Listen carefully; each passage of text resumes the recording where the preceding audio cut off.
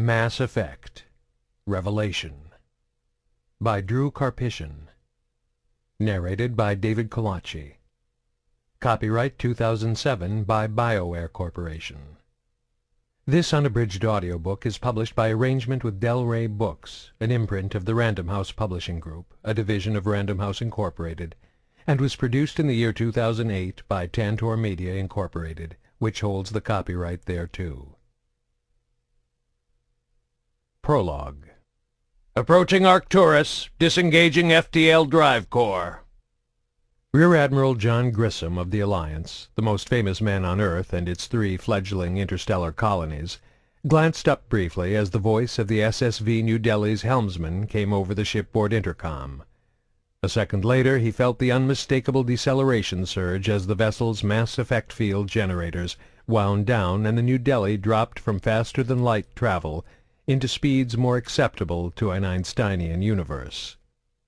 The ghostly illumination of the familiar red-shifted universe spilled in through the cabin's tiny viewport, gradually cooling to the more normal hues as they decelerated. Grissom hated the viewports. Alliance ships were purely instrument-driven. They required no visual references of any kind. But all vessels were designed with several tiny ports and at least one main viewing window, typically on the bridge, as a concession to antiquated romantic ideals of space travel. The Alliance worked hard to maintain these romantic ideals. They were good for recruitment. To people back on Earth, the unexplored vastness of space was still a wonder. Humanity's expansion across the stars was a glorious adventure of discovery, and the mysteries of the galaxy were just waiting to be revealed.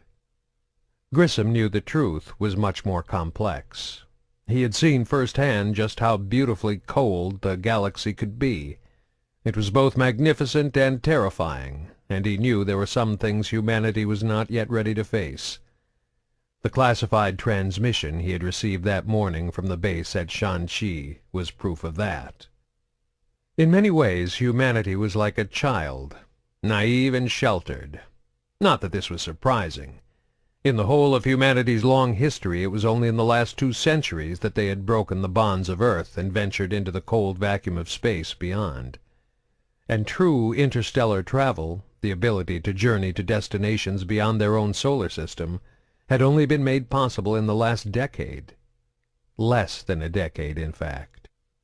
It was in 2148, a mere 9 years ago, that the mining team on Mars had unearthed the remains of a long-abandoned alien research station deep beneath the planet's surface. It was heralded as the most significant discovery in human history, a singular event that changed everything forever. For the first time, humanity was faced with indisputable, incontrovertible proof that they were not alone in the universe. Every media outlet across the world had jumped on the story. Who were these mysterious aliens? Where were they now? Were they extinct? Would they return? What impact did they have on humanity's past evolution? What impact would they have on humanity's future? In those first few months, philosophers, scientists, and self-appointed experts endlessly debated the significance of the discovery on the news vids and across the info-nets, vehemently and sometimes even violently. Every major religion on Earth was rocked to its core. Dozens of new belief systems sprang up overnight, most of them based on the tenets of the interventionary evolutionists, who zealously proclaimed the discovery as proof that all human history had been directed and controlled by alien forces. Many existing faiths tried to incorporate the reality of alien species into their existing mythologies. Others scrambled to rewrite their history, creeds, and beliefs in light of the new discovery. A stubborn few refused to acknowledge the truth, proclaiming the Mars bunker a secular hoax intended to deceive and mislead believers from the true path. Even now, nearly a decade later, most religions were still trying to reassemble the pieces. The intercom crackled again, interrupting Grissom's thoughts and drawing his focus away from the offending viewport and back to the shipboard speaker in the ceiling. "We are cleared for docking at Arcturus. ETA approximately 12 minutes. It had taken them nearly 6 hours to travel from Earth to Arcturus, the largest Alliance base outside humanity's own solar system. Grissom had spent most of that time hunched over a data screen, looking through status reports and reviewing personnel files. The journey had been planned months ago as a public relations event. The Alliance wanted Grissom to address the first class of recruits to graduate from the academy at Arcturus, a symbolic passing of the torch from a legend of the past to the leaders of the future. But a few hours before they were about to depart, the message from Shang-Chi had radically altered the primary purpose of his trip. The last decade had been a golden age for humanity, like some glorious dream. Now he was about to bring a grim reality crashing down on them. The New Delhi was almost at its destination. It was time for him to leave the peace and solitude of the private cabin. He transferred the personnel files from the data terminal to a tiny optical storage disk, which he slipped into the breast pocket of his Alliance uniform. Then he logged off, pushing himself away from his chair and stiffly standing up. His quarters were small and cramped, and the data station he'd been working at was far from comfortable. Space on Alliance vessels was limited. Private cabins were typically reserved exclusively for the commanding officer of the ship. On most missions, even VIPs were expected to use the common mess or the communal sleeping pods. But Grissom was a living legend, and for him exceptions could be easily made. In this case, the captain had generously offered his own quarters for the relatively short trip to Arcturus. Grissom stretched, trying to work the knots out of his neck and shoulders. The Admiral rolled his head from side to side until he was rewarded with a satisfying crack of the vertebrae. He made a quick check of his uniform in the mirror. Keeping up appearances was one of the burdens of fame, before stepping out the door to make his way to the bridge in the bow of the starship. Various members of the crew paused in their duties to stand at attention and salute as he marched past their stations. He responded in kind, barely aware that he was doing so. In the 8 years since he had become a hero of the human race, he developed an instinctive ability to acknowledge the gestures of respect and admiration without any conscious awareness. Grissom's mind was still distracted with thoughts of how much everything had changed with the discovery of the alien bunker on Mars, a line of thinking that was not surprising given the unsettling reports from Shang-Chi. The revelation that humanity was not alone in the universe hadn't just impacted Earth's religions. It had far-reaching effects upon the political spectrum as well. But where religion had descended into the chaos of schisms and extremist splinter groups, politically the discovery had actually drawn humanity closer together. It had fundamentally united the inhabitants of Earth, the swift and sudden culmination of the pan-global cultural identity that had been slowly but steadily developing over the last century. Within a year, the Charter for the Human Systems Alliance, the first all-encompassing global coalition, had been written and ratified by Earth's 18 largest nation-states. For the first time in recorded history, the inhabitants of Earth began to see themselves as a single collective group, human as opposed to alien. The Systems Alliance military, a force dedicated to the protection and defense of Earth and its citizens against non-Terran threats, was formed soon after, drawing resources, soldiers, and officers from nearly every military organization on the planet. There were some who insisted the sudden unification of Earth's various governments into a single political entity had happened a little too quickly and conveniently. The infonets were swarming with theories claiming the Mars bunker had actually been discovered long before it was publicly announced. The report of the mining team unearthing it was just a well-timed cover story. The formation of the Alliance, they asserted, was in fact the final stage of a long and complicated series of secret international treaties and clandestine backroom deals that had taken years or even decades to negotiate. Public opinion generally dismissed such talk as conspiracy theory paranoia. Most people preferred the idealistic notion that the revelation was a catalyst that energized the governments and citizens of the world, driving them boldly forward into a brave new age of cooperation and mutual respect. Grissom was too jaded to fully buy into that fantasy. Privately, he couldn't help but wonder if the politicians had known more than they publicly admitted. Even now, he wondered if the communications drone carrying the distress call from Shang-Chi had caught them by surprise. Or had they been expecting something like this even before the alliance was formed?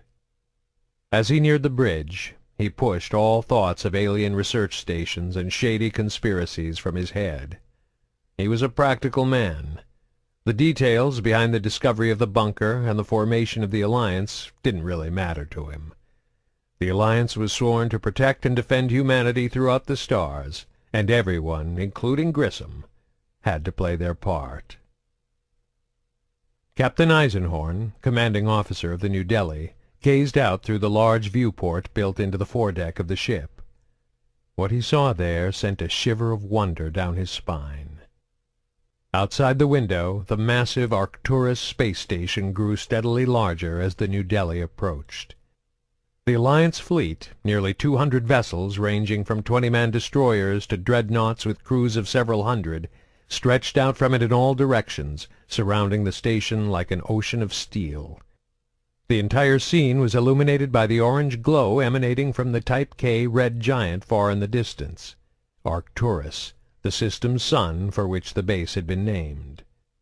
The ships reflected the star's fiery glow, gleaming as if they burned with the flames of truth and triumph. Though Eisenhorn had been witness to this grand spectacle dozens of times, it never ceased to amaze him, a dazzling reminder of how far they had come in such a short time. The discovery on Mars had elevated humanity, binding them together with a new sense of singular purpose, as top experts from every field had united their resources in one glorious project, an attempt to unravel the technological mysteries stored inside the alien bunker. Almost immediately, it had become apparent that the Protheans, the name given to the unknown alien species, had been far more technologically advanced than humanity, and that they had vanished long, long ago. Most estimates place the find at nearly 50,000 years old, predating the evolution of modern man. However, the Protheans had built the station from materials unlike anything found naturally on Earth, and even the passing of 50 millennia had done little to damage the valuable treasures inside. Most remarkable were the data files the Protheans had left behind.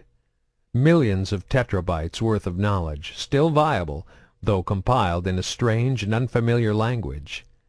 Deciphering the contents of those data files became the holy grail of virtually every scientist on Earth. It took months of round-the-clock study, but eventually the code of the Prothean language was broken, and the pieces began to fall into place. For conspiracy theorists, this was seen as fuel for their fire. It should have taken years, they argued, for anything useful to come out of the bunker. But their negativity went unheard or unheeded by most, left behind in the wake of spectacular scientific advances. It was as if a dam had ruptured and a cascade of knowledge and discovery had been unleashed to flood the human psyche. Research that previously took decades to achieve results now seemed to require mere months. Through the adaptation of Prothean technology, humanity was able to develop mass effect fields, enabling faster-than-light travel. No longer were vessels bound by the harsh and unforgiving limits of the space-time continuum. Similar leaps followed in other areas: clean and efficient new energy sources, ecological and environmental advances, terraforming. Within a year, the inhabitants of Earth began a rapid spread throughout the solar system. Ready access to resources from the other planets, moons, and asteroids allowed colonies to be established on orbiting space stations. Massive terraforming projects began to transform the lifeless surface of Earth's own moon into a habitable environment. And Eisenhorn, like most people, didn't care to listen to those who stubbornly claimed humanity's new golden age was a carefully orchestrated sham that had actually begun decades earlier. "Officer on deck!" one of the crewmen barked out. The sound of the entire bridge staff standing to salute the new arrival told Captain Eisenhorn who it was even before he turned around. Admiral John Grissom was a man who commanded respect. Serious and stern, there was a gravity about him, an undeniable significance in his mere presence. "I'm surprised you're here," Eisenhorn said under his breath, turning back to gaze once more at the scene outside the window as Grissom crossed the bridge and took up position behind him. They'd known each other for nearly 20 years, having met as raw recruits during basic training with the U.S. Marine Corps before the Alliance even existed. "Aren't you the one who's always saying the viewports are a tactical weakness on Alliance ships?" Eisenhorn added. "Have to do my part for the morale of the crew," Grissom whispered back. "Figured I could help reinforce the glory of the Alliance if I came up here and stared out at the fleet all wistful and misty-eyed like you." "Tact is the art of making a point without making an enemy," Eisenhorn admonished him. "Sir Isaac Newton said that." "I don't have any enemies," Grissom muttered. "I'm a goddamn hero, remember?" Eisenhorn considered Grissom a friend, but that didn't change the fact that he was a difficult man to like. Professionally, the Admiral projected the perfect image for an Alliance officer, smart, tough, and demanding. On duty he carried himself with an air of fierce purpose, unshakable confidence, and absolute authority that inspired loyalty and devotion in his troops. On a personal level, however, he could be moody and sullen. Things had only gotten worse once he'd been so visibly thrust into the public eye as an icon representing the entire Alliance. Years of being in the spotlight had seemingly transformed his harsh pragmatism into a cynical pessimism. Einhorn had expected him to be sour on this trip. The Admiral was never a fan of these kinds of public performances. But Grissom's mood had been particularly dark even for him, and the captain was beginning to wonder if there was something more going on. "You're not just here to speak to the graduating class, are you?" Eisenhorn asked, keeping his voice low. "Need to know basis," Grissom said curtly, just loud enough for the captain to hear. "You don't need to know." After a second he added, "You don't want to know." The two officers shared a minute of silence, simply staring out the viewport at the approaching station. "Admit it," Eisenhorn said, hoping to dispel the other man's bleak humor. "Seeing Arcturus surrounded by the entire Alliance fleet, it's an impressive sight." "The fleet won't look so impressive once it's spread out across a few dozen star systems," Grissom countered. "Our numbers are too small, and the galaxy's too damn big." Eisenhorn had to admit that Grissom was probably more aware of that than anyone. The technology of the Protheans had catapulted human society forward hundreds of years and allowed them to conquer the solar system, but it had required an even more amazing discovery to open up the vastness of space beyond their own sun. In 2149, a research team exploring the farthest fringes of human expansion realized that Charon, a small satellite orbiting Pluto, wasn't really a moon at all. It was actually an enormous piece of dormant Prothean technology, a mass relay. Floating for tens of thousands of years in the cold depths of space, it had become encased in a shell of ice and frozen debris several hundred kilometers thick. The experts back on Earth weren't completely unprepared for this particular revelation. The existence and purpose of mass relays had been mentioned in the data archives recovered from the Mars bunker. In simplest terms, the mass relays were a network of linked gates that could transport a ship from one relay to the next, instantaneously traversing thousands of light years. The underlying scientific theory behind the creation of mass relays was still beyond the scope of humanity's top experts. But even though they couldn't construct one themselves, scientists were able to reactivate the dormant relay they had stumbled across. The mass relay was a door that could open up the entire galaxy, or lead right into the heart of a burning star or black hole. Exploratory probes sent through immediately dropped out of contact, not unexpectedly considering the notion that they were being instantly transported thousands of light years away. In the end, the only way to truly know what was on the other side was to send somebody through, someone willing to brave the great unknown and face whatever dangers and challenges waited on the other side. The Alliance hand-picked a crew of brave men and women, soldiers willing to risk their own lives, individuals ready to make the ultimate sacrifice in the name of discovery and progress. And to lead this crew, they chose a man of unique character and unquestioned strength, one they knew would not falter in the face of untold adversity, a man named John Grissom. Upon their successful return through the mass relay, the entire crew had been hailed as heroes. But the media had chosen Grissom, the imposing, solemn commander of the mission, to become the flag-bearer of the Alliance as humanity forged ahead into a new age of unparalleled discovery and expansion. "Whatever's happened," Eisenhorn said, still hoping he could pull Grissom back from his dark state of mind, "you have to believe we can deal with it. You and I never could have imagined that we could accomplish all this in such a short time." Grissom gave a snort of derision. "We couldn't have done a damn thing if it wasn't for the Protheans." Eisenhorn shook his head. While it had been the discovery and adaptation of Prothean technology that had opened up these great possibilities, it was the actions of people like Grissom that had transformed possibility into reality. "If I have seen farther, it is by standing on the shoulders of giants," Eisenhorn countered. "Sir Isaac Newton said that, too." "Why the obsession with Newton? He a relative or something?" "Actually, my grandfather was tracing our family's genealogy, and he—" "I didn't really want to know," Grissom growled, cutting him off. They were almost at their destination. The Arcturus space station dominated the entire window now, blocking out everything else.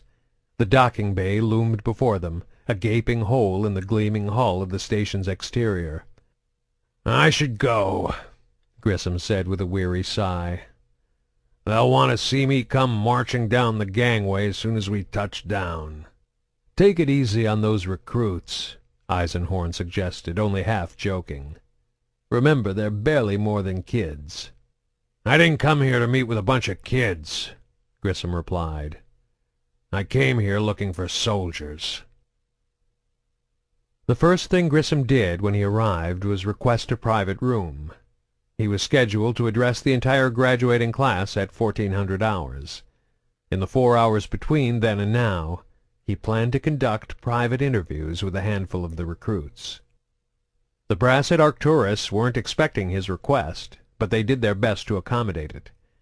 They set him up in a small room furnished with a desk, computer workstation, and a single chair. Grissom was sitting behind the desk, reviewing the personnel files on the monitor one last time. Competition to be accepted into the N7 Specialist training program at Arcturus was fierce. Every recruit on the station had been hand-picked from the best young men and women the Alliance had to offer. Yet the handful of names on Grissom's list had distinguished themselves from the rest of the elite. Even here they stood out from the crowd. There was a knock at the door. 2 quick, firm raps. "Come in," the Admiral called out. The door slid open, and Second Lieutenant David Edward Anderson, the first name on Grissom's list, walked in. Fresh out of training, he had already been marked for the ranks of junior officers, and looking at his file it was easy to see why. Grissom's list was arranged alphabetically, but based on Anderson's marks at the academy and the evaluations of his training officers, his name would probably have been right at the top regardless. The lieutenant was a tall man, 6'3" according to his file. At 20 years old he was just starting to fill out his large frame, still growing into his broad chest and wide square shoulders. His skin was dark brown, his black hair cut high and tight in accordance with Alliance regulations. His features, like most citizens in the multicultural society of the late 22nd century, were a mix of several different racial characteristics. Predominantly African, but Grissom thought he could see lingering traces of Central European and Native American ancestry as well. Anderson marched smartly across the floor and stopped directly in front of the desk, standing at attention as he snapped off a formal salute. "At ease, Lieutenant," Grissom ordered, instinctively returning the salute. The young man did as he was told, relaxing his stance so that he stood with his arms clasped behind his back and his legs spread wide. "Sir," he asked, "if I may?" Even though he was a junior officer making a request of a rear admiral, he spoke with confidence. There was no hesitation in his voice. Grissom scowled before nodding at him to continue. The file showed Anderson had been born and raised in London, but he had almost no discernible regional accent. His generic dialect was likely the product of cross-cultural exposure through e-schooling and the infonets, combined with a steady barrage of pan-global entertainment vids and music. "I just wanted to tell you what an honor it is meeting you in person, Admiral," the young man informed him. He wasn't gushing or fawning, for which Grissom was grateful. He simply stated it as a matter of fact. "I remember seeing you on the news after the Charon expedition when I was only 12. That's when I decided I wanted to join the Alliance." "Are you trying to make me feel old, son?" Anderson started to smile, thinking it was a joke, but the smile withered under Grissom's glare. "No, sir," he replied, his voice still sure and strong. "I only meant you're an inspiration to us all." He'd expected the lieutenant to stutter and stammer out some kind of apology, but Anderson wasn't so easily rattled. Grissom made a quick note in his file. "I see it says here you're married, Lieutenant." "Yes, sir. She's a civilian. Lives back on Earth." "I was married to a civilian," Grissom told him. "We had a daughter. I haven't seen her in 12 years. Anderson was momentarily thrown off balance by the unexpected personal disclosure. I'm sorry, sir. It's hell keeping a marriage together when you're in the service," Grissom warned him. "You don't think worrying about a wife back on Earth is going to make it harder when you're out on a 6-month tour?" "Might make it easier, sir," Anderson countered. "It's nice to know I've got someone back home waiting for me." There was no hint of anger in the young man's voice, but it was clear he wasn't going to be intimidated, even when speaking to a rear admiral. Grissom nodded and made another note in the file. "Do you know why I scheduled this meeting, Lieutenant?" he asked. After a moment of serious consideration, Anderson simply shook his head. "No, sir. 12 days ago, an expedition fleet left our outpost at Shanxi.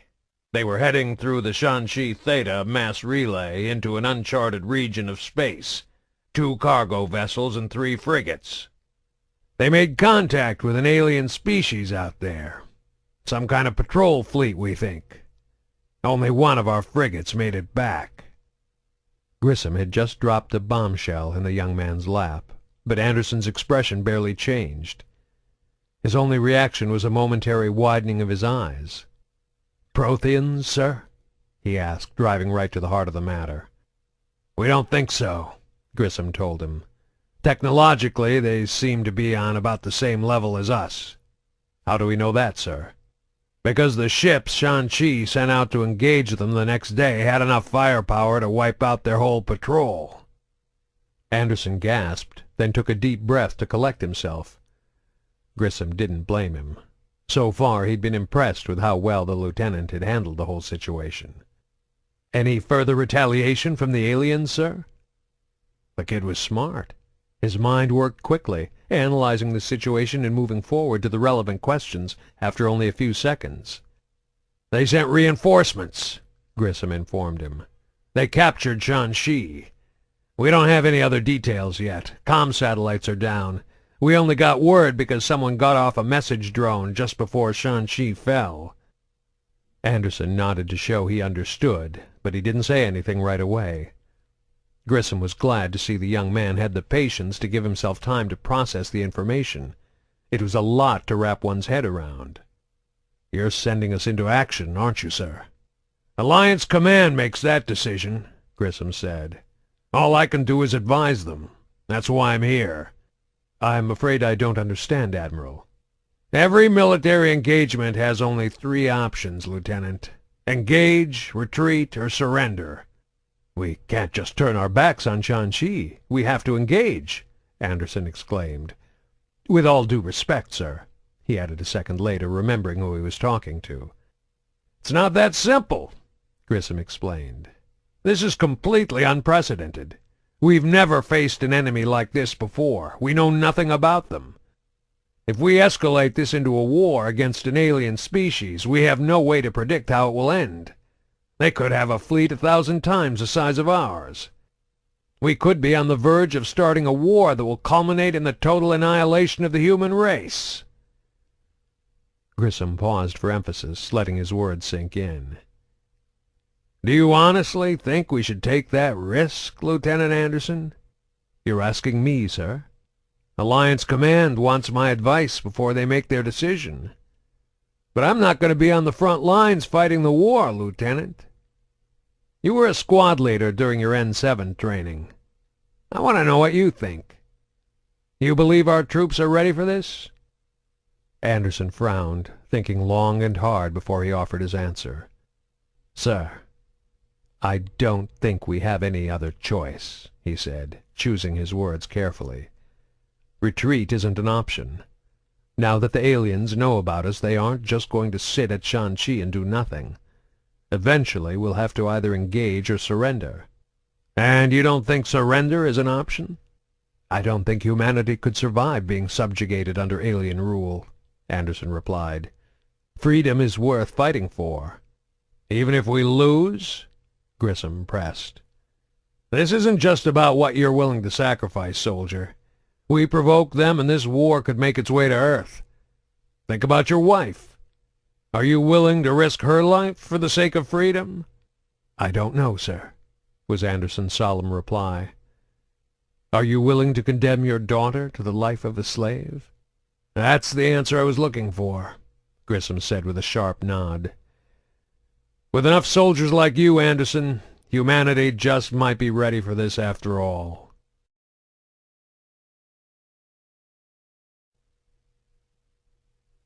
Chapter 1. 8 years later. Staff Lieutenant David Anderson, executive officer on the SSV Hastings, rolled out of his bunk at the first sound of the alarm. His body moved instinctively, conditioned by years of active service aboard Systems Alliance space vessels. By the time his feet hit the floor, he was already awake and alert, his mind evaluating the situation. The alarm rang again, echoing off the hull to rebound throughout the ship. 2 short blasts, repeating over and over. A general call to stations. At least they weren't under immediate attack. As he pulled his uniform on, Anderson ran through the possible scenarios. The Hastings was a patrol vessel in the Skyllian Verge, an isolated region on the farthest fringes of Alliance space. Their primary purpose was to protect the dozens of human colonies and research outposts scattered across the sector. A general call to stations probably meant they'd spotted an unauthorized vessel in Alliance territory. Either that, or they were responding to a distress call. Anderson hoped it was the former. It wasn't easy getting dressed in the tight confines of the sleeping quarters he shared with 2 other crewmen, but he'd had lots of practice. In less than a minute he had his uniform on, his boots secured, and was moving quickly through the narrow corridors toward the bridge, where Captain Belliard would be waiting for him. As the executive officer, it fell to Anderson to relay the captain's orders to the enlisted crew, and to make sure those orders were properly carried out. Space was the most precious resource on any military vessel, and Anderson was constantly reminded of this as he encountered other crewmen heading in the opposite direction as they rushed to their assigned posts.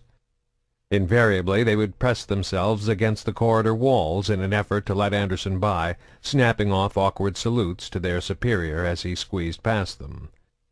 But despite the cramped conditions, the entire process was carried out with an efficiency and crisp precision that was the hallmark of every crew in the Alliance fleet. Anderson was almost at his destination. He was passing navigation, where he noticed a pair of junior officers making rapid calculations and applying them to a 3-dimensional star chart projected above their consoles. They each gave their XO a curt but respectful nod as he passed, too engrossed in their duties to be encumbered by the formality of a true salute. Anderson responded with a grim tilt of his head. He could see they were plotting a route through the nearest mass relay. That meant the Hastings was responding to a distress call. And the brutal truth was that more often than not their response came too late. In the years following the First Contact War, humanity had spread out too far and too fast. They didn't have enough ships to properly patrol a region the size of the Verge. Settlers who lived out here knew the threat of attacks and raids was all too real, and too often the Hastings touched down on a world only to find a small but thriving colony reduced to corpses, burned-out buildings, and a handful of shell-shocked survivors. Anderson still hadn't found a good way to cope with being a first-hand witness to that kind of death and destruction. He'd seen action during the war, but this was different. That had been primarily ship-to-ship warfare, killing enemy combatants from tens of thousands of kilometers away. It wasn't the same as picking through the charred rubble and blackened bodies of civilians. The First Contact War, despite its name, had been a short and relatively bloodless campaign. It began when an Alliance patrol inadvertently trespassed on the territory of the Turian Empire. For humanity, it had been their first encounter with another intelligent species. For the Turians, it was an invasion by an aggressive and previously unknown race. Misunderstanding and overreaction on both sides had led to several intense battles between patrols and scout fleets, but the conflict never erupted into a full-scale planetary war. The escalating hostilities and sudden deployment of Turian fleets had drawn the attention of the greater galactic community, luckily for humanity.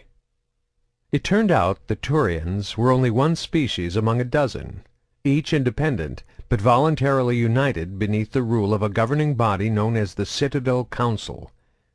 Eager to prevent interstellar war with the newly emerged humans, the Council had intervened, revealing itself to the Alliance and brokering a peaceful resolution between them and the Turians. Less than 2 months after it had begun, the First Contact War was officially over. 623 human lives had been lost. Most of the casualties were sustained in the first encounter and during the Turian attack on Shanxi. Turian losses were slightly higher. The Alliance fleet sent to liberate the captured outpost had been ruthless, brutal, and very thorough. But on a galactic scale, the losses to both sides were minor. Humanity had been pulled back from the brink of a potentially devastating war, and instead became the newest member of a vast interstellar pan-species society.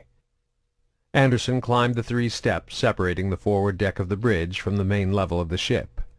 Captain Belliard was hunched over a small view-screen, studying a stream of incoming transmissions. He stood up straight as Anderson approached, and returned his executive officer's salute with one of his own. "We've got trouble, Lieutenant. We picked up a distress call when we linked up to the comm relays," the captain explained by way of greeting. "I was afraid of that, sir. It came from Sidon." Sidon? Anderson recognized the name. "Don't we have a research base there?" Belliard nodded. "A small one. 15 security personnel, 12 researchers, 6 support staff." Anderson frowned. This was no ordinary attack. Raiders preferred to hit defenseless settlements and bug out before Alliance reinforcements arrived on the scene. A well-defended base like Sidon wasn't their typical target. It felt more like an act of war. The Turians were allies of the Human Systems Alliance now, at least officially, and the Skyllian Verge was far too removed from Turian territory for them to get involved in any conflicts out here. But there were other species vying with humanity for control of the region. The Alliance was in direct competition with the Batarian government to establish a presence in the Verge, but so far the 2 rival species had managed to avoid any real violence in their confrontations.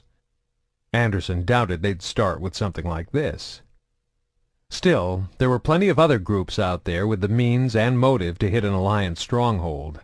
Some of them were even made up of humans, non-affiliated terrorist organizations, and multi-species guerrilla factions eager to strike a blow against the powers that be, illegal paramilitary troops looking to stock up on high-grade weapons, independent mercenary bands hoping for one big score. "Might be helpful to know what Sidon was working on, Captain," Anderson suggested. "They're a top security clearance facility," the captain replied with a shake of the head. "I can't even get schematics for the base, never mind get anyone to tell me what they were working on." Anderson frowned. Without schematics, his team would be going in blind, giving up any tactical advantage they might have had from knowing the layout of the battleground. This mission just kept getting better and better. "What's our ETA, sir?" 46 minutes. Finally some good news. The Hastings followed random patrol routes. It was pure chance they happened to be this close to the source of the distress call. With luck, they could still get there in time. "I'll have the ground team ready, Captain." "You always do, Lieutenant."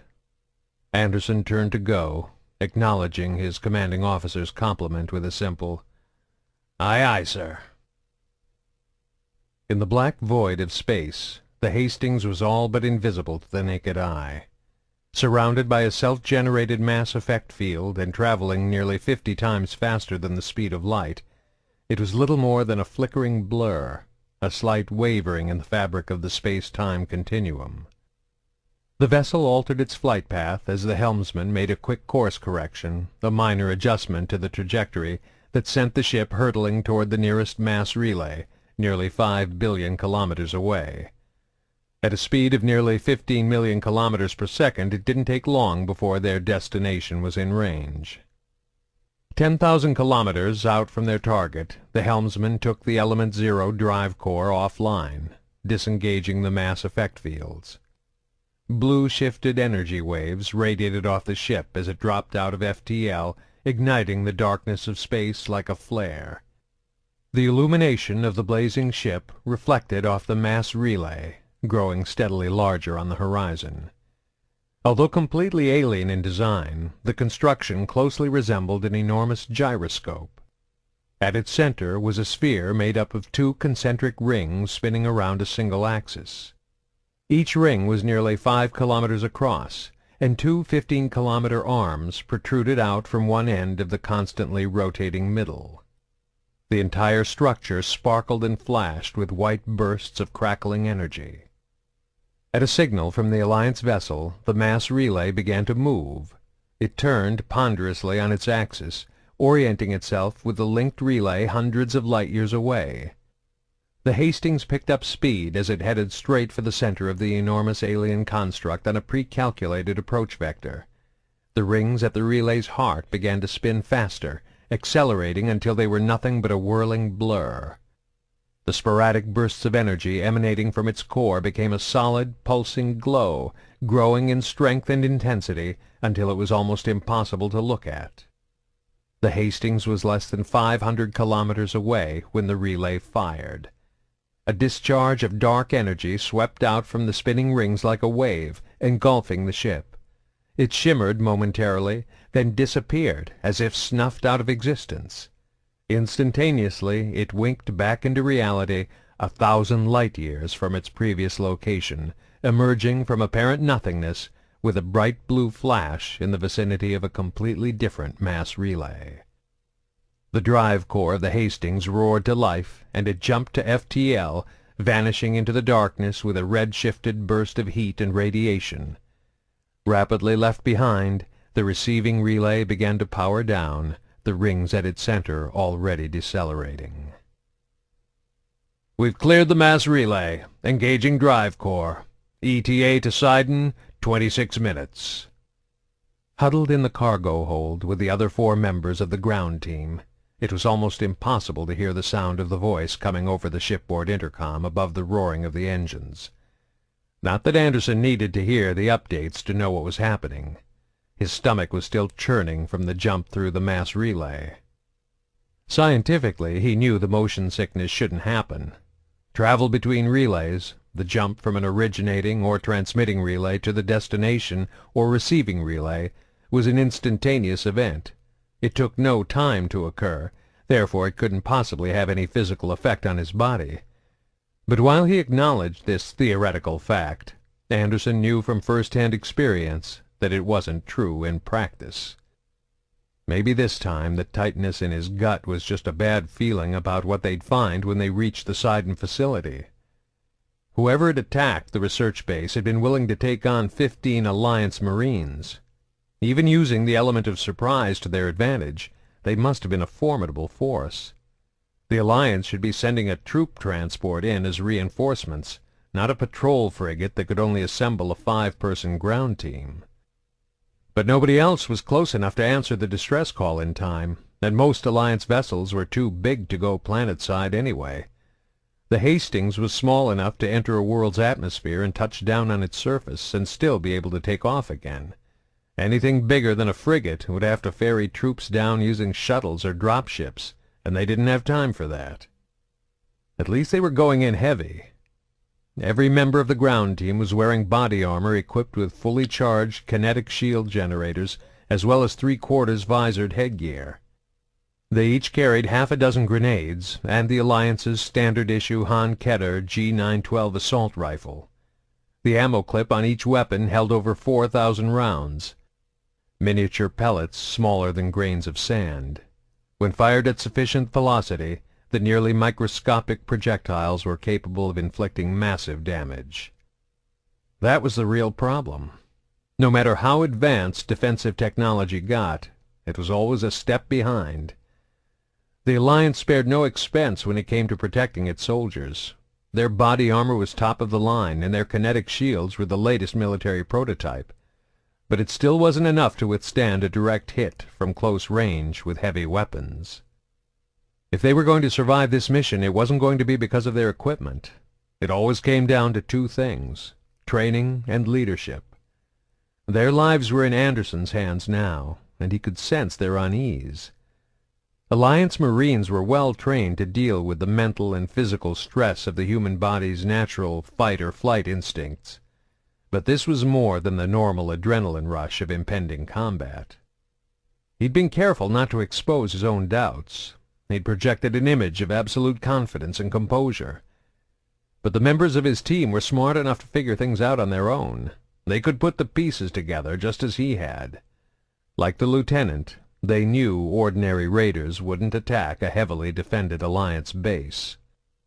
Anderson didn't believe in giving motivational speeches. They were all professionals here.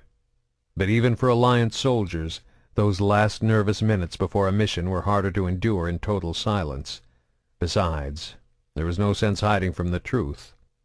"Everyone stay sharp," he said, knowing the rest of the team could hear him clearly over the rumbling of the engines through the radios inside their helmets. "I get the feeling this wasn't just some slavers pulling a quick grab and run." "Batarian, sir?" The question came from Gunnery Chief Jill Da. A year older than Anderson, she'd already been an Alliance Marine on active duty back when he was still taking N7 training at Arcturus. They'd served in the same unit during the First Contact War. She stood just over 6'3", making her taller than most of the men she served with. She was stronger than a lot of them, too, judging by her wide shoulders, the well-defined muscles of her arms, and her generally large but not ill-proportioned frame. Some of the other soldiers in the unit had called her Amy, short for Amazon, but never to her face. And when the fighting started, they were all glad to have her on their side. Anderson liked Da, but she had a habit of rubbing people the wrong way. She didn't believe in diplomacy. If she had an opinion, she let everybody know it, which probably explained why she was still a non-commissioned officer. Still, the lieutenant realized that if she asked a question, it meant most of the others were probably wondering the exact same thing. "Let's not jump to any conclusions, Chief. Any idea what they were working on over at Sidon?" This time it was Corporal Ahmed O'Reilly, technicians expert, asking the question. "Classified, that's all I know, so be ready for anything." The other two members of the team, Private Second Class Indigo Lee and PFC Dan Shea, didn't bother to comment, and the team lapsed once more into an uneasy silence. Nobody felt good about this mission, but Anderson knew they'd follow his lead. He'd brought them through the fire enough times to earn their trust. "Approaching Sidon," the intercom crackled. "No response on any frequencies." That was grim news. If any Alliance personnel were still alive inside the base, they should have answered the Hastings call. Anderson slammed his visor down to shield his face, and the rest of the crew followed suit. A minute later, they felt the turbulence as the ship entered the tiny planet's atmosphere. At a nod from Anderson, his team made a final weapons, comm, and shields check. "We have a visual of the base," the intercom crackled. "No ships on the ground, and we're not picking up any non-Alliance vessels in the vicinity." "Damn cowards already cut and ran," Anderson heard Da mutter over the radio in his helmet. With the Hastings' quick response time, Anderson had been hoping they'd arrive to catch the enemy in the act. But he wasn't really surprised there were no other ships in the area. A raid against a target as well defended as Sidon would have required at least 3 vessels working together. The 2 larger ships would land on the surface and unload assault teams, while a small scout vessel would stay in orbit, monitoring the nearby mass relay for any signs of activity. The scout must have seen it spring to life as the Hastings approached the connecting relay on the far side of the region and radioed the ships on the ground. The advance warning would have given them just enough time to lift off, clear the planet's atmosphere, and engage their FTL drives before the Hastings arrived. The ships involved in the attack on the base were long gone. But in their hurried escape, they might have been forced to leave some of their troops behind. A few seconds later there was a heavy thump as the ship touched down at the landing port of the Sidon research facility. The interminable waiting was over. The pressure door of the Hastings cargo hold hissed open, and the gangway ramp descended. "Ground team," came Captain Belliard's voice over the intercom. "You are cleared to go."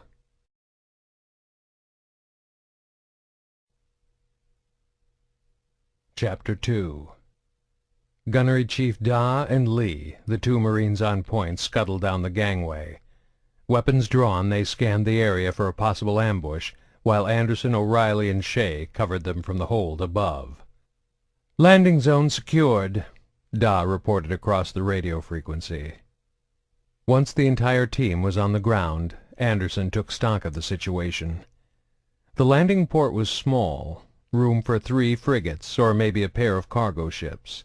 It was located a few hundred meters from a pair of heavy blast doors that led into the structure of the base itself, a rectangular single-story building that barely looked large enough to house the 33 people assigned to the project, let alone any kind of labs for research. The exterior looked eerily normal. There was no hint that anything was out of the ordinary, other than a half-dozen large crates near one of the other landing pads. That's how the attack began, Anderson thought to himself. Equipment and supplies coming in would have been ferried by hand from arriving ships on cargo sleds up to the doors.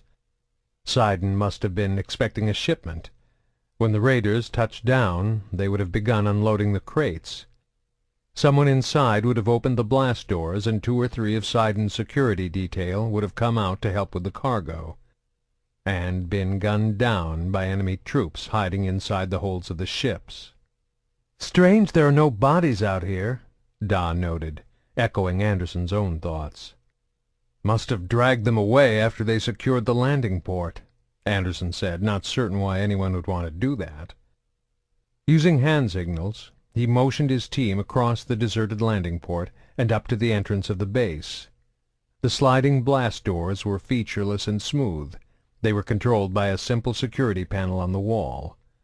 But the fact that the doors were closed didn't sit well with the lieutenant. Anderson was at the head of the team. They all stopped short when he crouched down and held up a raised fist. He held up 2 fingers, signaling for O'Reilly. Hunched over, the corporal moved to the head of the line and fell in beside his leader, resting on one knee. "Any reason those doors should be closed?" the lieutenant asked him in a sharp whisper. "Seems a little weird," he admitted. "If someone wanted to wipe out the base, why bother sealing the doors when you leave?" "Check it out," Anderson told his tech expert. "Take it slow and careful." O'Reilly hit a button on his assault rifle, causing the handle, stock, and barrel to fold in on themselves until the gun was a compact rectangle, half its normal length. He slapped the collapsed weapon into the locking holster on his hip. From a pocket on his other leg he pulled out an omnitool and crept forward, using it to scan the area for faint signals that would indicate the presence of any unusual electronics. "Nice catch, LT," he muttered after checking the results. "Proximity mine wired to the door." The corporal made a few adjustments to the omnitool, emitting a short energy pulse to jam the sensors on the mine so he could creep forward close enough to disarm it. The entire process took less than a minute. Anderson held his breath the whole time, only releasing it when O'Reilly turned and gave him the thumbs up to indicate that the trap had been rendered harmless. A nod from Anderson sent the rest of the team rushing forward to breach the door, taking up their pre-assigned positions. Anderson and Shea moved to either side of the entrance, backs pressed against the exterior wall of the building. Chief Da crouched low, in line with the door, a few meters away. Behind her, and slightly off to the side, Lee had his assault rifle raised and pointed at the entrance, providing Da's cover. O'Reilly, crouched down beside Anderson, reached up and punched in the access code on the panel. As the door slid open, Da tossed a flashbang grenade from her belt into the foyer beyond, then dove to the side and rolled for cover. Lee did the same as the grenade detonated with a blinding flash of light and a fog of thin, wispy smoke. An instant after the blast, Anderson and Shea spun in through the door, rifles raised and ready to gun down any enemies inside. It was a classic flash-and-clear maneuver, executed with flawless precision. But the room beyond the door was empty, save for a few splatters of blood on the floor and walls. "All clear," Anderson said, and the rest of the team came in to join him. The entry was a plain room with a single hallway leading off the back wall deeper into the base.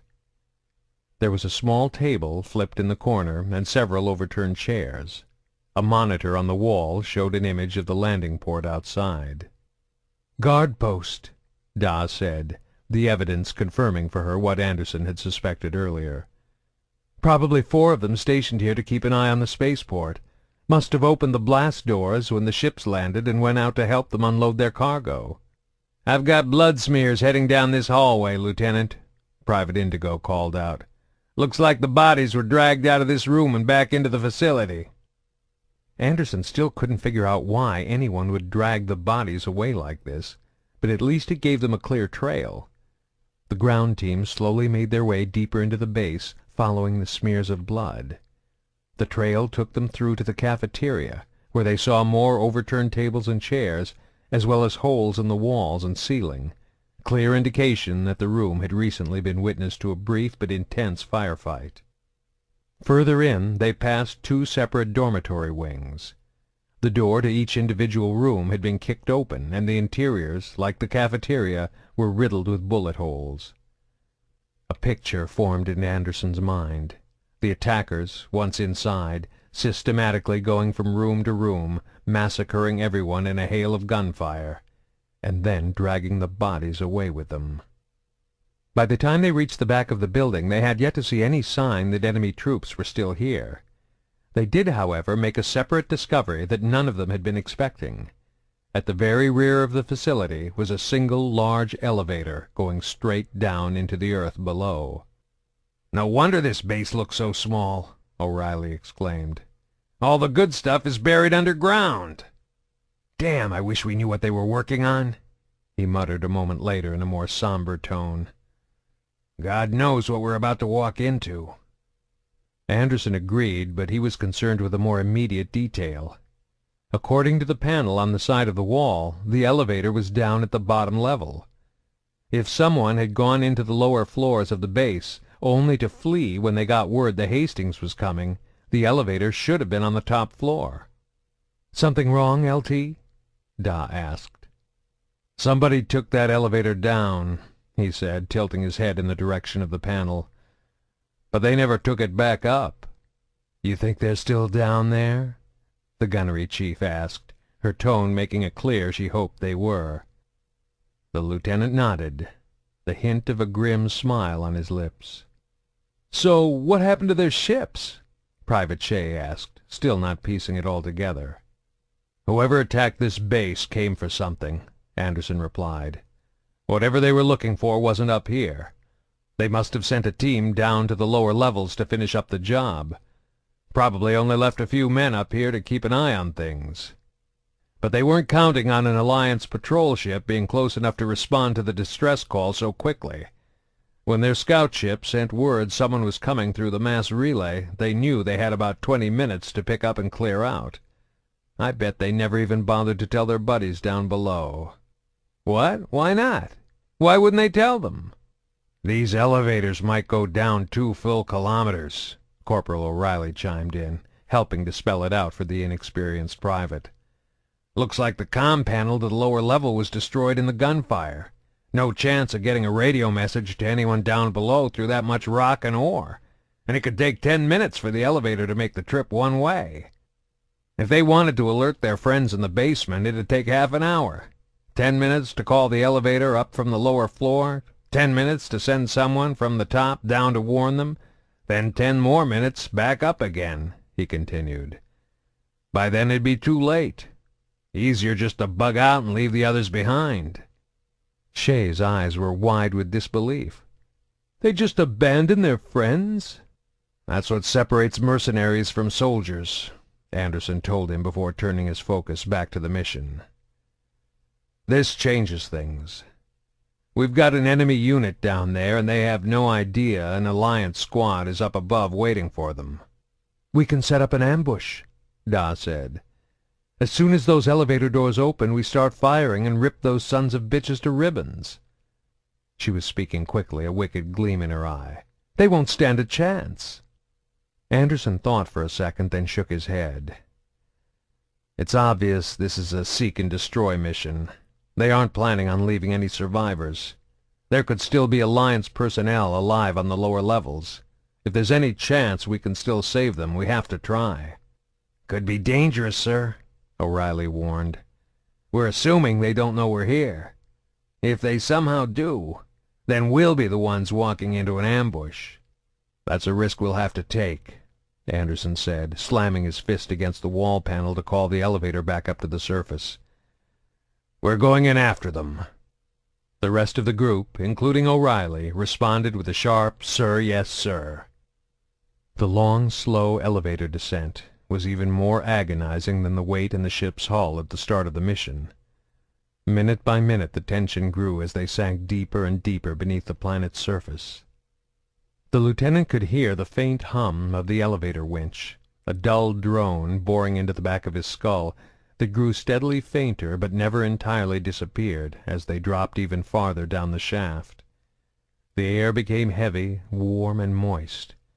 He felt his ears pop, and he noticed a strange smell in the air, an unfamiliar stench he imagined was a mixture of sulphurous gases mingling with alien molds and subterranean fungi.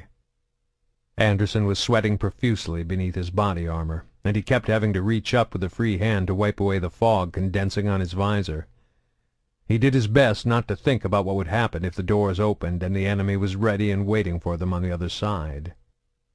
When they finally reached the bottom of the shaft, the enemy was waiting for them, but they sure as hell weren't ready. The elevator opened into a large antechamber, a natural cave filled with stalagmites, stalactites, and thick limestone columns. The artificial light strung across the ceiling illuminated the entire chamber, reflecting off thick veins of glistening metallic ore in the cavern's countless natural rock formations. At the far end was a passage that served as the cave's only other exit, a long tunnel that wound around a corner and out of sight. The enemy forces, close to a dozen armed and armored mercenaries, were coming toward them from the far side of the chamber. They were laughing and joking, weapons at their sides as they headed for the elevator that would bring them back to the planet's surface. It only took Anderson a fraction of a second to decide they looked like murdering raiders and not Alliance personnel, and he gave the order to fire. His team had been poised and ready as the elevator doors opened, and they reacted almost instantaneously to his command, charging forward from the elevator with a barrage of gunfire. The first wave of their attack ripped into the pack of unsuspecting mercs. The fight would have ended right then if it wasn't for their body armor and kinetic shields.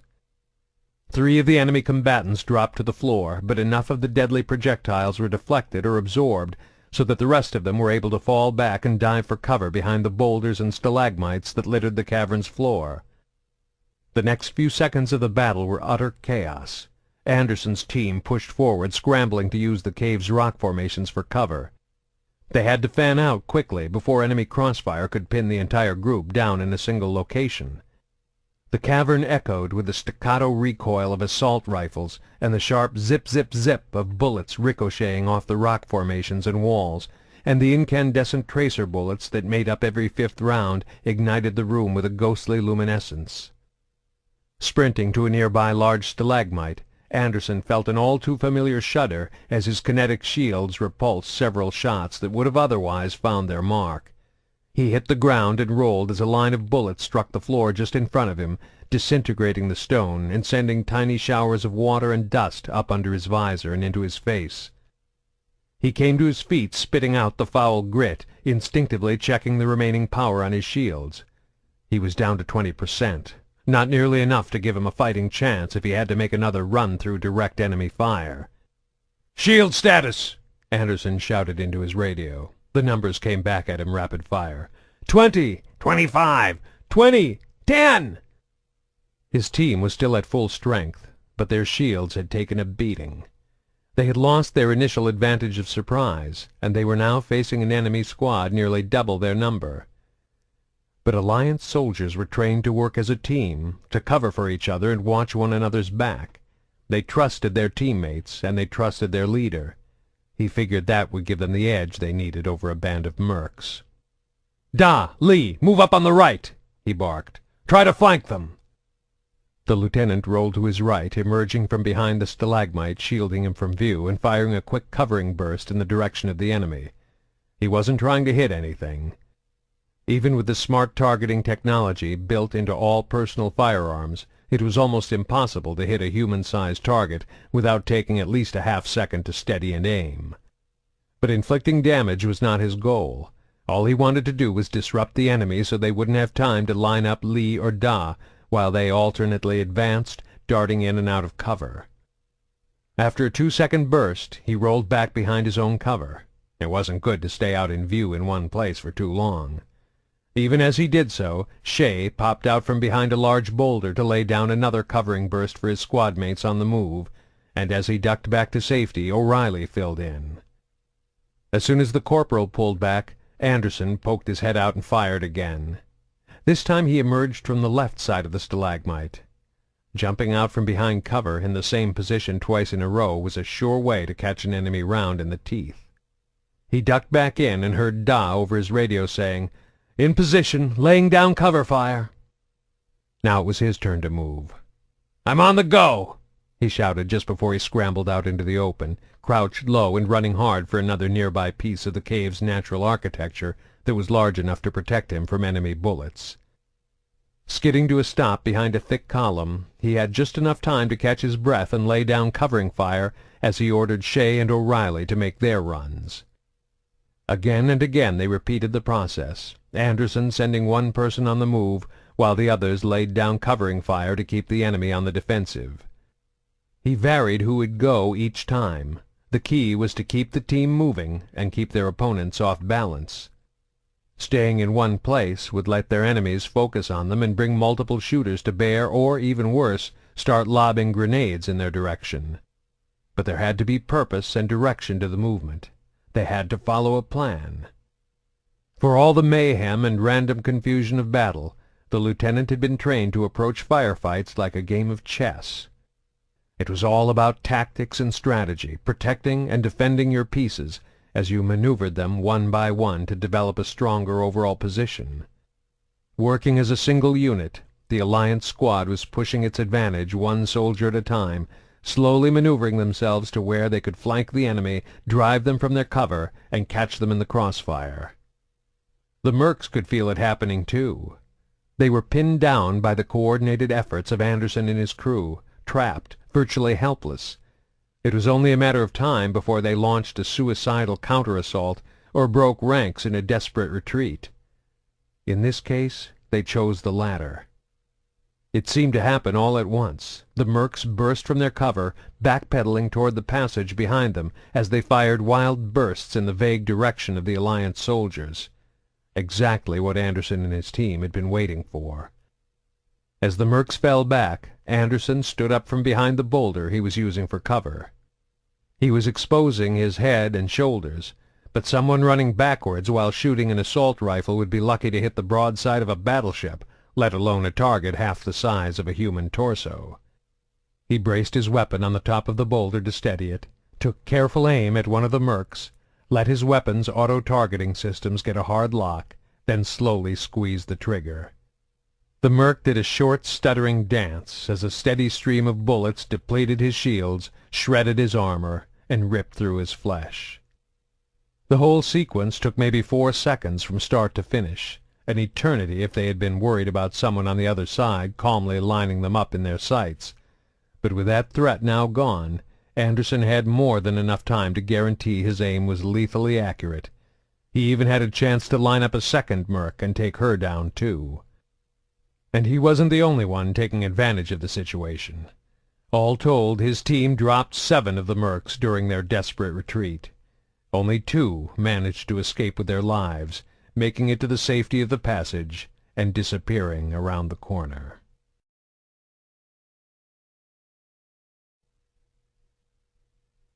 Chapter 3. Anderson didn't immediately send his crew chasing after the fleeing mercs.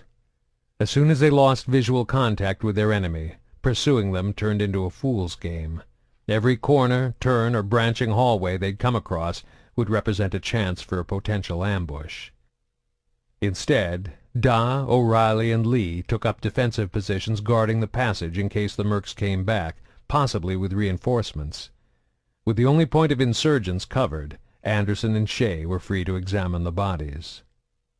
They'd killed 10 mercs in the battle. Now they were picking through their corpses, a ghoulish but necessary denouement to every engagement. Step 1 was to identify any wounded survivors who could pose a potential threat. Anderson was relieved to find all of the downed fighters were already dead. It wasn't Alliance policy to execute helpless foes, but taking prisoners would have introduced a whole new set of logistical problems to a mission that was already complicated enough. The next step was to try and identify who they were working for. 5 of the dead were Batarians, 3 were humans, and 2 were Turians. 8 males, 2 females. Their equipment was a hodgepodge of military and commercial arms from a wide variety of manufacturers. Officially recognized military units tended to be made up of a single species and carried only one brand of weapons and armor, the inevitable result of corporations signing exclusive supply contracts with the overseeing governments. These were most likely soldiers of fortune, members of one of the Verge's many freelance mercenary bands that had hired themselves out to the highest bidders. Most mercs had tattoos or brands burned into their flesh proclaiming their allegiance to one group or another, usually prominently displayed on the arms, neck, and face. But the only markings Anderson found on the fallen were indistinct splotches of raw, scabby skin. He was disappointed but not surprised.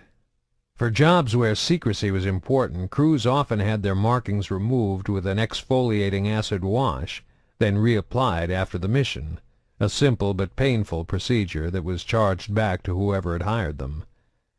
Obviously, the group hired to attack Sidon had feared Alliance retaliation and done their best to remove anything that might expose them if something went wrong. There had still been no counterattack from the enemy by the time Anderson and Shea finished stripping the bodies of grenades, metagel, and anything else useful and small enough to easily carry. "Looks like they're not coming out again," Dog grumbled as Anderson came over to stand beside her. "Then we have to go in after them," Anderson replied, slapping a fresh power pack into his kinetic shield generator. "We can't wait out here forever, and there's still a chance we'll find some of our own people alive down here."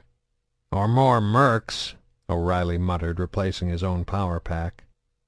The corporal was only saying what they were all thinking.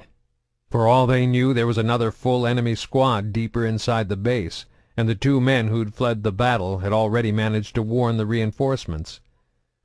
But even though they might be walking into a trap, they couldn't turn back now. The lieutenant gave the rest of the team a moment to gear up before shouting, "Shea, take the point. Let's move out."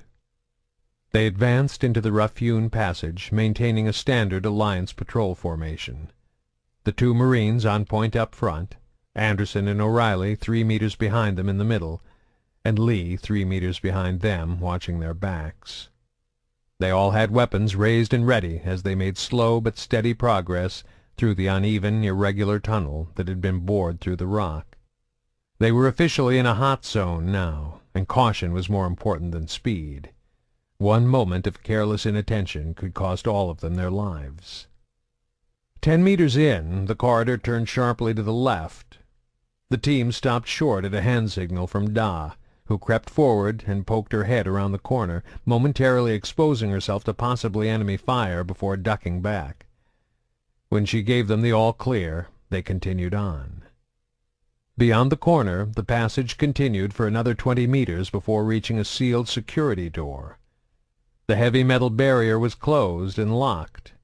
Anderson signaled to O'Reilly, and the corporal moved forward to work his tech magic and override the lockdown codes. The rest of the team assumed standard positions for another flash and clear procedure.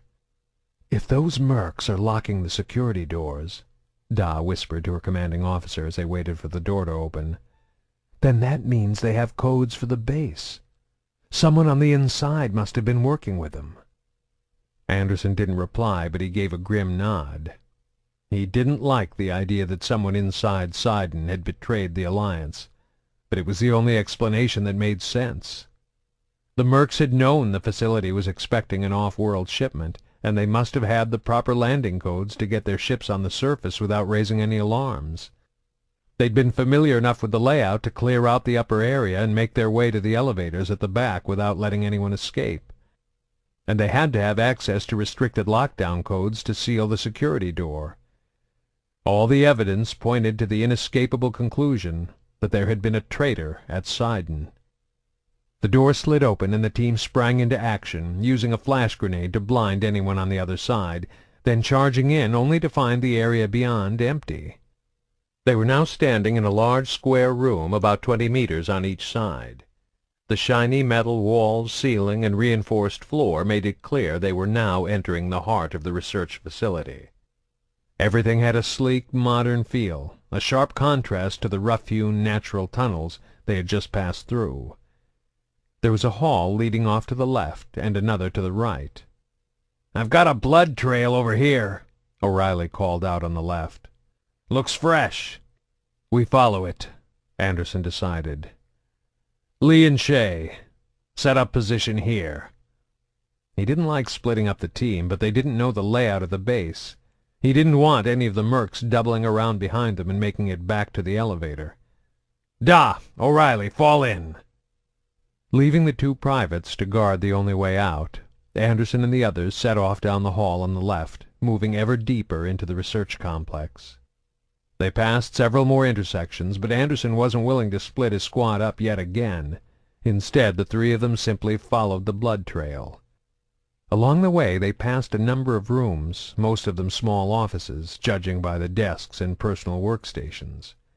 Like the dorms on the upper levels, each had been thoroughly ravaged by gunfire. The killing spree that began on the surface had continued unabated underground, and once again the mercs hadn't been content to leave their victims where they had fallen, but for some inexplicable reason had dragged them off. It was 5 minutes later when they finally came across the source of the blood trail they'd been following. A Turian lay face down on the floor in the middle of a medium-sized room, bleeding profusely from a wound to his leg.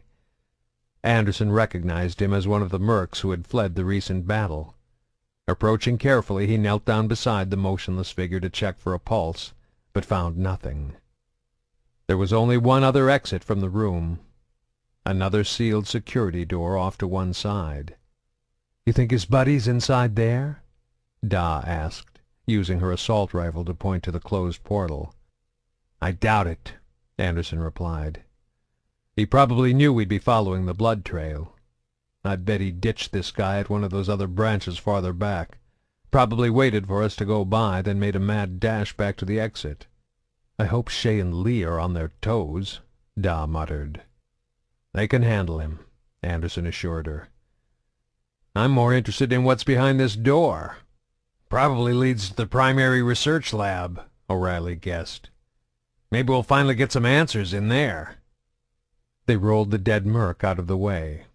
There was no sense taking the chance of someone tripping over his body if there was another firefight waiting for them beyond the door.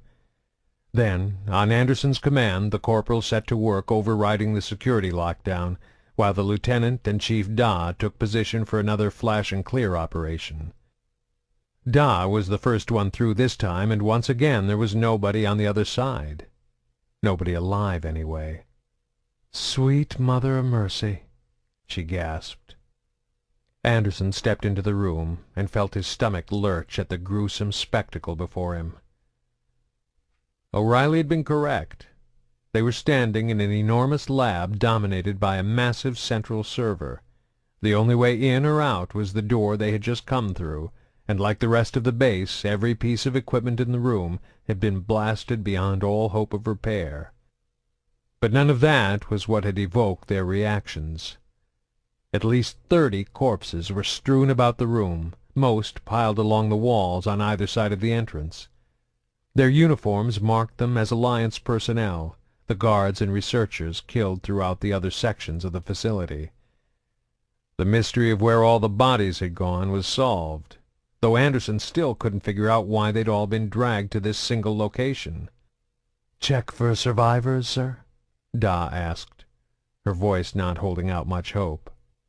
"Wait," Anderson said, holding up his hand to freeze his team in place. "Nobody move a muscle." "Oh, my God," O'Reilly whispered, just now recognizing what Anderson had already seen. The entire room was wired with explosives. Not simple proximity mines, but countless 10-kilo detonation charges placed strategically around the lab. For Lieutenant Anderson, all the pieces suddenly fell into place.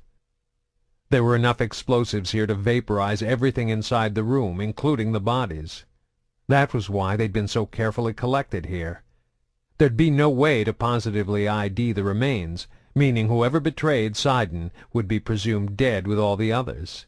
They could assume a new identity and live off the profits of their crime with no chance of repercussions. A soft electronic beep made Anderson realize that finding the traitor was the least of their problems. "Timer!" O'Reilly hissed, his voice raw with fear and nervous energy. A second later it beeped again, and the lieutenant knew the dying Merc had lured them into a trap. The detonation sequence was counting down, and their fate, survival or death, would very likely be determined by the next order he gave. In the split second between beeps, his mind analyzed and evaluated the situation. The size of the blast from the explosives would be enormous, more than enough to destabilize the entire underground complex. It would probably cause a cave-in, collapsing the huge natural chamber back by the elevator. Even if they were far enough away to survive the blast, they'd run out of air long before rescue workers would ever find them. O'Reilly was a tech expert. There was a chance he could disarm the trigger before it went off, if they had enough time to find it, and if there wasn't a backup, and if it was a manufacturer he was familiar with, and if there weren't any built-in fail-safes to prevent manual overrides. Too many ifs. Disarming it wasn't an option, which meant the only thing left for them to do was run! Responding to his order, all three of them wheeled around and sprinted back down the halls the way they had come. "Shay! Lee!" Anderson shouted into his radio. "Get into the elevator, now!" "Aye, aye, sir," one of them shouted back. "Wait for us as long as possible, but if I give you the order, you go without us. Is that understood?" There was silence on the other end of the radio. The only sounds were the clomping boots and heavy breathing of the 3 Alliance soldiers sprinting down the hall. "Private, do you hear me? If I say go, you damn well go whether we're there or not." He was rewarded with a reluctant, "Understood, sir." They were racing through the halls as fast as they could run, slipping and skidding around corners in a desperate attempt to beat out the timer that could go off at any moment. There wasn't time to check for enemy ambushes. They just had to hope they didn't run into one. Rounding the corner into the room where Anderson had earlier ordered Shay and Lee to wait for them, their luck finally ran out. Gunnery Chief Da was in the lead, her long legs allowing her to eat up extra ground with every stride, and she had pulled a few meters ahead of her 2 male companions. She ran full speed into the room, and right into a spray of gunfire. The lone surviving Merc, a Batarian, was waiting for them. He must have stumbled into the room after Shay and Lee had pulled back to the elevator on Anderson's command. Since then he'd been waiting patiently, just hoping for a chance to extract some form of petty revenge. The force of the bullets picked Da off her feet and sent her crashing to the ground in a heap. Her forward momentum caused her body to somersault across the floor until she stopped, crumpled and motionless in the corner. Anderson was the second one into the room. He charged in with his weapon already firing. Normally, running straight at a stationary enemy with a loaded assault rifle was pure suicide, but the merc had foolishly kept his attention on Da as she tumbled and fell. He wasn't even looking in Anderson's direction. By the time he tried to spin around and fire back at his charging foe, the lieutenant was virtually on top of him, so close that even while running he was able to aim accurately enough to blow a hole in the Batarian's chest. O'Reilly arrived a split second later, coming to a stop when he saw Da lying in a rapidly spreading pool of blood. "Go!" Anderson shouted at him. "Get to the elevator!" O'Reilly gave a curt nod and took off, leaving Anderson to check on their falling comrade. The lieutenant dropped to one knee and rolled her over, then nearly jumped back in surprise when her eyes flickered open. "Stupid bastard aimed too low," she said through gritted teeth. "Took me in the leg." Anderson glanced down and saw that it was true. A few stray bullets had penetrated the kinetic barriers protecting her torso, only to ricochet off the heavy plates of her body armor, inflicting no damage beyond small dents and discolorations. But her right leg, where the armor was thinner and the highest concentration of fire had drained the shields, had been reduced to pulp and hamburger. "You ever have a piggyback, Chief?" Anderson asked her, tossing his weapons to the ground and rapidly stripping off his own body armor. "I was never a piggyback kind of girl, sir," she replied, snapping off her belt and discarding every piece of equipment that wasn't strapped on. "Nothing to it," he explained, reaching down to help her into a sitting position. She still had her body armor on, but they'd already wasted too much time. "All you gotta do is hold on." He did his best to help her wrap her arms around his neck and shoulders, then stood up, momentarily staggering under the large woman's weight. He reached back to help support her weight, clutching her thighs and buttocks, while her arms locked around his collar in a fiercely strong grip. "Giddy up!" she grunted, doing her best to hide the agony the movement was inflicting on her mangled limb. Anderson took a few unsteady steps, struggling to find a way to move as quickly as possible while balancing the awkward load. By the time they emerged from the passage into the large stalactite-filled cavern, he had found an awkward but effective cadence somewhere between a gallop and a trot. And then the timer detonated. From the main laboratory in the heart of the research base, an enormous ball of heat, fire, and force burst loose, laying waste as it swept through the complex. Doors were warped and ripped off hinges, floors buckled, walls melted. Far away in the natural cavern, the effects of the explosion were felt in three distinct stages. First, the ground seemed to heave under Anderson's feet, sending him tumbling to the ground. Da screamed as her legs slammed against the floor, but her voice was drowned out by the second phase of the explosion, a deafening boom that echoed throughout the cavern and drowned out every other sound.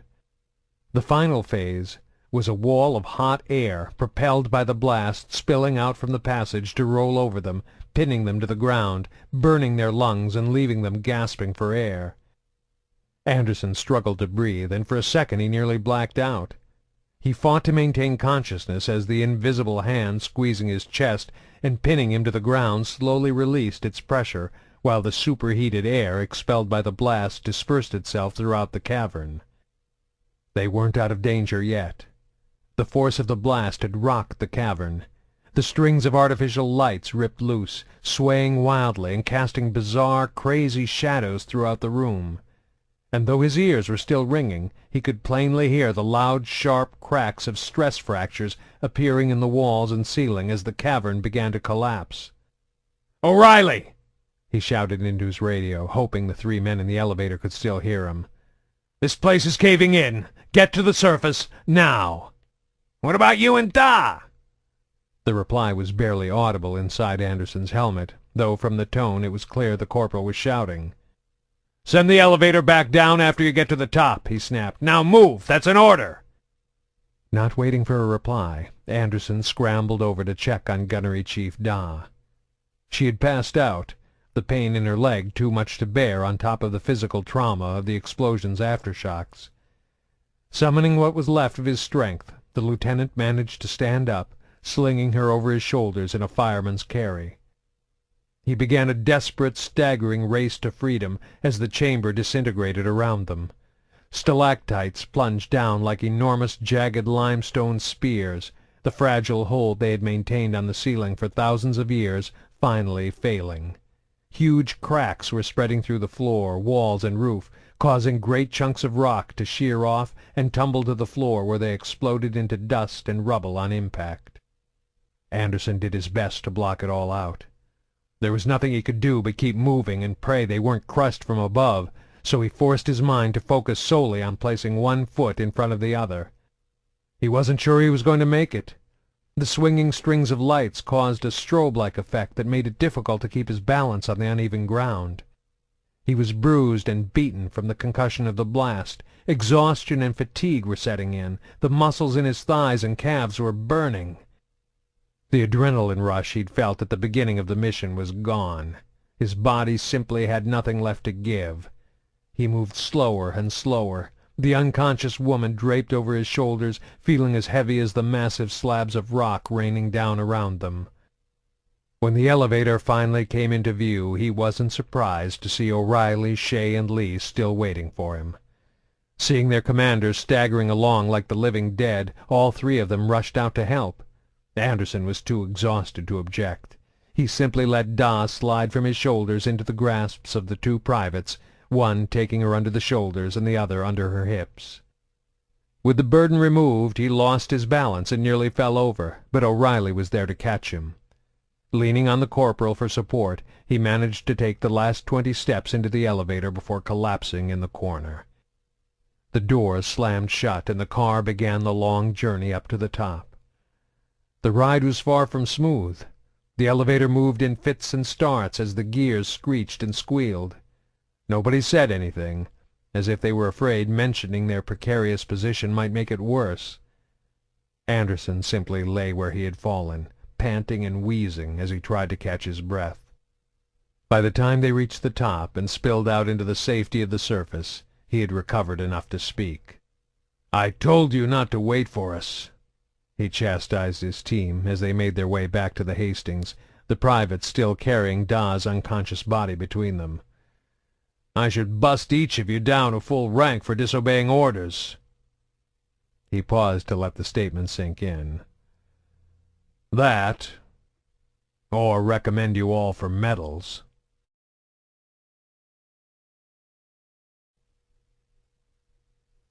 Chapter 4. First Lieutenant Collie Sanders was smart. She was one of the Alliance's top computer and systems technicians. She was attractive. Other soldiers at the base were always trying to pick her up when she wasn't on duty. She was young. At 26, she could expect at least another half-century of healthy, productive years ahead of her. And she knew she was on the verge of making the biggest mistake of her life. She glanced warily around the bar, sipping nervously at her drink as she pressed herself deeper into her small corner, trying not to draw attention. Average in both height and build, Collie's only really distinguishing feature was her shoulder-length blonde hair, a genetically recessive trait. Natural blondes were nearly extinct. But her hair was a dirty blonde, with streaks edging toward shades of brown, and there were still plenty of humans who dyed their hair blonde anyway. She didn't normally stand out in a crowd. That made it easy for her to escape notice here. The black hole was packed. Most of the crowd was human. Not surprising, considering the bar was an upscale establishment within walking distance of the spaceports on Elysium, the Alliance's oldest and largest colony in the Skyllian Verge. But at least a third of the patrons were made up of other species. Batarians were the most predominant. She could see their narrow heads bobbing on their sinewy necks among the crowd. They had oversized nostrils and large triangular noses that were almost flat against the face, the tip pointing straight down to their thin lips and pointy chin. Their faces were covered with hair so short and fine it looked like the soft velvet of a horse's nose, though the hair grew longer and thicker around the mouth. A flat stripe of ridged cartilage ran along the tops of their skulls and down the backs of their necks. But the most unique characteristic of the species was undoubtedly the fact that they possessed two distinct sets of eyes. One pair was set wide, in prominent bony sockets protruding from the corners of their face, giving their skulls a noticeable diamond shape. The second set of eyes was smaller and closer together, set higher on the face, just beneath the middle of the forehead. Batarians had a habit of looking at you with all four orbs simultaneously, making it difficult for a binocular species to know which pair to focus on during conversation.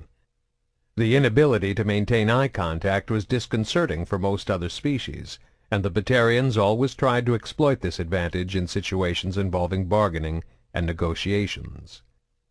Like the Alliance, the Batarian government was actively settling the Verge, trying to establish a foothold in a region ripe for expansion.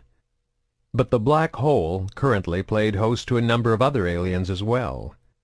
She saw several Turians among the crowd, their features largely obscured by the hard, tattooed carapaces of flesh and bone that covered their heads and faces like fierce pagan masks. She noticed the quick darting eyes of a small cluster of Solarians across the room. A pair of massive Krogan loomed in the shadows near the door, like prehistoric dinosaurs standing on their hind legs, guarding the entrance. A few rotund Volus waddled around the room, and a single Asari server, ethereal and beautiful, glided effortlessly through the crowd, moving from table to table while balancing a full tray of drinks. Kali had come here alone, but it seemed as if everyone else in the bar had arrived in a group. They were leaning on the bar, or huddled around the high tables, or milling about on the dance floor, or pressed up against the walls. Everyone seemed to be having a good time, laughing and chatting with friends, co-workers, or business associates. Kali was amazed they could even hear one another. The constant din from 50 simultaneous conversations rose up to the ceiling and crashed down over her like a wave. She tried to escape it by squeezing herself even farther back into her own little corner. When she'd first arrived, she had thought the presence of the crowd would be comforting. Maybe she could lose herself in the faceless mass of people. But the drinks at the Black Hole were as potent as their reputation, and even though she was only halfway through her second glass, her senses were already slightly dulled. Now there was too much noise, too much motion. She couldn't keep a fix on what was happening around her. Nobody here had any reason to be suspicious of the young woman standing alone in the corner, but she found herself constantly scanning the room to see if anyone was watching her. At the moment, nobody was even glancing in her direction. Not that this observation brought any comfort. She was in a tough spot, and a case of alcohol-fueled paranoia wasn't going to make things any easier. Kali set her drink down on a small counter built into the bar's wall and tried to collect her thoughts, taking stock of her situation. 16 hours ago, she had walked off the premises of the Sidon research facility without permission. Leaving the base was a minor infraction. Things escalated when she didn't show up for her assigned shift 8 hours later. Dereliction of duty was serious enough to go on her permanent record, and in another 4 hours her status would officially become UA, unauthorized absence, a crime punishable by court-martial, dishonorable discharge, and even imprisonment. She picked up her half-finished drink and took another long sip, hoping the alcohol might help slow her racing thoughts. Everything had seemed so simple yesterday when she left. Kali had proof that her superiors at Sidon were conducting illegal research, and she was determined to report them. She'd caught a shuttle leaving the base, flashing a pass she'd forged by hacking into the restricted security files, and arrived here on Elysium a few hours later. It was somewhere on that trip that she'd started having second thoughts. With plenty of time to consider the full consequences of her actions, she began to see that things weren't as black and white as she'd first assumed. She had no idea how many people at the base might be implicated in a formal inquiry. What if people she worked with, people she considered her friends, were somehow involved? Did she really want to bring them down? Part of her felt like this was an act of betrayal. But her hesitations went beyond loyalty to her fellow soldiers. She was taking a huge risk with her own career.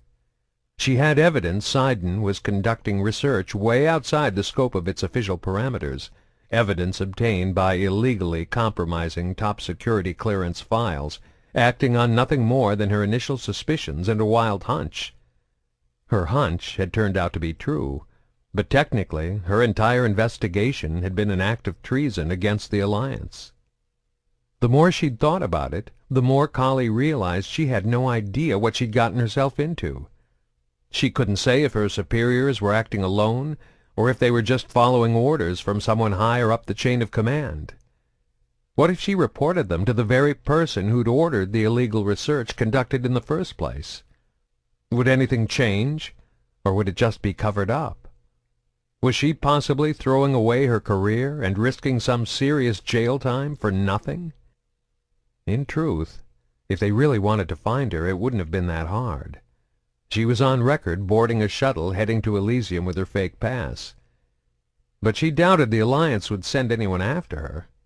Not until she was missing for more than 20 hours and it became a criminal offense. So she still had a little time to decide what to do. Not that a few more hours would make much difference. She'd been struggling with this problem ever since she'd touched down. Kali was too wired to sleep, too afraid to go back to Sidon and face charges, too scared to press on. She kept moving from bar to bar, having a few drinks, then walking it off to sober up. She never stayed in one place for long, fearful of drawing unwanted attention. Her path took her from bar to lounge to club, as she hoped to find some sudden inspiration that would miraculously solve her problem. She glanced up at the news vids showing on the screen set into the wall on the far side of the bar, her eye drawn by a familiar image. Although she couldn't hear what the broadcast was saying, she recognized a file photo of the Sidon research facility. Puzzled, Kali furrowed her brow and squinted, trying to read the rapidly moving type skimming across the bottom of the screen. Alliance Research Base attacked. Her eyes snapped wide in alarm, and she slammed her glass down on the counter, spilling what remained of her drink. Ignoring it, she stepped out from her little corner and shoved her way through the crowd, heedlessly pushing and elbowing the other patrons out of her way until she was close enough to hear the newscaster's words. Details are still sketchy, but we've received official confirmation from Alliance sources that the Sidon research facility appears to have been the victim of a terrorist attack. Anxious to hear more, Kali pressed forward, jostling one of the other human patrons and causing him to spill his drink. The man turned toward her, angrily exclaiming, "Hey, watch what you're—" He trailed off when he realized the bump had been delivered by a comely young woman. Kali didn't even acknowledge him with a glance, keeping her eyes riveted on the screen overhead. "The scene is still restricted pending the Alliance investigation, so we aren't able to bring you any live images." The man looked up at the screen, feigning interest in the hopes of forming a connection with her. "Gotta be the Batarians," he said matter-of-factly. The friend he'd been talking with chimed in as well, eager to impress the attractive newcomer to their conversation. "The Alliance has been predicting something like this for months," he said, assuming the tone of an unquestioned authority on the matter. "My cousin's in the military, and he told me—" A withering glance from Kali shut him up. His silence secured, she turned back to the vid just in time to catch the tail end of the report. "There are no reported survivors. In other news, the human ambassador to Kamala recently held a press conference to announce the signing of a new trade accord." No survivors. The words left Kali numb, stunning her like a heavy blow to the back of the head. She had been at the base yesterday. Yesterday! If she hadn't run off on this foolish mission, she'd be dead right now. The room began to list to one side, and Kali realized she was about to faint. The man she had bumped into caught her as she teetered, holding her up while she struggled against the vertigo.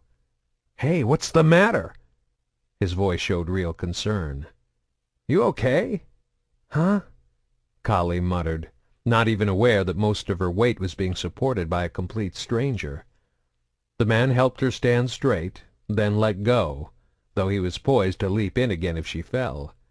He placed a hand on her arm to comfort her, or maybe to help her keep her balance. "Did you know someone at the base? Did you have friends there?" "Yes. No." Too much booze, too little sleep, and the shock of what had happened at Sidon had momentarily disabled her, but she was beginning to feel secure on her feet again. Her agile mind was clicking. The full implications of what had just happened were finally registering. She'd fled a top-security research base mere hours before it was attacked. She wasn't just a survivor. She was now a suspect. The two men were looking at her with a mixture of puzzlement and concern. She smoothly disengaged herself from the hand on her arm and gave them an apologetic smile. "I'm sorry. That story caught me off guard. I know people in the Alliance." "Anything we can do?" the second man asked. She got the sense his offer was sincere, just a nice guy looking out for a fellow human. But right now all she wanted was to get away without doing anything else that could make anyone remember her. No, I'm all right. Thank you, though." She took a step back as she spoke.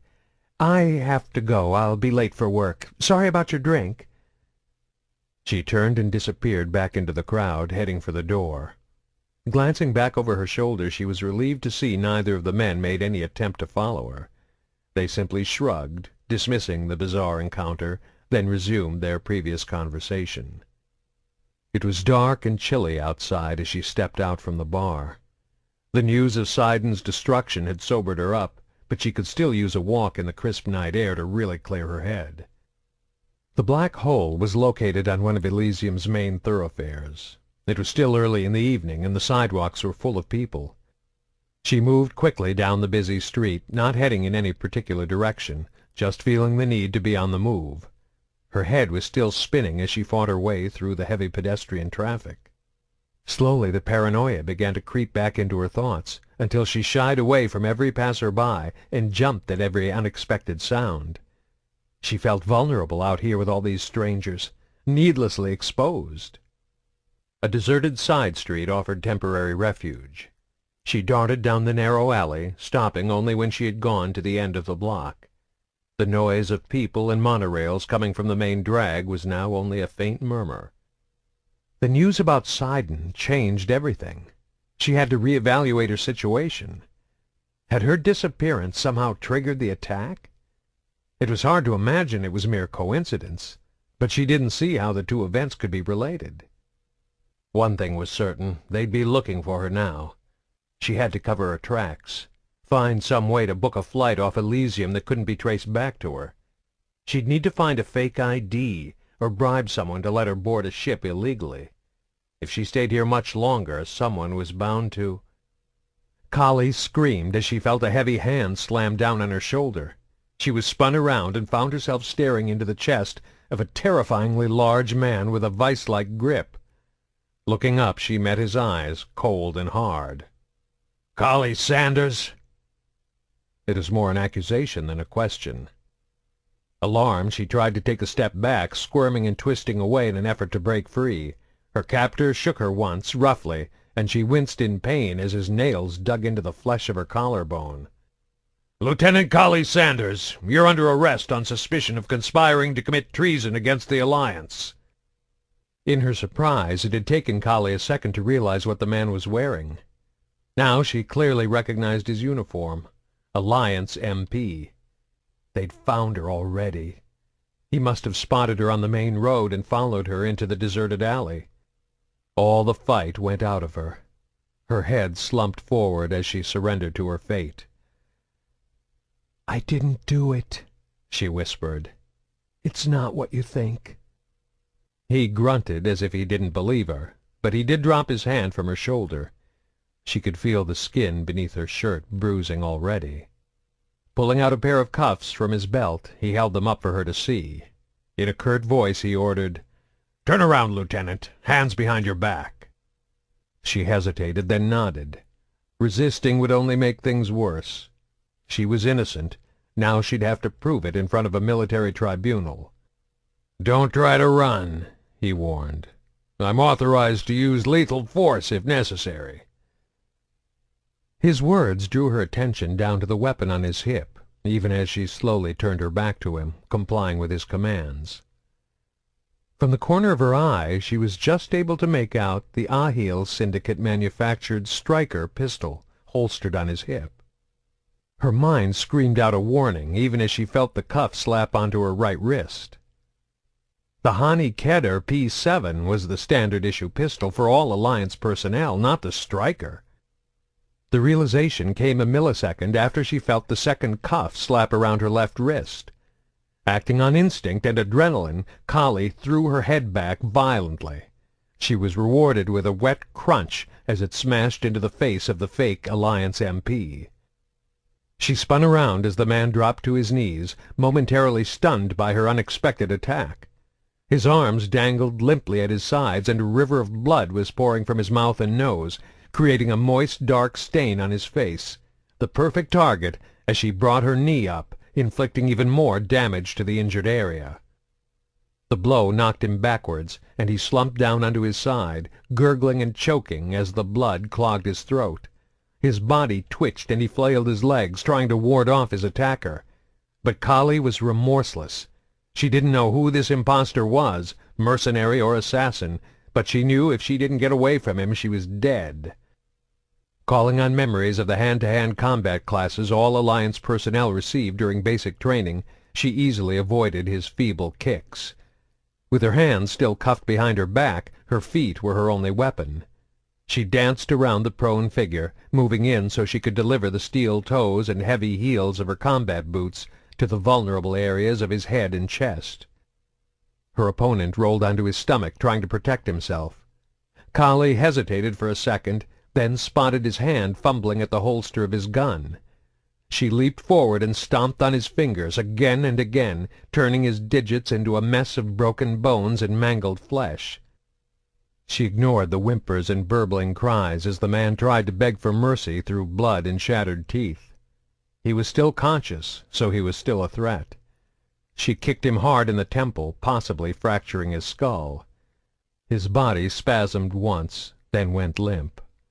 Another hard kick to the ribs evoked no reaction, assuring her he was really out.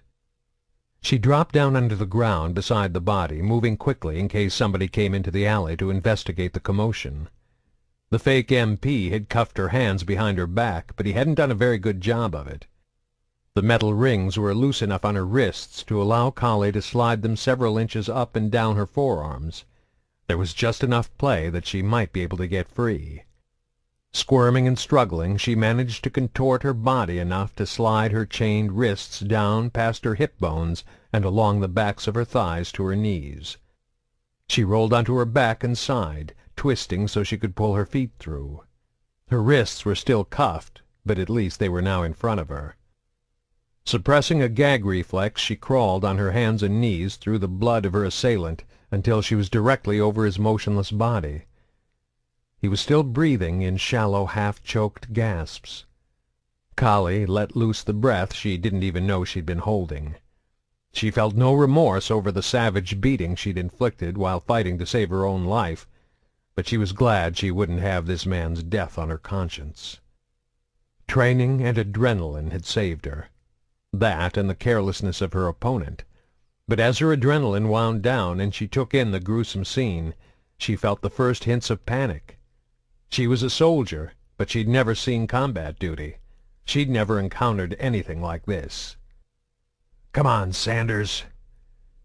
The voice inside her head was that of her former drill instructor, though the words were her own. "You're not out of this mess yet." She gritted her teeth, determined to finish the job. Even so, Kali shuddered as she fumbled around the man's blood-soaked belt until she found the key to unlock her shackles. Releasing the cuffs proved even more difficult than sliding them around to her front, as she had to clasp the key in her teeth and try to fit it into the lock. But after several frustrating minutes she heard the click, and the bonds fell away from her left wrist. With one hand free, it only took another second to unlock the other cuff, and Kali was free. Kali took a quick look around, relieved to see nobody had stumbled into the alley yet. She grabbed the gun from the man's holster, checked that the safety was on, and stuffed it beneath her jacket and into her belt. She stood up, then froze. She didn't know who the unconscious man at her feet was working for, but it was obvious he had been specifically looking for her. That meant others probably were too. They'd have the port staked out, just waiting for her to try and get off-world. She was trapped. She couldn't even go back to the main street, not with her clothes covered in blood. There was only one option left. Taking another breath to calm her jangling nerves, Kali left her assailant's body where it lay, moving quickly in the direction away from the busy thoroughfare.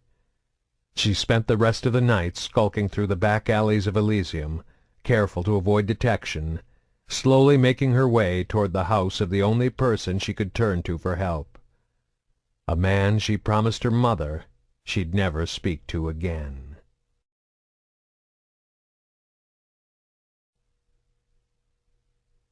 Chapter 5.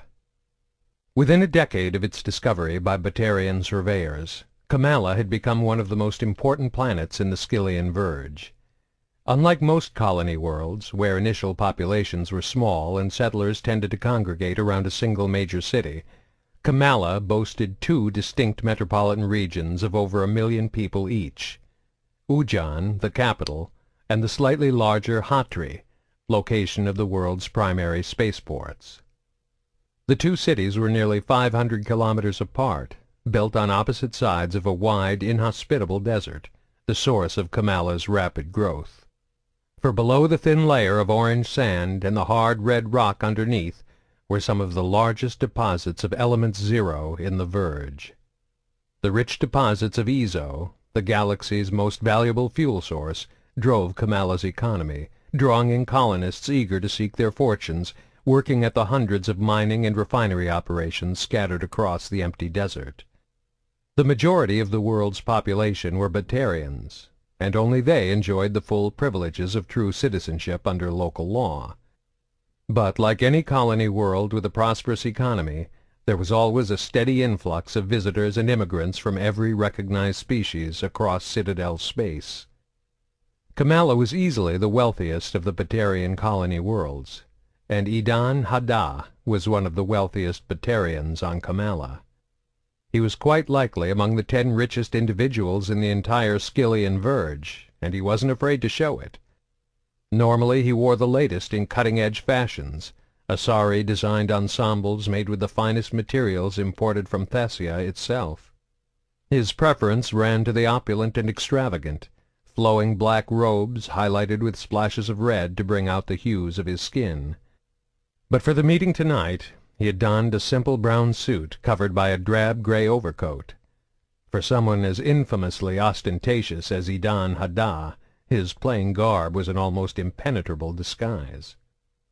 Typically, Idan would be enjoying a soothing nightcap at this hour, sipping the finest of Hanar liquors in the den of his mansions in Ujan. But this night was positively atypical.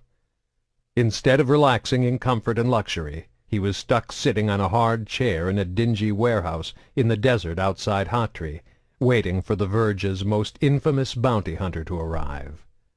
Idan didn't like waiting. He wasn't waiting alone. At least a dozen other men, all members of the Blue Sun mercenary gang, were milling about the warehouse.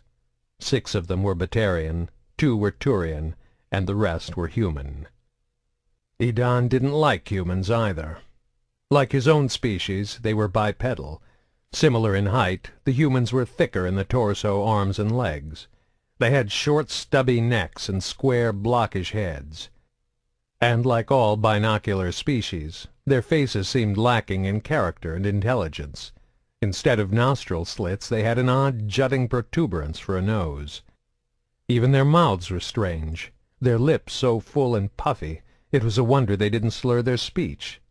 He actually thought they closely resembled the Asari, another race Sidon didn't like. But he wasn't one to let personal prejudice get in the way of business. There were several other so-called private security organizations for hire in the Skilian Verge, and most of them charged a lot less than the Blue Suns.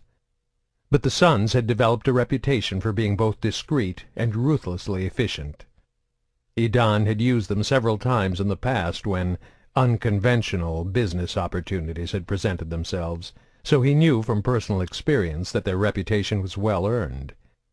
He wasn't about to trust a mission as important as this one to someone else simply because the sons had recently started taking on humans, even though it had been a human member of the group who had screwed up on Elysium. Normally, Sidon would never meet directly with the mercenaries he employed. He preferred to work through agents and go-betweens to keep his identity hidden, and also to avoid dealing with those who were socially beneath him. But the man he was hiring tonight had insisted on meeting him in person. Sidon had no intention of bringing a bounty hunter into his home, or of meeting with him alone. So he donned the nondescript clothes, left his mansion, and traveled hundreds of kilometers by private plane to the outskirts of Ujan's twin city on the other side of the desert. Now he was spending the night in a cold, dusty warehouse filled with soldiers for hire, sitting in a chair that was causing his back to ache and his legs to go numb. And the bounty hunter was over an hour late. But it wasn't as if he could change his mind. He was in too deep.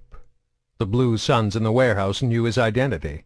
Now he'd have to keep them around as his personal bodyguards until this job was finished. It was the only way to make sure they didn't reveal his identity to the rest of the Blue Sun crew. What happened at Sidon was going to draw attention, and Sidon couldn't take the risk of someone exposing his involvement.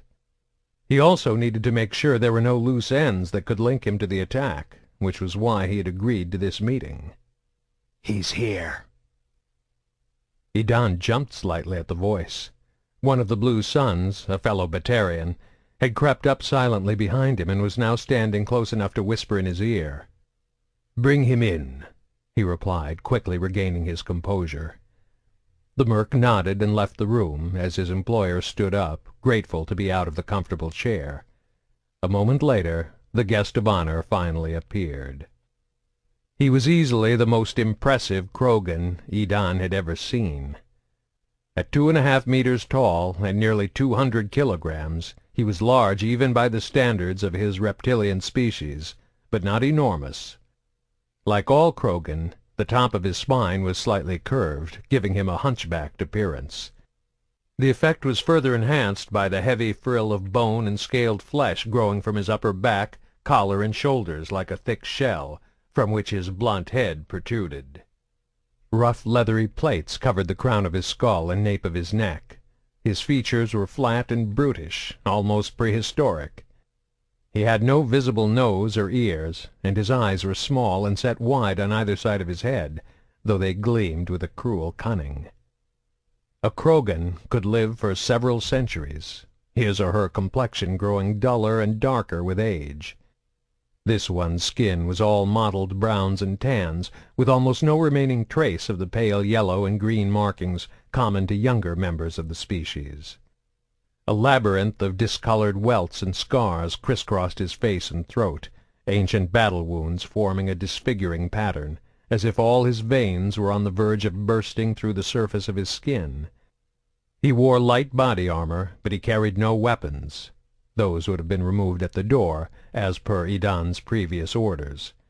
Despite being unarmed, he still radiated an aura of menace and destruction.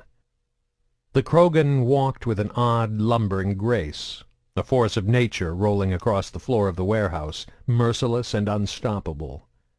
4 Blue Sons escorted him in, 2 marching on either side.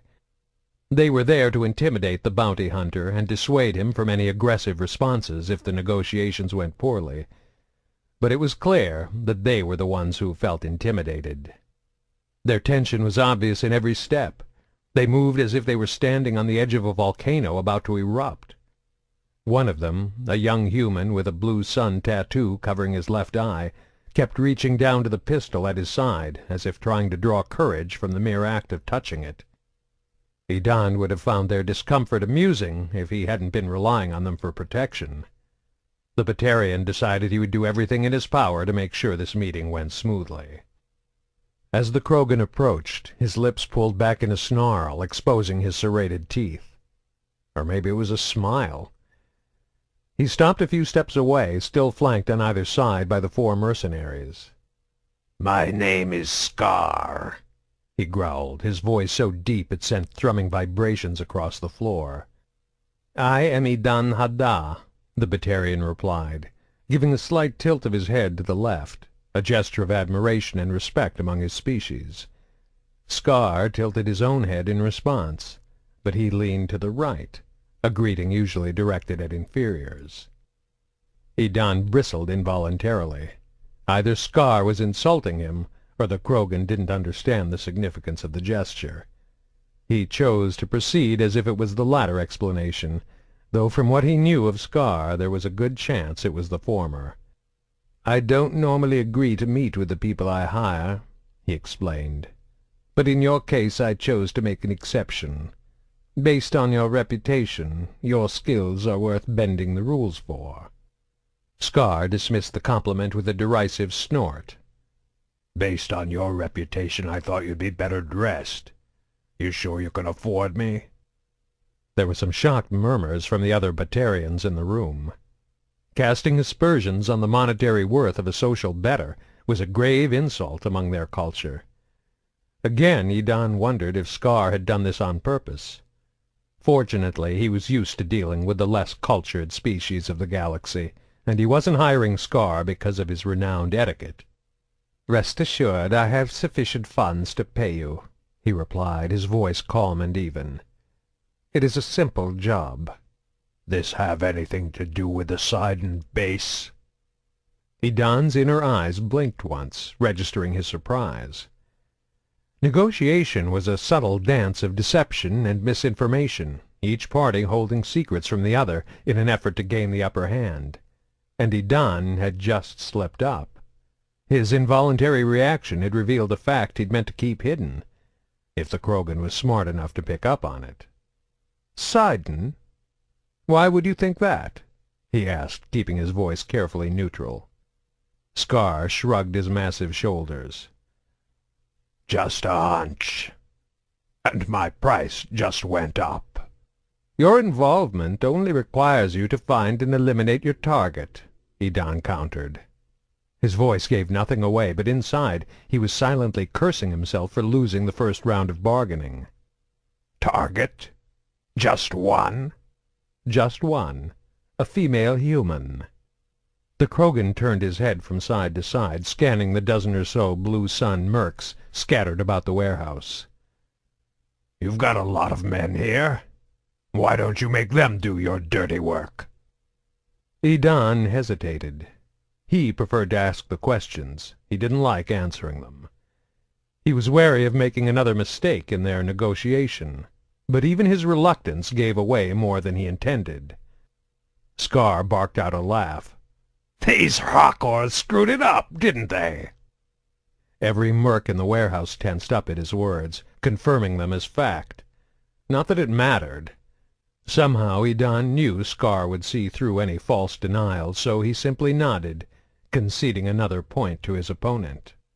"What happened?" the Krogan wanted to know. "I hired the Blue Suns to find her and bring her in for interrogation," Idan admitted. "One of them spotted her on Elysium.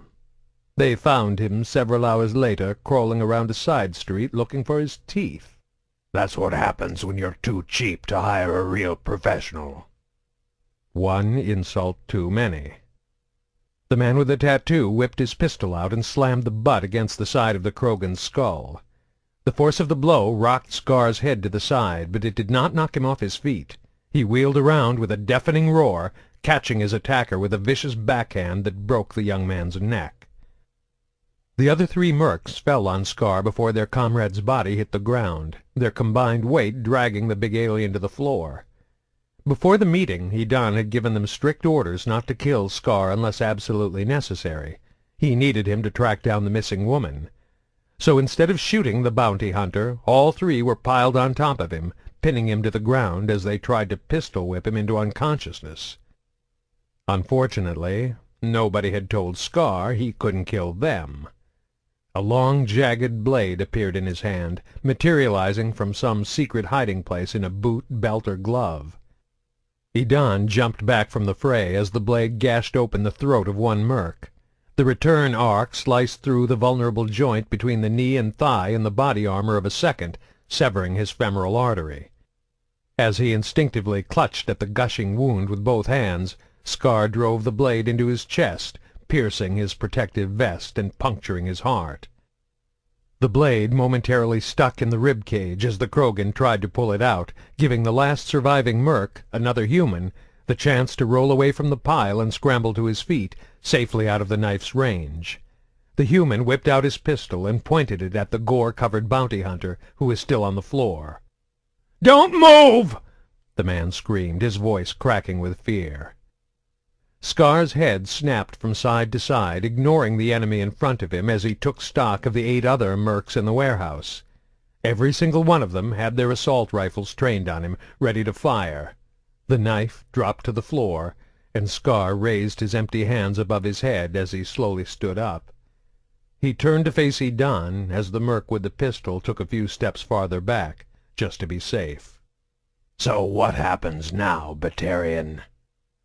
Sidon finally had the upper hand in their negotiations, and he was eager to press his advantage. "Maybe I shall just order them to kill you where you stand."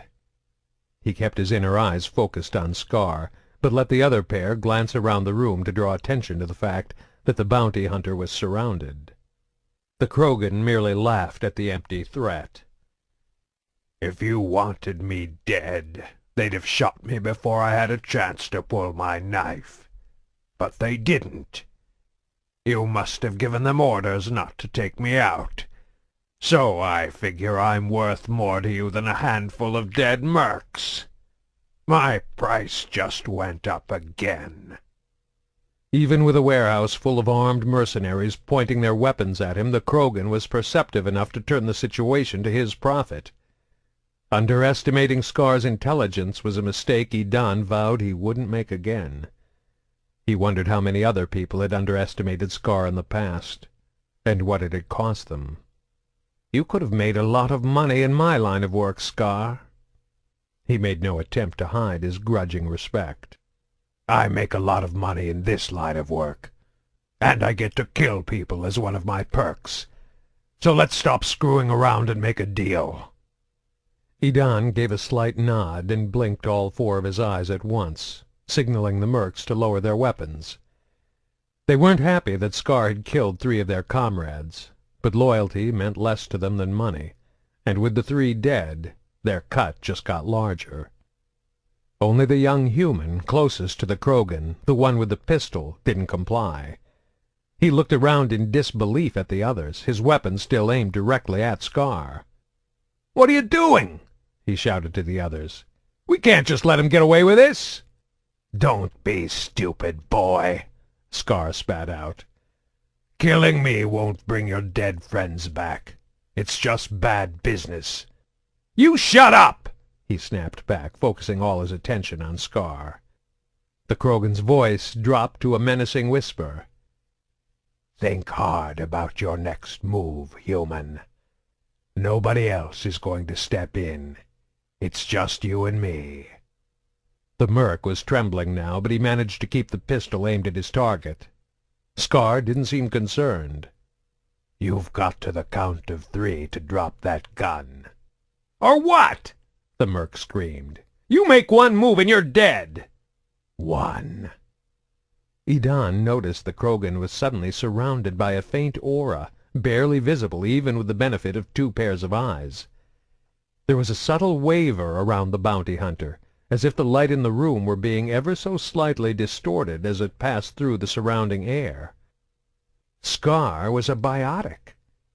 The Krogan was one of those rare individuals capable of manipulating dark energy, the imperceptible quantum force that pervaded all the so-called empty space in the universe.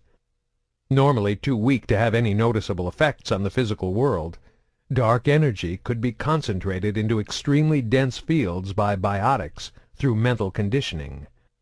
With their natural talents augmented by thousands of microscopic amplifiers surgically implanted throughout their nervous system, biotic individuals could use biofeedback to release the accumulated power in a single directed thrust. which is exactly what Scar was doing, stalling for time as he gathered enough power to unleash it against the young man still foolishly holding a gun on him.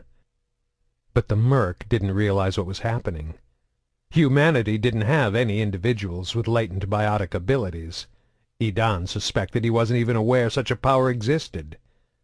But he was about to find out. "Two." The merc opened his mouth to say something else, but he never got the chance. Scar thrust a clenched fist in his direction, and the air rippled as a wave of invisible dark energy surged out and over his adversary. The unsuspecting human was picked up off his feet and thrown backward several meters. He landed heavily on the floor, knocking the wind out of his lungs and sending the pistol flying from his hand. He was stunned only for a second. Plenty of time for Scar to cross the distance between them and wrap his three-fingered hand around the merc's throat. He raised the human to the ceiling, easily holding him with one arm as he slowly crushed his windpipe. The merc kicked his dangling heels and clawed at the scaly forearm, choking the life from him to no avail. "Your death comes at the hands of a true Krogan battlemaster," Scar casually informed him, as the victim's face turned bright red, then blue. "I hope you appreciate the honor." The rest of the Blue Suns stood by and did nothing, watching the whole affair with cold disdain. From their expressions, Sidon could tell they weren't enjoying the spectacle, but none of them was willing to step in and put a stop to it, not if it meant offending their employer or incurring the Krogan's wrath. The merc's struggles grew weaker. Then his eyes rolled back up into his skull, and he went still. Scar shook him once, then gave a final squeeze, completely collapsing his trachea before dropping him disdainfully to the floor. "I thought you said he had to the count of 3, Sidon remarked. "I lied." "An impressive display," Sidon admitted, nodding his head in the direction of the bodies. "I only hope you have similar results with Collie Sanders. Of course you'll have to find her first." "I'll find her," the Krogan replied with absolute conviction. "That's what I do." John Grissom woke to the sound of someone pounding on his door in the middle of the night. Grumbling, he rolled out of bed and threw on a tattered housecoat, though he didn't bother tying it closed. Any visitor rude enough to get him out of bed at this hour could damn well suffer through seeing him in his boxers. He'd actually been expecting something like this ever since he'd heard Sidon had been attacked. Either someone from Alliance brass showing up to try and convince him to make some kind of public appearance or official statement, or some reporter looking to get the reaction of one of humanity's most recognizable icons. Whichever it was, they were out of luck. He was retired now. He was done being a hero. He was sick of being some kind of symbol for all of humanity. Now he was just a cranky old man living off his officer's pension. He flicked on a light in the hall and winced at the brightness, still trying to shake off the last vestiges of groggy sleep. He plodded his way slowly from the bedroom, tucked away in the back of his small, single-story dwelling, toward the front door. The pounding continued, growing more insistent and frantic. "God damn it, I'm coming!" he shouted, but he didn't bother to pick up his pace. At least the noise wouldn't wake the neighbors. There weren't any, not close enough to hear anyway. As far as he was concerned, that was the main selling feature of the house. Elysium had seemed like a good place to retire. The colony was far enough away from Earth and other major settlements to dissuade people from making the trip out of simple curiosity. And with a population of several million, Elysium was large enough for him to just disappear among the masses. Not to mention, it was safe, stable, and secure. He could have found somewhere even more remote, but on a lot less established colony he'd run the risk of being looked at as some kind of savior or de facto leader whenever something went wrong. It wasn't perfect, though. When he'd first arrived on Elysium 5 years ago, local politicians had pestered him constantly, either wanting him to run on their party's behalf or looking for an endorsement of their own candidacy. Grissom chose to remain completely fair and unbiased. He told every single one of them to go to hell. After the first year, people stopped bothering him. Every 6 months or so he'd still get a short video message from the Alliance encouraging him to come back and help serve humanity. He was only in his 50s, too young to sit around and do nothing, they'd say. He never bothered to reply. Grissom figured he'd already done plenty to serve humanity. His military career had always come first. It had cost him his family, but that was just the beginning. There was the 5-year media circus that had followed his pioneering journey through the Saren relay, thousands upon thousands of interviews. Things only got worse after his efforts during the First Contact War. More interviews, public appearances, private conferences with admirals, generals, and politicians, official diplomatic ceremonies to meet with representatives of every freaky mutant species of alien the Alliance ran into. Now he was done. Let someone else take the banner and run with it. He just wanted to be left the hell alone. And then some jackasses had to go and attack an Alliance base right on Elysium's doorstep, galactically speaking. It was inevitable somebody would figure this was a good enough excuse to resume bothering him again. But did they have to do it in the middle of the goddamn night? He was at the door, and the pounding hadn't let up at all. If anything, it had gotten more urgent and intense the longer he took. As he unlocked the door, Grissom decided he would tell the visitor to piss off if they were from the Alliance. If it was a reporter, he'd punch him or her right in the mouth. A terrified young woman stood at the door, shaking in the cold darkness. She was covered in so much blood it took him a second to recognize her. "Collie?" "I'm in trouble," she said in a quavering voice. "I need your help, Dad."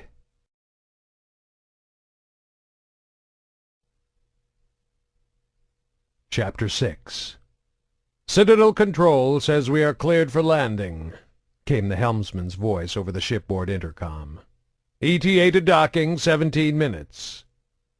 Through the Hastings primary viewport, Anderson could see the Citadel in the distance, the magnificent space station that served as the cultural, economic, and political center of the galaxy. From here, several thousand kilometers away, it resembled a 5-pointed star, a quintet of long, thick arms extending out from a hollow central ring. Though he'd seen it many times before, Anderson still marveled at its sheer size. The middle ring was 10 kilometers in diameter. Each arm was 25 kilometers long and 5 kilometers in breadth. In the 2,700 years since the Council was established on the Citadel, great cosmopolitan metropolises known as the wards had been constructed along each arm, entire cities built into the station's multi-level interior. 40 million people from every species and sector across the known galaxy now made their homes here. There was quite simply no other station to compare it to. Even Arcturus would be dwarfed in its presence. But it wasn't just its size that made it so amazing. Like the mass relays, the Citadel had originally been created by the Protheans. Its hull was formed of the same virtually indestructible material used to construct the mass relays, a technological feat no other species had equaled since the Protheans' mysterious extinction 50,000 years ago. Even with the most advanced weaponry, it would take days of steady, concentrated bombardment to do any significant damage to the hull. Not that anyone would ever consider attacking the Citadel. The station was located at the heart of a major mass relay junction deep inside a dense nebula cloud. This gave it several natural defenses. The nebula was difficult to navigate. It would slow any enemy fleets and make it difficult for them to launch any sort of organized attack. And with several dozen mass relays in the vicinity, reinforcements from virtually every region of the galaxy were only minutes away. If anyone did penetrate these exterior defenses, the station's long arms could fold up around the central ring, drawing together to transform the Citadel from a 5-armed star into a long cylindrical tube. Once the arms were closed, the station was all but impregnable. The final layer of protection was provided by the Council fleet, a joint force of Turian, Solarian, and Asari vessels that was always on patrol in the vicinity. It only took Anderson a few seconds to pick out the flagship, the Destiny Ascension. An Asari dreadnought, the Ascension was more than just a majestic symbol of the Council's power. 4 times the size of anything in the human fleet, and with a crew approaching 5,000, the Destiny Ascension was the most formidable warship ever constructed. Like the Citadel itself, it was without peer. Of course, the ships of the Council fleet were not the only vessels in the area. The Serpent Nebula was the nexus of the galaxy's mass relay network. All roads eventually led to the Citadel. Traffic here was constant and crowded. This was one of the few places in all the galaxy where there was a real threat of crashing into another vessel. Congestion was particularly heavy at the free-flowing discharge stations. Generating the mass effect fields necessary to run at FTL speeds caused a powerful charge to build up inside a ship's drive core. Left unchecked, the core would oversaturate, resulting in a massive energy burst being released through a hull, a burst powerful enough to cook anyone on board who wasn't properly grounded, burn out all electronic systems, and even fuse the metal bulkheads. To prevent such a calamity, most ships were required to discharge their drive cores every 20 to 30 hours. Typically, this was done by grounding on a planet, or dispersing the buildup through close proximity to the magnetic field of a large stellar body, such as a sun or gas giant. However, there were no astrological bodies of sufficient size in the nearby vicinity of the Citadel.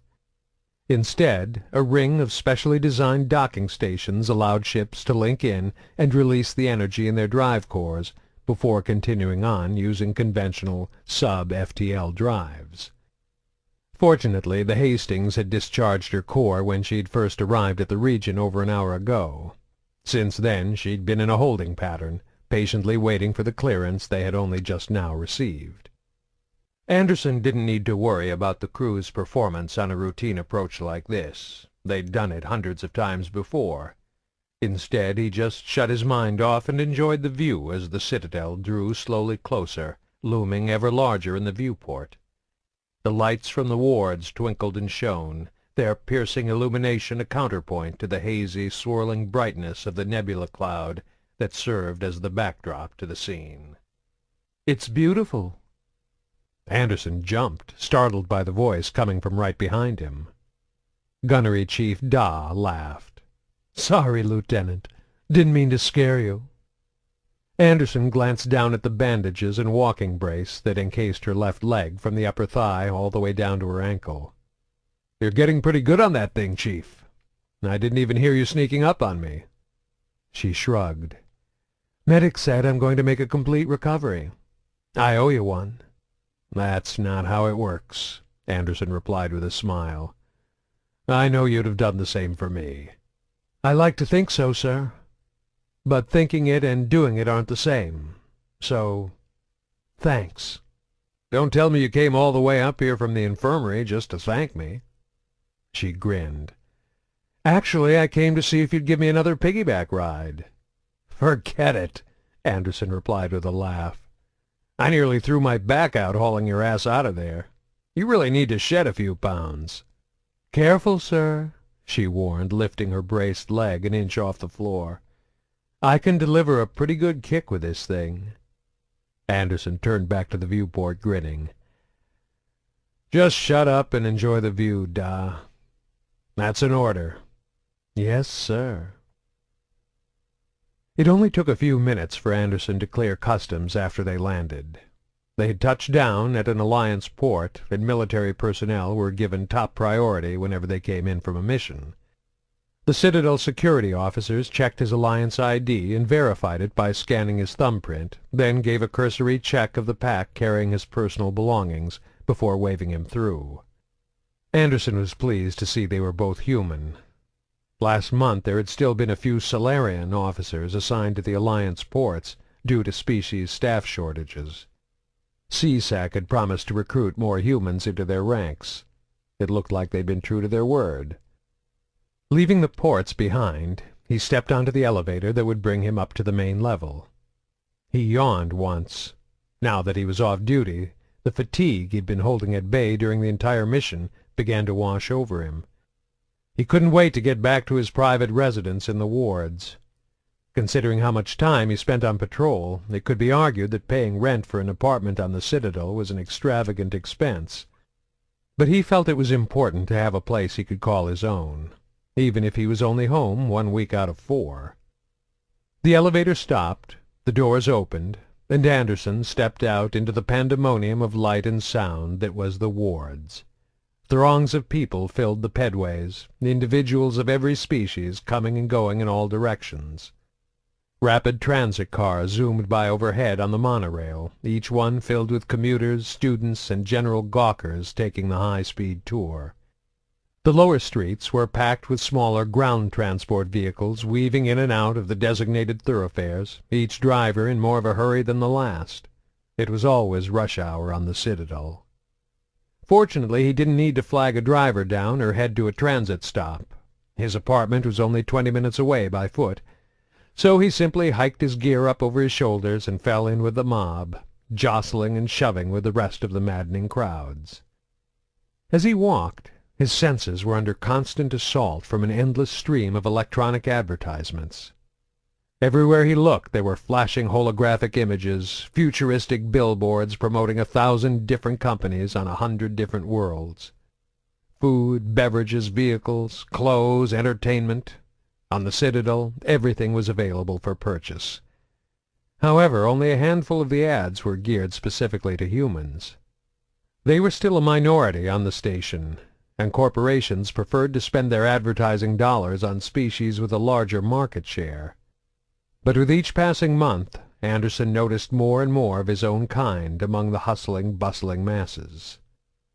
Anderson knew that it was important for humans to integrate themselves with the rest of the interstellar community. What better place to do it than the Citadel, where all the disparate cultures in council space were on display? That was the real reason Anderson kept his apartment in the wards. He wanted to understand the other species, and the quickest way to do that was to live among them. He reached his building, pausing at the main door to speak his name so the voice recognition system would let him in. His apartment was on the 2nd level, so he eschewed the elevator and lugged his pack up the staircase. At the door to his personal quarters he again gave his name, then staggered into the room and dropped his gear in the center of the floor. He was too tired to turn on the lights as he made his way through the small kitchen to the single bedroom at the back, barely registering the faint whoosh as the apartment door automatically closed behind him. When he reached the bedroom, he didn't even bother to undress. He simply collapsed on the bed, exhausted, but glad to be home. Anderson woke several hours later. Night and day meant little in the perpetual activity of the Citadel, but when he rolled over to check the clock by his bed, the digital readout said 1,700 hours. On human colonies and out on patrol, the Alliance still used the familiar 24-hour clock based on Terran-coordinated universal time, the protocol established in the late 20th century to replace the archaic Greenwich Mean Time system. On the Citadel, however, everything operated on the galactic standard of a 20-hour day. To further complicate things, each hour was divided into 100 minutes of 100 seconds, but each second was roughly half as long as the ones humans were used to. The net result was that the 20-hour galactic standard day was about 15% longer than the 24-hour day as calculated by Terran-coordinated universal time. Just thinking about it made Anderson's head hurt, and it played havoc with his sleep patterns. This was to be expected, given that he'd been preconditioned by several million years of Terran evolution. 3 more hours and the day would roll into tomorrow, when he was supposed to present himself to the ambassador for a debriefing on Sidon. He didn't have to be there until 10 o'clock, however, which meant that he had plenty of time to kill. He'd probably need to catch a few more hours of sleep before the meeting, but he wasn't tired now, so Anderson rolled out of bed, shed his clothes, and tossed them into the small laundry machine. He had a quick shower, changed into fresh clothes, civvies, then logged onto his data terminal to check for news updates and messages. Communication across an entire galaxy was no simple matter. Ships could use mass effect drives to exceed the speed of light, but signals transmitted through the cold vacuum of space by conventional means would still take years to travel from one solar system to another. Transferring information, personal messages, or even raw data across thousands of light-years expediently could only be accomplished in one of two ways. Files could be transported by courier drones, unmanned ships programmed to travel through the mass relays network by the most direct routes possible. But courier drones weren't cheap to produce or operate. Fuel was expensive, and if they had to pass through several relays, it could take hours for them to arrive at their destination. The solution wasn't practical for back-and-forth communications. The other option was to transmit data via the extranet, a series of buoys placed across the galaxy that were specifically designed to enable real-time communication between systems. Information could be sent by a conventional radio signal to the nearest array of communication buoys. The buoys were telemetrically aligned with a similar array hundreds or even thousands of light-years away, connected by the tight beam projection of a mass effect field, the space-age equivalent of the fiber-optic cables used on Earth in the late 20th century. Within this narrow corridor, signals could be projected several thousand times faster than the speed of light. Data in the form of radio signals could be relayed from one array to the next virtually instantaneously. Once the arrays were properly aligned, it was even possible to speak to someone on the opposite end of the galaxy with a lag of only a few tenths of a second. However, while the extranet's buoy arrays made communication possible, it still wasn't exactly feasible for the vast majority. Trillions of people on thousands of worlds were accessing the extranet every second of every day, overloading the finite bandwidth capabilities of the comm arrays. To accommodate this, information was sent in carefully measured bursts of data, and space in each burst was parceled out in a highly regulated priority system. Top priority in each burst was given to organizations directly responsible for preserving galactic security. Next came the various official governments and militaries for each and every species in Council space, then the assorted media conglomerates. Anything left over was parceled off and sold to the highest bidder. Virtually all of the unused space on every burst was purchased by extranet provider corporations, who then divided their allocated space into thousands of tiny packages that were resold to individual subscribers. Depending on the provider and how much an individual was willing to pay, it was possible to get personal updates from hourly, daily, or even weekly bursts. Not that Anderson had to be concerned about any of that. As an Alliance officer, his private extranet account received official bursts every 15 minutes. Piggybacking personal messages onto the official bursts was one of the perks of his rank. There was only one message waiting for him in his inbox. He frowned, recognizing the sender's address. It wasn't exactly a surprise, but he wasn't happy to see the file. For a second he considered ignoring it, but he knew he was being childish. Better to just get it over with. He opened the file, downloading a series of e-docs and a short pre-recorded video message from the divorce attorney. An image of Ibn Haman, his lawyer, appeared on the terminal screen as the video began to play. Ib was a portly, balding man in his 60s. He was wearing an expensive-looking suit and was seated behind his desk in an office Anderson had become all too familiar with over the last year. "Lieutenant, I won't bother with the formality of asking how you're doing. I know this hasn't been easy for you or Cynthia." "Damn right," Anderson muttered under his breath as the message continued. "I've sent you copies of all the documents I had you sign the last time we met. Cynthia's signed them now, too." The man on the screen glanced down and shifted some papers on the desk in front of him, then looked back up at the camera. "You'll also see a copy of my fee. I know this isn't much consolation right now, but just be glad you two didn't have any children.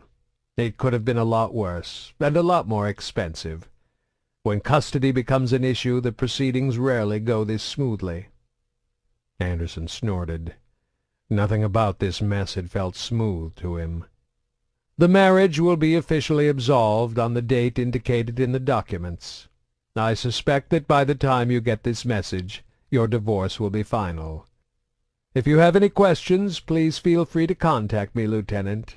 And if you ever need me for—" The message terminated abruptly as Anderson deleted it and dragged it into the trash. He didn't plan on ever talking to Ibn Haman again. The man was a good attorney, his prices were reasonable, and he'd been fair and unbiased throughout the divorce. In fact, he'd been nothing but the model of efficiency and professionalism.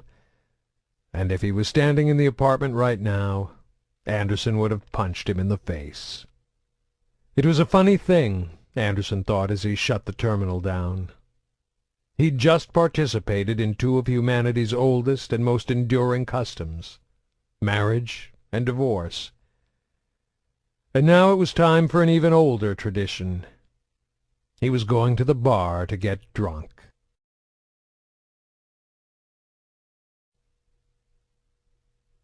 Chapter 7. Cora's Den was the only bar within walking distance of Anderson's apartment. It wasn't exactly a dive, though it did have a certain seedy feel to it. That was part of its charm, along with supple dancers and stiff drinks. But what Anderson liked most about it was the clientele.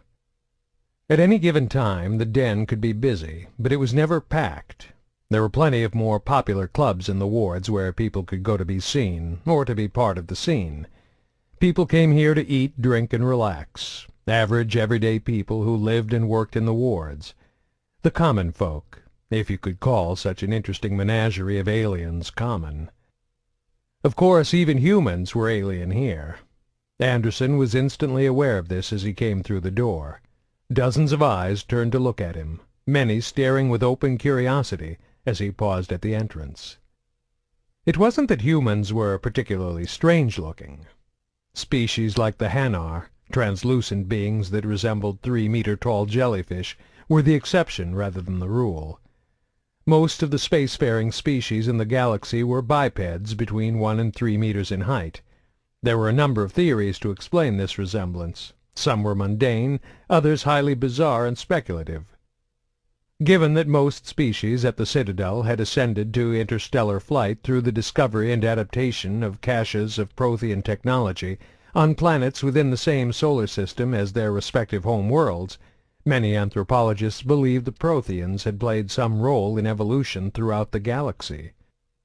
Anderson, however, subscribed to the most generally accepted theory that there was some evolutionary advantage to the biped form that resulted in its proliferation across the galaxy.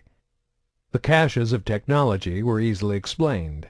It was only natural for the Protheans to study intelligent but primitive races that bore some similarity to themselves. The various species, such as humans, had evolved first, and then the Protheans had arrived to study them, not the other way around.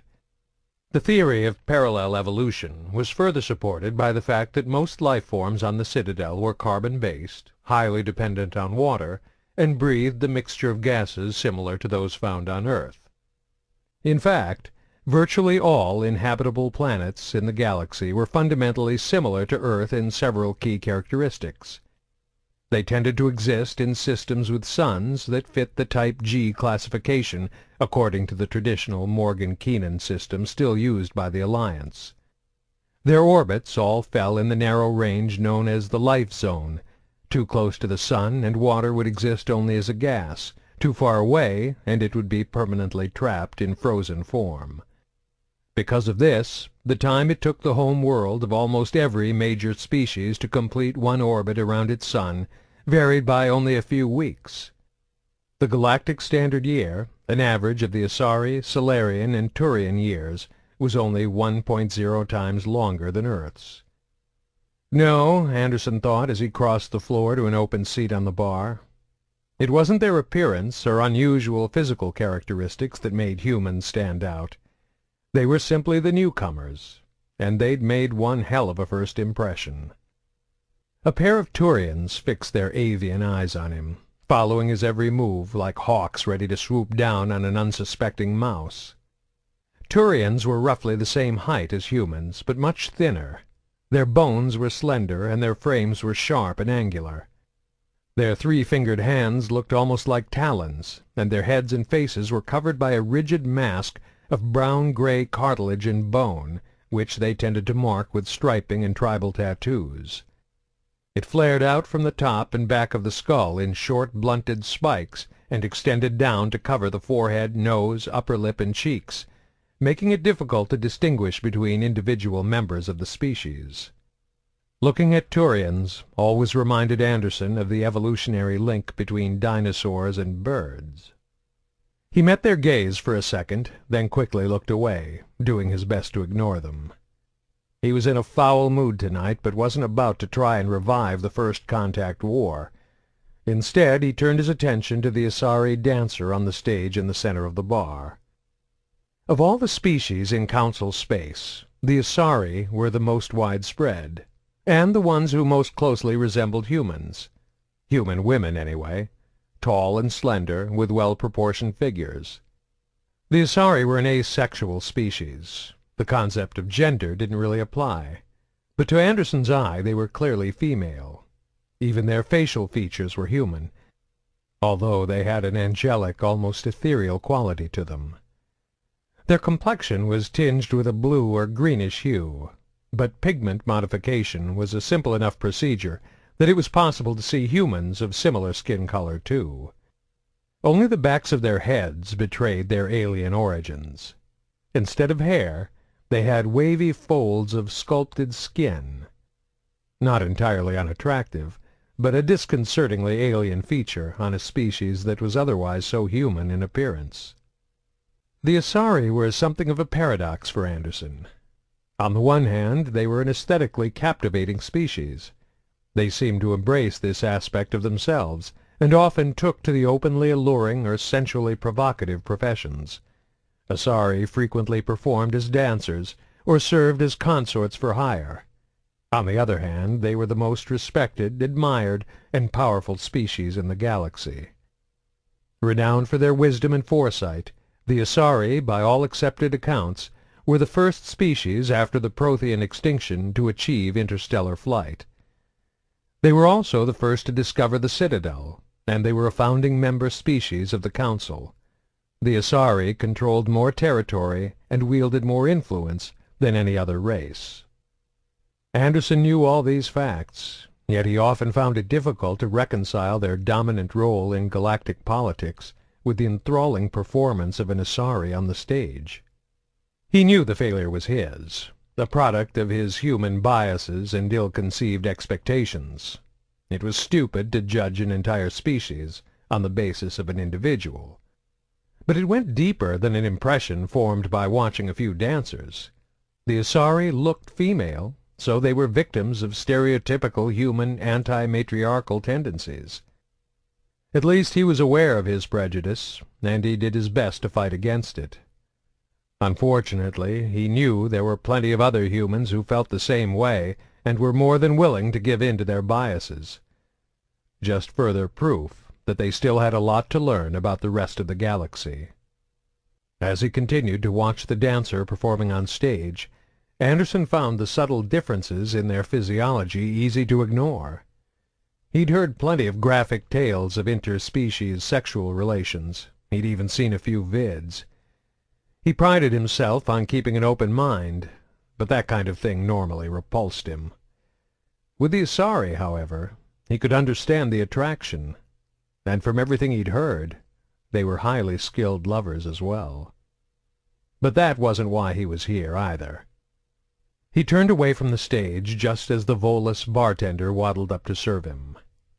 The Volus home world had a gravity nearly 1.5 times that of Earth, and because of this, the Volus were shorter than humans, their bodies so thick and heavy they almost appeared to be spherical. While the Turians evoked hawks or falcons, the Volus reminded Anderson of the manatees he had seen at the Marine Preserve during his last visit to Earth, slow, lumbering, and almost comical.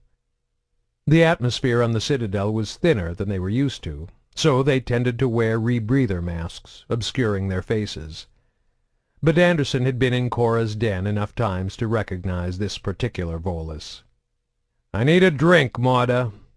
"Of course, Lieutenant," the bartender replied, his voice wheezing through the rebreather and the folds of skin at his throat. "What type of beverage do you desire?" "Surprise me. Something new. Make it strong." Maude pulled a blue bottle from the shelves behind the bar and a glass from beneath the counter. "This is a Lhasa," he explained, as he filled the glass with a pale green liquid. "From Thessia." "The Asari home world." Anderson nodded, then took a tentative sip. The drink was sharp and cold, but it wasn't exactly unpleasant. The lingering aftertaste was particularly strong and markedly different from the first sip. It was a bitter flavor, with an undertone of tangy sweetness. If he had to use one word to describe it, he would have said poignant. "Not bad," he said approvingly, taking another sip. "Some call it sorrow's companion," Maude noted, settling himself and leaning in on the counter across from his customer. "A melancholy drink for a melancholy man." The lieutenant couldn't help but smile at the situation. A Volus bartender spotting depression in his human customer, and feeling enough compassion to ask what was wrong. Further proof of what Anderson truly believed. Despite all the obvious physical and cultural differences, at their core nearly every species shared the same basic needs, wants, and values. "I got some bad news today," he answered, running a finger around the rim of his drink.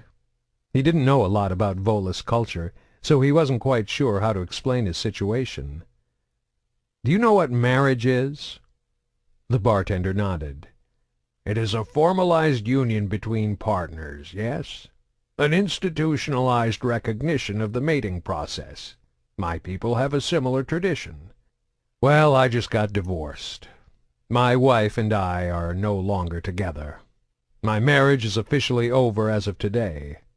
"I am sorry for your loss," Maude wheezed. "But I am also surprised. In all the times you have come in before, you have never mentioned any kind of partner." Therein lay the problem. Cynthia was back on Earth, and Anderson wasn't. It was either here on the Citadel or out patrolling the Verge. He was a soldier first and a husband second, and Cynthia deserved better. He downed the rest of his drink in a single gulp, then slammed the glass back down on the bar. "Hit me again, Maude." The bartender did as instructed. "Perhaps this situation is only temporary, yes?" he asked as he refilled Anderson's cup. "Maybe in time you will resume this partnership?" Anderson shook his head. "No chance of that. It's over. Time to move on." "Easy to say, not so easy to do," the Volus replied knowingly. Anderson took another drink, but he was back to sipping. It wasn't wise to overdo it on a new drink. Every concoction had its own unique effects. He could already feel an unusual sensation spreading through him. A numbing warmth crawled its way up from his stomach and out along his arms and legs, making his toes tingle and his fingers itch. It wasn't uncomfortable, just unfamiliar. "Just how strong is this stuff?" he asked the bartender. Maude shrugged. "Depends on how much you drink. I can leave the bottle if you wish to crawl out of here." The Volus's offer sounded like a hell of an idea. Anderson wanted nothing more than to drink until everything went away. The dull, aching pain of the divorce, the gruesome images of the dead bodies at Sidon, the lingering, indefinable stress that always dogged him in those first few days after he came off patrol. But he had a meeting in the morning with the human ambassador to the Citadel, and it wouldn't be professional to show up with a hangover. "Sorry, Maude, I better go. Early meeting tomorrow." He polished off his drink and stood up, relieved to see the room wasn't spinning around him. "Put it on my account." With one last lingering look at the Asari dancer, he turned and headed toward the door. The two Turians glared at him as he passed their table, and one of them muttered something under his breath. Anderson didn't need to understand the words to know he was being insulted. He hesitated, his fists involuntarily clenching as he felt his temper rise. But only for a second. Showing up at tomorrow's meeting hungover was bad. Having to explain why C-Sec had picked him up for beating the crap out of two Turians who didn't know enough to keep their mouths shut was worse. That was one of the burdens of being an Alliance officer. He was a representative of his species. His actions reflected on humanity as a whole. Even with a mind full of dark thoughts and a belly full of stiff booze, he didn't have the luxury of kicking their asses. Taking a deep breath, he simply walked away, swallowing his pride and ignoring the harsh, mocking laughter coming from behind him, because it was his duty. Always a soldier first.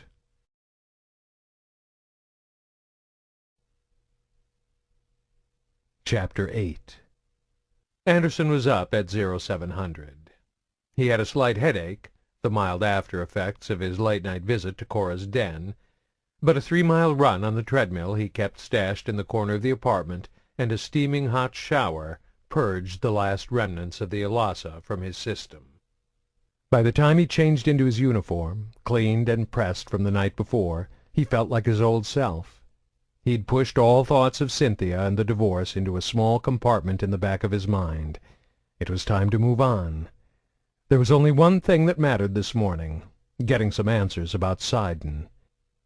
He walked through the streets to the public transport depot. He showed his military ID, then boarded the high-speed elevator used to shuttle people from the lower levels of the wards to the Presidium high above. Anderson always enjoyed visiting the Presidium. Unlike the wards, which were built along the arms extending out from the Citadel, the Presidium occupied the station's central ring, and although it housed all the government offices and the embassies of the various species, it was a sharp contrast to the sprawling metropolis he was leaving behind. The Presidium had been designed to evoke a vast parkland ecosystem. A large freshwater lake dominated the center of the level, rolling fields of verdant grass that ran the length of its banks. Fabricated breezes, gentle as spring zephyrs, caused ripples on the lake and spread the scent of the thousands of planted trees and flowers to every corner of the Presidium. Artificial sunlight streamed down from a simulated blue sky filled with white, puffy clouds. The illusion was so perfect that most people, including Anderson, couldn't distinguish it from the real thing. The buildings where the business of government was conducted had been similarly constructed with an eye to natural aesthetics. Set along the gently curving arch that marked the edge of the station's central ring, they blended unobtrusively into the background. Broad, open walkways meandered back and from building to building, echoing the landscape of the carefully manufactured pastoral scene at the Presidium's heart, the perfect combination of form and function. However, as Anderson stepped off the elevator and onto the level, he was reminded that it wasn't the organic beauty that he most appreciated about the Presidium. Access to the Citadel's inner ring was generally restricted to government and military officials, or those with legitimate embassy business. As a result, the Presidium was the one place on the Citadel where Anderson didn't feel like he was under constant siege from the rushing, crushing crowds. Not that it was empty, of course. The galactic bureaucracy employed thousands of citizens from every race that maintained an embassy on the Presidium, including humanity. But the numbers here were a far cry from the millions who populated the wards. He reveled in the peaceful tranquility as he strolled along the lakeside, slowly working his way toward his meeting at the human embassy. Far in the distance he could see the Citadel Tower, where the Council met with ambassadors petitioning them on matters of interstellar policy and law. The tower's spire rose in majestic solitude above the rest of the buildings, barely visible at the point where the curve of the central ring created a false horizon. Anderson had never been there himself. If he ever wanted to petition the Council, he'd have to go through the proper channels. Most likely the ambassador would end up doing it on his behalf, and that was just fine by him. He was a soldier, not a diplomat. He passed by one of the keepers, the silent, enigmatic race that maintained and controlled the inner workings of the Citadel. They reminded him of oversized aphids, fat green bodies with too many stick-like arms and legs, always scuttling from one place to another on some task or errand. Little was known about the keepers. They existed nowhere in the galaxy but on the Citadel. They had simply been there waiting when the Asari had discovered the station almost 3,000 years ago. They had reacted to the arrival of the new species as servants might react to a master returning home, scurrying and scrambling to do everything possible to make it easier for the Asari to familiarize themselves with the Citadel and its operations. All efforts to directly communicate with the keepers were met with mute, passive resistance. They seemed to have no purpose to their existence beyond servicing and repairing the Citadel, and there was an ongoing debate as to whether they were truly intelligent. Some theories held that they were in fact organic machines, genetically programmed by the Protheans to care for the Citadel with a single-minded fanaticism.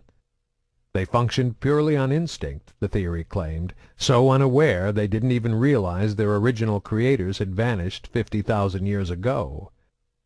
Anderson ignored the keeper as he went by, a typical reaction. They were so ubiquitous on the station, and so unobtrusive and unassuming, that most people tended to just take them for granted. 5 minutes later he had reached the building that served as the human embassy. He went inside, the corners of his mouth rising up in a slight grin when he saw the attractive young woman sitting behind the reception desk. She looked up as he approached, returning his coy smile with a radiant one of her own. "Good morning, Aurora." "It's been a while since I've seen you around here, Lieutenant." Her voice was as pleasing to the ear as her appearance was to the eye, warm, inviting, confident, the perfect welcome to any and all embassy visitors. "I was beginning to think you were avoiding me," she teased. "No, I'm just trying to stay out of trouble." With a free hand she tapped a few keys on her terminal and glanced over at the screen. "Uh-oh," she said, feigning a deep and troubling concern. "You've got a meeting with Ambassador Goyle herself." She arched an eyebrow, playfully taking him to task. "I thought you said you were staying out of trouble." "I said I was trying to stay out of trouble," he countered. "I never said I was succeeding." He was rewarded with a light laugh that was probably polished and practiced, but nonetheless sounded warm and sincere. "The captain's already here. I'll let them know you're coming." Anderson nodded and headed up the stairs toward the ambassador's office, his step somewhat lighter than it had been a few moments before.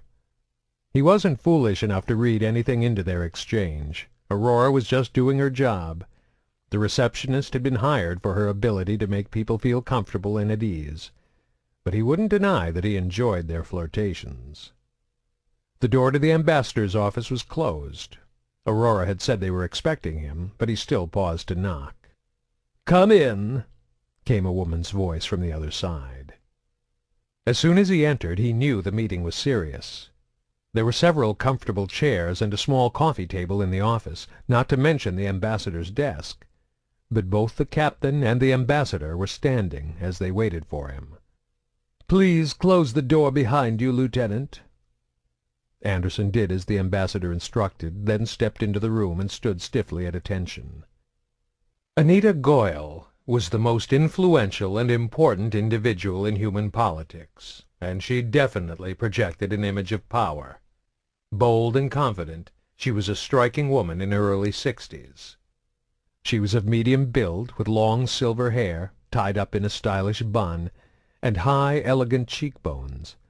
Her features were Middle Eastern, though she had deep emerald eyes that stood out in sharp contrast to her mocha skin. Right now those eyes were fixed directly on Anderson, and he had to fight the urge to fidget under their piercing gaze. "At ease," his captain said. Anderson complied, widening his stance and clasping his hands behind his back. "I'm not going to play games with you, Lieutenant," the ambassador began. She had a reputation for cutting through the usual political BS. That was one of the things Anderson admired about her. "We're here to try and figure out what went wrong at Sidon, and how we're going to fix it." "Yes, ma'am," he replied. "I want you to speak freely here. You understand, Lieutenant? Don't hold anything back." "Understood, ma'am." "As you know, Sidon was one of our top security clearance installations. What you hopefully don't know was that it was the primary Alliance facility for AI research." It was difficult for Anderson not to show his surprise. Attempting to develop artificial intelligence was one of the few things specifically banned in the Citadel conventions. Developing purely synthetic life, whether cloned or manufactured, was considered a crime against the entire galaxy. Experts from nearly every species predicted that true artificial intelligence, such as a synthetic neural network with the ability to absorb and critically analyze knowledge, would grow exponentially the instant it learned to learn. It would teach itself, quickly surpassing the capabilities of its organic creators and growing beyond their control. Every single species in the galaxy relied on computers that were linked into the vast data network of the extranet for transport, trade, defense, and basic survival. If a rogue AI program was somehow able to access and influence those data networks, the results would be catastrophic. Conventional theory held that the doomsday scenario wasn't merely possible, it was unavoidable. According to the Council, the emergence of an artificial intelligence was the single greatest threat to organic life in the galaxy, and there was evidence to support their position. 300 years ago, long before humanity appeared on the galactic scene, the Quarian species had created a race of synthetic servants to serve as an expandable and expendable labor force. The Geth, as they were called, were not true AIs. Their neural networks were developed in a way that was highly restrictive and self-limiting. Despite this precaution, the Geth eventually turned on their Quarian masters, validating all the dire warnings and predictions. The Quarians had neither the numbers nor the ability to stand against their former servants. In a short but savage war, their entire society was wiped out.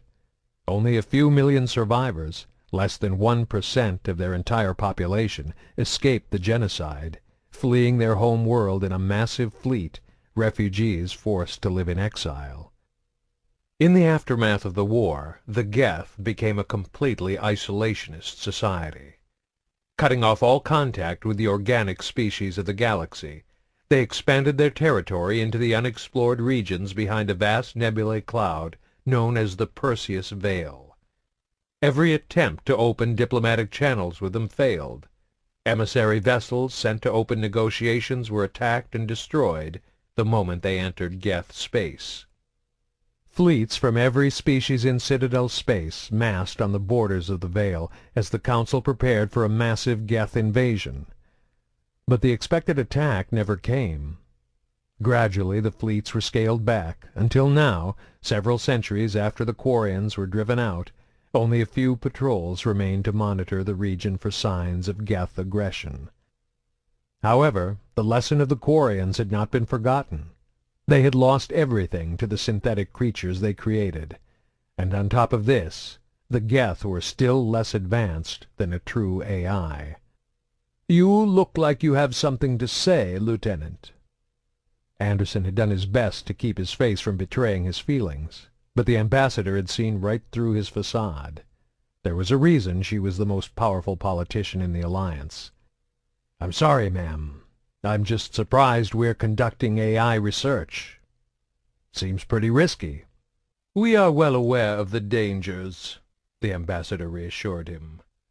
"We have no intention of unleashing a fully formed AI on the galaxy. The goals of the project were very specific.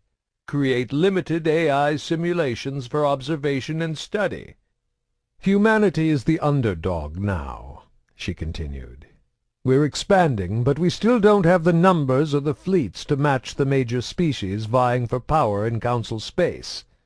We need some kind of advantage.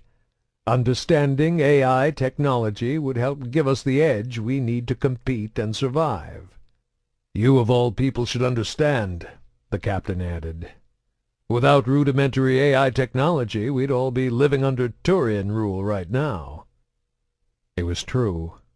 Alliance military strategy relied heavily on highly advanced combat simulation programs. Collating millions of variables each second, the simulations would analyze a massive databank of scenarios, helping to provide constant updates on optimized tactics and strategies to the commanders of each Alliance vessel. Without the combat simulators, humanity wouldn't have stood a chance against the larger, more experienced Turian fleets in the First Contact War. "I understand your concern," Ambassador Goyle explained, possibly sensing Anderson still wasn't wholly convinced. "But Sidon Base was operating under the strictest security and safety protocols. The project head, Dr. Shu Qian, is the galaxy's foremost expert on artificial intelligence research. He personally oversaw every aspect of the project. Qian even insisted that the neural networks we used to create the AI simulations be completely self-contained. The data had to be registered and recorded by hand, then manually entered into a separate system to ensure there was no chance of cross-contamination with the neural network. Whatever happened, there was no way for the AI simulations to affect anything outside the restricted data systems within the base. Every possible precaution was taken to make sure nothing could possibly go wrong. And yet something did. "You're out of line, Lieutenant," the captain barked. The ambassador held up her hand as she jumped to his defense. "I told him to speak freely, Captain." "I meant no disrespect, ma'am," Anderson said by way of apology. "You don't need to justify Sidon's existence to me. I'm just a grunt who got sent in to clean up the mess." An awkward silence followed, finally broken by the ambassador. "I've read your report," she said, tactfully changing the direction of the conversation. "You don't seem to think this was a random attack." "No, ma'am. I'd say Sidon was specifically targeted. I just didn't know why until now." "If that's true, there's a good chance whoever attacked Sidon was also after Dr. Qian specifically. His work in the field is unparalleled. Nobody understands synthetic intelligence better than he." "You think Dr. Qian's still alive?" "My gut says he is," the ambassador answered. "I think whoever attacked Sidon destroyed the base to cover their tracks. They wanted us to think everybody inside was dead, so we wouldn't bother looking for Qian." The lieutenant had assumed the explosion was meant to hide the identity of the traitor, but it could also have been used to hide the fact that Qian wasn't among the dead. There wasn't any way to prove the theory, of course, but like the ambassador, Anderson had learned to trust his gut. And his gut said she was right. "Do you think Dr. Qian could be convinced to use his research to help someone outside the Alliance develop an AI?" he asked. "Dr. Qian isn't a soldier," she replied, a look of grim concern on her face. "He has a brilliant mind, but it's in the body of a frail old man. He might be brave enough to refuse to help a non-human species, even if they threatened to kill him. But a few weeks of torture would break his resistance." "So we're working against the clock." "Seems that way," the ambassador admitted. "I noticed something else in your report," she continued, smoothly changing her focus yet again. "You said you believe the attackers had help from someone working on the project?" "Yes, ma'am." "We may know who that person is," the captain chimed in. "Sir?" It was the ambassador who answered him. "One of our top technicians left the base UA just hours before the attack. Kali Sanders. We have reports she was last seen on Elysium, but she's dropped off the grid since then." "You figure if we find her, we find Dr. Qian?" "We won't know that until you find her, Lieutenant." Anderson was surprised. "You're sending the Hastings to track her down?" "No," the ambassador replied. "Just you." Instinctively he turned toward his captain. "Sir, I don't understand." "You're the best damned XO I've ever served with, Anderson," the captain said. "But the ambassador's asking that you be reassigned." "Understood, sir." He tried to keep his voice professional, but Goyle must have picked up on his disappointment. "This isn't a punishment, Lieutenant. I've looked over your service records. Head of your class at Arcturus, 3 different medals of merit during the First Contact War, numerous commendations throughout your career. You're the best the Alliance has to offer, and this is the most important mission we've ever had." Anderson gave an emphatic nod. "You can count on me, Ambassador." He was a soldier, sworn to defend humanity. This was his duty, and it was an honor to accept the burden being placed upon him. "You're going to be working on this alone," the captain told him. "The more people we send after Sanders, the more chance somebody outside this room finds out what we were doing at Sidon." "Officially, this mission doesn't even exist," the ambassador added. "Humanity's still the new kid on the block. We're bold, we're brash, and every other race is just waiting for us to screw up. I don't have to tell you what it's like out there in the Verge, Lieutenant. You've seen how hard it is to establish a colony and make it stick. We're clawing and scraping and fighting for every little gain we make, just trying to survive. But if the Citadel gets wind of this, things will get a whole lot tougher. If we're lucky, we'll get off with an official rebuke and major trade sanctions crippling our economy.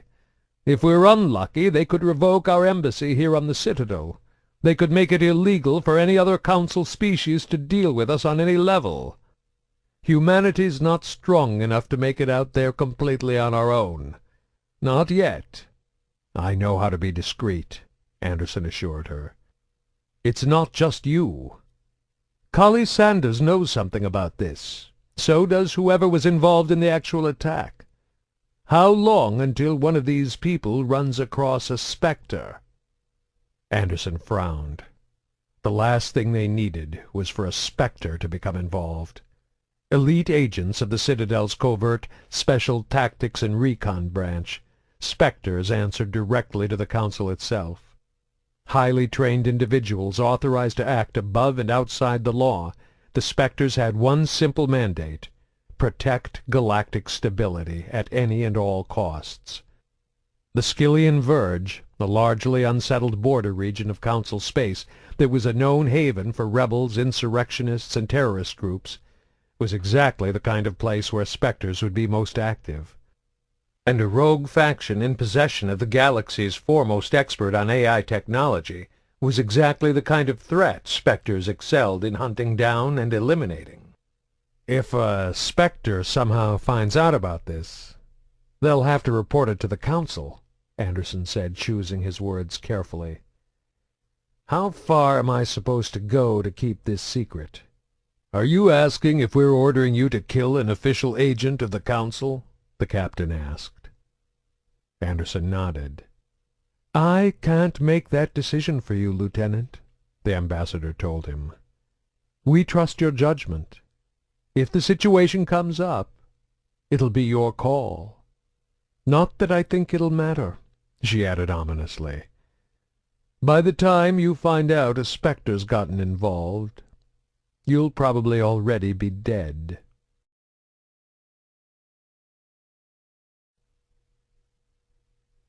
Chapter 9. Night was approaching on the planet of Jushi.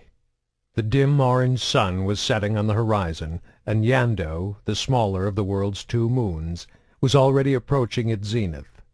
For the next 20 minutes darkness would reign. Then Budmai, Yando's larger twin, would begin to rise, and the darkness would give way to an eerie twilight. Saren Arterius, a Turian spectre, waited patiently for the sun to disappear. For several hours Saren had been perched atop a rock outcropping, staking out a small, isolated warehouse in the desert on the outskirts of Fend, Jushi's capital city. Built in the sheltering stones of a small canyon, the run-down building was completely unremarkable, except for the fact that an illegal weapons deal was about to go down there. The buyers were already inside, a group of gun-toting thugs with basic military training known as the Grim Skulls, one of the many private security organizations active in the Verge. The Skulls were small, a few dozen criminal mercenaries who had never been worth Saren's attention before tonight. Then they'd made the mistake of thinking they could purchase a stolen shipment of military-grade weapons that had disappeared from a Turian transport freighter. His ears caught the sound of an engine in the distance, and a few minutes later a six-wheeled ATV rolled up and came to a stop beside the shed. A half-dozen men got out. 2 were Turian, the others human. Even in the dim light, Saren recognized one of the Turians immediately, a dock worker from the Kamala ports. He'd been following the dock worker for days, ever since he checked the duty logs to see who was on shift when the shipment went missing. Only one worker hadn't shown up for work the next day.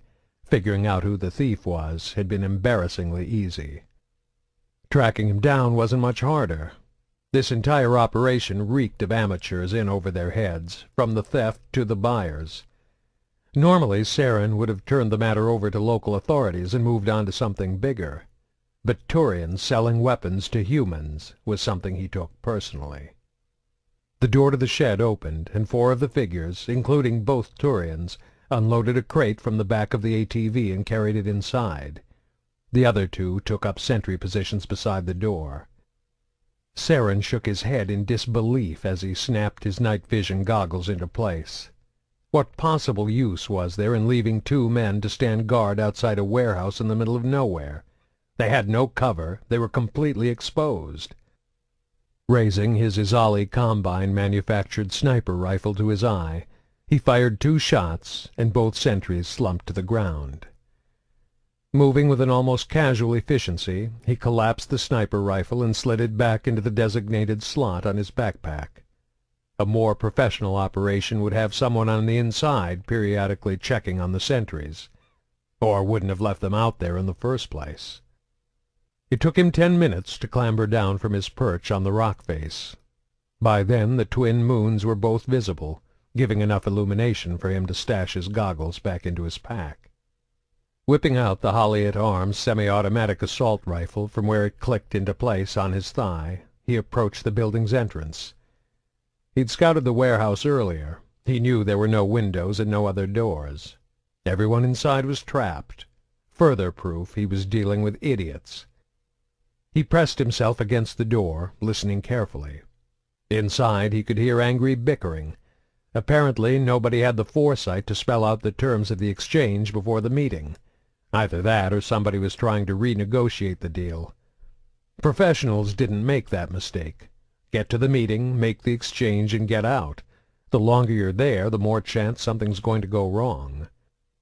Saren pulled 3 incendiary grenades from his belt, primed them, and began to count silently to himself. When he reached 5, he yanked open the door, tossed all 3 grenades in, slammed the door shut, and ran for cover behind the ATV. The explosion blew the door off its hinges, sending smoke, flame, and debris shooting out the opening. Inside he heard screams and the sound of gunfire as the terrified men inside panicked.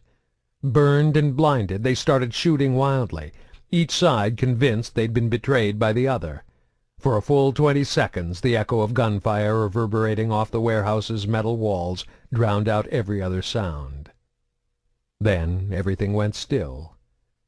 Saren aimed his weapon at the door, and was rewarded a few seconds later when 2 men came charging out, guns blazing. He took the first square in the chest with a short burst from his assault rifle, then ducked behind the tail end of the ATV for cover as the surviving Merc returned fire. A quick roll brought Saren to the front of the vehicle, and when he popped up his enemy still had his weapon aimed at the back end, waiting for Saren to re-emerge. At point-blank range, the rounds from Saren's assault rifle sheared off half of the guy's head. For good measure, Saren lobbed 2 more grenades into the open door. Instead of a fiery explosion, these released a noxious cloud when they detonated. He heard more shouts and screams, followed by choking coughs. 3 more mercs stumbled out of the shed one by one, each blind and gagging from the poison gas. Not one of them even returned fire as Saren mowed them down. He waited a few more minutes, letting the deadly fog clear, then sprinted from his position behind the truck to the edge of the door. He poked his head inside for an instant, then ducked back out of the way. The warehouse was littered with a dozen bodies. Some had been shot, several were burned, and the rest were twisted into horrific contortions from the gas causing their muscles to seize and spasm as they died. Several weapons were scattered about, dropped by their owners in their death throes. The crate they had carried inside on their arrival sat in the middle of the floor, unopened. Aside from that, the warehouse was empty. Assault rifle in hand, Saren made his way from body to body, slowly working his way from the door toward the back of the warehouse as he checked for signs of life. With the toe of his shoe he rolled over a charred Turian who had fallen near the crate. One half of his face was burned, the carapace crispy and brittle. The flesh beneath it had melted, fusing the eyelids on the left side together. A small moan escaped his lips, and his good eye fluttered open. Who are you?" he croaked. "A spectre," Saren replied, standing over him. He coughed, spewing up dark phlegm that was mostly a mix of blood and poison. "Please, help me." "You are in violation of interstellar law," Saren recited in a cold, passionless voice. "You are a thief, a smuggler, and a traitor to our species." The dying man tried to say something, but only coughed again. His breath was labored. The acrid smoke from the incendiary grenades had seared his lungs, damaging them so badly he hadn't been able to breathe in enough of the poison gas to kill him.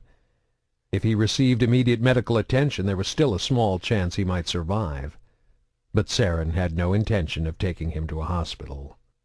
Snapping his assault rifle back into the slot on his thigh, Saren dropped down on one knee and leaned in close to the other Turian's flame-ravaged features. "You steal weapons from your own people, and then you sell them to humans?"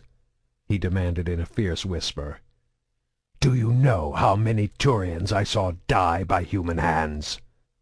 It took a tremendous effort, but somehow the burned man managed to mutter 4 faint words in feeble protest through his scorched lips. "That war is over."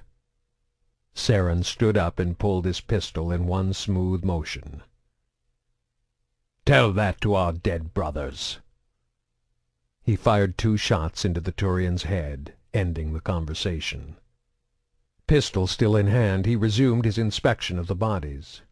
He noticed 2 human corpses near the back wall of the warehouse, noticeably less gruesome than the others.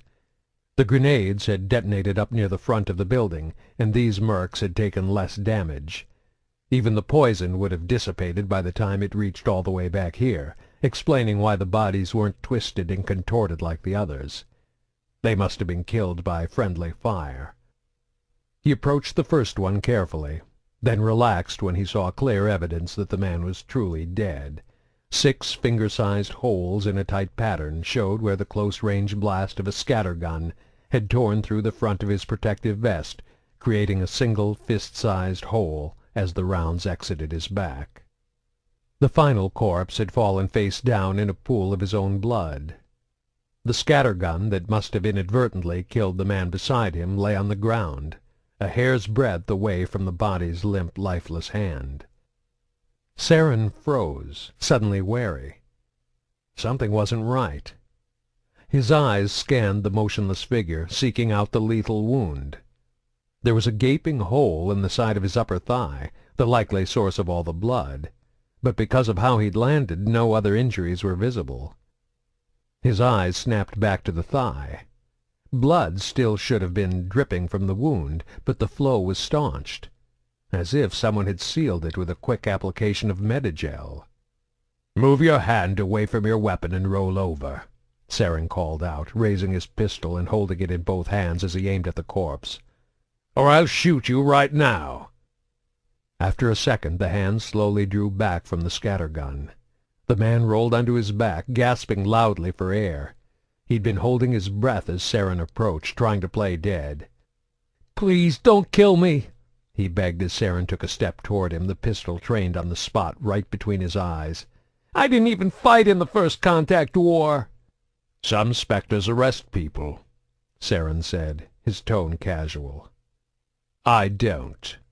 "Wait!" the man screamed, scrambling back until he was pressed up against the wall. "Wait! I have information!" Saren didn't say anything. Instead, he lowered the gun and gave a short nod. "It's another group of mercs, the Blue Suns." Every spectre working in the Verge knew the Blue Suns were a force to be reckoned with.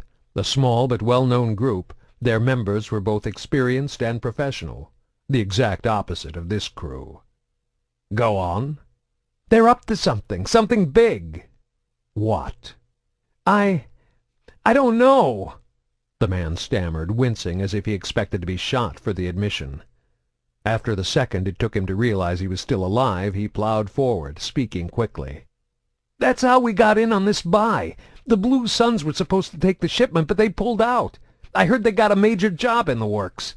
Something they didn't want to risk by drawing the attention of a Spectre with a weapons buy." Saren was intrigued. Whatever they were up to had to be big. The Blue Suns almost never turned their backs on a deal they'd already negotiated. If they were trying that hard to keep Spectres out of the picture, it meant he'd damn well better find out what was going on. "What else?" "That's all I know," the man said. "I swear. If you want more, you need to look at the Blue Suns." "So, do we have a deal?" Saren gave a derisive snort. "Deal?" "You know, I give you information about the Blue Suns and you let me live." The Spectre raised his pistol again. "You should have negotiated before you spilled your guts. You've got nothing left to bargain with." "What? No, please don't!" The pistol put an end to his protests, and Saren turned and walked calmly back outside, leaving the carnage of the warehouse behind. He'd alert the local authorities once he got back to Fend, so they could retrieve the stolen weapons, and clean up the mess.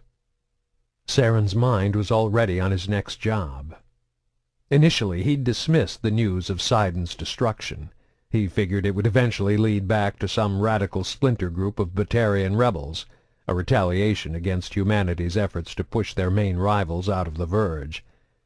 But if the attack wasn't the work of political terrorists, then the Blue Suns were one of the few private security organizations with the capability to pull it off. Saren had every intention of finding out who had hired them and why, and he knew just where to start his investigation. Anderson had spent the better part of 2 days reviewing Kali Sanders' personnel file, trying to make sense of it. The physical data was straightforward. Age 26, height 5 feet 5 inches, weight 120 pounds. The ID picture in her file showed she had predominantly Caucasian features, complexion fair, eyes light brown, hair dark blonde. She was attractive, but Anderson doubted anyone would ever have called her cute. There was a hard edge to her expression, as if she were looking for a fight. That wasn't surprising, given her personal background. According to the file, she had grown up in the Texan megapolis formed by the union of Houston, Dallas, and San Antonio, one of the poorer regions on Earth. She was raised by a single mother, a factory worker making minimum wage. Enlisting with the Alliance had probably been her only chance to get a better life, though she hadn't signed up until the age of 22, shortly after her mother's death. Most recruits signed up before they were 20. Anderson had joined the day he turned 18. But despite her late start, or maybe because of it, Kali Sanders had excelled at basic training. She was competent in hand-to-hand combat and weapons training, but her true aptitude had been in the technology fields. According to her file, she'd taken entry-level computing courses in the years leading up to her enlistment, and once she joined, she threw herself into the study of advanced programming, data communication networks, and prototype systems architectures. She finished at the top of her class, completing a 3-year program in only 2. Personality tests and psych evaluations showed she was intelligent, with a strong sense of personal identity and self-worth. Evaluations from peers and superior officers showed she was cooperative, popular, and an asset to any team she worked with. It was no wonder she'd been assigned to the Sidon project. And that's why none of this felt right. Anderson knew the difference between a good soldier and a bad one. Kali Sanders was definitely a good soldier. She may have initially joined the Alliance as an escape, seeking a better life than the one she had on Earth, but she had found exactly what she was looking for. She'd experienced nothing but success, accolades, and rewards since joining the military. Plus, with her mother gone, she had no other family and no real friends outside her fellow soldiers. Anderson couldn't come up with a single reason she would turn against the Alliance. Even greed didn't make sense. Everyone at Sidon was pulling down a top salary.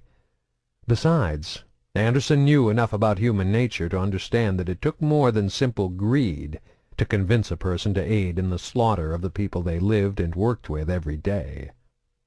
One more thing bothered him about this. If Sanders was the traitor, why had she disappeared the day before the attack and drawn attention to herself? All she had to do was show up for her regular shift, and it would have been assumed that she was one of the bodies vaporized in the explosion. It felt like someone was setting her up. But he couldn't deny that her sudden disappearance was too suspicious to be dismissed as mere coincidence. He needed to figure out what was going on, and so far his only possible clue was what wasn't in her file. Collie Sanders' father was officially listed as unknown. In this day and age of universal birth control to deal with rising populations, as well as massive DNA databanks, it was virtually impossible not to know the identity of a child's parents, unless it was being specifically hidden. Digging deeper into official files had shown all references to Collie Sanders' father had been purged. Hospital records, immunization reports, everything. It was as if someone had actively tried to cut him out of her life, someone with enough importance to falsify government documents. Collie and her mother both had to be part of the cover-up. If her mother had wanted the father's identity exposed, there would have been no way to stop her, and Collie could easily have gotten a DNA test any time she wanted. They had to know, but for some reason they didn't want anyone else knowing. However, neither one of them had the kind of financial resources or political clout it would take to pull something like that off, which meant someone else, probably the father, had also been involved. If Anderson could figure out who the father was, and why he'd been expunged from all official records, it might help him figure out how Collie Sanders was tied up in the attack on Sidon. Unfortunately, he'd exhausted all official channels. Fortunately, there were other ways to dig up buried secrets, which was why he was now standing in a dark alley in the wards, waiting to meet with an information broker. He had shown up a few minutes early, eager to see what the broker's search would turn up. Not surprisingly, his contact wasn't here yet. He spent the next few minutes waiting, occasionally pacing back and forth as the seconds dragged by. A figure stepped into view just as his watch beeped on the hour, materializing from the shadows. As she approached, it quickly became clear that she was a Salarian. Shorter and thinner than humans, Salarians resembled a cross between some kind of lizard or chameleon and the Greys, described by alleged victims during the rash of fictitious alien abductions reported back on Earth in the late 20th century. Anderson wondered if she'd been there the whole time, observing him as she waited patiently for the moment of their appointed meeting to arrive. "Did you find anything?" he asked the woman he had hired to scour the extranet for any clues as to the identity of Collie Sanders' father. Trillions of tetragigs of data were transmitted in bursts across the extranet every day. There had to be something useful buried in there. But searching a functionally infinite amount of data for a specific piece of information could be an exercise in pointless frustration. It would take days to collect, process, and scan every burst. And even then the output might be millions and millions of pages of hard copy. That's where information brokers came in. Specialists who used complex algorithms and custom-designed search engines to limit and sort the data. Mastering the extranet was as much an art as a science, and Salarians excelled at the art of gathering confidential information. The Salarian blinked her large eyes. "I warned you there might not be much to find," she said, speaking quickly. Salarians always spoke quickly. "Records from before your species linked to the extranet are sporadic." Anderson had expected as much. Archives from the days predating the First Contact War were slowly being added to the extranet by various government agencies, but the input of old records was a minor priority for every administration. Given Sanders's age, it was likely her father disappeared from her life long before humanity ever came into contact with the greater galactic community. "So you've got nothing?" The Solarian smiled. "That's not what I said. It was difficult to track down, but there was something. It seems the left hand of the Alliance is unaware of what the right is doing." She handed him a small optical storage disk. "Make my life easier," Anderson said, taking it from her and stuffing it into his pocket. "Just tell me what I'm going to find when I scan this thing." "The day Collie Sanders graduated from your military training academy at Arcturus, an encrypted message was forwarded through classified Alliance channels to an individual on one of your colonies in the Skyllian Verge. It was subsequently purged seconds after it was received." "How'd you get access to classified Alliance channels?" Anderson demanded. The Solarian laughed. "Your species has been transmitting data across the extranet for less than a decade. My species has been directing the primary espionage and intelligence operations for the Citadel Council for 2,000 years. "Point taken. You said the message was purged?" "True. Deleted and scrubbed from the records. But nothing is ever truly gone once it hits the extranet. There are always echoes and remnants for people like me to track down. The extranet works on a—" "I don't need the details," Anderson interrupted, holding up a hand to cut her off. "What did the message say?" "It was brief. A single text file comprised of Collie Sanders's name, final grades, and her class standing. Very impressive. She could have a bright future in my field if she wanted to come work for—" Anderson cut her off again, growing impatient. "This was all in her personnel file. I didn't pay you to get me her marks." "You didn't pay me at all," she pointed out. "This is being billed directly to your superiors at the Alliance, remember? I doubt you could afford to hire me. That's why you came to me in the first place." Anderson's hands involuntarily went up and rubbed his temples. "Right. That's not what I meant." Solarians tended to talk in circles, changing topics with every breath. It gave him a headache, and it always seemed to take twice as long as it should to get what you needed out of them. "I hope to God you have something more than this." "The sender of the message was one of the instructors at the Academy, a man long since retired. Preliminary follow-up indicates he is not germane to the investigation. He was likely only acting on orders of the recipient, and likely knew nothing about why the information was being sent.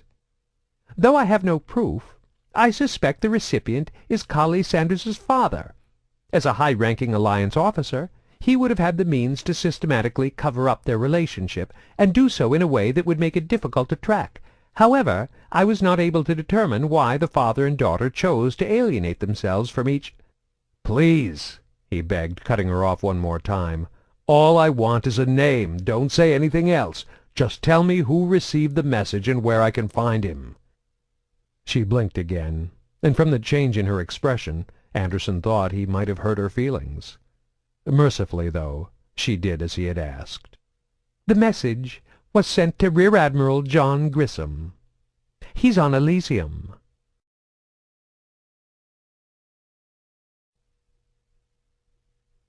Chapter 10. "This is a private club, Batarian," growled the Krogan security guard who stepped in Grotto Iba's way as he tried to enter the doors of the sanctuary. "Tonight I'm a member," the Batarian mercenary replied, holding up his financial access card to the scanner and letting it deduct the 400 credit cover charge directly from his bank account. The Krogan didn't move, barring his way until the transaction was approved.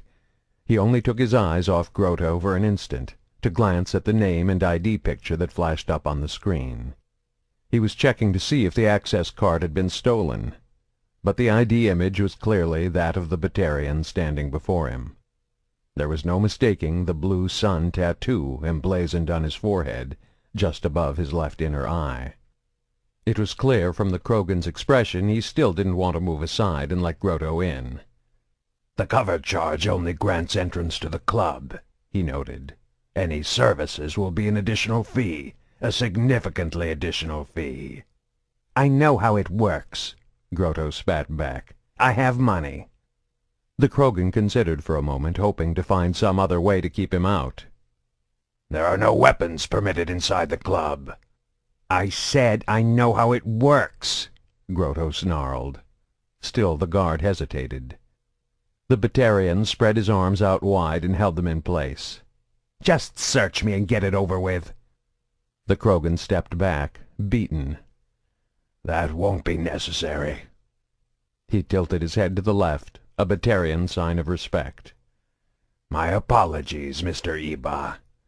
Helanda at the counter in the back can attend to your needs." Grotto lowered his arms, a little surprised. It was amazing the kind of respect money could buy. If he had actually thought it was possible to get in without being searched, he would have smuggled a pistol in under his belt, or at least slipped a knife in his boot. Instead, he slowly tilted his head to the right in acknowledgment of the apology, playing the part of a man whose honor had been insulted. He boldly walked past the doorman and into the most exclusive whorehouse on Kamala, trying to appear calm, though his heart was racing. Part of him had been afraid they would simply turn him away, even if he paid the cover charge. It was obvious he didn't belong here. The sanctuary was reserved for the rich and elite, those with fortunes, not soldiers of fortune. For the most part, the cover fee kept men like Grotto out. There were plenty of other places on Kamala to buy companionship for the night, none of them nearly as expensive as the sanctuary. But the Blue Sun's new employer had paid a substantial fee for their exclusive services over the next few months, including a large bonus after the attack on the Sidon military base. Grotto hadn't been directly involved in the attack, and he hadn't been in the warehouse when their employer had met up with Scar. If he had, he'd know who was paying them, but he might also have been one of the unlucky mercs who ended up dead at Scar's hands. The Blue Suns paid every member an equal share anyway, so Grotto hadn't missed out on anything but the chance of getting killed. And the mercs who'd been at the warehouse were still on the job. They'd been contracted as personal bodyguards for the anonymous money man. Grotto, on the other hand, was free to go out and enjoy his share of the credits. And for once in his life he was going to experience a pleasure reserved for those far more wealthy and powerful than he. He'd spent part of the bonus on new clothes, but even so he began to feel self-conscious as he crossed the room. He didn't fit in, and the clientele, most of them Batarians, were regarding him with open suspicion and curiosity. Societal caste was an important part of Batarian culture, and Grotto was openly defying the conventional norms. But when he noticed that even the employees were looking at him with contempt, his embarrassment transformed into self-righteous rage. Who were they to look down on him? Nothing but servants and whores. As he marched up to the counter in the back, passing several more Krogan security personnel, he vowed he'd make somebody pay. Once he had his whore in a private room, he'd turn her scorn into fear and terror. "Welcome to the sanctuary, Mr. Iba," cooed the young Batarian woman behind the counter. "My name is Helanda. I apologize for the incident at the door," she continued. "Odak sometimes takes his job too seriously. You have my personal assurance he will be properly respectful next time." "Good. I expect better treatment in a place like this." There wasn't going to be a next time, but Grotto wasn't going to tell her that. "We have a wide variety of services available," Helanda explained, smoothly glossing over the doorman's indiscretion and moving on to the business at hand. "The sanctuary aims to satisfy the desires of all our clientele, no matter how esoteric. If you tell me what you're interested in, I will personally help you select an appropriate consort, or consorts, for the evening." "I'm interested in you," he said, leaning forward on the counter, responding to the unspoken invitation. "That is not my role here," she said curtly, taking a half-step back, the lids of her inner eyes flicking quickly in distaste. He realized her charm was nothing but an act, a game she was playing with him. Her involuntary reaction exposed the truth. She felt the same revulsion he'd seen in the other employees. From the corner of his eyes, Grotto noticed one of the Krogan guards casually moving closer to them, and he decided now was not the time for retribution. He forced a laugh, as if he found her stinging rejection amusing. "Actually, I'm interested in a human female." "A human female?" Helanda asked, as if she wasn't sure she had heard him properly. "I'm curious," he replied coldly. "Very well, Mr. Iba," she said, touching a button behind the counter that brought up a small screen in front of her. "I should advise you that there is a premium charged for all interspecies requests. The appropriate fees are listed beside each consort." She spun the screen to face him. The display showed several prospects, along with the allotted price for each. Grotto had to check himself to keep from choking in shock when he saw the amounts. Unlike the whorehouses he usually frequented, hourly rates weren't an option here. A full night at the sanctuary was going to cost several hundred credits more than his entire bonus. For a brief second he considered turning around and just walking out. But if he did, the 400 credits he'd paid at the door were gone for good. "Her," he said, pointing at one of the pictures. There were less expensive options, but he was damned if he was going to let them bully him with their prices. He was never coming back here, so he was determined to get exactly what he wanted. Truthfully, he didn't know all that much about humans, but something about this individual appealed to him. She seemed fragile, vulnerable. "An excellent choice, Mr. Iba. I will have someone escort you to your room for the evening. Your consort will be up shortly." A few minutes later, Grotto was alone in one of the soundproofed private rooms, pacing back and forth and slamming his fist into his hand. He was thinking back on all the humiliations he'd suffered since arriving at this place, working himself up into a fever, determined to take it out on the unfortunate human girl who was about to become his victim for the evening. He wasn't physically attracted to humans, female or otherwise, but this night wasn't going to be about sex. Grotto simply didn't like humans. They bred and spread like vermin, swarming out across the verge, gobbling up colony worlds and forcing other species out, like the Batarians. The humans he worked with in the Blue Suns knew how to handle themselves in a fight, but like all of their kind, they were arrogant and self-important. Tonight he would take one of that proud species and make her suffer. He would humiliate, degrade, and punish her. He would break her. There was a knock, soft and timid. He pulled open the door, reaching out to grab the woman's wrist and yank her into the room. But he froze when he saw a male Turian standing there. "Who are—" "Ach!" The words were cut off as the Turian punched him hard in the throat. Choking and gagging, Grotto staggered back and fell onto the bed in the center of the room. The Turian calmly stepped inside, closing the door behind him. Grotto heard the lock click into place, sealing the pair of them in together. Somehow, scrambling to his feet, Grotto struggled to catch his breath as he brought his fists up, waiting for the Turian to move in and try to finish him off. After locking the door, however, the Turian just stood there. "Who are you?" Grotto finally gasped. "Saren," was the one-word reply. Grotto shook his head. He didn't recognize the name. "How'd you get past the guards?" he demanded. "They didn't try to stop me," Saren replied, his voice relaxed. "I think they actually wanted me to come in here and take care of you." "What? What do you mean?"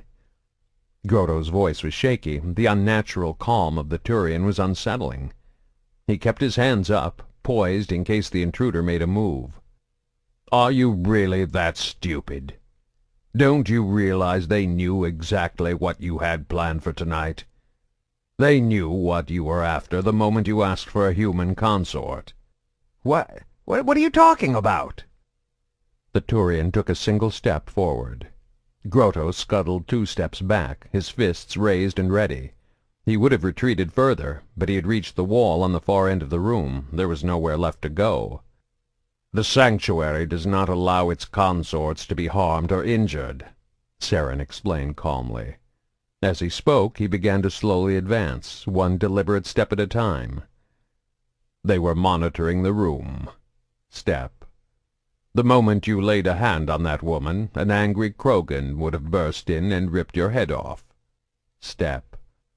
I didn't even do anything," the Batarian protested, finally dropping his fists. He felt like a fool waving them around when the other man seemed so calm. Step.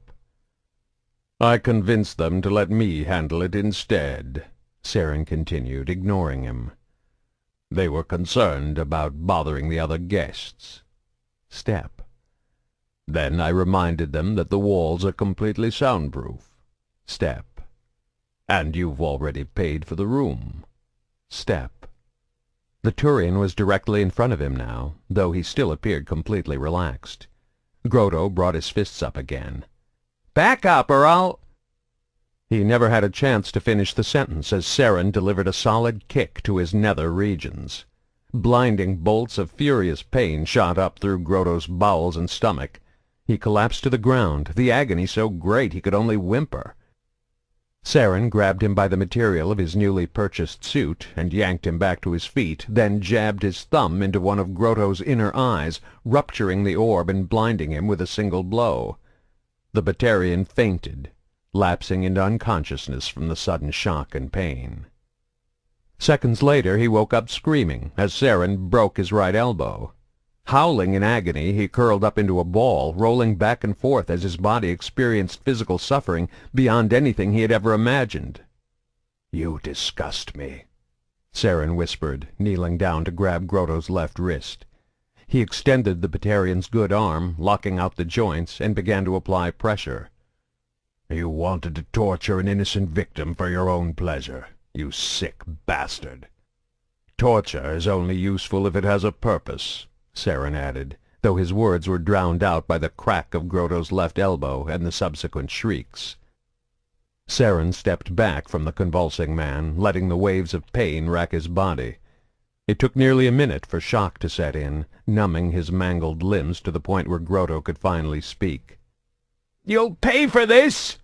Grotto wailed up at him from the ground, sobbing freely. Tears and mucus mixed with ocular fluid from his blind eye, dribbling down into his mouth and slurring his words into a blubbery parody of a threat. "Do you know who I am? I'm with the Blue Suns." "Why do you think I followed you here?" A look of horror spread across Grotto's face as he finally understood. "You're a spectre," he mumbled. "Please," he begged, "tell me what you want, anything, I'll give it to you." "Information," Saren replied. "Tell me what you know about Sidon." "We were hired to take out the base," the crippled man admitted.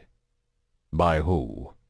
"I don't know. I only dealt with a go-between. I never saw him, never heard a name." Saren sighed and knelt down at the floor beside Grotto. There were many exotic methods of interrogation, a million ways to inflict pain and punishment on a victim. But Turians were practical people, and he personally preferred the brutal effectiveness of simple, basic techniques. Grabbing the man's dangling left arm by the wrist, he took a firm grip on one of his fingers and began to bend it backwards. "No!" the Batarian screamed. "No, please! It's the truth! That's all I know! You have to believe me!" He stuck to the story, even after 3 of the fingers on his hand were broken at the middle knuckle, convincing Saren he was telling the truth. "How did you get inside the base?" Saren asked, changing his line of questioning.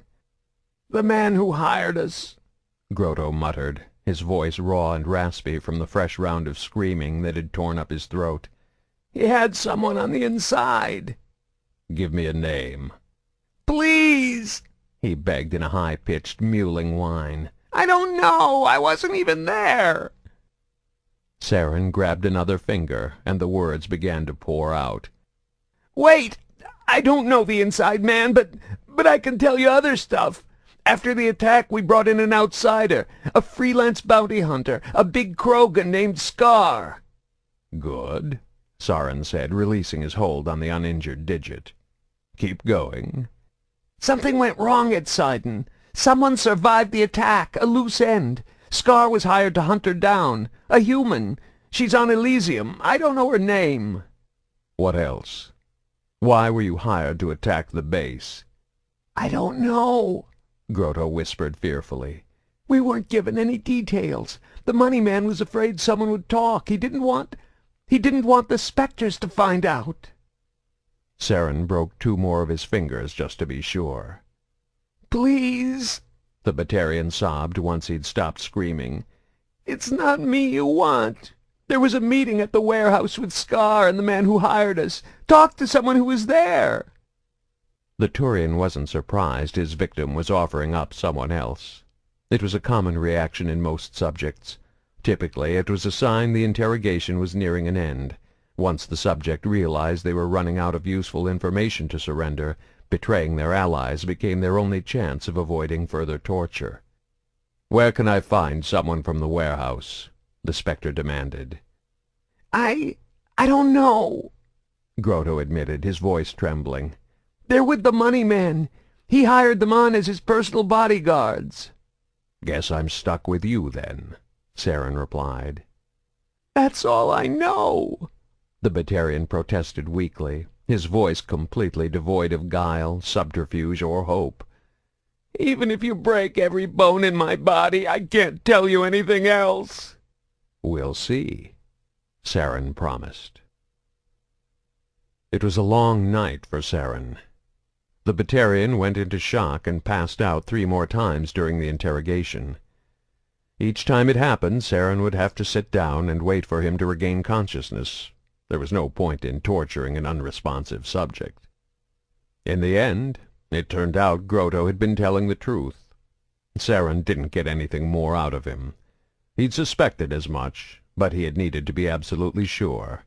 There was too much at stake. Someone had hired the Blue Suns, someone with enough wealth and power to secure their exclusive loyalty, someone who had taken extra precautions to make sure the Spectres wouldn't find out what was going on. Saren needed to know who had ordered the attack on Sidon and why. Billions of lives could be at stake, and he was more than willing to torture a single merc for hours on end if there was even the smallest chance he could learn something that might help him break the case. Not that there weren't consequences to his actions. The soundproof room had amplified the piercing shrieks and keening wails of his victim. The screams had physically hurt Saren's ears, and now he had a pounding headache. "Next time," he thought as he rubbed his temples, "I'll bring earplugs." He had lifted the Batarian up onto the bed part way through the interrogation. It was easier to work on him there than to constantly bend down to reach him on the floor. Now Grotto was just lying motionless on his back, breathing softly in a deep sleep brought on by utter mental and physical exhaustion. There wasn't much to go on, but Saren had a solid lead to follow. He knew Scar by reputation, and he knew the bounty hunter was headed to Elysium. It shouldn't be hard to pick up his trail there. First, though, he had to clean up this mess. Arresting Grotto wasn't an option. It would draw attention and alert whoever had hired the Blue Suns that a Spectre was on the case. It was easier, and safer, to just dispose of the body. Saren gently placed a hand on either side of the Batarian's head, then gave a savage twist at an awkward angle, breaking his elongated neck. A quick and painless death. After all, he wasn't a monster.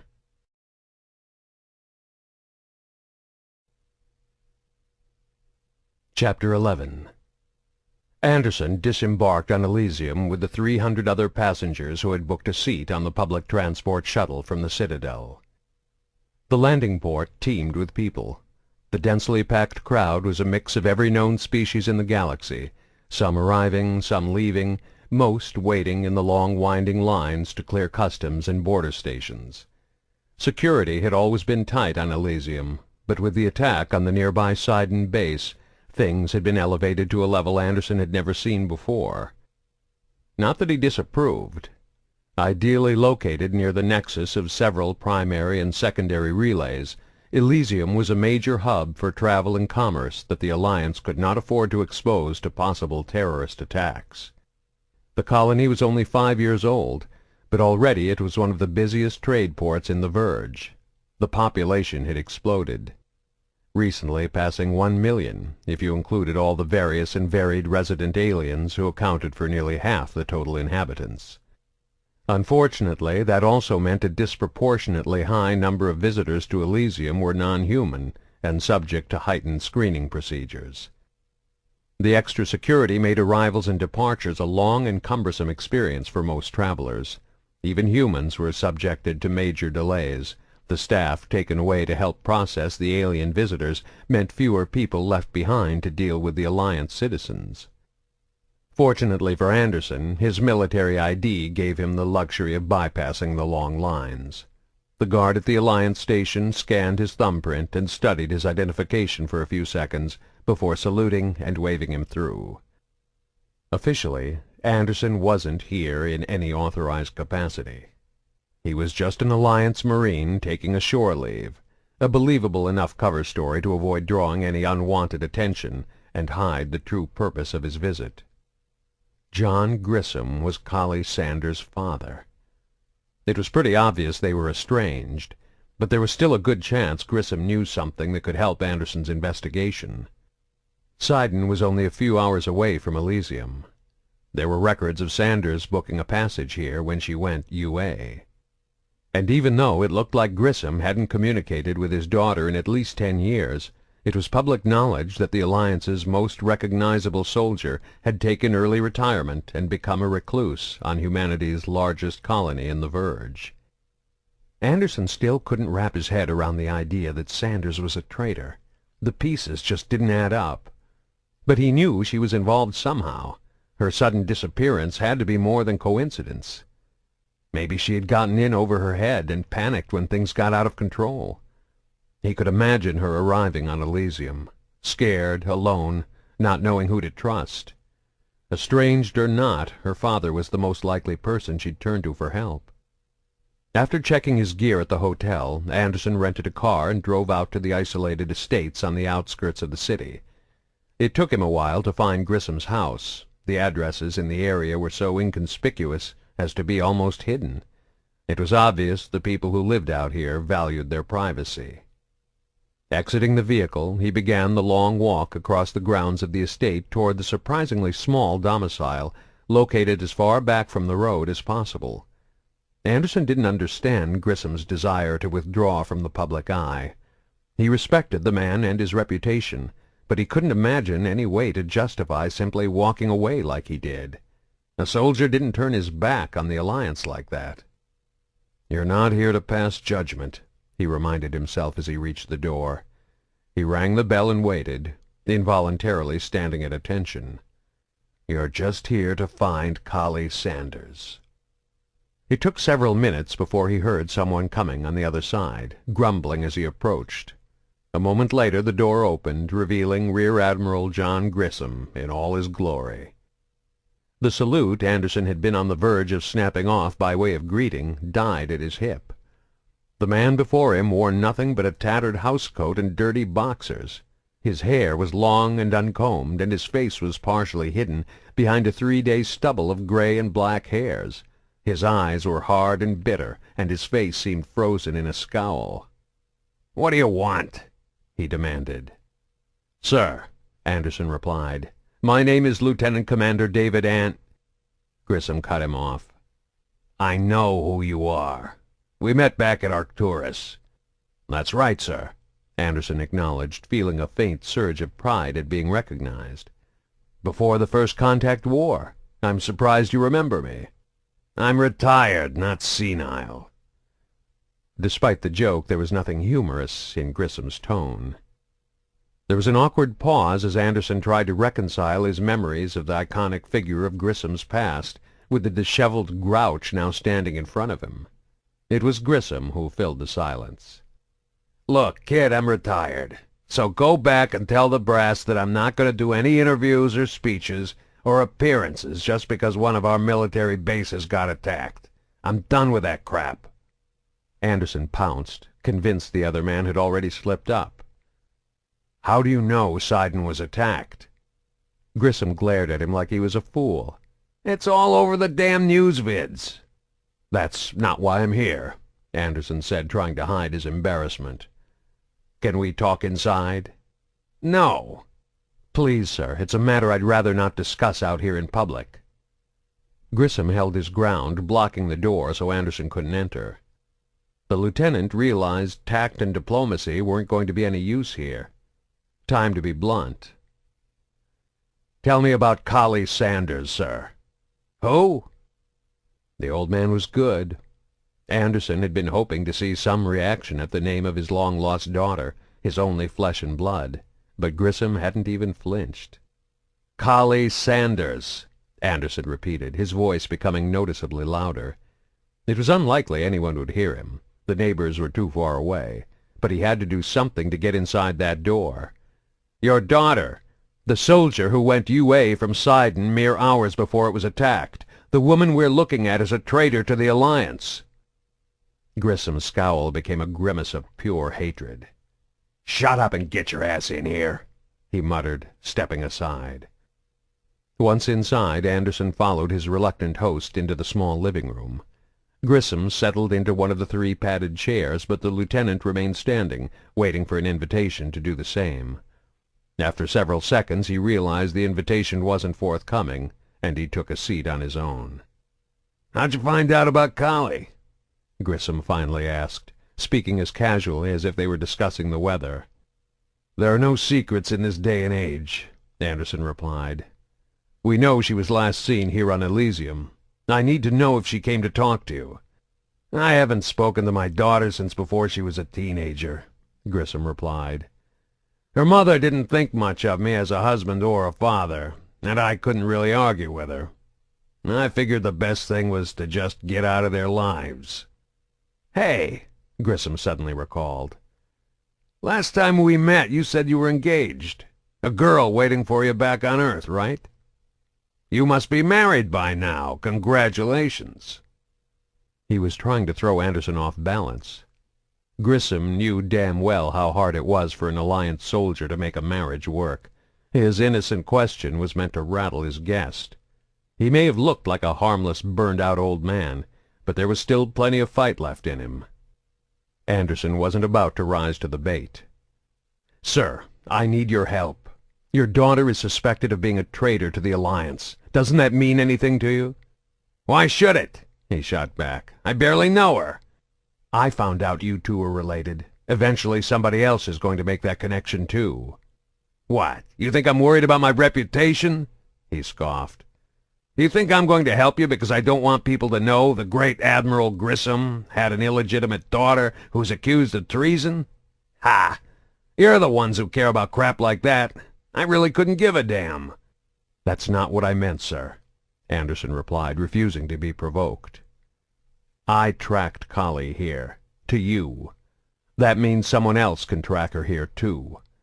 I came to you because I want to help your daughter, but the next person who comes after her, and we both know there will be others, might be looking to harm her." Grissom leaned forward slowly and placed his head in his hands, considering Anderson's words. Several long moments went by before he sat up straight again. His eyes were moist with tears. "She's not a traitor," he whispered. "She didn't have anything to do with this." "I believe you, sir," Anderson said, his voice sincere and sympathetic. "But not many others will. That's why I need to find her before something happens to her." Grissom didn't say anything, but simply sat there, chewing on his lower lip. "I won't let anything bad happen to her," Anderson reassured him. "I give you my word on it." "She came here," Grissom finally admitted, taking a deep breath. "She said she was in trouble, something to do with Sidon. I didn't ask her any of the details. I guess I was afraid of what she might tell me." He leaned forward and clasped his head in his hands again. "I was never there for her when she was growing up," he mumbled, sounding as if he was on the verge of tears. "I couldn't turn her away now. I owe her." "I understand, Admiral," Anderson said, reaching forward to place a comforting hand on Grissom's shoulder. "But you have to tell me where she went." Grissom looked up at him, his expression naked and vulnerable. "I gave her the name of a freighter captain down at the ports. Ehring, captain of the Gossamer. He helps people who want to disappear. She left last night." "Where was she going?" "I didn't ask. Ehring takes care of all the details. You need to talk to him." "Where's he?" "The Gossamer left this morning on a trade run out near the Terminus systems. He won't be back for weeks." "We don't have weeks, sir." Grissom stood up, his posture a little straighter than it had been when Anderson first arrived, as if his muscles were trying to remember what it was like to stand proudly at attention. "Then I guess you'll just have to get your patrols out there and find him, soldier. He's the only one who can lead you to my daughter." Anderson jumped crisply to his feet. "Don't worry, Admiral. I won't let anything happen to her." He started to salute, but Grissom turned his head away. "Don't," he muttered, ashamed. I don't deserve that. Not anymore." Anderson extended his hand instead. The older man hesitated a moment, then reached out and clasped it in a surprisingly firm grip. "You're a better man than I ever was, Anderson. The Alliance is lucky to have you." The lieutenant didn't know what to say, so he only nodded. Grissom took him firmly by the elbow and led him out of the living room to the front door. "Remember your promise," he said as his parting words. "Don't let anything happen to my daughter." Grissom watched the lieutenant leaving his home on the vid-screen for the security camera over his door, only turning away when the young man got into his vehicle and sped off. Then he made his way slowly to the back of the house and knocked once on the closed door of his bedroom. A second later, Collie opened it and asked, "Who was it?" "Some Alliance snoop who figured out we were related. I sent him on a wild goose chase. He'll spend the next 2 weeks out near the Terminus systems chasing down an old friend of mine." "Are you sure he bought it?" Collie asked. "I gave him exactly what he wanted," Grissom said with a cynical smile. "The chance to help an old broken-down hero remember something of who he used to be. But he's not the one we have to worry about," Grissom continued. "Things won't get tough until we run into someone involved in the attack on Sidon." Collie reached out and grabbed his hand, pressing it firmly between her own palms. "Thank you," she said, staring up into her father's eyes. "I mean it." He nodded and shifted uncomfortably until she released her grip. "We'll wait a few more days," he said, turning away and leaving her to the privacy of her room. "Then we'll figure out some way to get you off this planet." A large dark shadow crept quickly and quietly across the moonlit grounds of Grissom's estate, making its way toward the home. Scar could move silently when he had to, even in full body armor. It slowed him down, but he usually relied on strength rather than speed anyway. There were no lights on inside the small house of the man Scar now knew to be the father of his target. He'd been surprised when his Batarian information broker had come up with the name of an Alliance hero, but it didn't really change the job. It just meant there'd be more fallout when he was done. The Krogan didn't know if Collie Sanders was inside, but even if she wasn't, her father probably knew how to find her. Scar was confident he could make the human talk, as long as he didn't accidentally kill him first. That's why he was traveling light, armed only with a pistol and his favorite knife. He paused outside the only door, listening for signs of life. From his belt he pulled out his Omnitool, using it to hack in and disable the security system and override the electronic lock. He slid the Omnitool back into his belt, exchanging it for his pistol, and pushed the door open. His eyes still adjusting to the darkness, he put one foot across the threshold. The shotgun blast took him square in the chest. There was a blue flash as the reflexive system of kinetic barrier fields reacted to the impact, deflecting most of the rounds harmlessly away. A few tore through the kinetic barriers, only to ricochet off the ablative plates of his body armor, or bury themselves into the thick padding underlay. A handful penetrated every layer of protection and tore into the flesh beneath. The force of the blast lifted the Krogan off his feet, knocking the pistol from his grip and hurling him back out the door to land heavily on the ground. Grissom jumped up from the chair where he'd been holding a nightly vigil ever since Collie had arrived, and raised the gun for another shot. He'd recognized the blue flash as the intruder's kinetic barriers that absorbed most of the initial blow, but the point-blank hit would have drained the shields, and one more good shot should finish the job. Lying on his back, Scar yanked the knife from his belt and flung it end over end at his attacker. The blade sank deep into the muscle of Grissom's left bicep as he squeezed the shotgun's trigger again, knocking him back and throwing off his aim.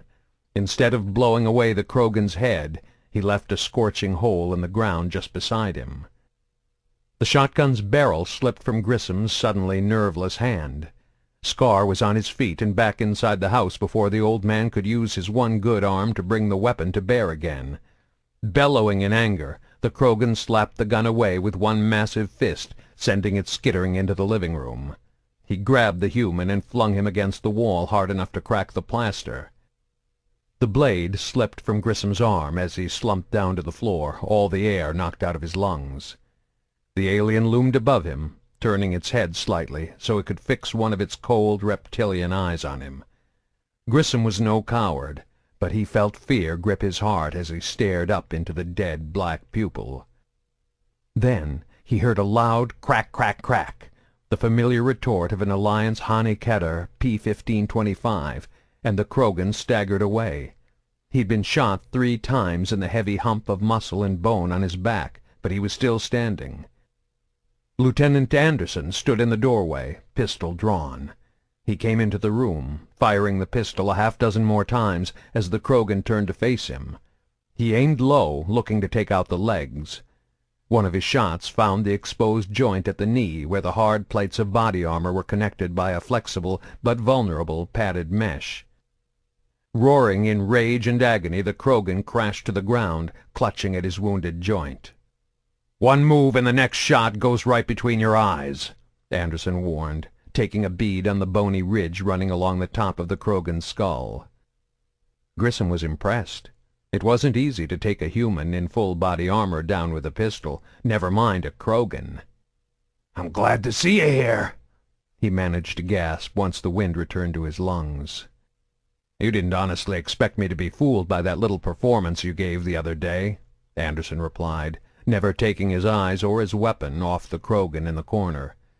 "I've been watching this place ever since I walked out your door." Grissom struggled to his feet, his left arm still dangling uselessly, his right pressed against his heavily bleeding wound.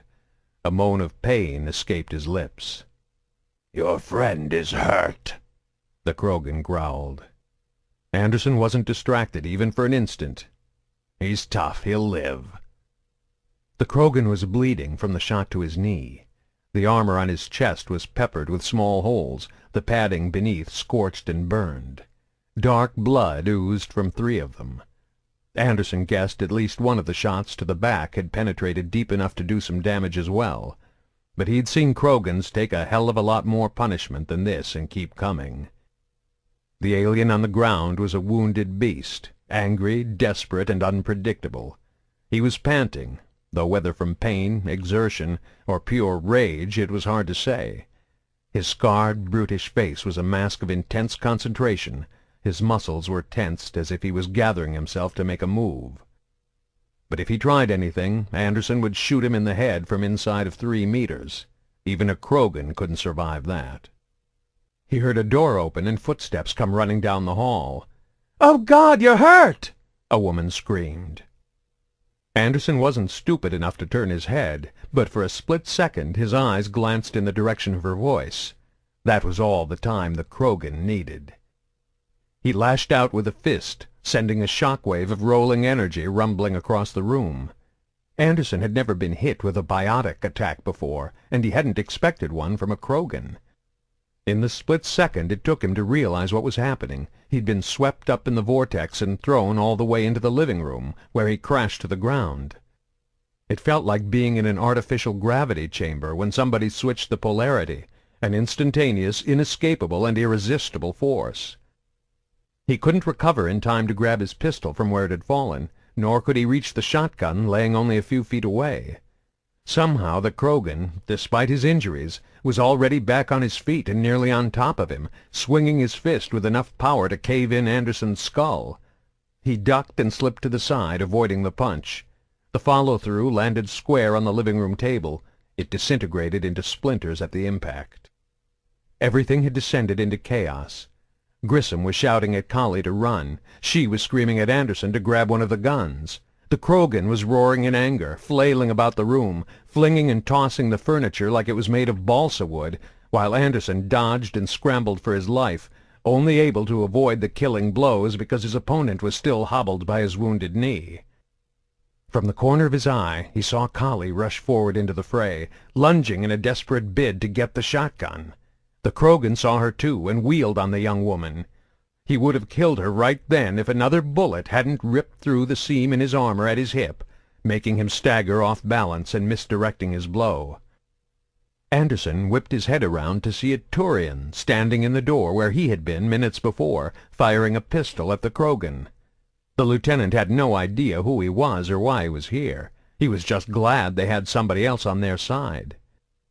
Most of the shots ricocheted off the Krogan's armor as the beast ducked down and tried to cover his head, the only exposed part of his body. He glanced back at the Turian, then leaped through the living-room window, smashing through the plate glass. The Krogan landed on his shoulder on the grass outside and rolled to his feet in one smooth motion. He took off in a lumbering run, his gait awkward because of his injured leg, but moving far faster than Anderson would have believed possible for a creature of his size. The Turian stepped outside and fired a few shots into the darkness, then turned and came back into the house. "Aren't you going after him?" Grissom asked their unknown ally. He was still sitting on the floor, but he'd used the belt of his bathrobe to tie a tourniquet around his upper arm, stemming the flow of blood from his wounded bicep. "Not armed only with this," the Turian responded, holding up his pistol. "Besides, only a fool faces a Krogan biotic alone." "I think what Admiral Grissom actually meant to say," Anderson said, coming over and extending his hand, "was thank you for saving us." The Turian stared down at the offered hand, but made no effort to extend his own. Embarrassed, the lieutenant pulled his hand back. "I know why he's here," Grissom said through teeth gritted against the pain, nodding his head in Anderson's direction. "What's your story?" "I've been tailing Scar for 2 days," the Turian replied, "waiting for him to make a move." "Tailing him?" Kali asked as she came over to check on her father's wound. "What for? Who are you?" "My name is Saren. I'm a Spectre, and I want some answers."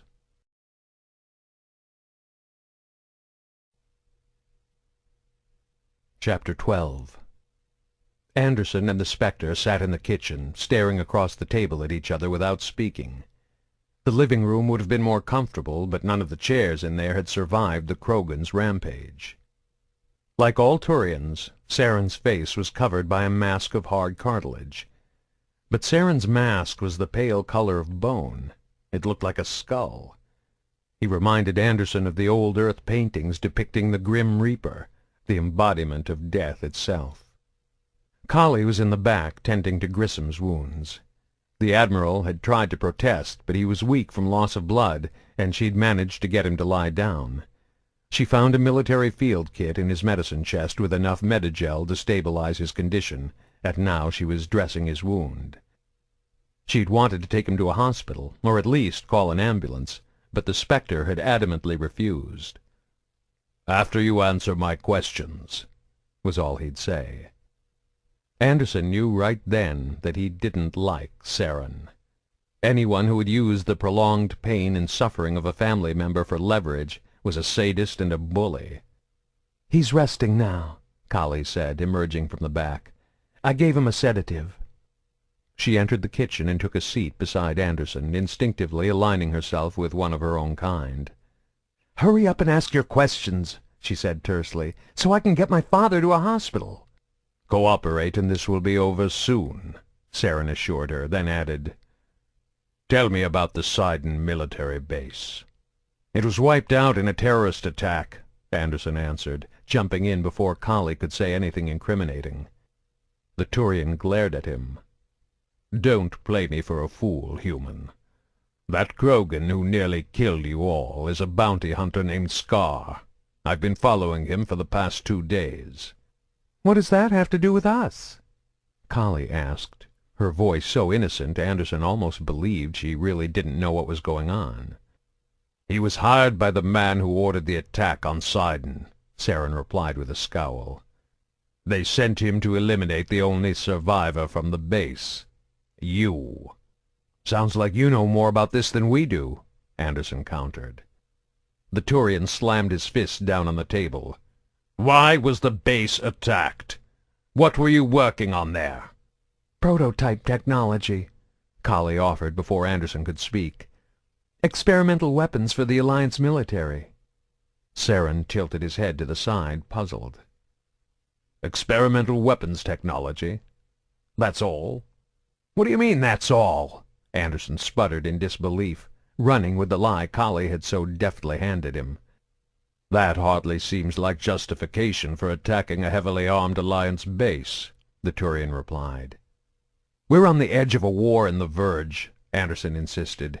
Everybody knows it's got to be us or the Batarians. Why wouldn't they want to attack our primary weapons research base? No, Saren said flatly. There's something more. You're hiding something. There was a long pause, and then the Turian casually brought out his pistol and set it on the table. Perhaps you don't understand the full extent of Spectre authority, he said ominously. I have the legal right to take any action I deem necessary during my investigations. You're going to kill us? Kali exclaimed, her voice rising in shock and disbelief. I have 2 rules I follow, Saren explained. The first is, never kill someone without a reason. And the second? Anderson asked, suspicious. You can always find a reason to kill someone. Biotics, Kali blurted out. We were trying to find a way to turn humans into biotics. The Turian considered her explanation for a moment, then asked, What were the results?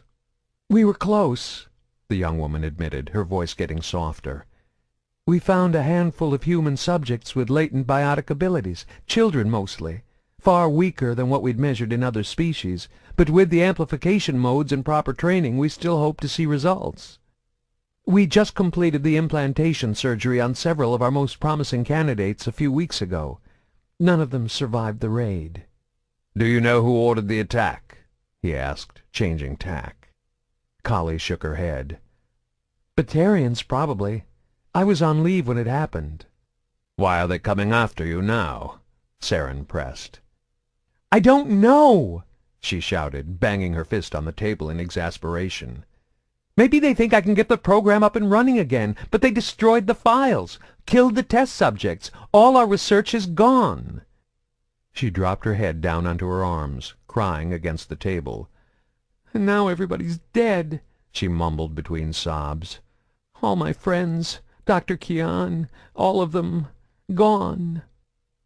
Anderson placed a comforting hand on her shoulder, while the Turian just sat there watching impassively. After several seconds he pushed himself away from the table and stood up. I will find out who ordered the attack, he told them as he put his gun back into his belt and turned to go. And why? At the door he paused and turned back to them. And if you're lying to me, I will find that out too. A moment later he was gone, disappearing into the night. Kali was still sobbing. Anderson pulled her close, trying to offer her comfort. She'd done a good job with Saren, spinning lies with just enough strands of truth to make them hold together. But there was nothing false about her reaction now. The people at Sidon had been her friends, and they were all dead. She pressed her head up against him, seeking solace in the closeness of a fellow human being. A few minutes later the tears stopped, and she gently pushed herself away from him. Sorry about that, she said, giving a nervous, rueful laugh and wiping her eyes. It's okay, Anderson replied. You've been through a lot. What's going to happen now? She asked. Are you going to arrest me? Not yet, he admitted. I meant what I said to your father the other day. I don't believe you're a traitor, but I need you to tell me what's going on, and not the story you told to that Turian. I want the truth. She nodded and sniffled.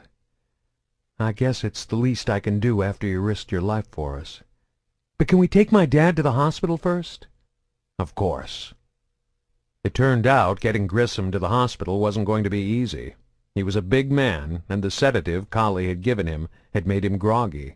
He was nothing but dead weight, uncooperative dead weight. "Leave me alone," he grumbled as they struggled in vain to lug him out of bed and get him on his feet. Kali stood on one side of the bed, holding his uninjured arm. Anderson was on the other, awkwardly gripping him around the waist and back to avoid touching his wounded bicep. Each time they tried to pull Grissom into a sitting position, he simply flopped back down.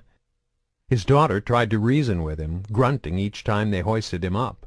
"We have to get you to a hospital." "Bleeding stopped?" he protested, his words thick and slurred from the sedative. "Just let me sleep." "Let's try something else," Anderson said to Kali, standing up and coming around to her side. He sat down on the edge of the bed, facing away from the Admiral as he pulled the older man's good arm up across his back and over his shoulder. With Kali's help he managed to stand, taking Grissom's not inconsiderable weight in a modified fireman's carry. "Put me down, you bastard!" Grissom moaned.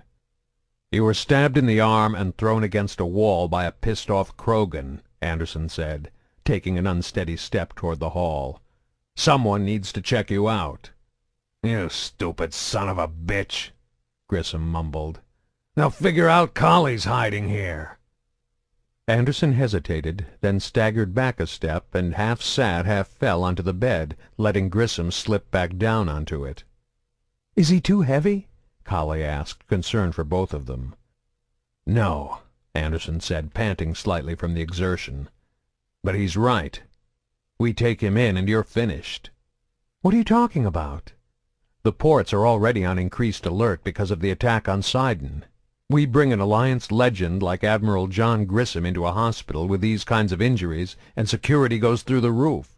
There's no way in hell we'll be able to get you off the planet without being recognized. I believe you're innocent, Kali, but nobody else does. They'll arrest you on sight." "So I'll just stay at the house," she said. "Nobody knows I'm here. Nobody even knows we're related." "Yeah, right. Nobody but me, a Spectre, that Krogan. We all figured it out, Kali. How long before somebody else makes the connection and comes snooping around? Before all this, nobody knew who you were. Nobody bothered with you. Now you're a suspected traitor. Your name and picture are on every news vid out there. Reporters will be digging into your past, trying to find out everything about you. Sooner or later, someone's going to figure out the truth." "So what can we do?" It was Grissom who chimed in with the answer. "Get the hell off this planet," he muttered. "I know people who can sneak you past port security. Just need to call them in the morning." With that, Grissom rolled over and began snoring, finally giving in to the sedatives. Anderson and Kali left the room and headed into the kitchen. "Your father's a pretty smart man," Anderson said.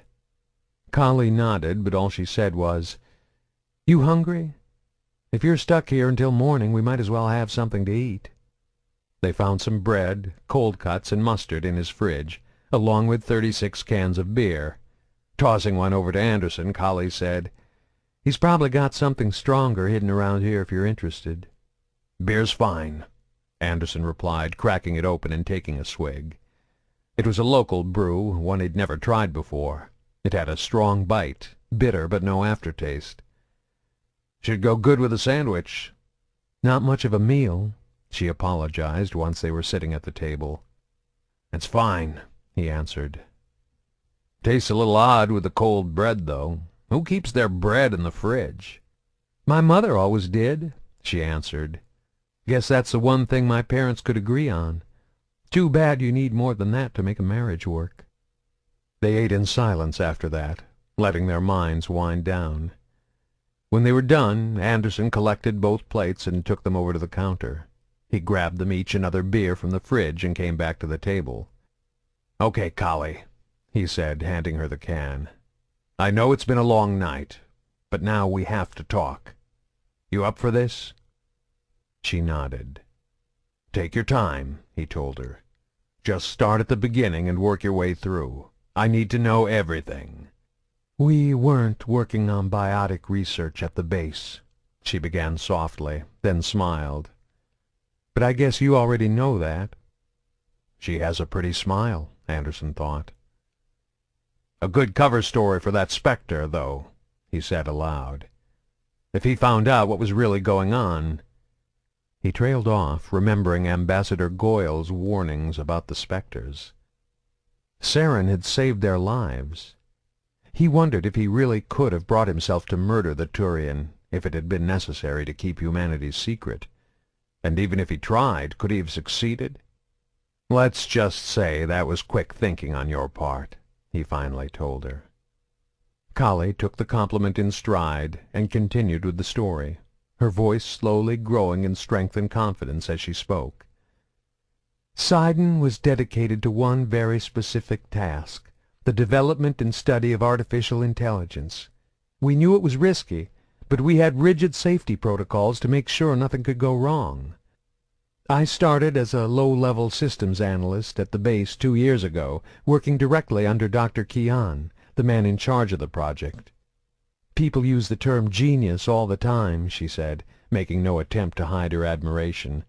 But he really was one. His mind, his research, the way he thinks, it's on a level so far above the rest of us we can barely even grasp it. Like most of the people there, I just did what Dr. Kian told me to. Half the time I didn't even fully understand why I was doing it. "Why weren't you at Sidon when it was attacked?" Anderson asked, gently nudging her toward the relevant part of her tale. "A few months ago I noticed some changes in Dr. Kian's behavior. He was spending more and more time in the lab. He started working double shifts. He hardly slept. But he seemed to have this endless supply of desperate, frantic energy." "Was he manic?" "I don't think so. I never saw any sign of it before. But suddenly we were integrating all sorts of new hardware into the systems.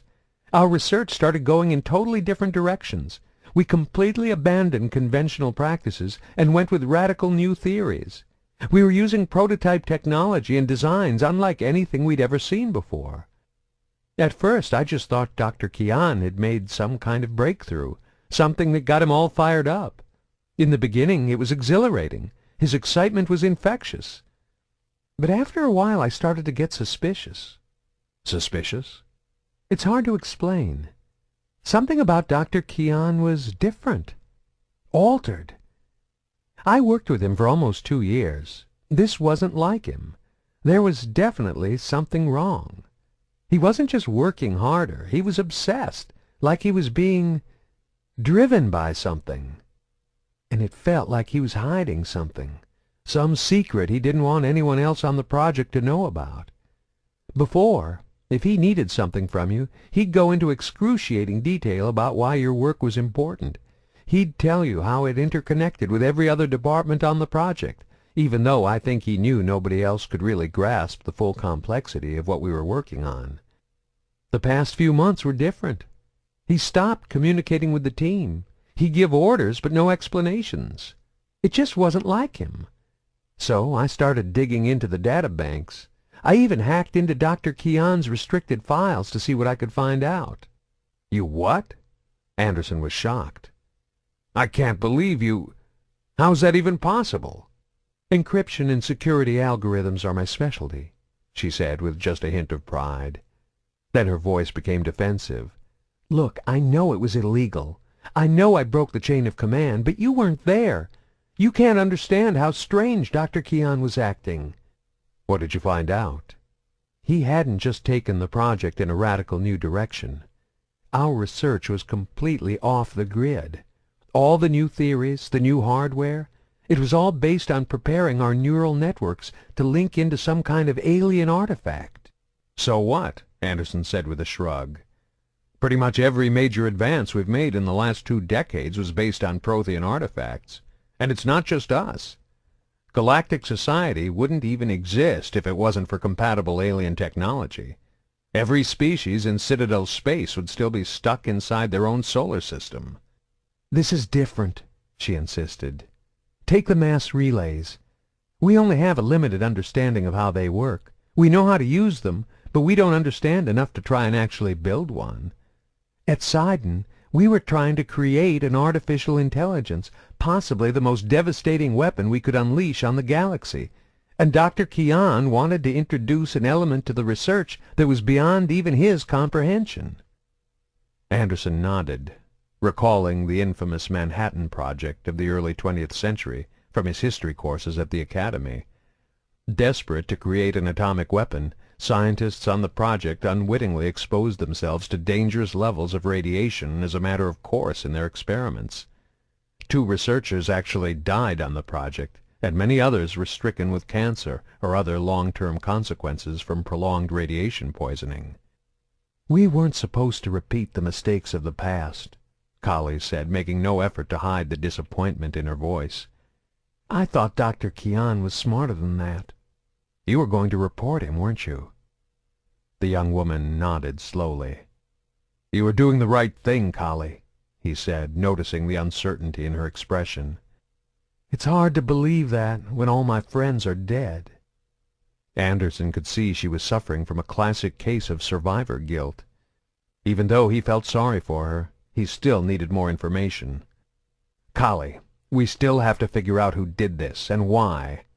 Maybe somebody wanted to stop Dr. Keon, she offered in a whisper.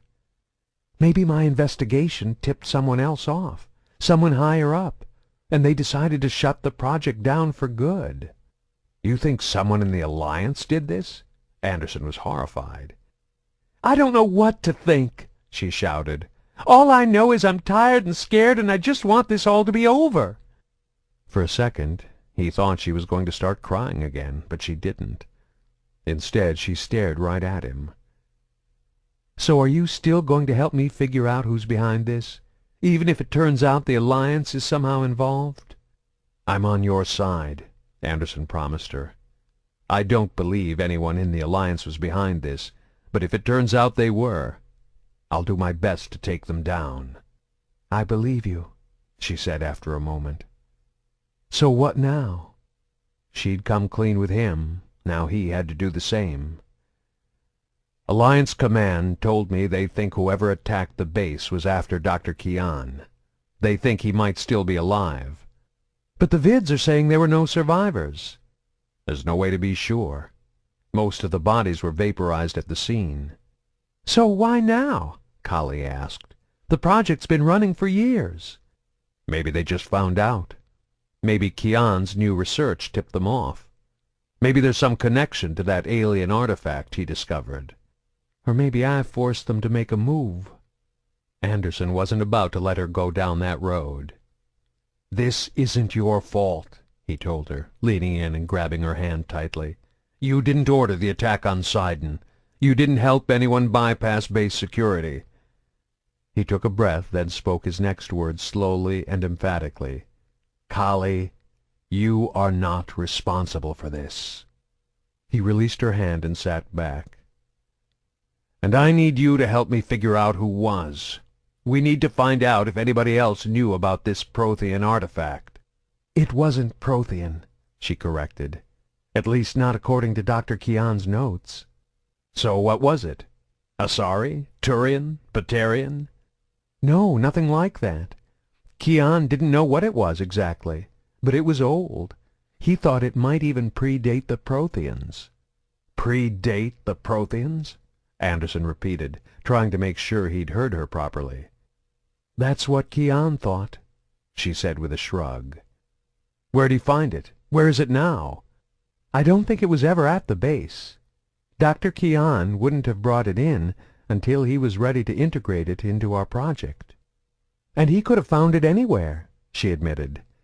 Every few months he'd leave the base for a week or two. I always assumed he was giving some kind of status report to his superiors at Alliance Command, but who knows where he went or what he was up to. Somebody outside the base had to know about this, Anderson pressed. You said Dr. Keon changed, took the research in a whole other direction. Was there anyone not on the project who might have noticed something out of the ordinary? I can't think of... Wait. The hardware for our new research. It all came from the same supplier on Kamala. Kamala? Your supplier was Batarian? We never dealt with them directly, she explained, speaking quickly. Suspicious hardware purchases anywhere in Citadel space are red-flagged and reported to the Council. Throughout the existence of the project, we used hundreds of shell companies to place individual orders for each component, orders too small to attract attention on their own. Then we configured them at the base and integrated them into our existing hardware infrastructure. Dr. Keon wanted to avoid compatibility issues in the neural networks, so he made sure almost everything could be traced back to a single supplier, Datan Manufacturing. It made sense in a convoluted way, Anderson realized. Given the current political tension between Batarians and humans, nobody would suspect that the primary supplier of a classified Alliance research project would be based on Kamala. If somebody at the supplier noticed a pattern in the purchases, Kali continued, they might have figured out what we were up to. As soon as Grissom gets us off this world, Anderson declared, we're going to pay the Datan facility a little visit.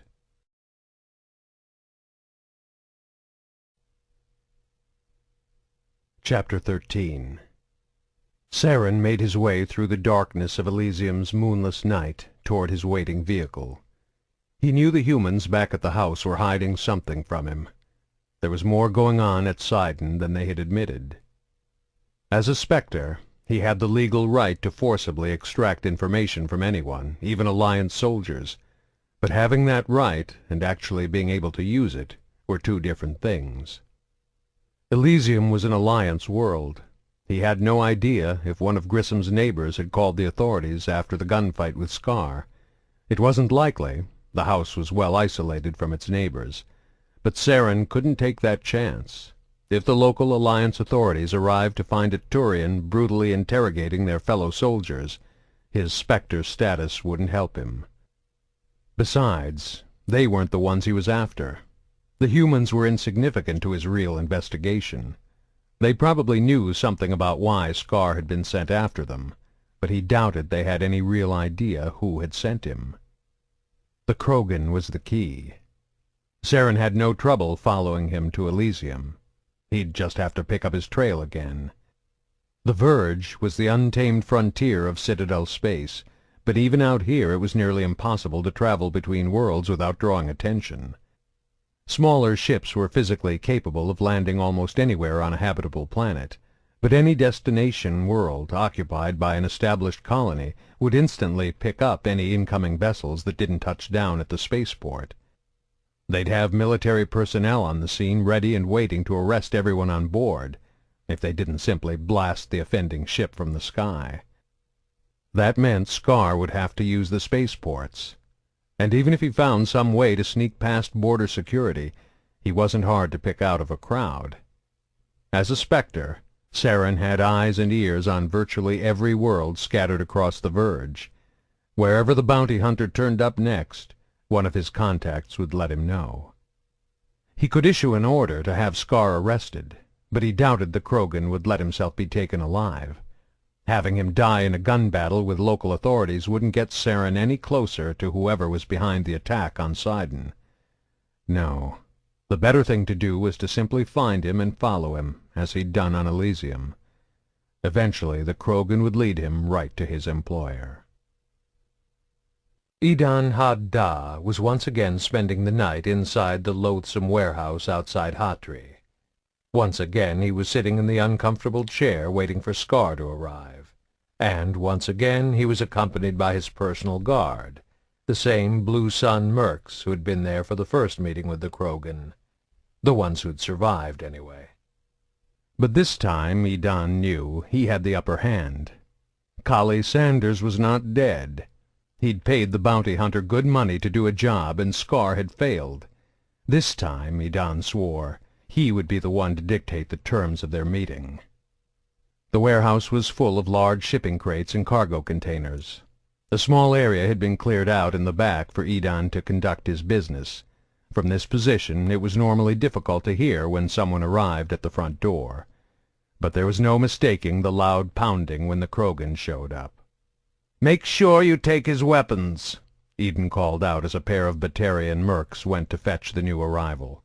"All of them," their employer added, vividly remembering the knife Scar had snuck in last time. From the front came the sounds of a loud argument.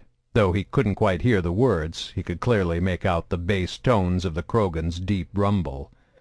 A minute later, one of the Batarians came back alone. "The Krogan won't hand over his weapons," he said. "What?" Idan asked, surprised. "He won't hand over his weapons, and he's wearing full armor." "I won't meet with him if he's armed," Idan vowed. "That's what I told him," the merc responded, tilting his head to the left in a gesture of supplication. "He just laughed, said he was happy to walk away and consider your business arrangement over." Idan cursed under his breath. The Krogan had been paid in full up front.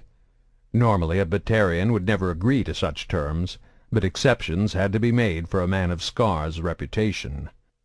"Let him keep his weapons," he finally relented. "Escort him back here. Is that wise? Tell your men they are free to kill him this time if he tries anything.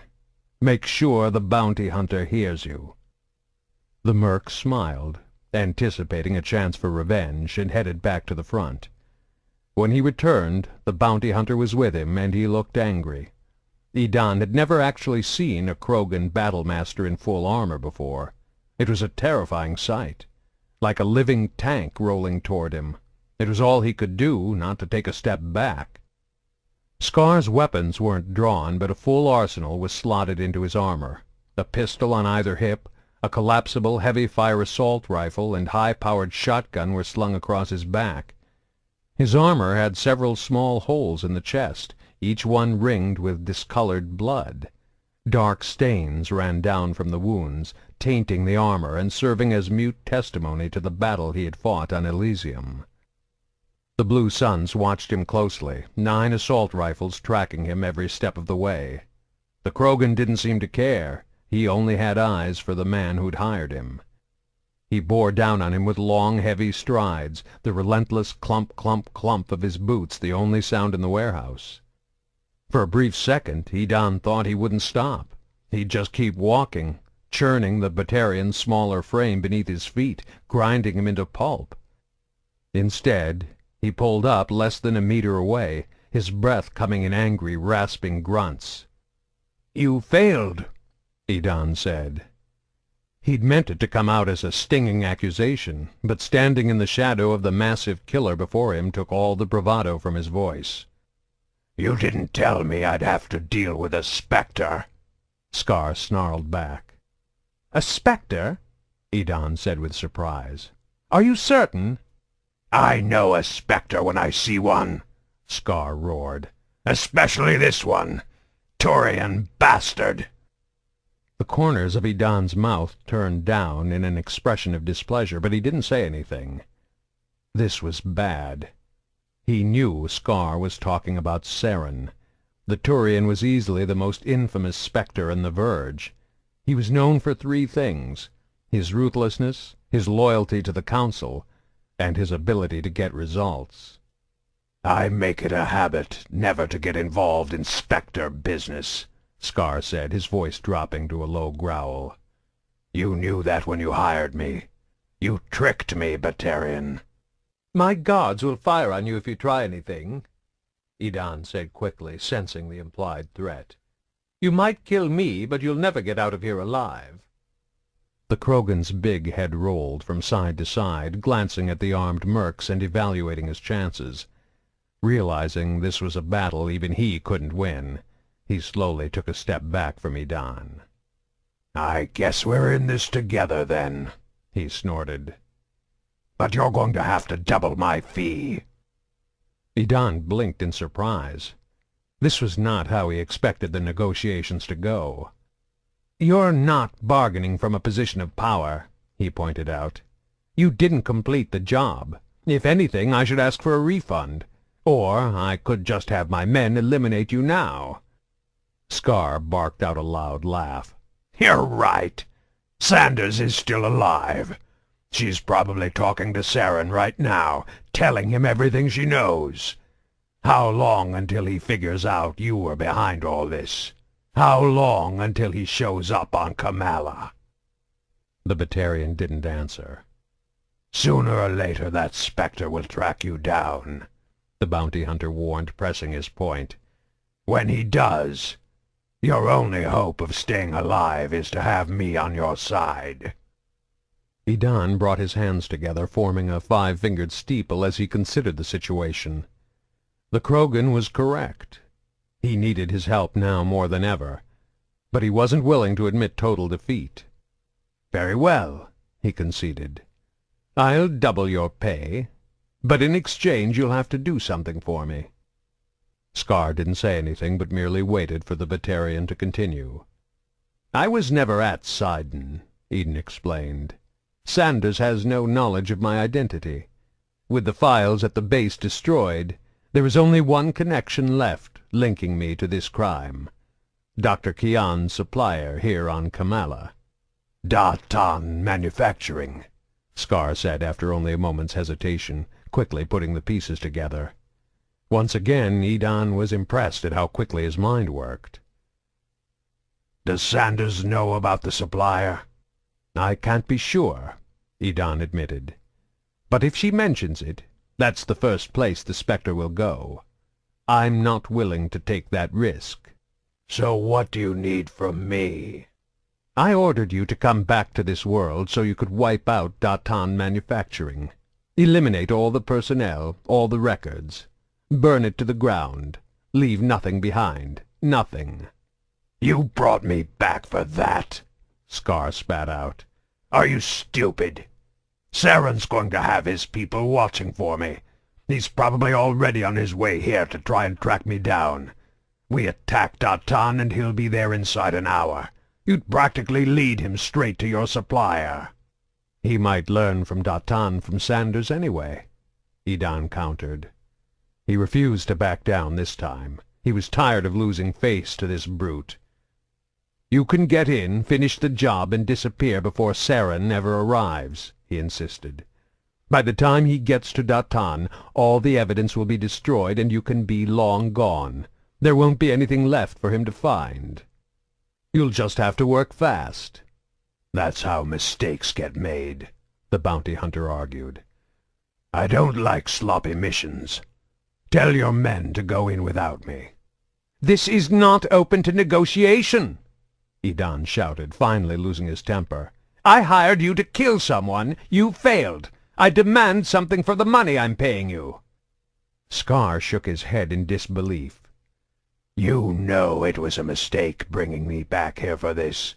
I thought you were smart enough not to put your pride ahead of business. You thought wrong, Sidon replied, no longer shouting. But his voice was cold as ice. It was more than simple pride. Batarian culture placed tremendous value on social caste. He was a man of high standing. If he simply forgave the Krogan for this failure, it would be an admission that they were equals, something he was not about to do. The Krogan took another long look at the blue suns stationed around the warehouse, their guns still raised and ready and pointing right at him. Datan has heavy security, he finally said. How are we even supposed to get inside? I have some of their people on my payroll, Sidon replied with just a hint of smugness. He'd finally managed to back Scar into a corner. They were bargaining on his terms now. You really think these Hrakors are good enough to handle a job like this? The bounty hunter asked, making one last attempt to get out of it. They were good enough to take out the Alliance soldiers at Sidon. They screwed that mission up, Scar objected. That's why I'm sending you along this time, was Sidon's smug reply. Anderson flashed his military ID and slipped his thumb into the portable scanner held by the Alliance guard working the Port Authority entrance. The young man, who jumped to stand at attention as they'd approached, glanced down at the computer screen to confirm the readout. "Sir," the guard replied with a curt nod, handing it back to him a moment later. The lieutenant did his best not to hold his breath as Kali placed her own thumb into the scanner and handed over her phony ID and the optical storage disk with the counterfeit authorization orders they'd purchased earlier that day. The man who'd forged them had come to the house first thing in the morning, arriving less than 10 minutes after Grissom's phone call. He was young, no older than 20 by Anderson's guess. He was dressed in shabby, wrinkled civvies, and he had long, greasy black hair. His face was covered with a dark growth he was trying to pass off as a beard, and it looked like he hadn't showered in a week. The Admiral didn't say who the man was or how he knew him. "He's a professional," he told Anderson. "He works fast and he won't rat you out." When he first arrived, the kid had looked in surprise at the broken windows, the smashed furniture, and the burned hole in the lawn where the shotgun blast had narrowly missed decapitating the Krogan, but he hadn't asked any questions, not about that anyway. "What do you need?" was all he had said once he was inside, setting a nondescript case he had with him on the kitchen table. "Something to get them into the restricted loading bays at the spaceport," Grissom had replied. "Plus a disguise and a new ID for Kali. They need to leave today." "I gotta charge extra for a rush job," he warned. Grissom just nodded. "I'll forward it like always."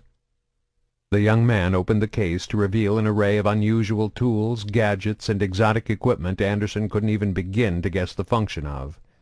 Using a variety of these, it took him half an hour to produce an OSD with the appropriate authorizations. It took another 20 minutes to encode a new name and rank on Kali's Alliance ID, Corporal Suzanne Weathers. "That's not going to work," Anderson warned. "They won't have any records for Corporal Weathers in their systems."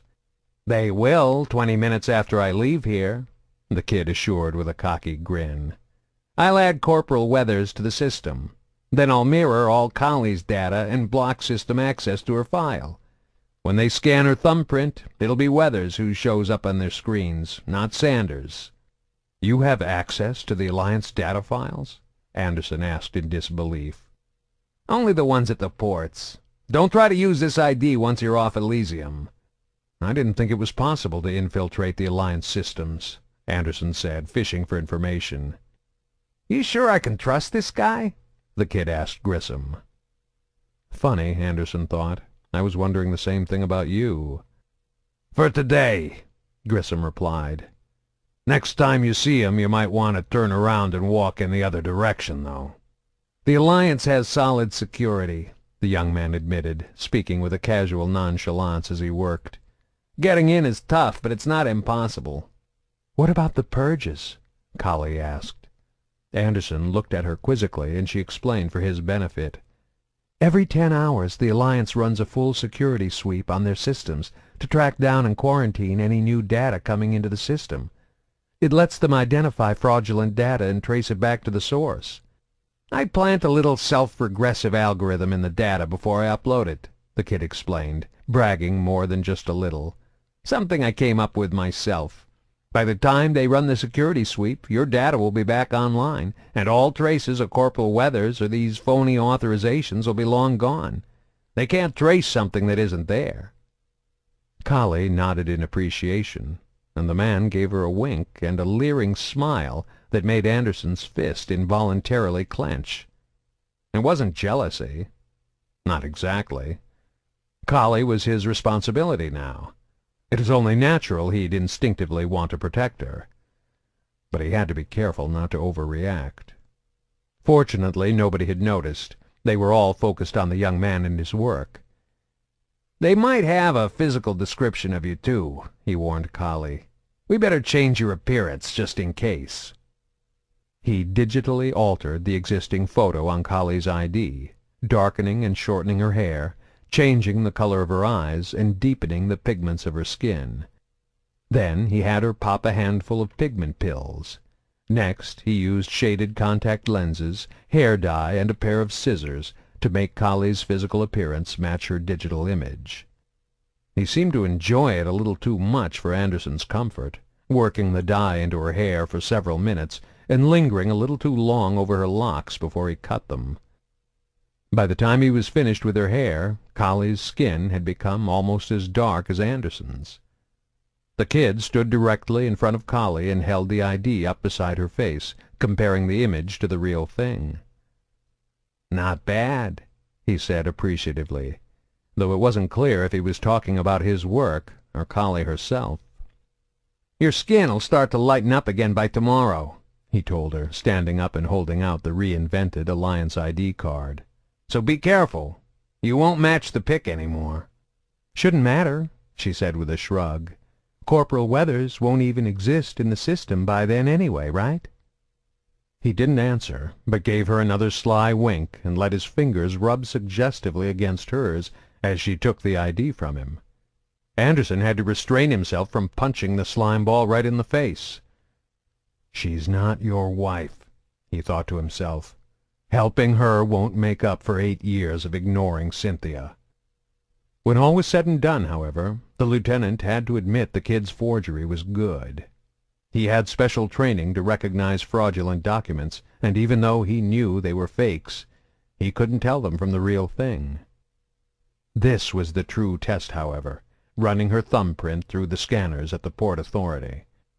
"Here you go, Corporal Weathers," the guard said, handing the altered documents back to Collie after glancing briefly at his screen to confirm her identity.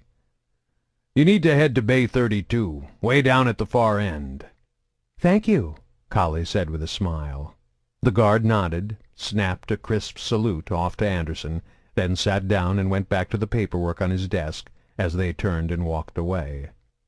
"Take a look to see if he's still watching us," Anderson whispered once they were out of earshot.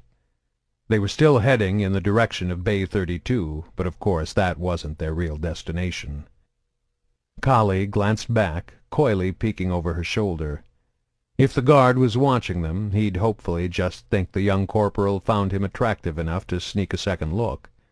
But he was completely focused on the screen at his desk, the model of efficiency, as he rapidly typed away at the keyboard. "All clear," Collie answered. "This is it," Anderson said, turning sharply into the entrance of Bay 17 and pulling her with him.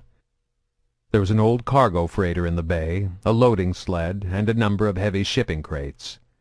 At first glance there didn't seem to be anybody in the bay, and then a short, heavy-set man stepped out from the other side of the ship. "Any problems with the guard?" he asked. Collie shook her head. "You know why we're here?" Anderson asked, not even bothering to ask the man's name, which he knew would never be given. "Grissom filled me in." "How do you know my father?" Collie asked, curious. He regarded her coldly for a second, then said, "If he wanted you to know, he probably would have told you himself." Turning away, he added, "We're scheduled to lift off in a couple hours. Follow me." Most of the space inside the ship's hold was filled with cargo. There was barely enough room for the two of them to sit down, but they did the best they could. As soon as they were settled, the man sealed the door, and they were plunged into complete darkness. Collie was sitting right across from him, but with no light it was impossible for Anderson to even make out her silhouette. He could, however, feel the outside of her leg pressing up against his. There simply wasn't room for either of them to pull away. The closeness was unsettling. He hadn't been with a woman since he and Cynthia had separated. "I'm not looking forward to the next 6 hours," he said, looking to distract his inappropriate thoughts with conversation. Even though he spoke softly, his words seemed unnaturally loud in the blackness. "I'm more worried about what we'll do once we reach Kamala," Collie answered, a disembodied voice in the gloom. "Datan's not just going to hand their files over to us." "I'm still working on that," Anderson admitted. "I'm hoping I'll come up with a plan on the trip." "We should have plenty of time to think," Collie answered. "There's not even enough room here to lay down and get some sleep." After a few minutes she spoke again, changing topics without warning. "Before my mother died, I promised her I'd never speak to my father again." Anderson was momentarily caught off guard by the personal confession, but he recovered quickly. "I think she'd understand." "It must have been a shock for you," she continued, "seeing the most famous Alliance soldier in a state like that." "I'm a little surprised," he admitted. "When I was in the academy, your father was always portrayed as the embodiment of everything the Alliance stood for. Courage, determination, self-sacrifice, honor. Seems a little strange that he knows the kind of people who can sneak us off a world like this." "Are you disappointed?" she asked, "knowing the great John Grissom associates with forgers and smugglers?" "Considering our situation, I'd be a hypocrite if I said yes," he joked. Collie didn't laugh. "When you hear about someone for so long, you assume you know something about them," he said in a more somber tone. "It's easy to confuse the reputation with the real person. It's only when you meet them that you realize you never really knew anything at all." "Yeah," Collie said thoughtfully. And then they were silent for a long, long time.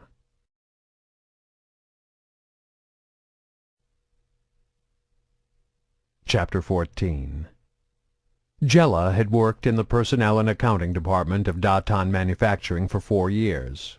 She was a good employee, organized, meticulous, and thorough, all valuable assets for anyone in her occupation.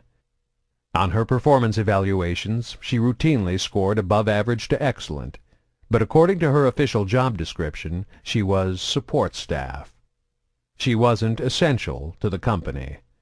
The hardware designers were at the top of the corporate hierarchy. Their innovations brought in the customers. And the people who worked the plant floor actually created the product.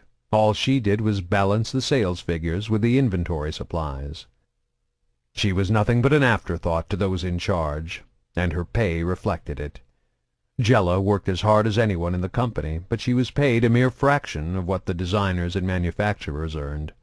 It wasn't fair, which was why she felt no guilt over stealing from the company. It wasn't like she was selling critical corporate secrets. She never did anything large enough to draw attention.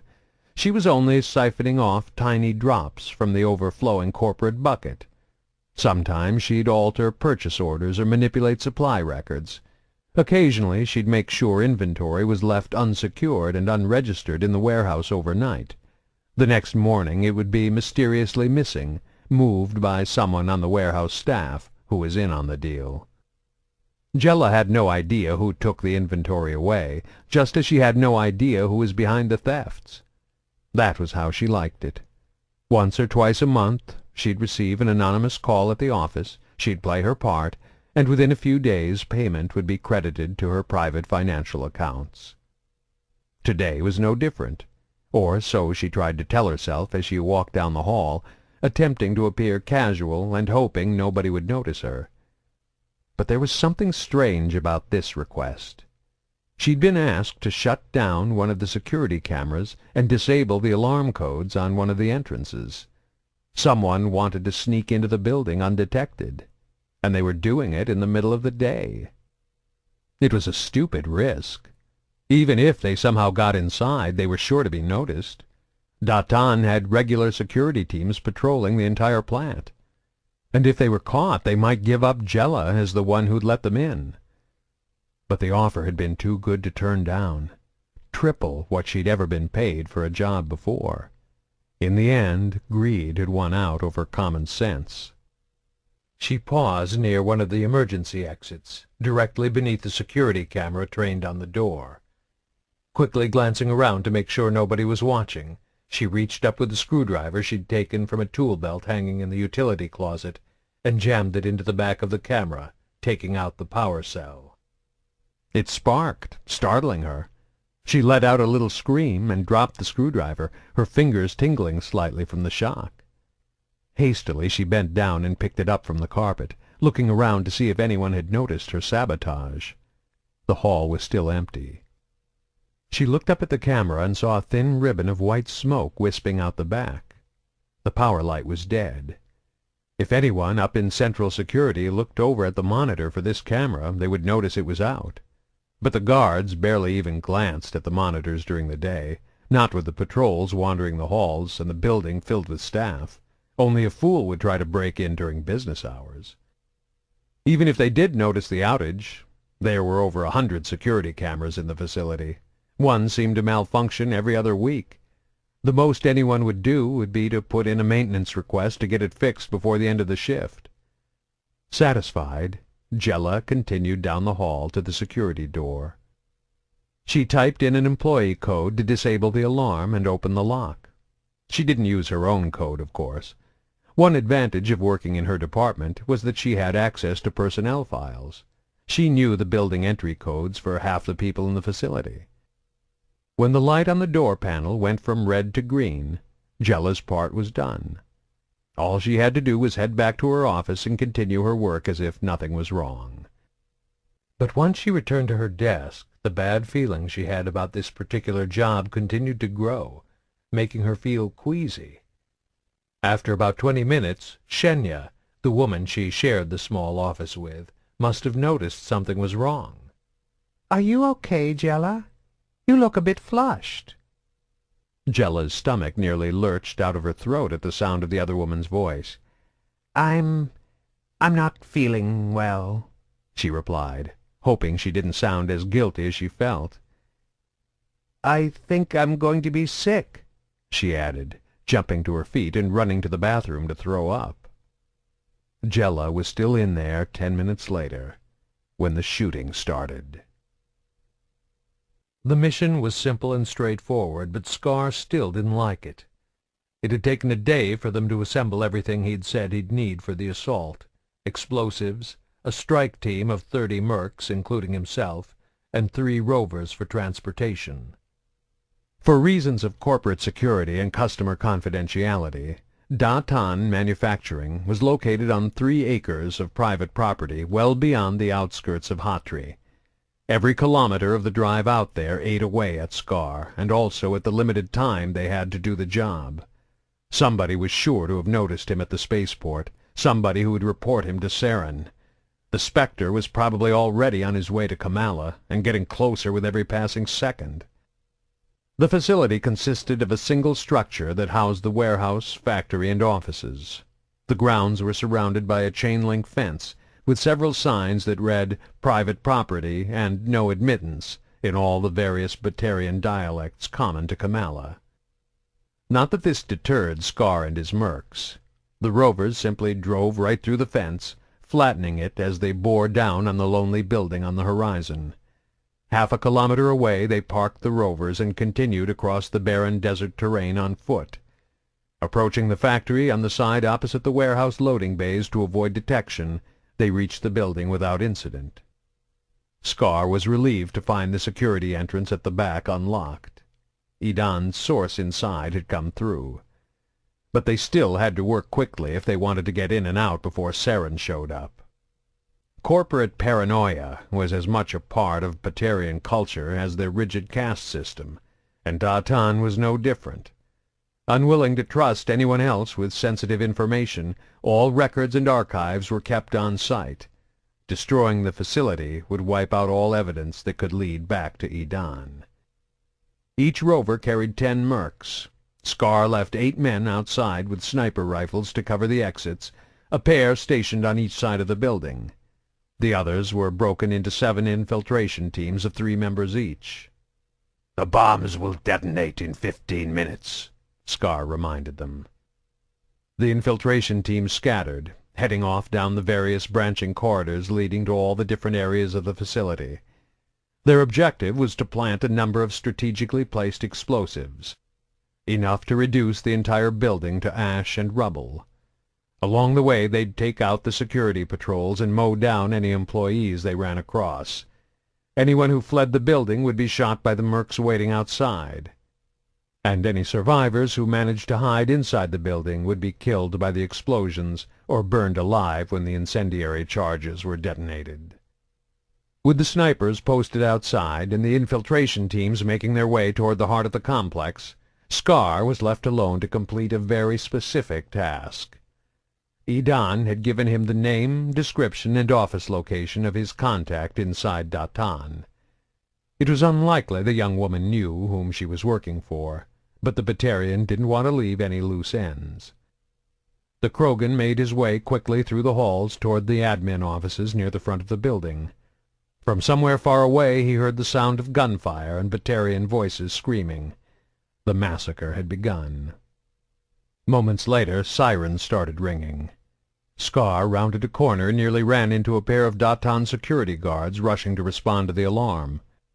The 2 Batarians hesitated for a mere instant, caught off guard by the sight of a heavily armored Krogan crashing through the halls. Scar seized the opportunity and smashed the butt of his assault rifle into one guard's face, sending him reeling backwards. At the same time he threw his body into the second guard, his mass bowling the much smaller man over and sending them both tumbling to the floor. As they rolled together on the ground, Scar leveraged the barrel of his gun under his adversary's chin and pulled the trigger, removing most of everything above the neck. The first guard was just getting to his feet, still dazed and bleeding from his mouth. He fired his own weapon, but his aim was erratic, and he only managed to rip a line of holes in the wall above where Scar and the corpse of his friend were sprawled across the floor. Scar responded by firing down the corridor, shredding his enemy's ankles and calves. The Batarian screamed and fell forward, dropping his gun as he threw his arms out to break his fall. Another burst from Scar finished him off an instant after he hit the ground. Leaping to his feet, the bounty hunter lumbered down the hall toward the office of Edan's contact. The door was closed, but he simply kicked it in, sending it flying off its hinges. A young Batarian woman was crouching on the floor, only half hidden behind her desk. She screamed when she saw the gore-covered Krogan standing in the doorway. "Goodbye, Jella," Scar said. No, please, I'm not— The rest of her words were cut off as he squeezed the trigger, drowned out by the hail of bullets that riddled her body and blew it across the floor to the back wall of the room. Scar glanced quickly at his watch. 7 more minutes until the explosives detonated. Part of him wanted to spend the time searching the halls for more victims, but he knew that wasn't an option. It was too easy to lose himself in the bloodlust of his ancient ancestors. Swept up in battle fury, he could easily lose track of time in a slaughter like this, and he had no intention of being inside the building when it blew. He made his way quickly back to the exit, ignoring the sweet screams of pain and terror beckoning to him from every corridor he passed. Jella did her best to block out the staccato bursts of gunfire and the horrific screams of her co-workers. She was hiding inside the bathroom air vent, a tight fit, but she had managed to wedge herself in. In her mind she could picture the scene outside, and she had no intention of leaving her hiding place. Time passed with agonizing slowness. The sounds of the attack seemed to go on for hours, though in reality it was only a few minutes. She heard voices outside the bathroom door, and she tried to scooch herself back even farther into the air shaft. The door flew open, and a pair of Batarians leaped in, their automatic weapons already firing. They sprayed the entire room with bullets, reducing the thin sheet metal of the stall doors to ribbons, shattering the ceramic toilets and sinks, and bursting several of the water pipes in the walls. Fortunately, Jella's hiding place was high up on the wall above one of the stalls. She'd mounted one of the toilets and clambered up onto the dividers between the stalls to remove the air vent's cover. Then she'd slid in feet first and carefully pulled the cover back into place once she was safely hidden inside. From her vantage point she had a perfect view of the carnage, though she closed her eyes and covered her ears with her palms to try and block out the deafening retorts of their weapons. Only when the gunfire finally ended did she dare to open her eyes again. The men were taking a last look around the bathroom, splashing noisily through the water gushing from the broken pipes, spreading out across the floor like a miniature lake. "Nobody here," one of them said with a shrug. "Too bad," the other replied. "I was hoping we could catch one of the women and drag her off with us for a little fun." "Forget it," the other said with a shake of his head. "That Krogan would never go for it." "Edan's the one paying us, not him," his partner spat back. Jella instantly knew who he was talking about. Edan Haddah was one of the most wealthy, powerful, and infamous individuals on Kamala. "I dare you to say that to his face," the first man said with a laugh, even as he crouched down and attached something to the wall. A moment later he stood up. "Let's move. We need to be out of here in 2 minutes." The men ran off down the hallway, their footsteps echoing in the distance. Jella crawled slowly forward from her hiding place, trying to see what they had placed on the wall. It was about the size of a lunchbox, with wires running into it from all sides. Even though she had no military training or experience, it was obvious the device was some kind of bomb. She paused for a moment, listening for more gunfire.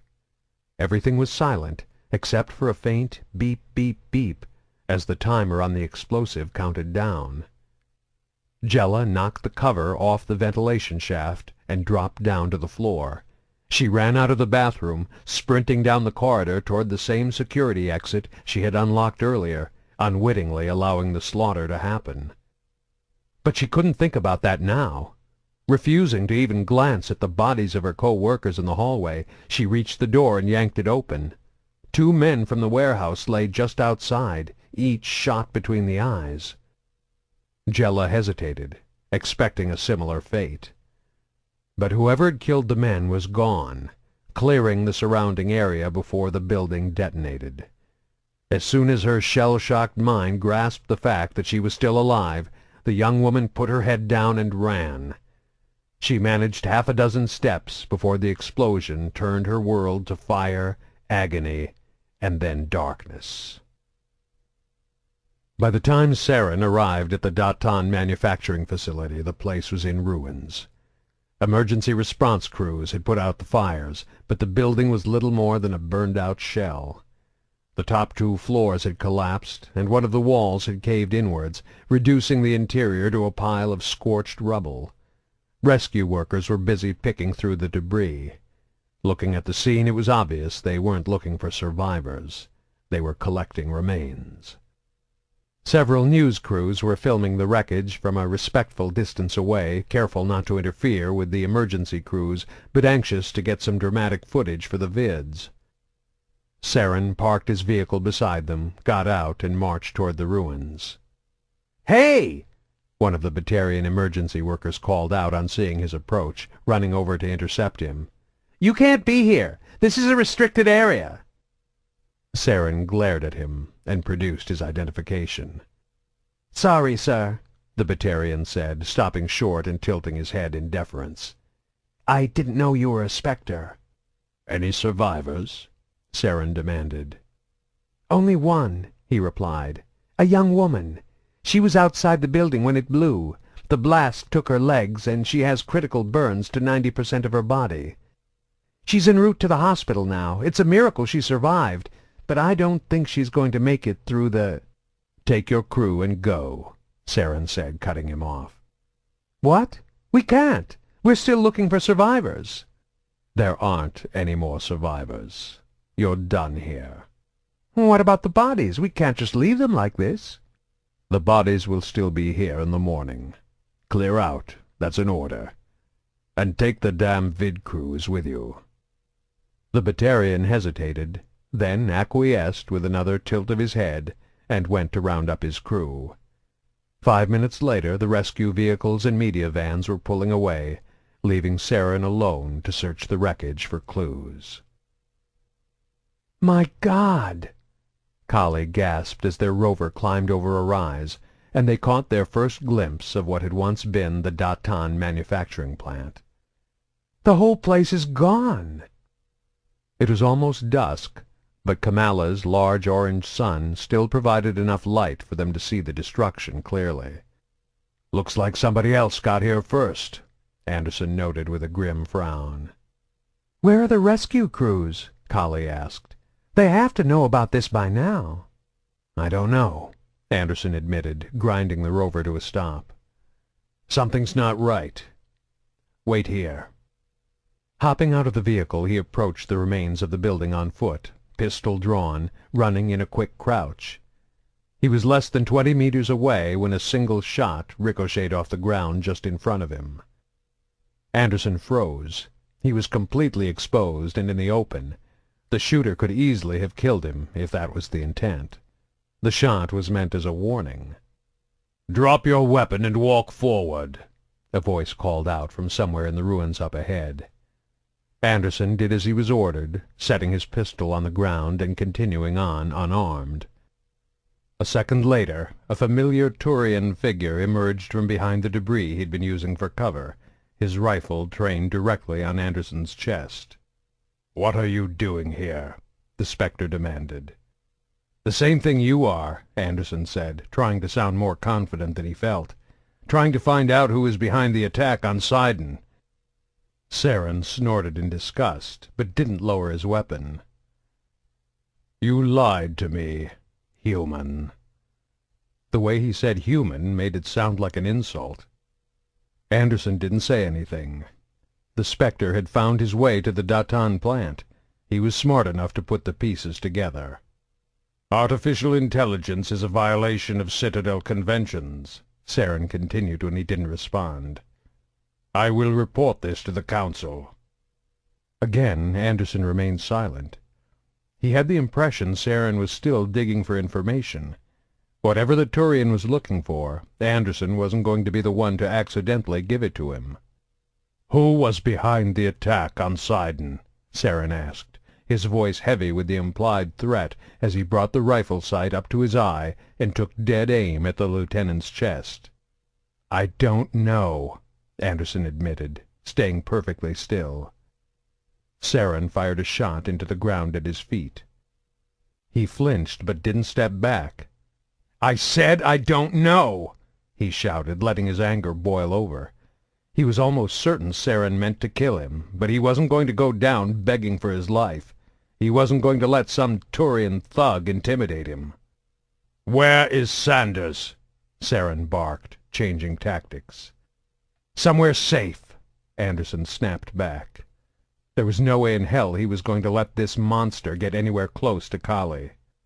"She's lying to you," Saren told him. "She knows much more about this than she's told you. You should question her again. I'll run my investigation, you run yours. Maybe I should focus on finding her, then," he said, his voice dripping with menace. "If I do, my interrogation will uncover all her deepest secrets." Anderson felt his muscles tense, but he refused to say anything more about Kali. Realizing the human wasn't going to rise to the bait, the Turian switched topics yet again. "How did you get here?" "I'm done answering questions," Anderson said flatly. "If you're going to kill me, just do it." The Turian took a long look at the surrounding area, scanning the horizon in the fading light. He seemed to reach some kind of decision, then lowered his weapon. "I am a Spectre, an agent of the Council," he declared, a timbre of nobility giving strength to his voice. "I am a servant of justice, sworn to protect and defend the galaxy. Killing you serves no purpose, human." Again the word was a thinly veiled insult. Saren turned his back and walked away, heading toward the barely visible silhouette of a small rover in the distance. "Go ahead and pick through the rubble if it makes you feel better," he called back over his shoulder. "There's nothing left to find here." Anderson didn't make a move until Saren climbed into his rover and sped off. Once the vehicle was out of sight, he turned and retrieved his pistol from the dirt. It was almost dark. There was no point in searching the debris now, and he actually believed what the Turian had said about there being nothing left to find at Datan.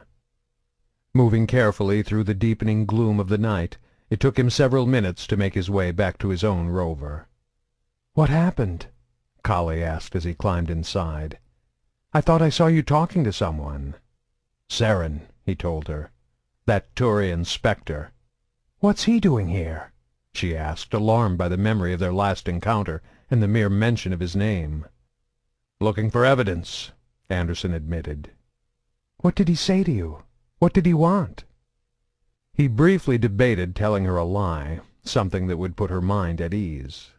But she was part of this too. She deserved the truth, or most of it anyway. "I think he was seriously considering killing me." Kali gasped in horror. "I can't be sure," he added quickly. "Maybe I'm wrong. Turians are hard to read." "Don't give me that crap," she countered. "You wouldn't say something like that if you weren't sure. Tell me what happened." "He was fishing for information," Anderson said. "He'd already figured out we were lying to him about what you were working on at the base." "Datan's not known for making biotic implants," Kali conceded. "I didn't tell him anything. Once he realized I wasn't going to help his investigation, he got this hard look in his eyes. That's when I thought he was going to kill me. But he didn't." Her words were half statement, half question. "He took this slow look around, like he was trying to see if there was anyone else nearby. Then he just walked away." "He wanted to know if you were out here alone," she exclaimed, coming to the same conclusion he had already reached. "He couldn't kill you if there were any witnesses." Anderson nodded. "Legally, a Spectre has the right to do whatever he wants, but the Council doesn't condone wanton murder. If he killed me and someone reported it, they'd step in." "You really think the Council would take action if he killed a human?" Humanity has more political significance than any of those aliens want to admit, Anderson explained. We've got enough ships and soldiers to make every other species think twice about crossing us. The Council needs to stay on our good side. If word got out that Spectres were killing Alliance officers without justification, they'd have to do something. So what happens now? We head back to the city. I need to send a message to Ambassador Goyle in the next burst. Why? Kali asked sharply. What for? The hint of alarm in her voice reminded him that she was still a fugitive on the run from the Alliance.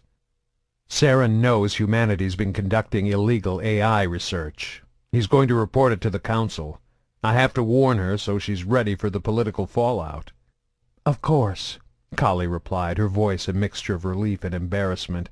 Sorry, I'm doing everything I can to help you, he told her, trying to hide how much her suspicion had hurt him. But I need you to trust me. She reached out and put her hand on top of his. I'm not used to people looking out for me, she said by way of apology. My mother was always working, and my father, well, you know. Looking out for myself just became habit. But I know what you're risking to help me. Your career, maybe your life. I'm grateful, and I do trust you. David. Nobody ever called him David. Nobody but his mother and his wife. Ex-wife, he corrected. For a brief moment he was on the verge of telling Kali what Saren had said about focusing his investigation on her, but at the last second he bit his tongue. He was attracted to Kali, he had already admitted that to himself, but he had to remember how much she'd already been through.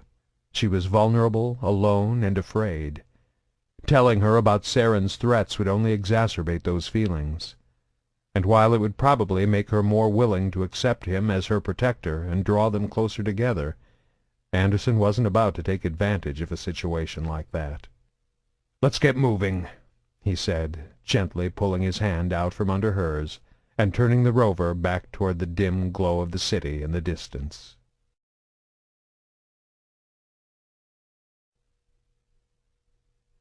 Chapter 15.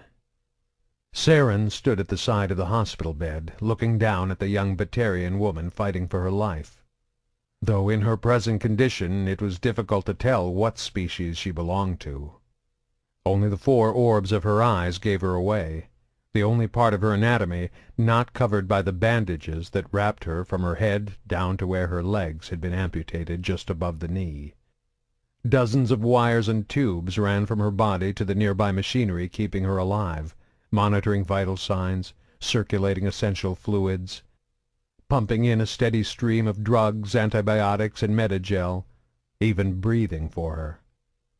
Batarians were on the cutting edge of medical science, and the standard of care at their facilities was among the best in Citadel space. Under normal circumstances, she would be receiving around-the-clock attention from the staff, but apart from the 2 of them, the room was empty. Saren had sent the doctors and nurses out once they had updated him on her status, closing the door behind them. "You can't do this," the doctor in charge had protested. "She's too weak. She won't make it." But in the end, neither he nor any of the other staff had the courage or the will to defy a direct order from a Spectre. Generally, Batarians were a hardy species, but even a Krogan would have had difficulty surviving the trauma this patient had been through. Her missing legs were the most obvious injury, but Saren knew her burns were the most horrific. Under the bandages her skin would be all but melted away, exposing the seared flesh and charred tissue beneath. The biolab in the basement was growing skin grafts from samples of her own genetic material, but it would be at least a week before they were ready to begin reconstruction. The explosion would have scarred her internal organs as well, the pressure from the blast forcing superheated air and noxious fumes down her throat and damaging them beyond repair. Only the host of incessantly beeping machines kept her alive, struggling to compensate for the failing systems of her body while cloned organs were being grown. However, like the skin grafts, it would be many days before they would be ready. Rampant infection and massive heart failure brought on by traumatic shock were a constant threat while she was hooked onto the machines, and even if she survived another week, the strain of the numerous surgeries necessary to repair all the damage might be more than her ravaged body could endure. She was resting peacefully right now. The doctors had put her into a light drug-induced coma to allow all of her energy to be focused on healing. If she responded to treatment, she would come out of the coma spontaneously in 3 or 4 days as her condition improved. However, the fact that they were waiting to see if she regained consciousness before beginning work on prosthetic limbs to replace her legs told Saren everything he needed to know about the patient's condition. For all the miracles of medical science, organic life was still delicate and fragile, and it wasn't likely this woman was going to survive. But Saren didn't need her to survive. She was a witness to what had happened at Datan, the only living witness. They had identified her by cross-referencing genetic material with an employee databank. She was a low-level worker in the accounting department, and all Saren wanted was to ask her one question. He took the syringe the doctor had reluctantly prepared at his order and plunged it into one of the intravenous lines. It was highly unlikely this woman knew anything about the attack on Datan, and even less likely she knew anything about Sidon. But everyone else on duty at the plant was dead, and Saren had a hunch her survival was more than just blind luck. Maybe she had some warning, some knowledge none of the others did, that had almost enabled her to escape unscathed. It was a long shot, but one he was more than willing to take. One of the machines began to beep loudly, responding to her rapidly quickening heart rate as the Spectre pushed the amphetamines into her system. Her body began to quiver, then tremble, then went rigid and stiff as she sat bolt upright. Her eyelids shot open, though the orbs beneath had been cooked blind by the fires.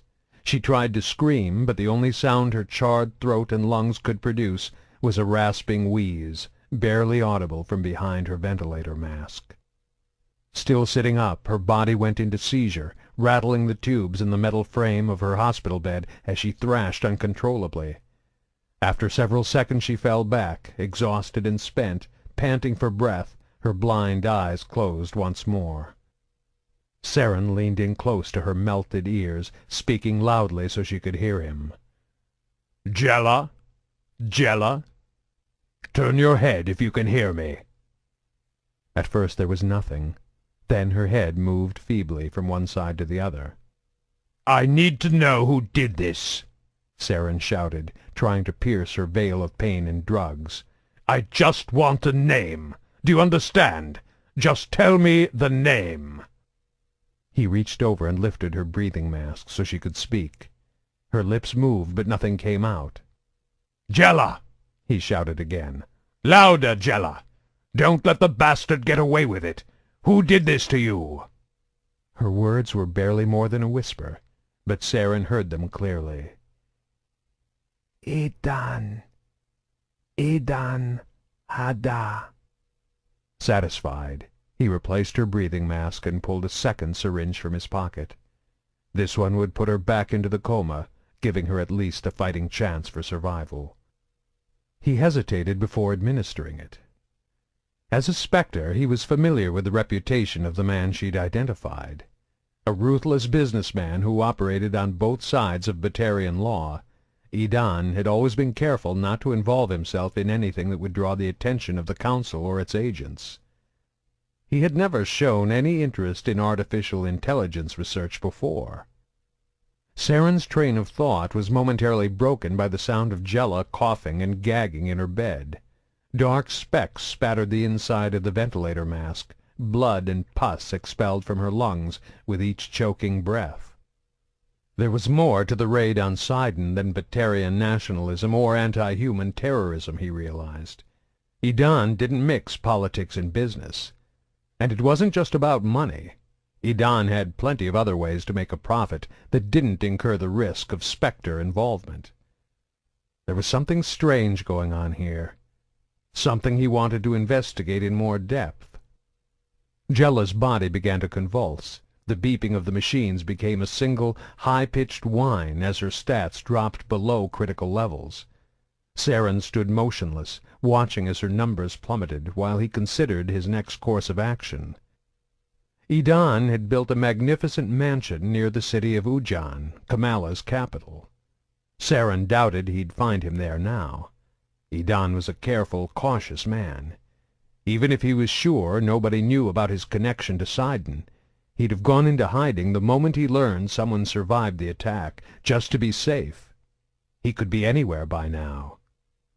No, Saren corrected himself, ignoring the frantic beeping of the machines and the violent spasms still rocking Jella's body. Sidon wouldn't have risked trying to clear port security, not if there was even the slimmest chance someone already knew about his involvement, which meant he was probably still hiding somewhere on Kamala. But there were plenty of places Sidon could hide on this world. He controlled a number of mining and refinery operations, enormous plants spread across the entire surface of the planet. Most likely he was holed up at one of these. The problem was figuring out which one. There were literally hundreds of those facilities on Kamala. It would take months to properly search them all, and Saren suspected he didn't have that kind of time. Jella was still thrashing uncontrollably, trapped in the throes of her ravaged body's desperate struggle to survive. But she was growing weaker now, her strength ebbing away. Saren idly twirled the hypodermic that might save her between his fingers, still considering the problem of Sidon as he waited for her to expire. It had been obvious the humans didn't know who was behind the attacks, so Saren didn't see any reason to share this latest information with the Council. At least not yet. He'd tell them about the illegal AI research at Sidon, of course. It would cause serious trouble for the Alliance, and draw attention away from his own continuing investigation into Sidon's involvement. But until he knew exactly why the Batarian considered the rewards of this mission worth the incredible risk, he'd keep Sidon's name out of the reports. Now all he had to do was figure out how to find him. 2 minutes later, Jella was finally still. The Turian checked her body for any signs of life, confirming what the monitors already told him. She was gone. Only now did he take the syringe and inject it into the IV, knowing it was too late to have any effect. Then he carefully placed the empty needle in plain view on a small table near the bed. He walked slowly to the door, unlocked it, and turned the knob. Outside, the doctor in charge of Jella was waiting, pacing anxiously in the hall. He turned to face the Turian as he emerged from the room. "We heard the machines," the doctor said, trailing off. "You were right," Saren told him, his voice showing no hint of emotion. "Jella was too weak. She didn't make it."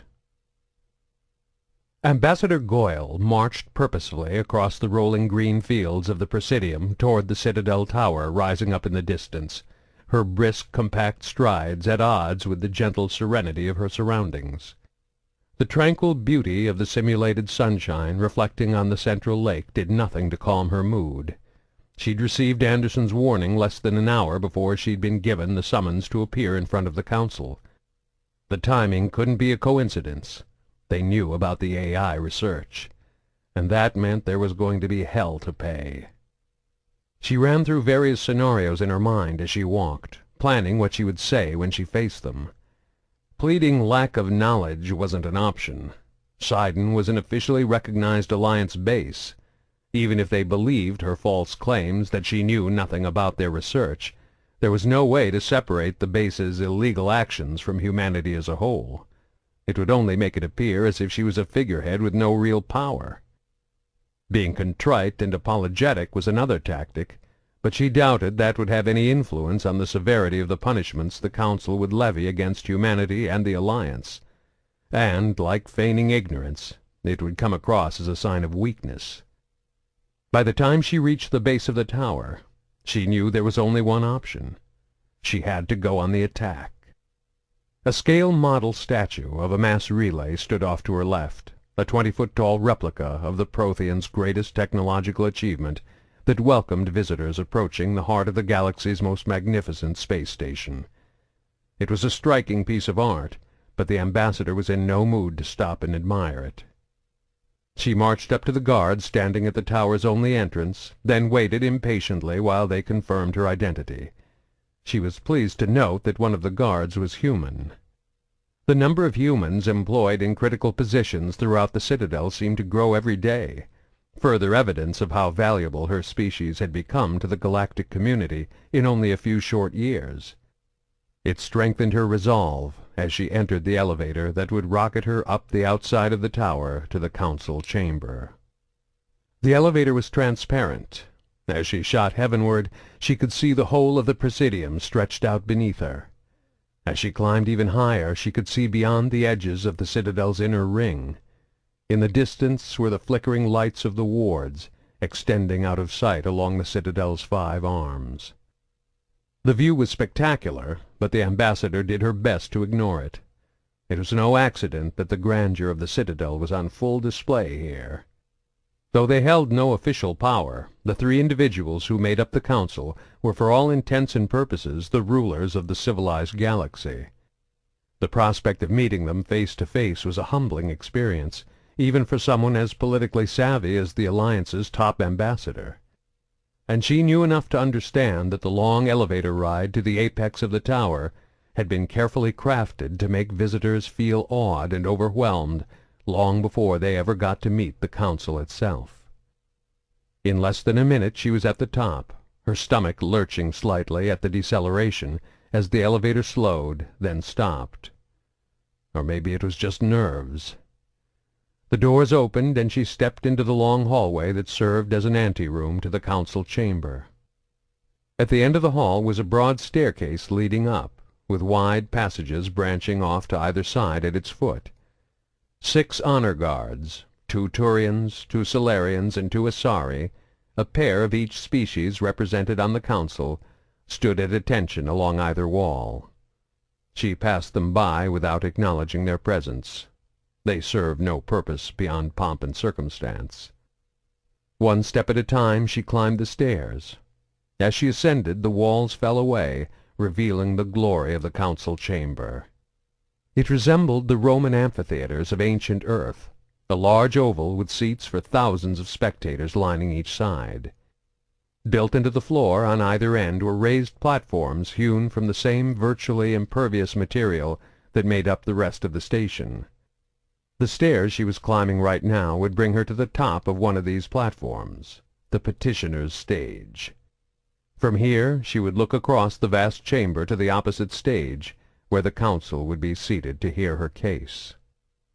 As the ambassador stepped out onto the petitioner's stage and approached the podium, she was relieved to see that none of the spectator seats were occupied. Although their decision would be made public, it was obvious the council wanted to keep the exact nature of this meeting with the Alliance secret. That further strengthened her resolve. Part of her had feared this would be nothing but a spectacle for public show, with no chance for her to defend the actions of humanity. At the far end, the members of the council were already seated. The Asari counselor was in the center, directly across from Ambassador Goyle. To her left, Goyle's right, was the Turian counselor. To the Asari's right was the Salarian representative. Above each of them was a 5-meter-tall holographic projection of their head and shoulders, allowing petitioners to clearly see the reactions of each individual council member, despite the distance between the 2 stages. "There is no need for pretense here," the Turian said, beginning the proceedings with surprisingly little formality. "We have been informed by one of our agents, a Spectre, that humanity was conducting illegal AI research at one of its facilities in the Skyllian Verge." "That facility was destroyed," Ambassador Goyle reminded them, trying to play on their sympathies. "Dozens of human lives were lost in an unprovoked attack." "That is not the purpose of this audience," the Asari said, her voice cold despite the underlying lyrical quality that was common to the speech of all her people. "We are only here to talk about Sidon itself." "Ambassador," the Salarian chimed in, Surely you understand the dangers artificial intelligence represents to the galaxy as a whole. The Alliance took every conceivable precaution with our research at Sidon, Goyle replied, refusing to apologize for what had happened. We have no way to know that but your word, the Turian shot back. And you've already proved how unreliable your species can be. This is not meant to be an attack upon your species, the Asari said quickly, trying to smooth over the Turian's remarks. Humanity is a newcomer to the galactic community, and we have done all we can to welcome your species. Like when the Turians conquered Shanxi in the First Contact War? The Council intervened on humanity's behalf in that conflict, the Salarian reminded her. The Turians were escalating their response, assembling their fleet. Millions of human lives would have been lost if not for our intercession. I was in full support of the Council's actions then, the Turian made a point of noting. Unlike some of my species, I bear no ill will toward humanity or the Alliance, but I also do not believe you should be given preferential treatment. When we invited humanity to become part of Citadel space, the Asari said, picking up the Turian's train of thought without missing a beat, you agreed to be bound by the laws and conventions of this council. You only want to make an example of us because we're pushing the Batarians out of the Verge, Goyle accused.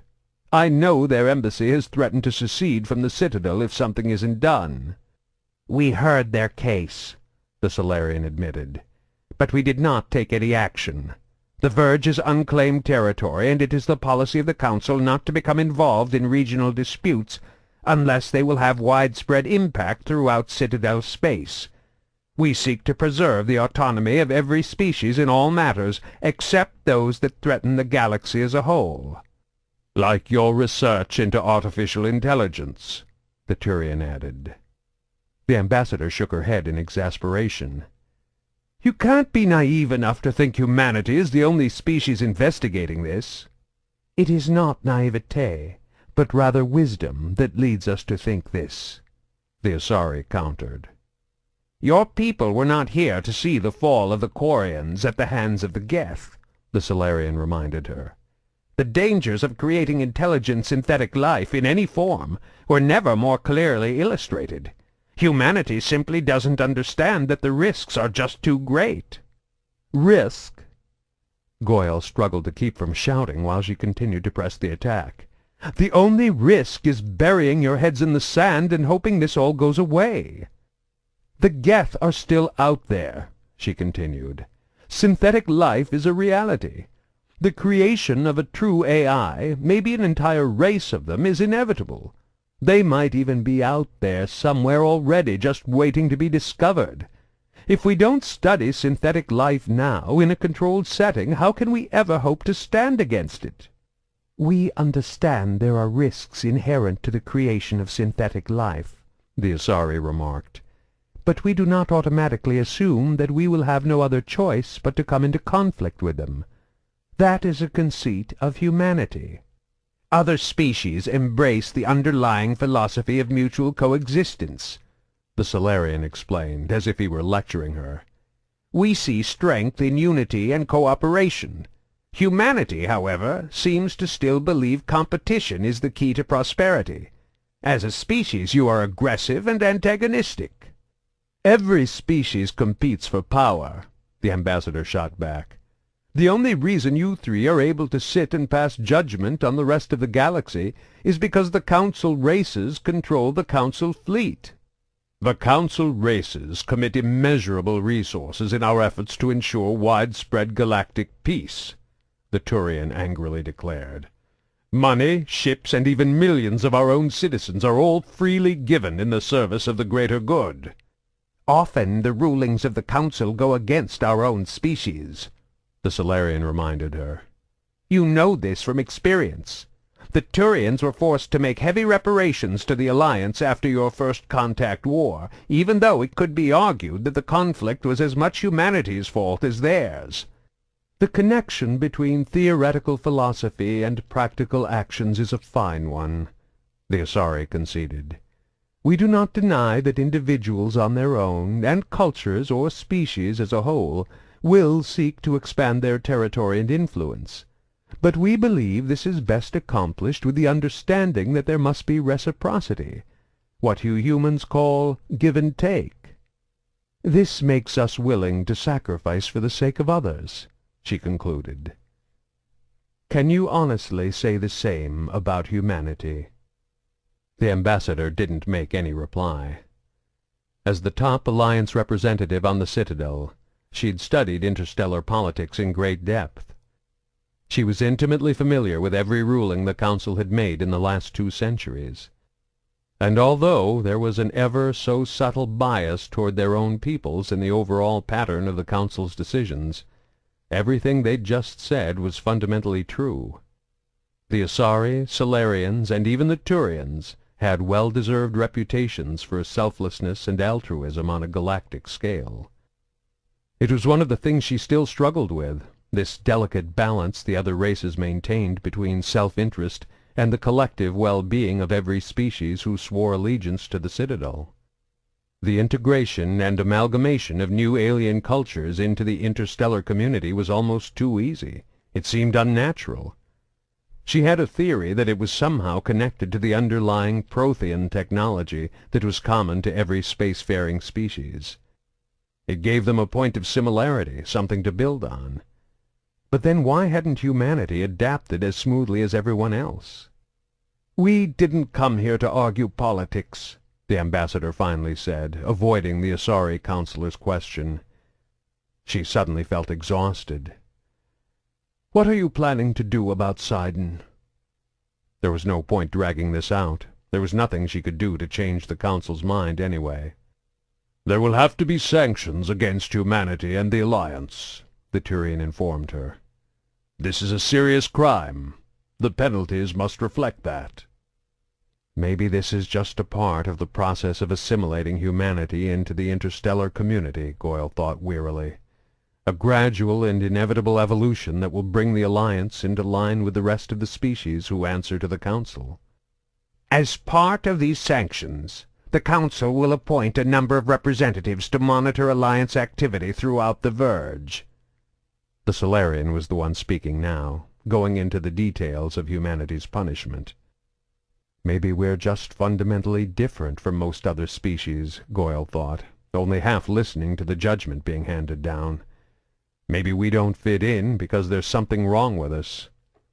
There were a few other species, like the Krogan, that were warlike and hostile at their core.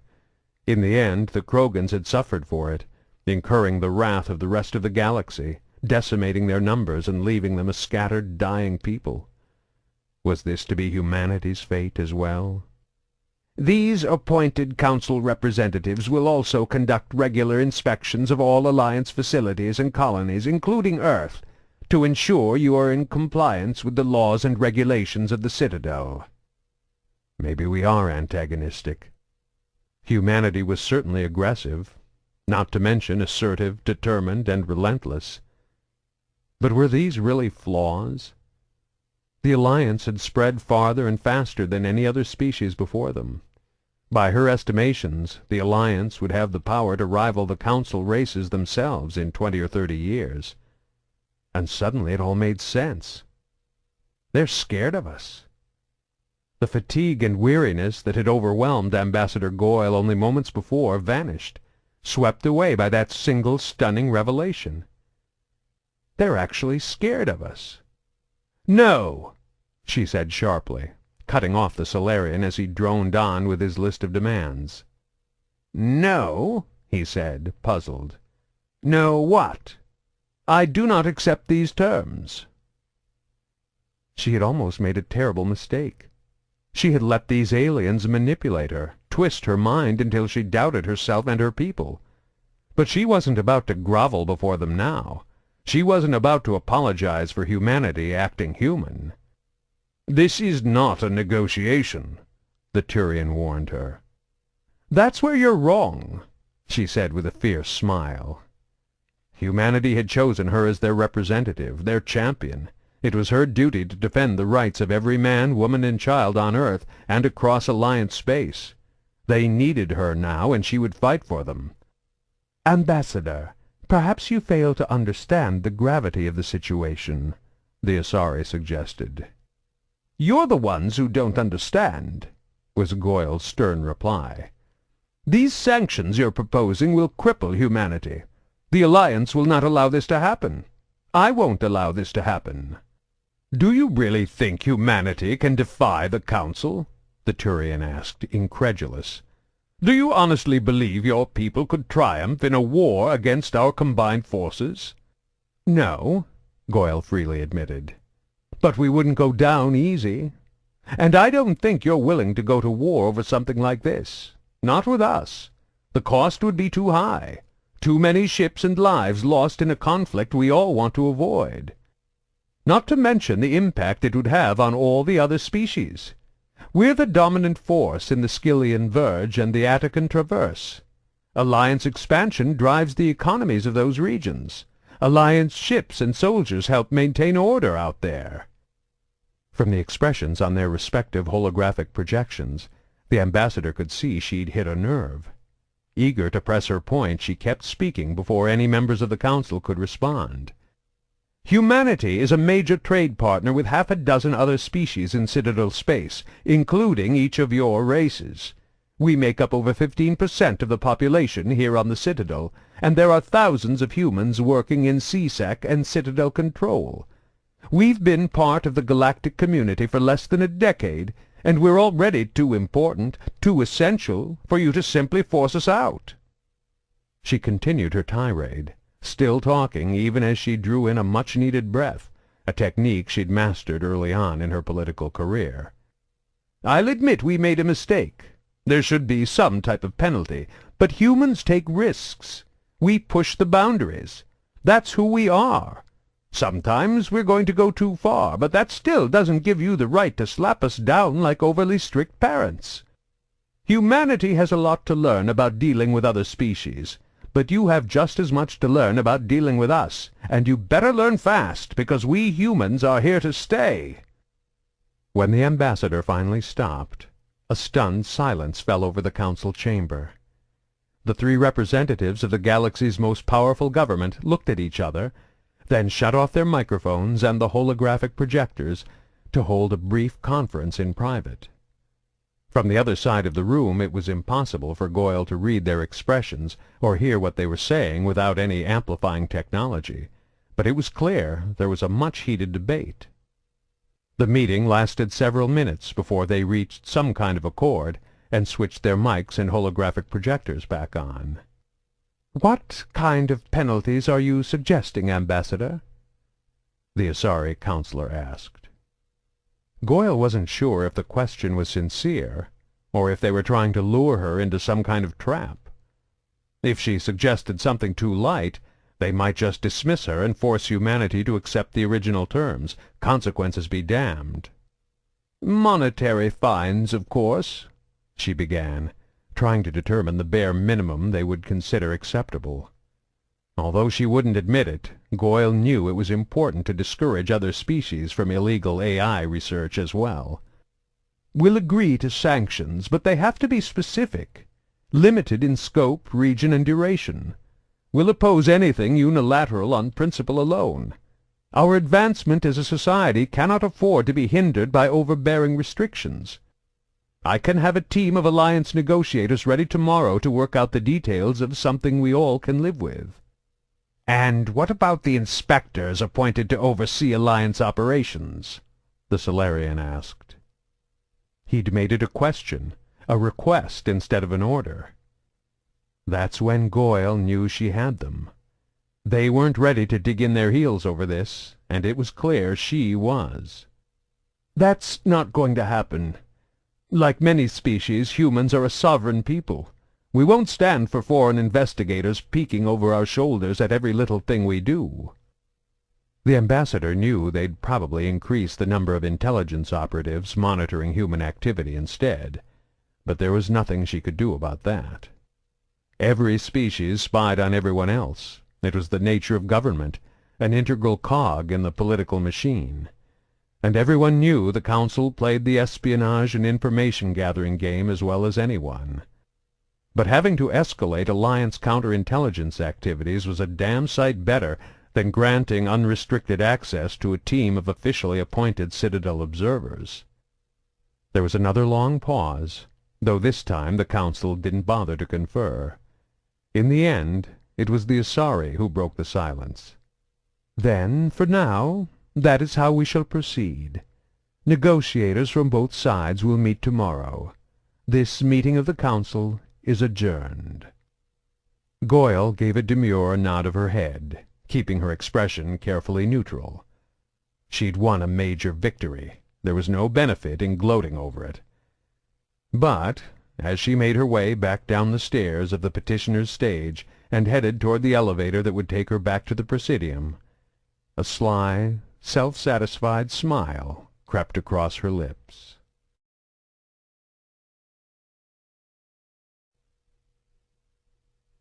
Chapter 16. The voice of the woman on the news vid never wavered or changed in tone as she reported the details of their latest lead story.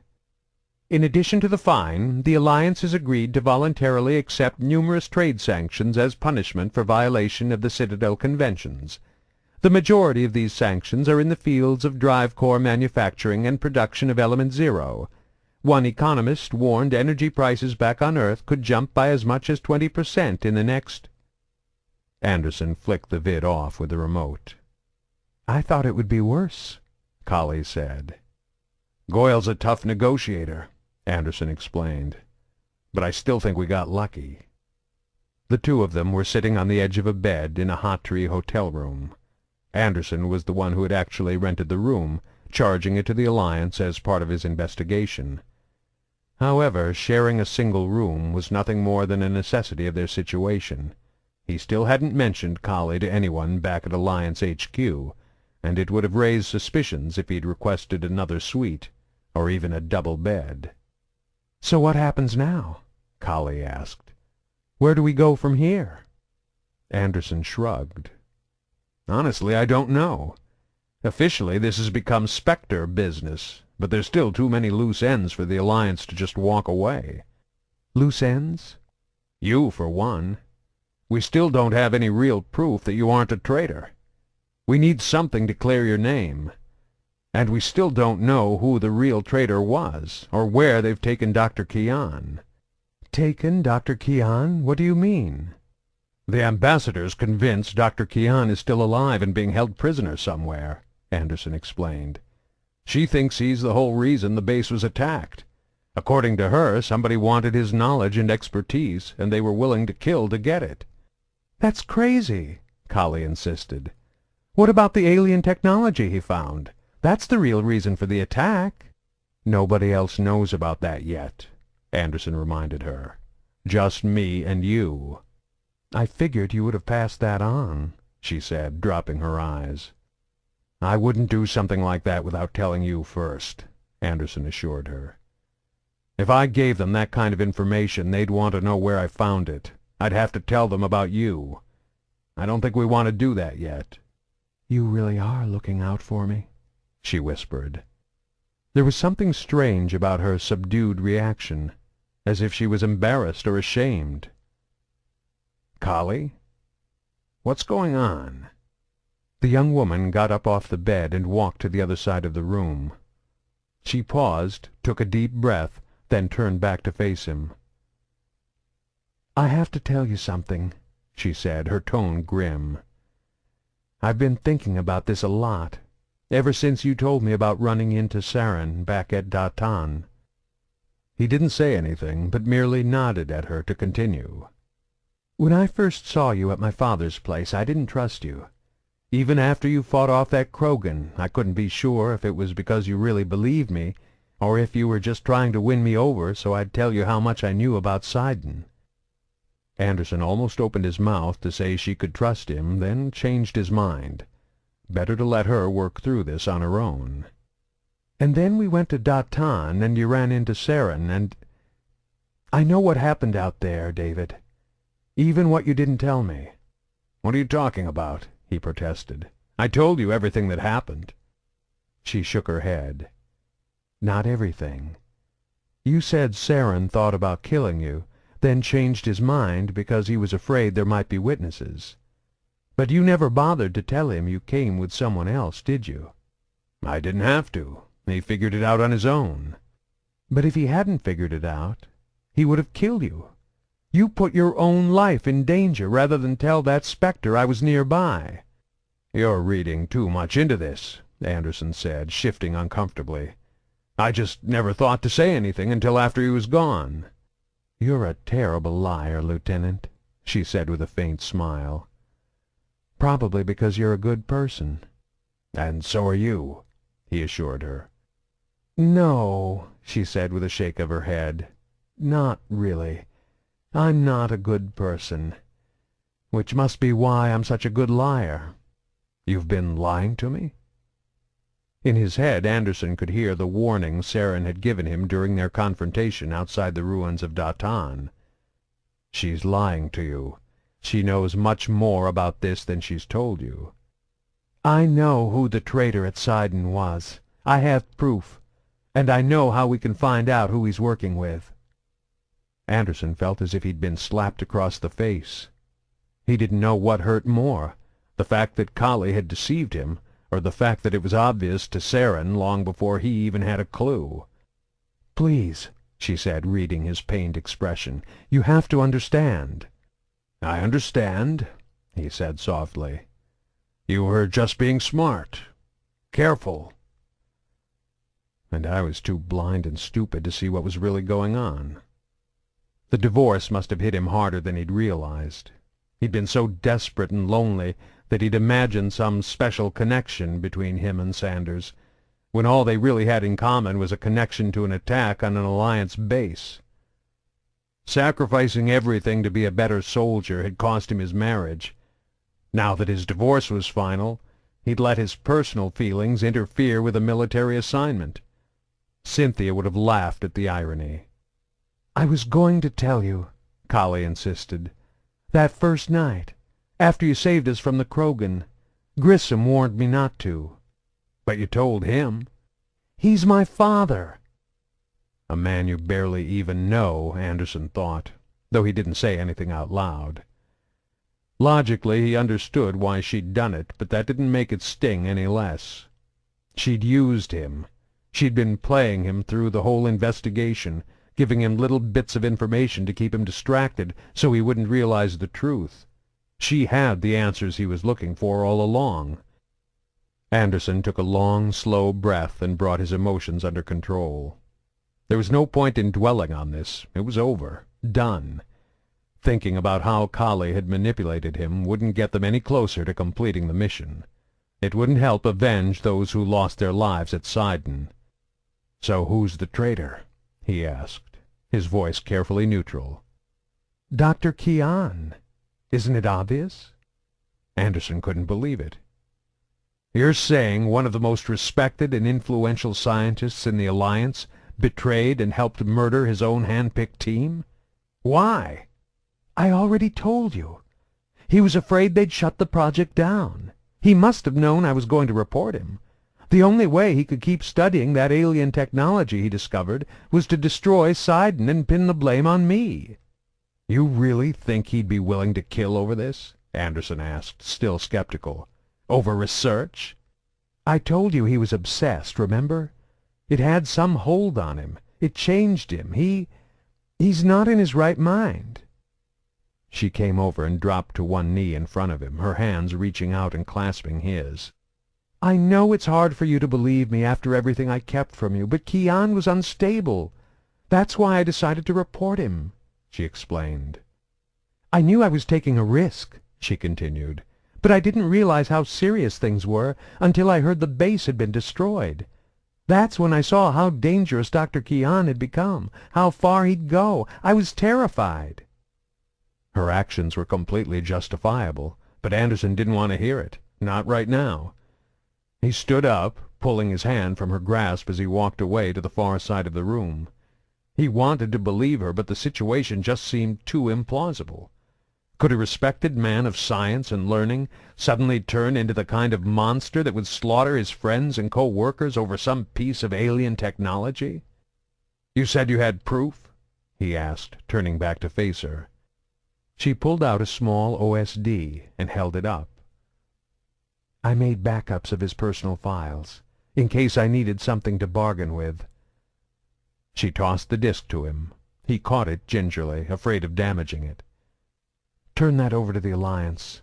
It'll prove I'm telling the truth. Why didn't you just give me this before? I didn't know if Kian was acting alone. He has so much power and influence in the Alliance. Admirals, generals, ambassadors, politicians. He knows them all. If I gave you that disk and you turned it over to someone working with him—" She didn't finish the thought. "That's why I didn't tell you, David. I had to be sure." Why now? What's changed? You have people you trust in the Alliance, and I've finally decided I can trust you. He slipped the disk into the breast pocket of his shirt and came back over to sit down beside her on the bed.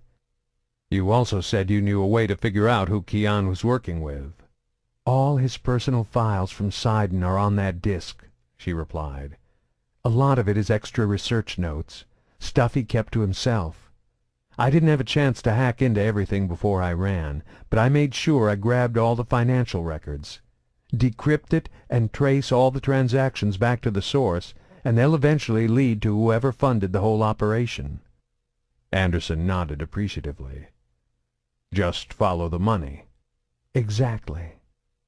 They sat for a while in silence beside each other on the edge of the bed, neither one speaking, neither one pulling away. Anderson was the first to make a move. He stood up and went to grab his jacket.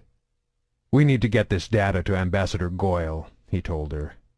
"It'll clear your name and tell us who Kian's working with."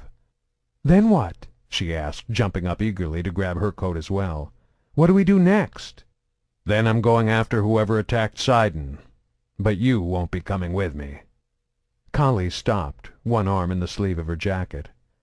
"What are you talking about?" He was still hurt that she hadn't trusted him, but that wasn't why he was doing this. His wounded feelings were his problem, not hers. She had just done whatever was necessary to survive this whole mess, and he couldn't honestly blame her for any of it. It wasn't her fault that he'd let himself become emotionally involved. But now it was his responsibility to make sure it didn't happen again. "That Krogan is still looking for you. We have to make arrangements to get you off this planet, get you somewhere you'll be safe." "Wait a minute," she protested angrily. "You can't just leave me behind. Those were my friends who died in that attack. I have a right to see this through to the end." "Things are going to get rough," he told her. "You're part of the Alliance, but we both know you're no soldier. If you tag along, all you'll do is slow me down or get in the way." She glared at him, but clearly couldn't think of anything to say to refute his argument. "You did your part," he added, patting the pocket with the OSD. "Your job's over now. But mine's just beginning."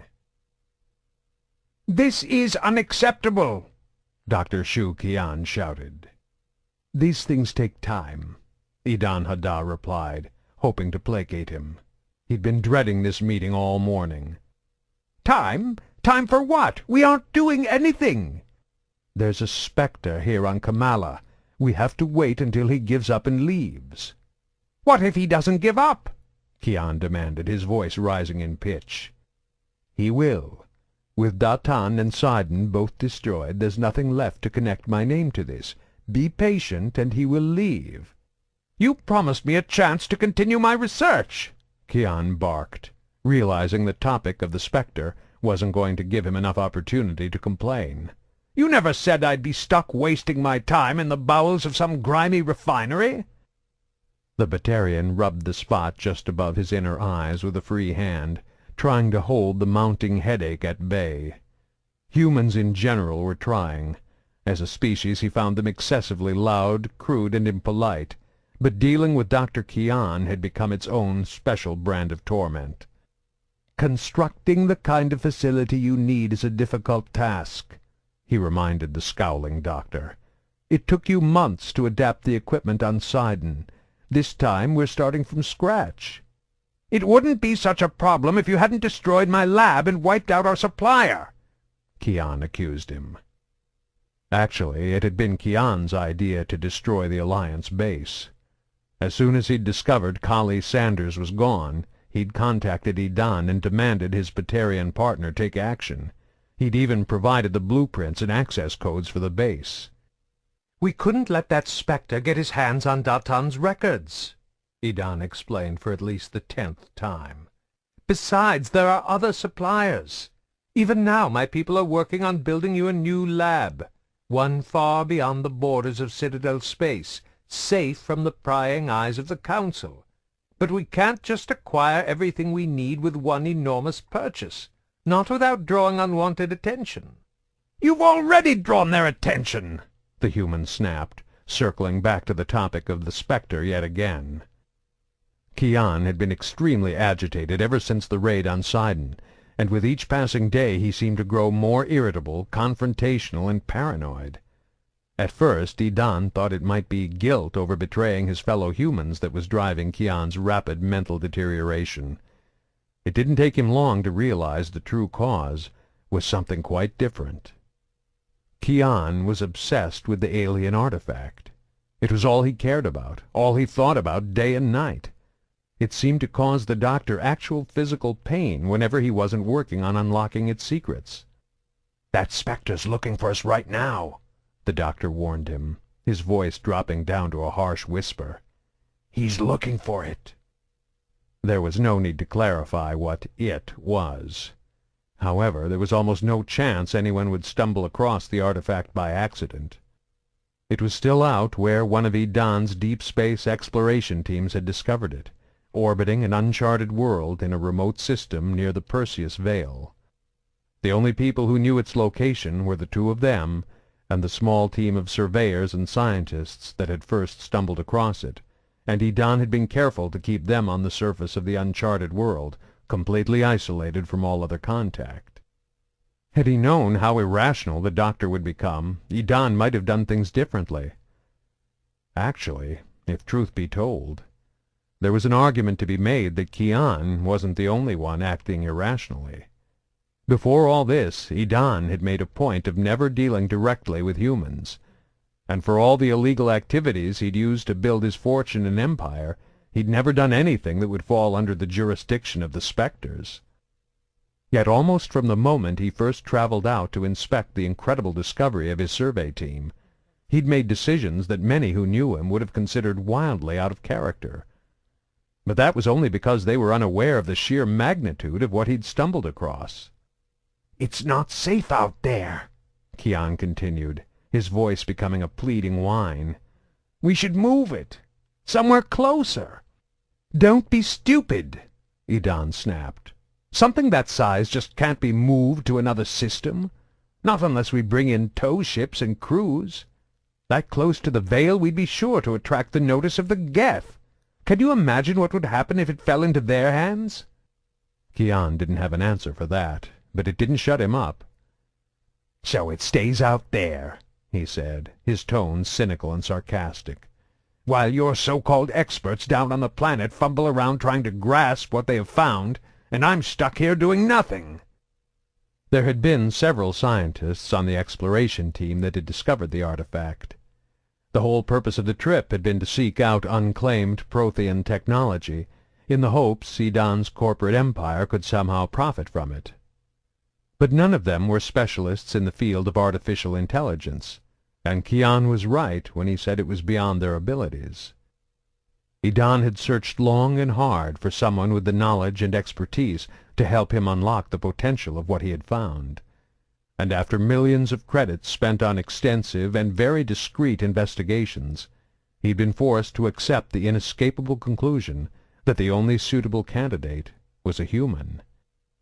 Swallowing his pride, he'd had his representatives carefully approach Kian.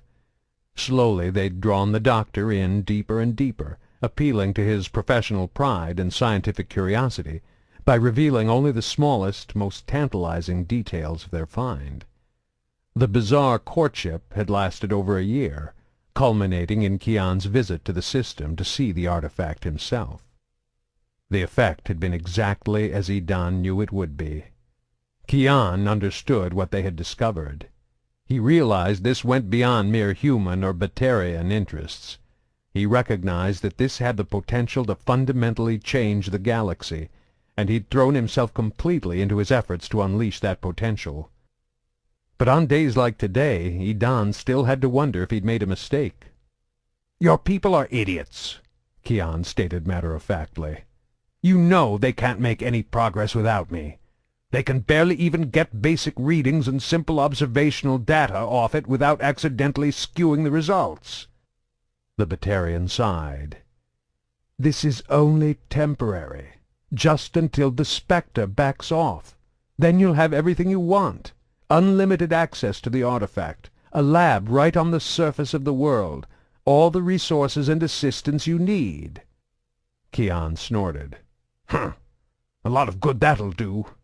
I need experts in the field, people smart enough to understand what we're doing, like my team at Sidon."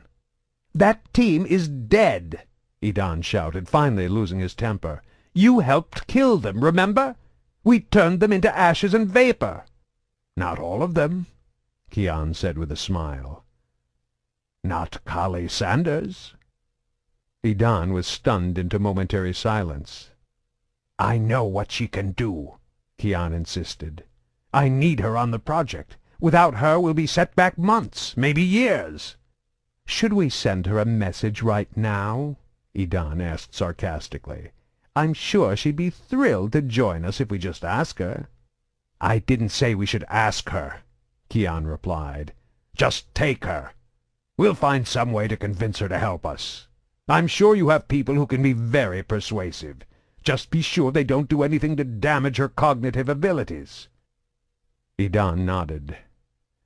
Maybe the doctor wasn't as irrational as he thought. There was only one problem, though.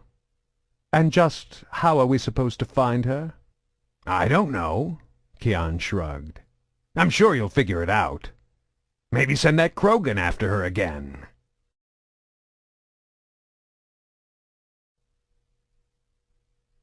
Chapter 17. For the second time in as many weeks, Ambassador Goyle was making her way across the lush fields of the Presidium to meet with the Citadel Council. Last time she embarked upon this journey she had been summoned by the Council so they could chastise her for humanity's violations of the Citadel Code. This time, however, she was the one who had requested the audience. As before, she passed the sparkling lake that was the centerpiece of the pastoral scene. Once again she passed the replica of the mass relay. But this time, as she rode the elevator to the top of the Citadel Tower, she actually allowed herself to enjoy the view.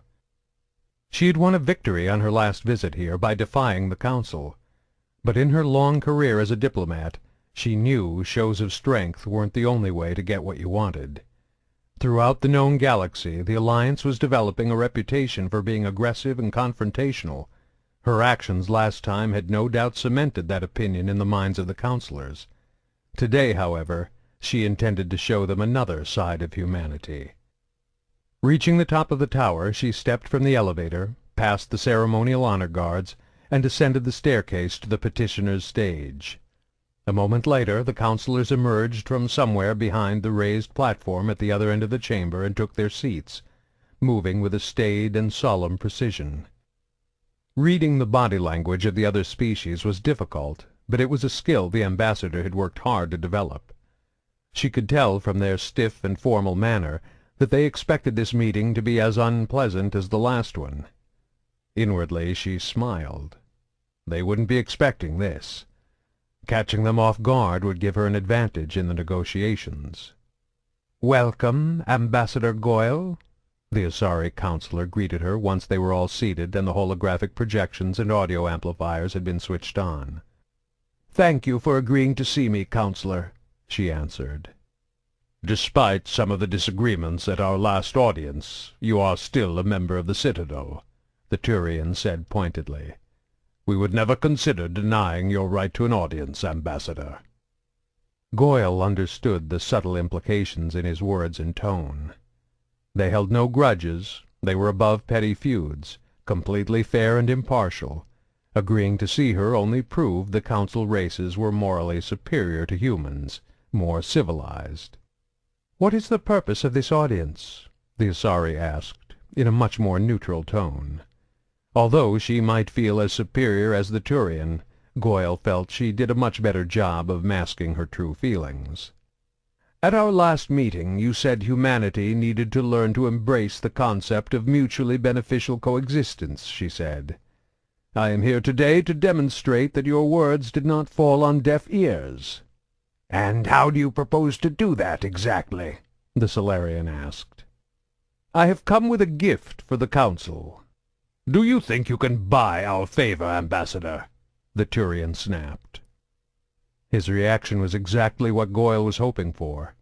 If she could make it appear as if they were the ones being difficult here, it was more likely they'd give in to her demands before all this was through. "I meant no offense," she humbly apologized while secretly smiling inside. "This is not a bribe, but rather an offer freely given." "Please continue," the Asari invited. Of the three, she was the one Goyle found the hardest to read. Not coincidentally, she was also the one the ambassador was the least confident in manipulating. "I realize humanity made a mistake at Sidon, one we deeply regret. In an effort to make amends, I am here to offer the Council copies of all the classified research files from the base." "This is a very generous offer," the Solarian said after a moment's hesitation. "May I ask why you are willing to share this information with us? Perhaps our research will prove useful to the rest of the galaxy. Maybe it will bring us closer to peaceful relations with the Geth." "I thought all the files at the base were destroyed in the attack," the Turian said suspiciously. Goyle had anticipated this. They probably thought the files were fake, or at least purged of sensitive data or censored in some way. But they'd be able to tell if they were doctored, so after reviewing them, the ambassador had decided to release them in full to the Council. There was nothing incriminating beyond what they already knew. If anything, the files clearly showed Kian had been operating outside the scope of his official mandate, removing some of the Alliance's culpability. Lieutenant Kali Sanders, a survivor of the raid, made copies of the files before Sidon was destroyed. Now that Kian was working with the Batarians, it only made sense to make his research available to leading experts of allied species. They would likely reciprocate by helping defend the Alliance if the Batarians tried to use Kian's work to develop AI technology to use against humanity. Besides, the Alliance experts who had reviewed the files had assured her that virtually all of the research was still theoretical. It would be years, maybe decades, before any of it would lead to any practical applications. And there was one more significant consideration. "The files make mention of an unknown piece of alien technology discovered out beyond the borders of Citadel space," Goyle informed them. "What kind of technology?" the Solarian wanted to know. "We don't know," she admitted. "Obviously it has some connection to synthetic intelligence, but beyond that Kian was intentionally vague about the details. From his notes, it is clear he believes it was far more advanced than anything developed by any current species." "Is it Prothean?" the Asari asked. "Not according to Kian's notes. Again, we don't have many details, but there is some indication the Doctor thought it could be used in connection with the Geth." "The Geth?" the Solarian asked quickly. "In what way?" "It's not clear. Maybe he thinks it will enable him to communicate with them somehow, maybe even control them. We just don't have enough information to know for sure. But we believe this technology poses a legitimate threat, not just to the Alliance, but to the entire galaxy."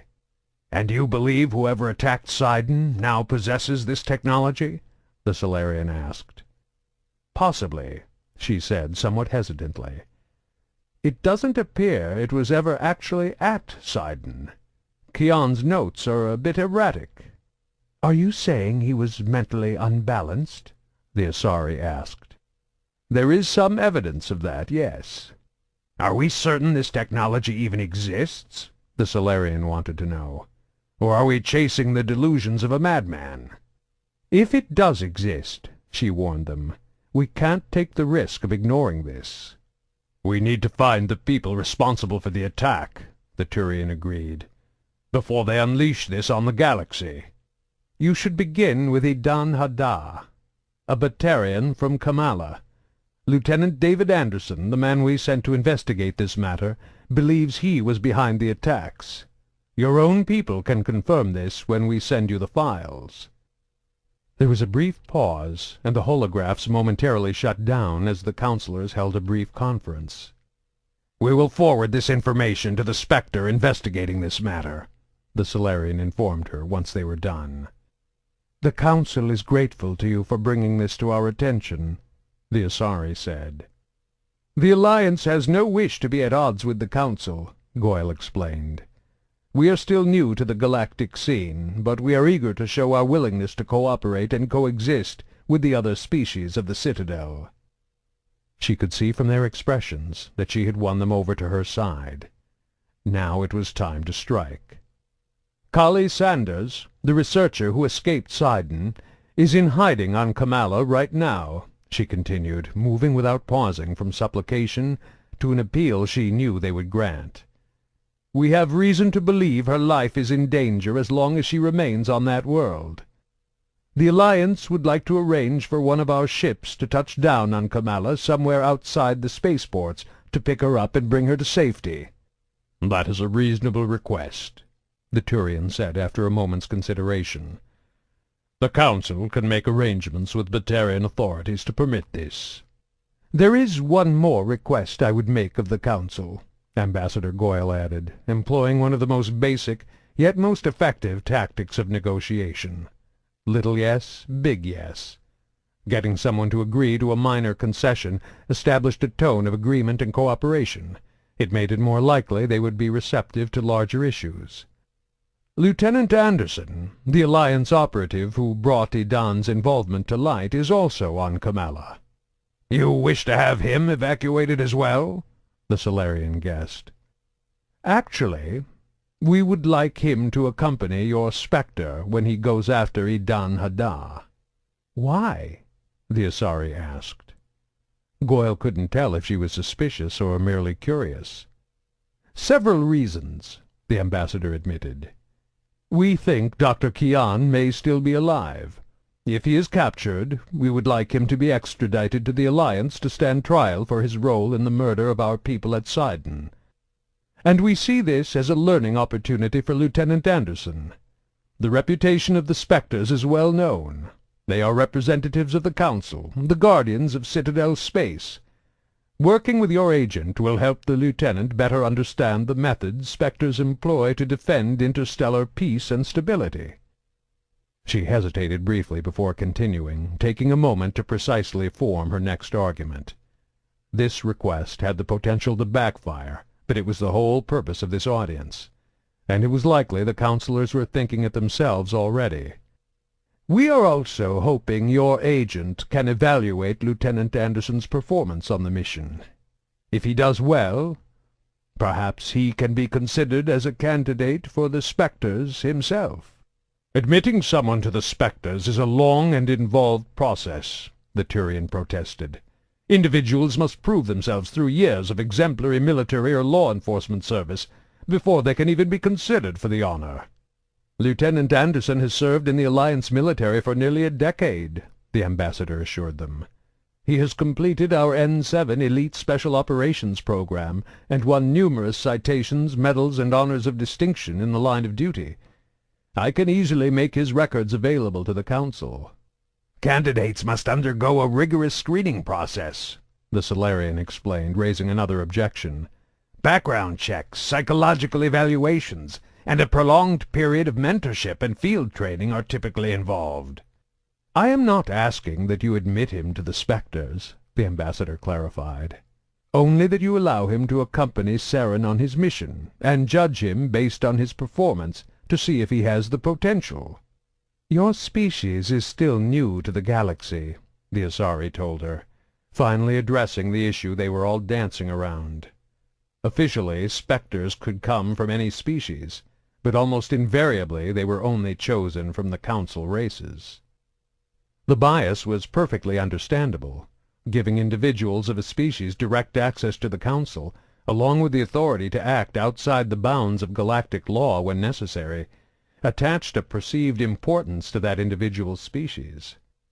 Allowing a human into the spectres would send a message to the rest of the galaxy that the Council considered humans on a par with the Turians, Solarians, and Asari. That wasn't far removed from the truth, which was exactly why Ambassador Goyle was pushing for this now. Many species have been part of the Citadel for centuries, yet have never had a spectre drawn from their ranks, the Asari continued. Granting this request may cause resentment among them, just as I'm sure there was resentment among them when the Turians were added to the Council, Ambassador Goyle countered. Those were exceptional circumstances, the Solarian interjected, offering up a defense on behalf of the Turian counselor. The Turians were instrumental in ending the Krogan rebellions. Billions of lives were saved. And they had a fleet almost as large as the Asari and Solarians put together, Goyle silently added. Out loud she said, At our last meeting, you told me humanity had to be willing to sacrifice for the sake of others. I could have bargained for this concession with the information from Sidon, but I chose to give that to you freely for the greater good. Now I am offering you the aid of one of the Alliance's top soldiers to end a threat we may have unwittingly helped create. All I ask in return is that you consider the lieutenant as a possible candidate for the Spectres. There was no immediate response from the Council. The ambassador realized they were still leery of her because of her actions at the last meeting. But there was a time for brinksmanship and a time for acquiescence. She had to show them the Alliance was willing to work both sides of that fence. I make no demands here. I'm not asking you to promise or commit to anything. I believe this experience will benefit Lieutenant Anderson and the Alliance. I believe it will strengthen humanity's bond with the rest of the Citadel, and I truly believe it will give us a better understanding of the duties and responsibilities we owe to the greater galactic community. However, if you refuse this request, I will willingly accept the wisdom of your decision. She expected the Council to confer once again to discuss her proposal. However, to her surprise, the Asari simply gave her a warm smile. You have made your point, Ambassador. We will grant your request. Thank you, Counselor, Goyle replied. She was caught off guard by the sudden acceptance, but she did her best not to reveal how much she had been taken aback. This meeting of the Council is adjourned, the Asari said, and the Council rose from their seats and disappeared down the stairs of their platform. Goyle turned and made the long walk down from the top of the petitioner's stage, frowning. She had studied every decision made by the Council in the last 5 centuries in detail. In every case they had acted unilaterally. If there was ever any dissension, they would debate the issue until a mutual accord could be reached. So how was it possible for the Asari counselor to decide on her own to grant this request? As she reached the elevator and stepped inside, the explanation finally popped into her head. Somehow they had anticipated her request before she'd even broached the subject. They must have known where she was leading them, and discussed it during the brief conference after she had mentioned Idan Haddah. They had already decided how they would respond long before she ever brought the subject up. Ambassador Goyle had thought she was in control, driving the negotiations to manipulate the Council to her best advantage, like she had at the previous meeting. She'd caught them off guard last time, but this time they'd been ready for her. They were the ones who had been in control, walking her through the script like actors in a play, knowing the final outcome all along. And only in the final moment of the scene had they tipped their hand, a subtle revelation of the truth they must have known she would pick up on. Riding down in the elevator, Ambassador Goyle tried to take solace in the knowledge that she had gotten exactly what she'd wanted out of the meeting. But she wasn't used to being outmaneuvered, and she couldn't help wondering if she had made a mistake. Why had the Council been so eager to grant her request? Did they really think humanity was ready for this? Or were they expecting Anderson to fail, then hoping to use that failure as an excuse to hold the Alliance back? If nothing else, the experience had given her a whole new respect for the Council and their understanding of negotiations and diplomacy. She considered herself a student of politics, and now she was very aware she had just been schooled at the feet of the masters. They'd sent her an unmistakable message. They knew how to play this game as well as she. Whatever advantage the Alliance might have had in dealing with the Council, it was now gone. The next time she had to face them, the ambassador realized, she'd be constantly second-guessing herself. No matter how prepared or careful she was, in the back of her mind there'd be that lingering uncertainty. Was she leading the negotiations, or being led? And she had no doubt that this was exactly what the Council wanted.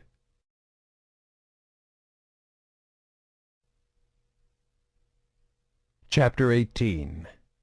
"We're almost there, Lieutenant Sanders," the driver told her, shouting to be heard above the engine of the six-wheeled armored personnel carrier as it bounced along the hard-packed desert sand outside Hatri.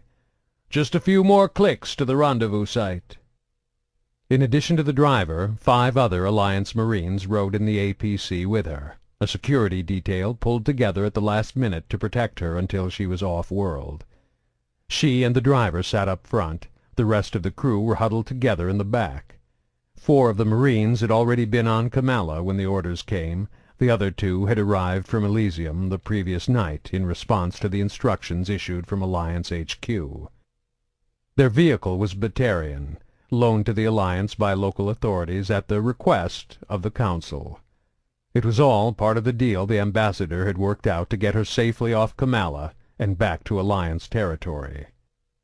The engine whined as they climbed one of the immense sand dunes that stretched across the landscape out beyond the horizon toward the setting sun.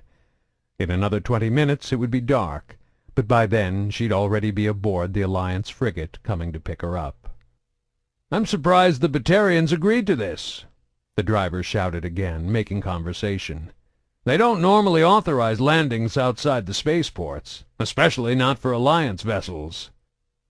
She understood his curiosity. He knew something big was going on, but his orders were simply to drive her out to the pickup. He had no way of knowing about her connection to Sidon, and nobody had told him about the shady backroom deals Ambassador Goyle must have made with the Council to make this happen. Kali stayed silent. She sure as hell wasn't about to fill him in. She wondered how much the Alliance had given up in exchange for this concession. What kind of bargain had they struck? Anderson probably had some idea, but he had barely said a dozen words to her in the 2 days following her admission in the hotel room. Not that she blamed him. He'd trusted her, and she'd used him, at least in his eyes. Kali knew all too well how much betrayal could sting, and now she was being whisked off to some unknown location for her protection, while Anderson was staying behind on Kamala to try and hunt down Dr. Kian. She thought a lot about trying to contact him again after all this was over. At first she'd been drawn to him out of need. She was scared and alone, and she had needed someone to cling to besides a gruff, prickly father whom she barely knew. But even though they'd only been together a few days, she got the sense that there was a chance they could have become more than just friends. Unfortunately, she doubted he'd want anything more to do with her now. Not after how she'd hurt him. The realization that she'd probably never see him again hit her harder than she would have expected. "Hang on, ma'am," the driver suddenly called out, startling her from her maudlin thoughts as he wrenched the wheel and veered them sharply off course, nearly flipping the vehicle in the process. "We've got company." From his perch on a rocky outcropping several kilometers away, Saren could just make out, against the glare of the setting sun, the silhouette of the APC carrying First Lieutenant Kali Sanders. When he'd received the mission update from the Citadel Council yesterday, he'd gone through the full spectrum of emotions. He began with outrage. They were ordering him to work with a human, and all because the Council felt it necessary to reward the Alliance for sharing information about the investigation into Sidon, information Saren had already managed to figure out on his own. He knew Idan Hadda was behind the attack, but because he'd kept that information from the Council, he had to pretend to be grateful to the Alliance for handing it over to him. Now he had to allow one of the humans to work with him as he completed the mission. And not just any human, but that damnable Lieutenant Anderson, who kept interfering with his investigation. But as he'd continued reading the update, his anger gave way to curiosity.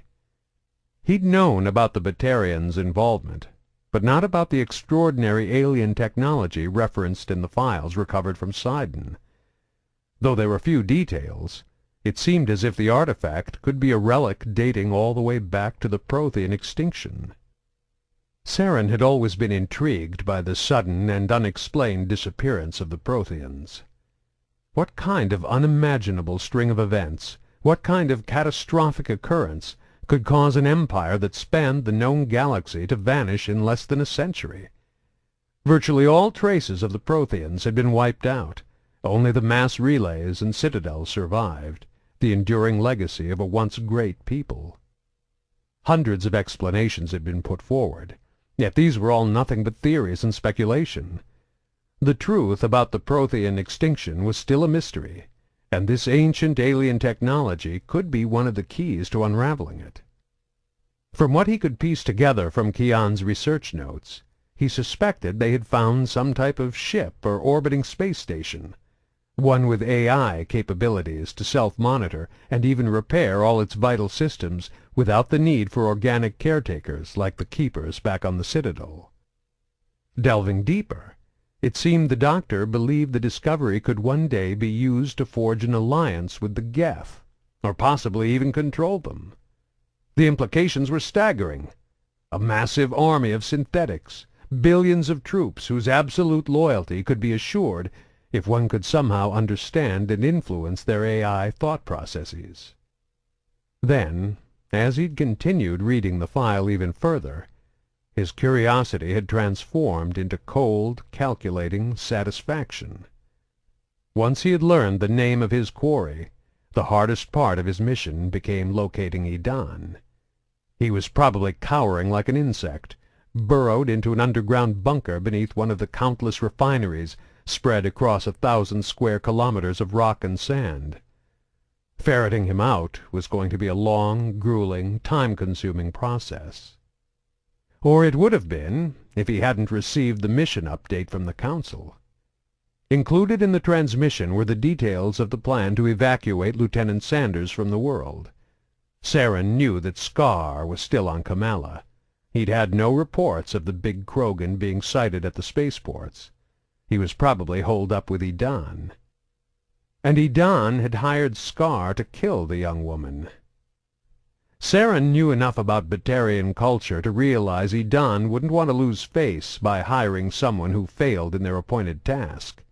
If the opportunity presented itself, he'd send Scar after Sanders again.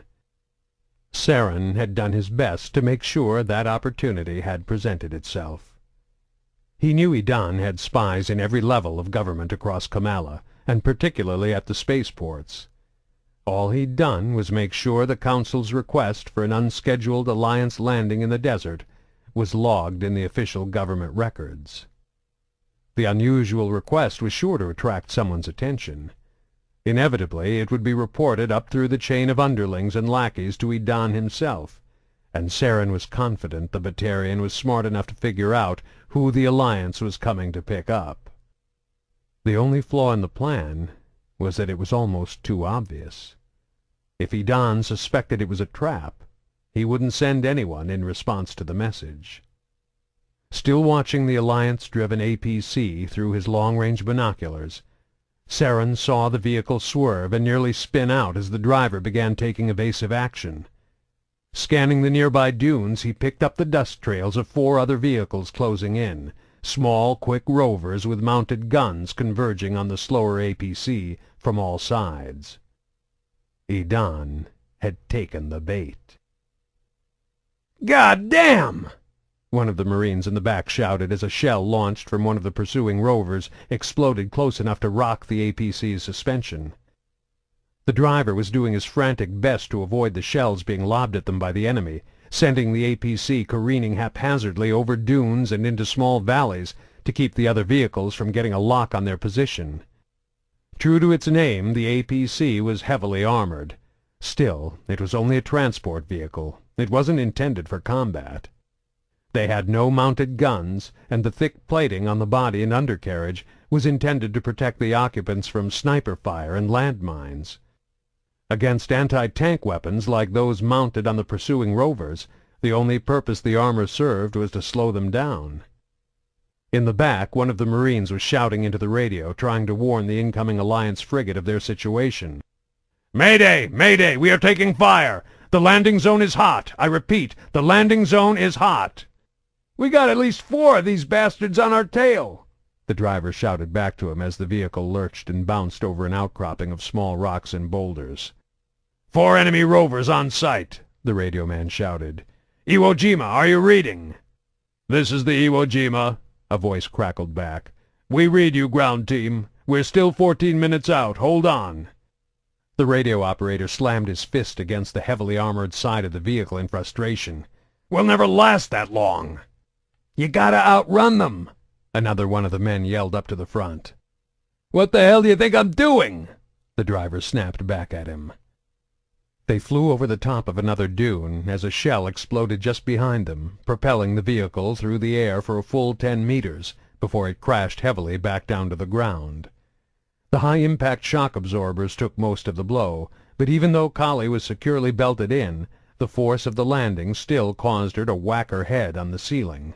The impact drove her teeth into her tongue hard enough to make her taste blood. The men in the back fared much worse. Crammed into the vehicle, none of them were wearing safety belts.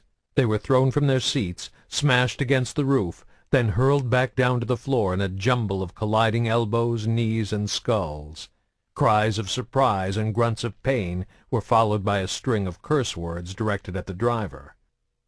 He ignored them, instead muttering, "They're too fast. We'll never outrun them."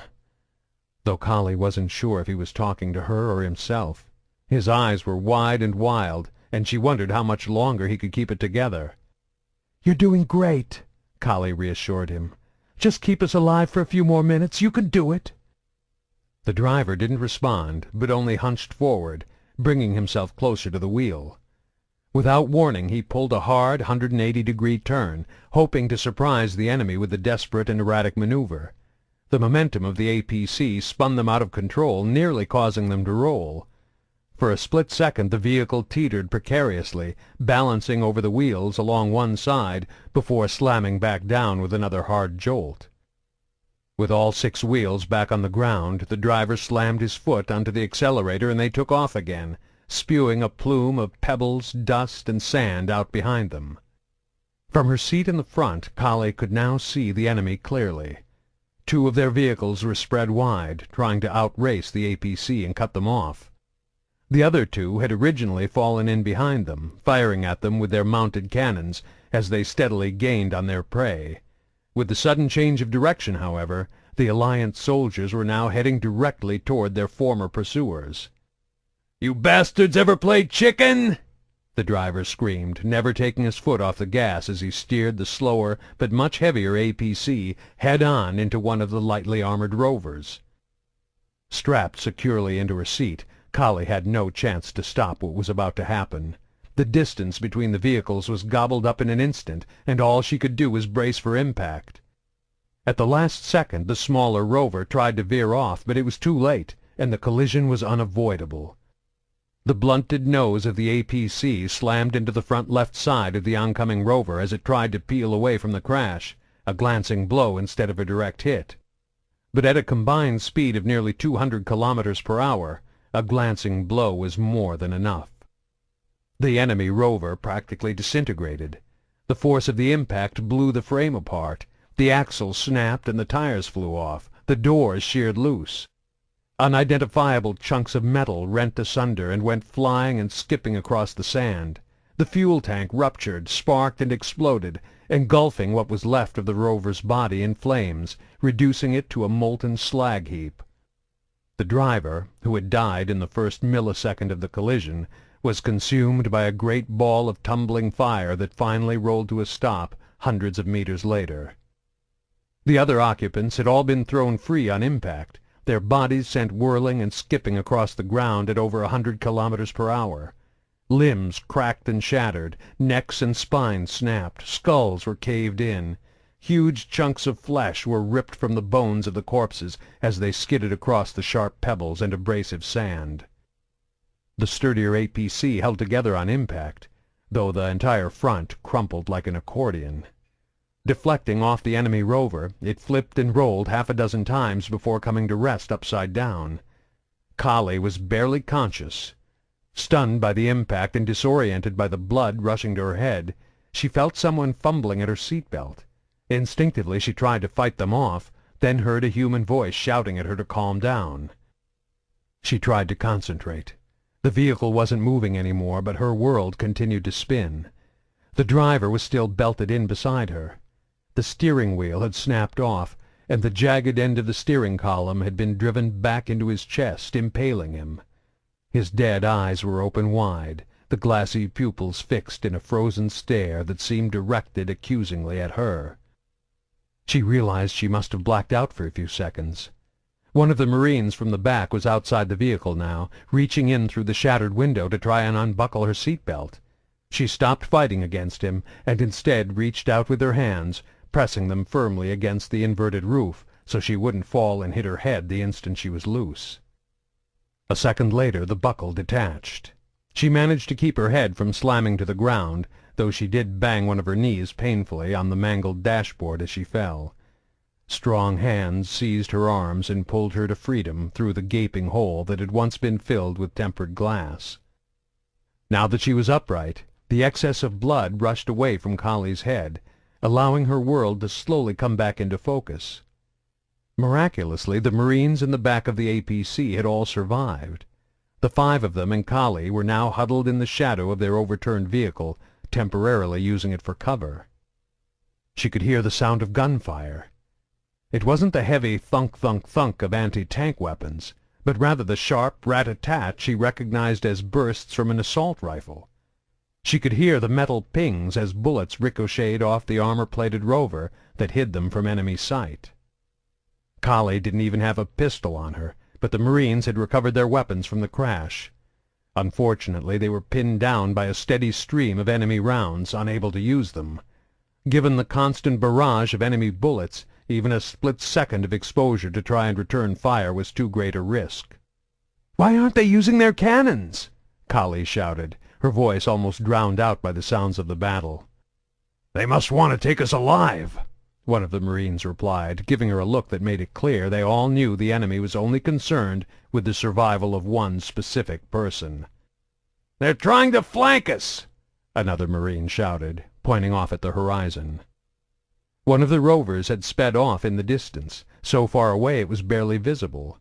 It was circling around behind them in a wide, looping arc, well beyond the range of the Marines' automatic weapons. Kali's attention was pulled away from the rover by a deafening roar from above, the unmistakable sound of a space vessel's drive core engines burning in the atmosphere. Turning her attention upward, she saw a small ship swooping down from the sky. "It's the Iwo Jima!" one of the Marines cried out. The ship was moving fast, diving straight for the lone rover trying to flank them. Less than 50 meters from the ground, it pulled up sharply and opened fire. A single, well-targeted blast from the ship's Guardian defense lasers turned the rover into scrap metal. The Iwo Jima banked and changed direction, its trajectory bringing it straight toward the 2 surviving rovers as the Marines let loose with spontaneous, exultant cheers. The cavalry had arrived. Scar had seen the frigate approaching long before it fired the lethal volley that took out the first of the Blue Sun rovers. Its arrival was an inconvenient but not unanticipated event. Moving with a quick but calm sense of purpose, he leaped out of his own rover and started shouting orders. Following his commands, the mercs quickly unloaded and assembled the portable mass accelerator cannon they'd stashed in the back of the vehicle. While the Alliance frigate fired its lasers on the defenseless rovers, Scar was arming the weapon, loading an ammo pack filled with hundreds of small explosive rounds. As the frigate banked toward them in a long, sweeping arc, he adjusted the aim and locked in on his target. And when he heard the cheers from the Marines hiding behind the overturned APC, he fired. The Guardian laser systems of the Iwo Jima, programmed to target and destroy incoming missiles, were overwhelmed by the sheer number of hypervelocity rounds fired at point-blank range. Normally, the deadly projectiles would have deflected harmlessly off the ship's kinetic barriers, but in order for a spacefaring vessel to touch down on a planet's surface and pick up a shore party, the barriers had to be shut down.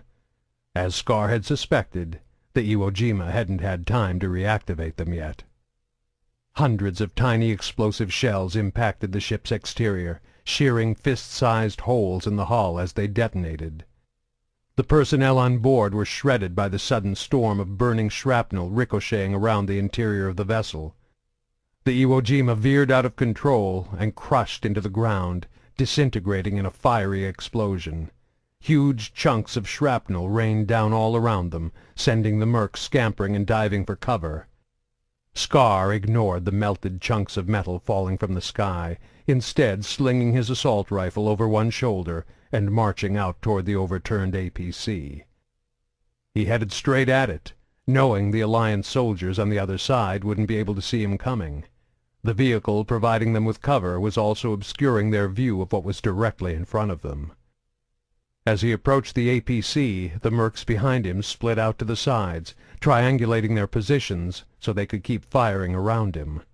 They kept the steady stream of deadly high-velocity rounds trained on the vehicle, keeping the Marines pinned down behind it. Ignoring the constant gunfire, the Krogan stopped less than 10 meters away from the APC. Every muscle in his body tensed as he began to focus his biotic abilities. The reaction triggered an automatic biofeedback response in the amplification modules surgically implanted throughout his nervous system. He began to gather dark energy, drawing it in and trapping it the way a black hole traps light. It took almost 10 full seconds for the power to build to maximum capacity. Then Scar thrust forward with a fist, hurling it toward his target. The overturned APC launched into the air, flying over the heads of the stunned Alliance Marines to land a dozen meters behind them. They were caught off guard, completely surprised and totally exposed by the unexpected maneuver. Nothing in their training had prepared them for this. Uncertain how to react, they simply froze, a small group huddled together, crouching in the sand. They would have been gunned down right then were it not for the fact that their enemy was just as surprised as they. The mercs had stopped shooting, watching in utter amazement as the Krogan biotic had simply hurled the 4-ton APC out of the way. "Throw down your weapons," Scar growled. The Marines complied, knowing the battle was lost. They slowly stood up and raised their hands above their head, letting their assault rifles fall to the ground. Knowing she had no other choice, Kali did the same. The Krogan stepped forward and seized her by the upper arm, squeezing so hard she let out a cry of pain. One of the Marines made half a move to help her, then pulled himself back. She was glad. He couldn't help her. No sense getting himself killed. While the mercs kept their weapons trained on their prisoners, Scar half-dragged, half-carried Kali over to one of the vehicles. He threw her into the back, then climbed in beside her. "Kill them," he said to his men, nodding in the direction of the Alliance Marines. The sharp retorts of gunfire drowned out Kali's screams. Saren watched the entire scene unfold through his binoculars, never moving from his carefully chosen position. He was surprised when Scar didn't kill Sanders, instead taking her prisoner. Obviously her connection to all this was more than he'd first realized. But it didn't really change anything. The mercs climbed into their vehicles and sped off into the dusk, switching on their lights to guide them through the gloom. Saren leaped down from his vantage point and ran over to the small scout rover he had parked nearby. The vehicle had been specially modified for stealth missions at night. The headlamps were equipped with dimming covers to disperse the illumination and angle it down toward the ground, creating a faint glow that would be enough to navigate by, but was barely visible for more than a kilometer away. In contrast, the high-powered beams of the other vehicles blazed like beacons in the darkness of the desert night. He'd easily be able to spot them from as far as 10 kilometers out. All he had to do was follow them, and they'd lead him right to wherever Idan was hiding.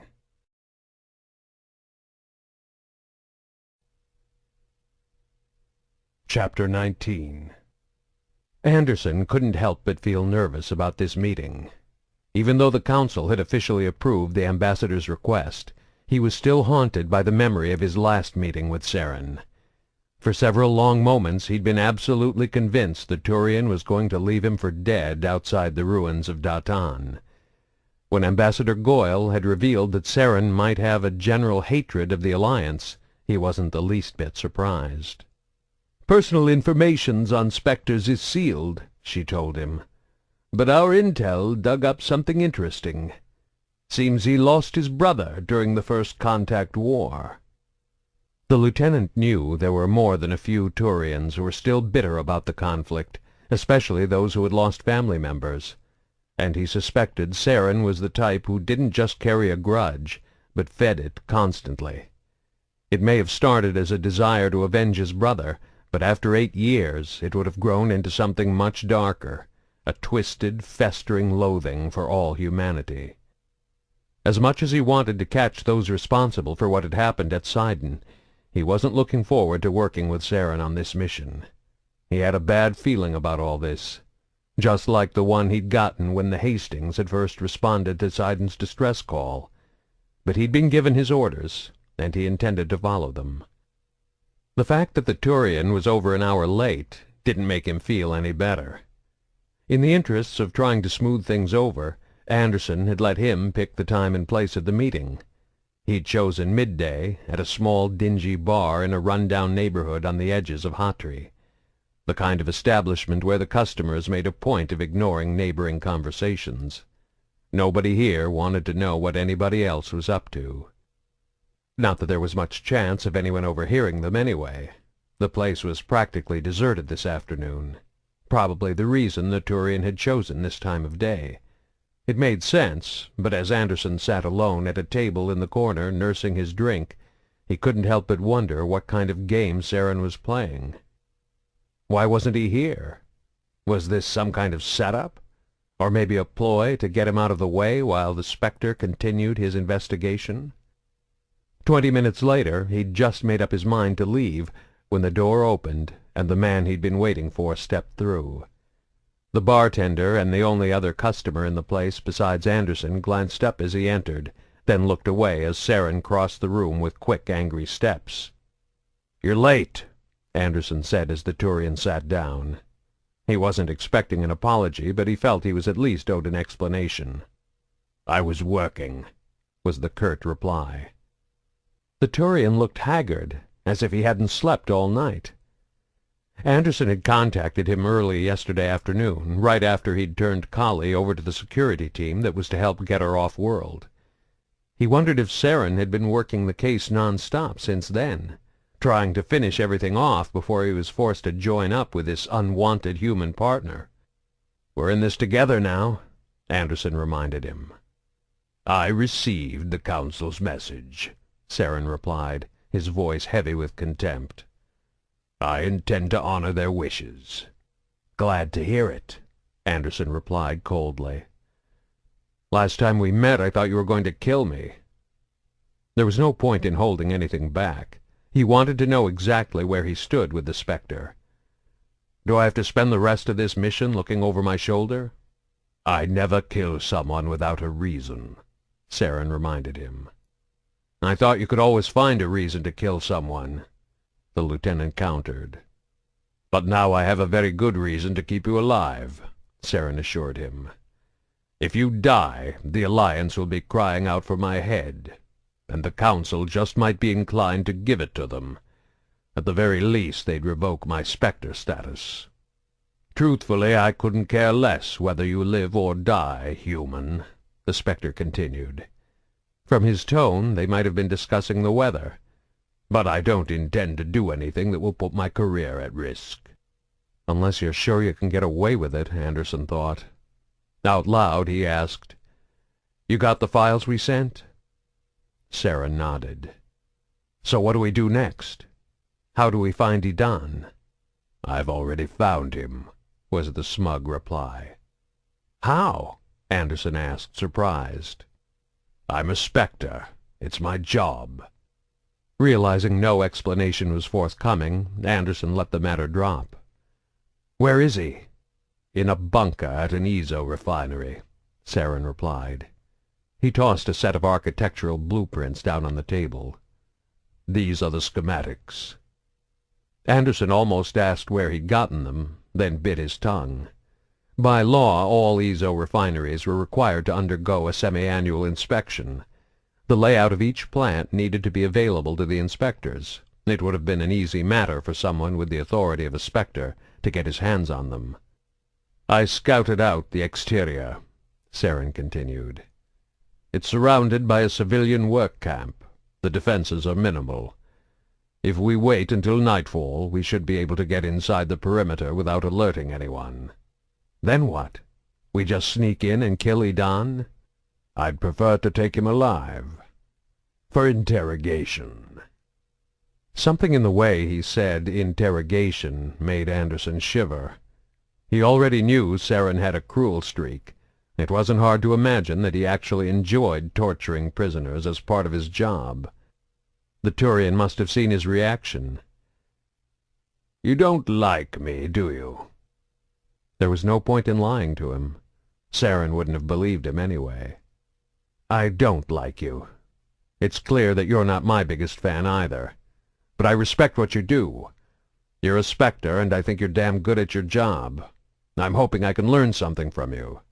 And I'm just hoping you don't screw this mission up for me," Saren replied. Anderson refused to rise to the bait. "You said we should infiltrate the refinery after dark. What do we do until then?" "I need some rest," the Turian said flatly, confirming Anderson's suspicions that he'd been up all night. "The refinery's about 2 hours outside the city. If we leave 2 hours after sundown, we'll get there at midnight. That should give us enough time to get in and out before it gets light." The Turian pushed his chair away from the table. Obviously, he felt the meeting was over. "Meet me back here at 1600, he said before turning and walking away. Anderson waited until he was gone, tossed a few credits down on the table to cover his drink, then got up and left. Kamala used the galactic standard 20-hour clock, and it still wasn't even 12 o'clock yet. There was no way he was spending the next 4 hours in this dive. Besides, he hadn't spoken to Ambassador Goyle since yesterday morning. Now might be a good time to check back in and see how Kali was doing. Strictly for the sake of the mission, of course. "Is this line secure, Lieutenant?" Ambassador Goyle asked him. "As secure as we're going to get on a Batarian world," Anderson told her. He was speaking to her via real-time video conference. Real-time communication for a colony in the Verge back to the Citadel was an incredibly complex and expensive process, but Anderson figured the Alliance could afford it. "I met with Saren. Looks like he's willing to let me tag along." There was a split second of lag as the signal was encrypted and packaged in a top-priority burst, then transmitted to a comm buoy orbiting Kamala, and subsequently relayed across the extranet to the ambassador's terminal on the Citadel before finally being decoded. The delay was barely noticeable, but it did cause a slight hitch in the ambassador's image on his monitor. "What else did he tell you, Lieutenant?" There was something gravely serious in the ambassador's expression. "Is something wrong, ma'am?" She didn't answer right away, choosing her words carefully. "As you know, we dispatched the Iwo Jima to pick Sanders up yesterday. When they arrived, the ground team was under attack." "What happened?" Anderson asked, already knowing the answer. "The Iwo Jima went in to help, then dropped out of contact. By the time we convinced the local authorities to send out a rescue team to the site, it was too late. The Marines sent to accompany Sanders were all dead. The Iwo Jima was destroyed. Nobody aboard survived." "What about Lieutenant Sanders?" he asked, noticing the ambassador had left her conspicuously absent from the list of casualties. "No sign of her. We think she may be a prisoner. Obviously, we suspect Sidon and Dr. Kian were behind the attack." "How'd they find out about the pickup?" Anderson demanded angrily. "The request for clearance for the out-of-port landing was entered into Hatri's main transport system databanks," the ambassador told him. "Someone must have seen the information there and relayed it to Sidon." "Who leaked it?" he wanted to know, remembering Kali's fears that someone in the Alliance brass might be working with Kian. "There's no way to know. We can't even be sure it was intentional. It might have been an accident, a mistake. With all due respect, ma'am, we both know that's a load of crap." "This doesn't change your mission, Lieutenant," she warned him. "You're still going after Kian." "What about Lieutenant Sanders?" The ambassador sighed. "We believe she's still alive. Hopefully, if you can find Kian, you'll find her." "Anything else, ma'am?" he asked, a little more curtly than he'd intended. He was still shaken by the news that someone had betrayed Kali again, and while he didn't suspect the ambassador, she had made all the arrangements for the pickup. He couldn't help blaming her at least a little for allowing this to happen. "Saren's going to be evaluating you on this mission," the ambassador reminded him, shrewdly refocusing him back to his true priorities. "Do well, and it could go a long way to proving to the Council that humanity deserves to have someone in the Spectre ranks. I shouldn't have to tell you what that could mean for the Alliance," she added. "Understood, Ambassador," he replied, subdued. He knew she was right. He had to put his personal feelings aside for the sake of the mission. "We're all counting on you, Lieutenant," she added just before signing off. "Don't let us down." Saren wasn't late for their second meeting. In fact, he was already there, waiting at the same table when Anderson arrived. The bar was busier in the evening, but it was still far from crowded. The lieutenant marched toward the Turian and sat down across from him. He didn't waste any time with a greeting, but simply blurted out, "Did you see any sign of Kali Sanders when you were scouting out Sidon's hiding place?" "She is no longer a concern of mine," Saren told him. "Or yours. Stay focused on Sidon and Kian." "That's not an answer," Anderson pressed. "Did you see her or not?" "I'm not going to let one human life get in the way of this mission," Saren hissed at him. Something in his tone flipped the switch in the lieutenant's brain. The light came on, and he suddenly understood. "You're the one who leaked the pickup. That's how you found Sidon. You used Kali as bait, then followed his people back to the refinery and scouted it out last night. That's why you were late this morning."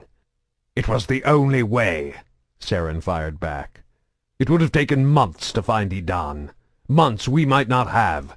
I don't have to explain myself to you. I saw an opportunity, so I took it." "You son of a bitch!" Anderson shouted, leaping across the table to grab him by the throat. But the Turian was too quick for him. He jumped back beyond Anderson's grasp, then leaped in and seized Anderson's outstretched arms by the wrists, yanking him off balance. As the lieutenant tumbled forward, Saren let go of one wrist and twisted hard on the other, bending Anderson's arm up and behind his back. The Turian used the human's own momentum against him to slam him to the ground. Still keeping Anderson's arm bent behind him, the Turian dropped to his knee between the lieutenant's shoulders, pinning him to the floor. Anderson struggled for a few seconds, but he couldn't get free. He felt Saren applying pressure to his arm, and he went still before the Turian decided to break it. The rest of the people in the bar had jumped up from their seats when the action started, but once they saw that the human was effectively helpless, they simply sat back down and resumed drinking.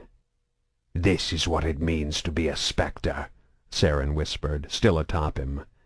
He had leaned in so close that Anderson felt his hot breath in his ear and on the back of his neck. "Sacrificing one life for the sake of millions. Kian's research is a threat to every species in Citadel space. I saw a chance to stop him at the cost of a few dozen lives. The math is simple, human, but few people are able to do it right." "I get it," Anderson said, trying to keep his voice calm. "So let me up. Try this again, and I will kill you," the Spectre warned before releasing him. Anderson had no doubt he meant it. Besides, fighting with Saren in this bar didn't accomplish anything. If he really wanted to help Kali, he had to be smart instead of impulsive. He stood up and stared at the Turian for a long moment. Despite being immobilized, the only thing hurting was his pride. So Anderson simply brushed himself off, then went and sat down at the table again. Realizing the human intended to hold his anger in check, the Turian joined him. "They didn't find Kali's body at the scene," Anderson said, resuming the conversation where they had left off. He'd need to come up with a plan to help Kali, but he didn't even know where she was being held. As much as it galled him, he needed to get the Turian back on his side. "Were you there? Did you see what happened?" "Your ground team was attacked by Scar and the Blue Sun mercenaries," Saren told him. "When all hope was lost, your soldiers tried to surrender, but the Blue Suns gunned them down." "What about Kali? Is she still alive?" "She was," Saren admitted. "They took her inside the refinery. I assume they must need her for some purpose." "If they know we're coming, they might still kill her," Anderson said. "That means nothing to me." It took every ounce of military discipline the lieutenant had not to attempt to attack him again, but somehow he managed to stay in his seat. "She means something to me," he said, straining to keep his voice even. "I want to make you a deal." The Turian shrugged, a truly universal gesture of indifference. "What kind of deal?" "You don't want me here. You're only doing this at the order of the Council. You take me to Edan's hideout and give me a chance to rescue Kali, and I promise to stay out of your way for the rest of the mission." "What do you mean by a chance to rescue Kali?" the Turian asked suspiciously. "If they know we've found them, they'll probably kill her. So when we get to the refinery, you let me go in first.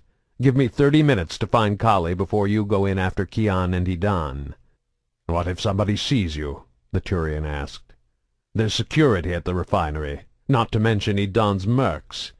You set off the alarms and they'll all be on guard. That makes my job harder." "No," Anderson argued. "It makes your job easier. I'll be a distraction. I'll draw them off. They'll be so concerned with me they won't even notice you sneaking in from the other side." "If you get into trouble, I won't come to help you," Saren warned. "I wouldn't expect you to." Saren considered the offer for a full minute before nodding his head in agreement. 30 minutes. Not 1 second more.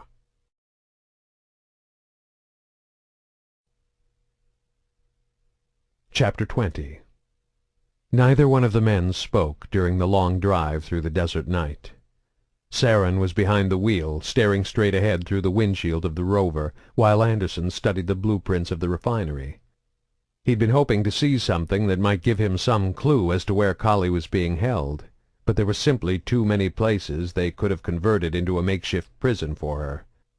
Instead, he focused on trying to memorize the general layout so he could find his way around quickly once he was inside. After an hour, they could see a dim glow in the distance, the refinery lights shining in the darkness. The facility ran 2 day shifts and 2 night shifts of nearly 200 workers each. The EZO production continued around the clock. To accommodate such enormous labor requirements, the refineries offered free room and board to employees and their families in the surrounding work camps, prefab buildings assembled in an ever-widening circle around the chain-link fence protecting the refinery itself. They were only a few hundred meters from the edges of the work camp when Saren stopped the rover. "We walk from here." Anderson made a mental note of where the vehicle was parked. He'd have to find his way back here through the dark after he found Kali. If he got lost, he doubted Saren would bother to come looking for him. He grabbed his pistol, but hesitated before taking his assault rifle. The pistol had a silencer on it, but the assault rifle was loud. One burst from that and the whole place would know he was there. Plus, it was a lot easier to pick your targets carefully with a pistol than an automatic weapon. "You'll need that," Saren advised him, noticing his indecision. "Most of the people in that plant are just ordinary workers," Anderson replied. "They won't even be armed." "Edan's working with the Blue Sun mercenaries. You'll run into plenty of them in there, too." "That's not what I meant. I'm a little concerned about accidentally shooting innocent civilians." Saren gave a harsh, bitter laugh. "You still don't get it, do you, human? Most of the workers in these camps own firearms. This refinery represents their livelihood. They aren't soldiers, but once the alarms go off, they will try to protect it." "We're not here to destroy the plant," Anderson objected. "All we have to do is grab Kian, Edan, and Kali and get out." "They don't know that. When they hear sirens and bullets, they'll think the plant is under some kind of terrorist attack. You won't be able to pick and choose your targets when half of them are running around in a blind panic and the other half are firing guns at you. If you want to make it through this mission alive," Saren added, "you better be willing to shoot civilians if they get in your way, because they'll be more than willing to shoot at you." "Necessity is one thing, but how can you be so cold about killing innocent people?" he asked in disbelief. "Practice. Lots of practice."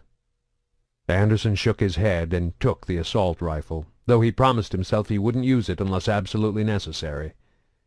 He folded it down and snapped it into the armor slot on his back, just above the belt. Then he slapped the pistol into the slot on his hip, where he could easily grab it if necessary. "We'll split up," Saren told him. "I'll head east, you go around the other way." "You promised me a 30-minute head start before you go in," Anderson reminded him in a hard voice. "You'll have your 30 minutes, human.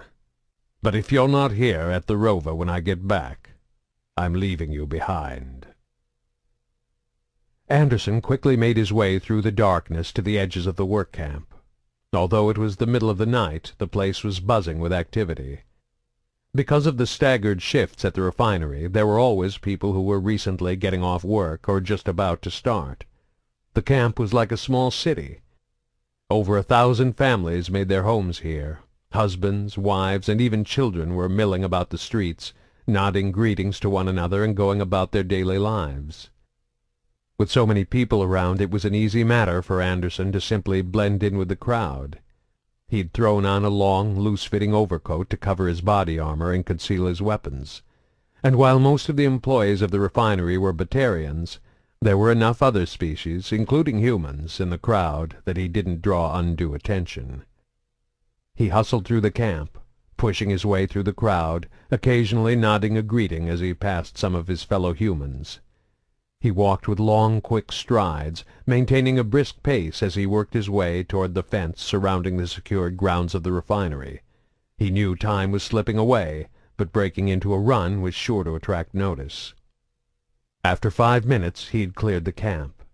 The buildings housing the workers formed an evenly distributed ring around the entire refinery, but nobody wanted to live butted right up against the metal security fence.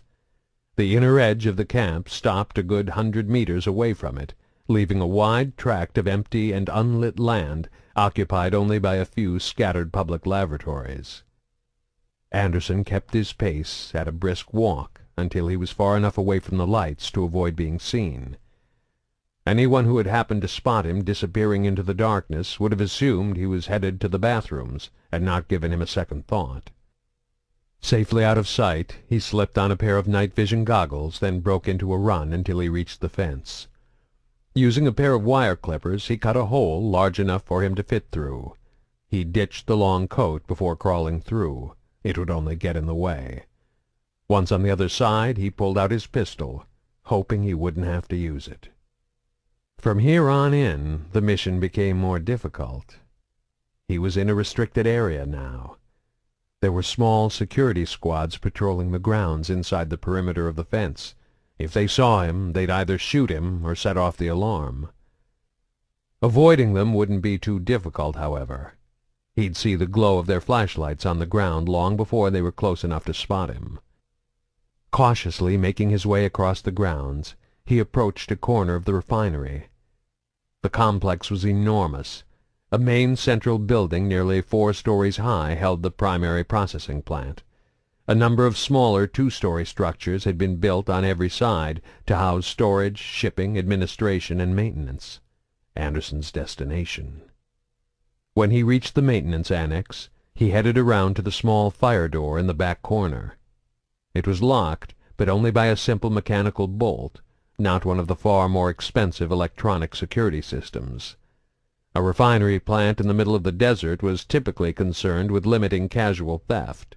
They weren't built with the purpose of preventing infiltration operations. Anderson placed a small glob of sticky explosives on the lock, stepped back, and fired the pistol at the putty. It exploded with a sharp bang and a bright flash, blowing the door open. He waited to see if there was any reaction to the noise, but hearing none, he pushed open the door and stepped in. He found himself standing by the employee lockers. The room was empty. It was the middle of the shift, and employees were all out on repair calls. In one corner was a large laundry basket on wheels, filled with soiled mechanics' coveralls. He rummaged around until he found a pair that fit over his body armor, then slipped it on. He had to remove his pistol and assault rifle. He didn't want to be fumbling beneath the coveralls to grab them if needed. He stuffed the pistol into the deep hip pocket of the coveralls. He didn't unfold the assault rifle, but wrapped it in a large towel he found in the laundry. The disguise was far from perfect, but it would allow him to explore the plant without attracting too much attention. Seen quickly from a distance, most people would just assume he was one of the maintenance crew headed to a job and ignore him. He rolled up the sleeve of the coveralls and glanced at his watch. 15 minutes gone. He'd have to hurry if he wanted to find Kali and get her out before Saren started his mission. Waiting on the outskirts of the work camp, Saren glanced at his watch. 15 minutes had passed. Anderson was no doubt somewhere deep inside the refinery by now, too far in to turn back. Stashing his weapons beneath a long coat in much the same way Anderson had done when he'd wanted to pass unnoticed through the camp, the Turian stood up and marched toward the buildings. He'd waited long enough. It was time for his own mission to begin. Anderson navigated through the numerous halls, passing from the maintenance building into the main refinery. His heart began to pound when he saw his first employee heading his way. But the Batarian woman only glanced at him for a second, then looked away and continued on past without saying a word. He passed several more employees as he made his way up and down the halls, but none of them paid him any attention either. He was beginning to grow frustrated. He didn't have time to search the entire facility. He'd assumed they'd be keeping Kali on the lower floors, but he was still going to need some luck if he wanted to locate her in time. And then he saw it. A sign saying "No Admittance" beside a stairwell leading down to what he remembered from the blueprints was a small equipment storage room. The sign was so clean it almost sparkled. Obviously, it had only been placed there in the last few days. He hurried down the stairs. At the bottom were 2 heavy-set Batarians, each marked with blue sun tattoos on their cheeks. They looked bored, slouched down in chairs on either side of a heavy steel door, their assault rifles propped up against the wall beside them. Neither of the guards was wearing body armor. Understandable, given the nature of their assignment. They'd probably been sitting here all day, and body armor was hot and heavy. Wearing it for more than a few hours at a time was incredibly uncomfortable. The guards had already seen him, so Anderson just kept on walking straight toward them. Hopefully they'd been warned to be on the lookout for a Turian specter. If that was the case, a human in maintenance coveralls wouldn't seem like much of a threat. When he reached the small landing at the bottom of the stairs, one of the mercs stood up and stepped forward, grabbing his assault rifle and pointing it at Anderson's chest. The lieutenant froze. He was less than 5 meters away. At this close range there was no possible way he'd survive if the merc pulled the trigger. "What's that?" the guard asked, pointing the barrel of his gun to indicate the towel-wrapped assault rifle Anderson was carrying tucked under his arm. Just some tools. Gotta keep 'em dry. Put the package down. Anderson did as he was told, setting the assault rifle on the floor carefully to make sure the towel didn't slip and reveal what was concealed beneath. Now that Anderson was no longer carrying anything that might be a weapon, the guard seemed to relax, lowering his own rifle. "What's the matter, human?" he demanded. "Can't you read Batarian?" This drew a guffaw from his partner, still slouched in his chair. "I need something from the equipment room," Anderson replied. "Not this one. Turn around." "I have an authorization slip here," Anderson said, fumbling around in his pocket as if trying to dig it out. The Batarian was watching him with an expression of bored annoyance, totally oblivious, as Anderson wrapped his hand around the handle of his pistol and slipped his finger over the trigger. The roomy pocket of the coverall allowed him to tilt the barrel of the pistol up just enough to bring it in line with the guard's midsection. He fired twice, the bullets shredding through the fabric of the coveralls and lodging themselves in the merc's stomach. The Batarian dropped his rifle in surprise, stumbling back and instinctively clutching at the holes in his gut. He hit the wall and slowly slid down to the floor, blood seeping out and welling up from the fingers he had pressed over the wounds. His partner looked up in confusion. Because of the silencer, the pistol's shots had been muffled to a faint zip-zip that he probably hadn't even heard. It took him a second to realize what had happened. With an expression of dawning horror, he went for his own weapon. Anderson whipped the pistol out of his pocket and fired 2 shots point-blank into the second guard's chest. He slouched down to the side, fell off the chair, and was still. Anderson whipped the pistol back toward the first guard, still sitting motionless on the floor with his back to the wall. "Please," the mercenary begged, finally figuring out who Anderson was with. "Scar's the one who gave the order to execute those Alliance soldiers. I didn't even want to kill them." "But you did," Anderson answered, then fired a single shot right between the Batarian's eyes. He stripped off the coveralls, snapped the pistol back into his hip, and unwrapped the assault rifle, unfolding it so it was ready to go. Then he kicked open the door.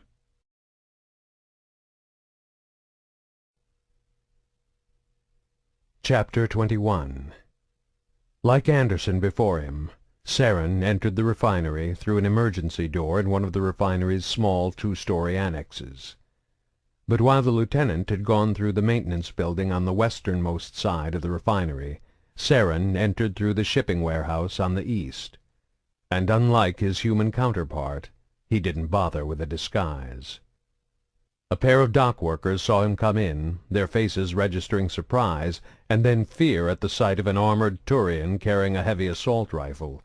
A quick burst from Saren's weapon ended their lives before they had a chance to cry out for help. The Spectre moved quickly through the warehouse and into the main building. Again, unlike Anderson, he knew exactly where he was going. He made his way down to the lowest levels of the refinery, where deposits of rock and ore rich in element 0 were melted down and the bulk impurities skimmed off the boiling surface. The molten liquid was then piped to an enormous centrifuge to separate out the precious ezo. He killed 3 more employees along the way. He knew he was getting close to his destination when he passed signs on the wall reading "Restricted Access." He rounded a corner and yanked open a door with "Authorized Personnel Only" painted across it. A wall of hot, hazy air rolled out, stinging his eyes and lungs. Inside, 6 engineers were scattered on walkways built around and above the colossal melting vats and the massive generator core used to heat them. They were monitoring the refining process, keeping an eye on the equipment to ensure it operated at peak efficiency and didn't experience a potentially deadly malfunction. The employees were wearing headsets to protect their ears from the constant rumble of the turbines feeding the generator. One of them saw Saren and tried to shout out a warning. His words were swallowed up by the thunder of the turbines, as were the sounds of gunfire as the Turian mowed them all down. The slaughter lasted less than a minute. The Spectre was nothing if not brutally efficient. As soon as the last engineer died, tumbling from the catwalk into the vat of molten ore 20 meters below, Saren began the next phase of his plan. There were too many hiding places here inside the refinery, too many places Sidon could bunker down behind a wall of armed mercs. Saren needed something to flush him out. A few strategically placed explosive charges would trigger a catastrophic series of explosions in the refinery core, setting off a general evacuation alarm for the entire facility. Saren finished rigging the last of the munitions, then headed for the upper levels. He wanted to be well out of the blast radius when the charges detonated. Kali was hungry, thirsty, and tired. But above all else she was scared. The Krogan had told her Kian would be coming to see her in a few days, but that was all he'd said. Then he'd dragged her into a storage room and locked her inside the small, dark closet at the back. She hadn't seen or spoken to anybody since. She was smart enough to understand what they were doing. She didn't know what Kian wanted, but it was obvious they were trying to break her will before the meeting. They'd left her for almost a full day in the cramped closet, in complete darkness, with no food or water. There wasn't even a bucket so she could go to the bathroom. She'd had to relieve herself in the corner. After 2 or 3 days of this, Kian would come to her with his offer. If she accepted, they'd feed her and give her something to drink. If she refused, they'd throw her back into the makeshift cell and come for her again in another 3 days. If she refused them a second time, things would most likely get really nasty. Instead of starvation and mental abuse, they'd move on to actual physical torture. Kali had no intention of helping Dr. Kian in any way, but she was terrified of what was to come. Worst of all was the knowledge that in the end they'd win anyway. It might take days, maybe even weeks, but eventually the endless torture and abuse would break her, and they'd get whatever they wanted. During the first few hours of her imprisonment, she'd sought some way to free herself, only to realize it was hopeless. She had fumbled in the darkness with the door of the closet, but it was locked from the outside, and the interior handle had been removed. Plus, even if she did get out of the closet, there were almost certainly guards waiting on the other side. She couldn't even escape by killing herself. Not that she was at that point yet, but the room she was in was completely empty. No pipes to hang herself from, nothing to use to cut or wound herself. She briefly considered the option of slamming her head over and over into the wall, but she would only succeed in knocking herself out and inflicting a lot of unnecessary pain, something she suspected there was already more than enough of in her future. The situation was hopeless, but Kali hadn't given in to total despair quite yet. And then she heard a noise, a sound sweeter than the singing of angels, the sound of salvation, automatic gunfire on the other side of the door. Anderson kicked open the door that the 2 mercs had been guarding. Beyond it was a large storage room. All the equipment inside had been dragged out. It was empty except for a small table and several chairs. 4 more Batarian Blue Suns were sitting around the table playing some type of card game, and standing off alone in the corner was Scar. Like the men outside, none of them were wearing body armor. The Krogan was his first target. A stream of bullets hit the Krogan square in the chest. Scar's arms flew up and out as he was blown backwards, sending his gun sailing across the room. He struck the wall behind him, spun off it, and fell face down on the floor, bleeding from too many wounds to count. The mercs reacted to the sudden attack by flipping the table and scattering. Seeing Kali wasn't in the room, Anderson simply sprayed the entire place with bullets. He took the whole lot of them out before they ever had a chance to fire back. It wasn't a fair or honorable fight. It was a massacre. Considering the victims, Anderson didn't even feel bad. After the shooting stopped, he noticed a small door in the back wall. It probably just led to a closet, but it was reinforced with metal plating and sealed with a heavy lock. "Kali!" he shouted, running over to bang on the door. "Kali, are you in there? Can you hear me?" From the other side he heard her muffled voice calling back to him, "David? David, please get me out of here!" He tried the lock, but it wouldn't budge. He briefly considered blowing it off, like he had with the maintenance building door earlier, but he was worried the blast might injure Kali. "Hold on!" he shouted to her. "I need to find the key!" He took a quick glance around the room, his eyes coming to rest on the Krogan's body lying crumpled in the corner. A thick pool of blood crawled out from beneath him, spreading rapidly across the floor. If anyone in this room had a key, Anderson knew, it would be Scar. He ran over to the body, set his gun on the floor, and grabbed the Krogan's far shoulder with both hands, grunting at the effort necessary to roll him over onto his back. The Krogan's chest was a bubbling mess of blood and gore. At least a dozen bullets had ripped through his torso. His clothing was soaked and sticky with the warm, dark fluid. Grimacing slightly, Anderson reached out to dig through his pockets. Scar's eyes snapped open, and the Krogan's hand shot out and grabbed him around the throat. With a roar, the beast stood up, lifting the lieutenant off the ground with one arm. The other dangled bloody and useless at his side. "Impossible," Anderson thought, struggling like a helpless child as the Krogan's grip slowly crushed the life from him. "Nobody can survive those kinds of injuries, not even a Krogan." Scar must have seen the shock in his eyes. "You humans have a lot to learn about my people," he growled, bits of bloody froth bubbling up from his lips as he spoke. "A pity you won't live to tell them." Anderson kicked and flailed, but the Krogan held him at arm's length, and his limbs were too short to reach his opponent's body. Instead, he pounded down with his fists on Scar's massive forearm. His efforts did nothing but elicit a gurgling laugh from the Krogan. "You should be glad," the bounty hunter told him. "You will have an easy death, not like the female." Suddenly, the room was rocked by a massive explosion from somewhere deep inside the refinery. Huge cracks appeared in the finish of the walls, and several ceiling tiles fell to the floor. The ground beneath their feet buckled and heaved, throwing Scar off balance. Anderson thrashed his body in that instant and managed to break free of the Krogan's grip, falling to the floor and gasping for breath. Scar staggered and stumbled, trying to stay upright, but his balance was hampered by his dead and useless arm, and he was weakened by the loss of blood. He fell heavily to the ground, only a few meters away from where Anderson had dropped his assault rifle. Now free of the Krogan's grip, Anderson whipped out his pistol and fired.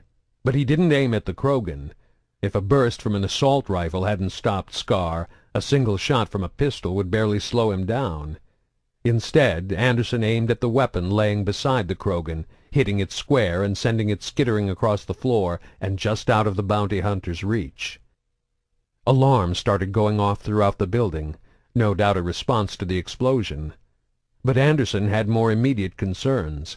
Armed only with the pistol, he knew he'd need a direct shot to the head to finish Scar off. But the Krogan leaped up and lunged toward him before he had a chance to take proper aim. The bullet caught the Krogan in his already paralyzed shoulder, but he just kept coming. Anderson dove to the side and rolled out of the way as his enemy howled in rage, narrowly avoiding being trampled to death.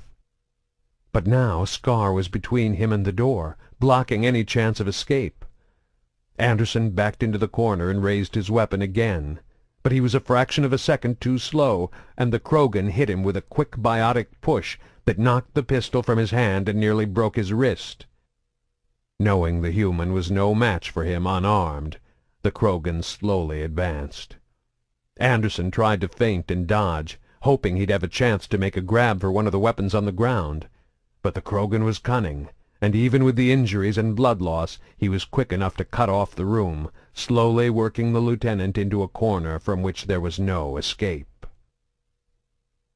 The impact of the explosion sent Kali reeling through the darkness to slam face first into an unseen wall, knocking out one of her teeth and breaking her nose. She dropped to the floor and brought her hands up to her mangled face, tasting the blood flowing down her chin. And then she noticed a small sliver of light coming from the edge of the door. The explosion must have jarred it off its hinges. Ignoring the pain of her injuries, she jumped up and backed away until she felt the wall behind her. Then she took 3 hard steps and threw herself shoulder first into the door. The damage to the frame must have been extensive, because the door gave way on her first attempt, sending her sprawling into the room beyond. She hit the ground hard, landing on the same shoulder she'd used to knock open the door. A jolt of pain shot through her arm as the shoulder popped out of the socket. She sat up, shielding her eyes from the sudden brightness of the room after all the hours she'd spent in absolute darkness. "Collie!" she heard Anderson scream. "Grab the gun! Shoot him!" Squinting in the light, half blind, she fumbled around on the ground and wrapped her hands around the barrel of an assault rifle. She pulled it in and grabbed the handle as an enormous shadow suddenly loomed over her.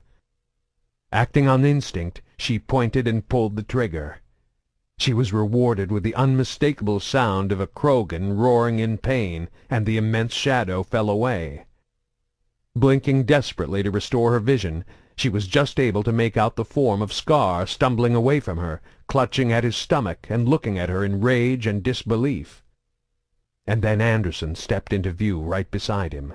He jammed the nose of his pistol against the side of the Krogan's skull and fired. Collie turned away an instant too late. The sight of Scar's brains being blown out through the far side of his head and splattering across the wall was one that would probably haunt her nightmares for the rest of her life. And then David was there, crouching on the ground beside her. "Are you okay?" he asked. "Can you walk?" She nodded. "I think I dislocated my shoulder." He thought for a second, then said, "I'm sorry for this, Collie." She was about to ask him for what, when he grabbed her by the wrist and collarbone, yanking hard on her arm. She screamed in agony, nearly passing out, as the shoulder popped back into place. David was there to catch her so she didn't fall over. "You bastard," she mumbled, flexing her fingers to try and work the numbness out of them. "Thank you," she added a second later. He helped her to her feet, and it was only then that she noticed all the other dead bodies in the room. Anderson didn't say anything, but simply handed her one of the dead men's assault rifles, then grabbed his own weapon. "We better take these," he told her, remembering Saren's grim advice about shooting civilians. "Let's just pray we don't have to use them."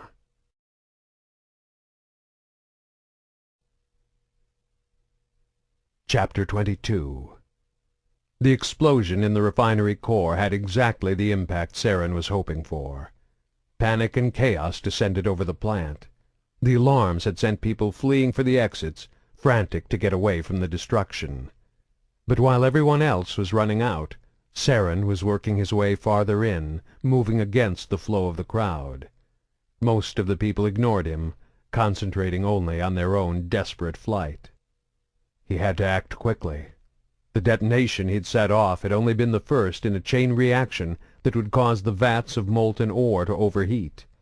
When they erupted, all the machinery in the processing core would ignite in flames. The turbines and generators would overload, triggering a series of explosions that would reduce the entire plant to burning rubble. Scanning the crowd, Saren at last saw what he was looking for. A small group of Blue Sun mercs, heavily armed and moving together as a single unit. Like Saren, they were heading deeper into the plant. All he had to do was follow them. "What are we waiting for?" Kian screamed, almost hysterical. He held up a small metal case and waved it frantically in Edan's face. Inside was a flash drive containing all the data they had gathered on the project. "We have everything we need right here. Let's go!" "Not yet," the Batarian said, trying to remain calm despite the klaxons ringing so loudly he could barely hear himself think. "Wait for our escorts to arrive." He knew the explosion in the core was more than just a coincidence, and he wasn't about to go running out into a trap, not without his bodyguards. "What about them?" Kian shouted, pointing at the two mercs standing nervously just outside the door of the room in which he had been holed up ever since the attack on Sidon. "They're not enough," Edan replied. "I'm not taking any chances. We wait for the rest of—" His words were cut off by the sound of gunfire from the other room, mingling with the alarms and shouts from his guards. This was followed by a second of silence, and then an unfamiliar figure appeared at the door. Your escort isn't going to make it, the armored Turian said. Even though he'd never met the man before, Sidon instantly recognized him. "I know you," he said. "The Spectre, Saren." "You did this!" Kian screamed, pointing a shaking finger at Saren. "This is your fault!" "Are you going to kill us now?" Sidon asked. Surprisingly, he wasn't afraid. It was as if he'd known this moment was coming all along. And now that his death was upon him, he felt only a strange sense of calm. But the Turian didn't kill them. Instead, he asked a question. "What were you working on at Sidon?" "Nothing!" Kian shouted, clutching the metal case to his chest. "It's ours!" Sidon recognized the look in Saren's eye. He'd made his entire fortune off that look. Hunger, desire, the lust to possess. "You know," he whispered, realizing the truth. "Not everything, but just enough so that you want to know more." A faint smile creased his lips. There was a chance he might still get out of this alive. "Shut up!" Kian screamed at him. "He'll take it from us!" "I don't think so," Sidon replied, speaking more to Saren than the raving scientist. "We have something he wants. He needs to keep us alive." "Not both of you," Saren warned. Something in his tone pierced the veil of Kian's madness. "You need me," he insisted in a rare moment of lucidity. "You need my research, my expertise." He was speaking quickly, desperate and scared. However, it wasn't clear if he was more frightened of death or of losing out on the chance to continue his obsessive research. "Without me, you'll never understand it, never figure out how to unlock its power. I'm essential to the project." Saren raised his pistol and pointed it straight at the babbling human. Then he turned his head toward Sidon. "Is this true?" he asked the Batarian. Sidon shrugged. "We have copies of all his research, and I have my own team studying the artifact. Kian is brilliant, but he's become erratic. I think the time has come for him to be replaced." No sooner were the words out of his mouth than Saren fired. Kian went rigid and toppled over backwards, a single bullet hole in his forehead. The metal case fell from his hands and clattered to the floor, the flash drive inside well protected from the impact by the padded interior. "And what about you?" the Spectre asked, aiming the pistol at the Batarian. When he'd thought there was no hope of survival, Sidon had been calm, resigned to his fate. Now that he saw a chance to escape with his life, the gun pointed in his direction filled him with a cold fear. "I know where it is," he said. "How will you find it without my help?" Saren nodded his head in the direction of the metal case. "There's probably something in there that'll tell me what I need to know."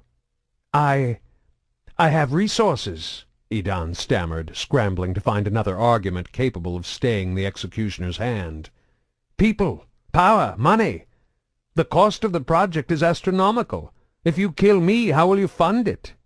"You aren't the only one with wealth and influence," the Turian reminded him. "I can find another money man without even leaving the verge." "Think of how much time and effort I've put into this," Sidon blurted out. "Kill me and you'll have to start from scratch." Saren stayed silent, but he did tilt his head slightly to the side, as if considering what the Batarian had said.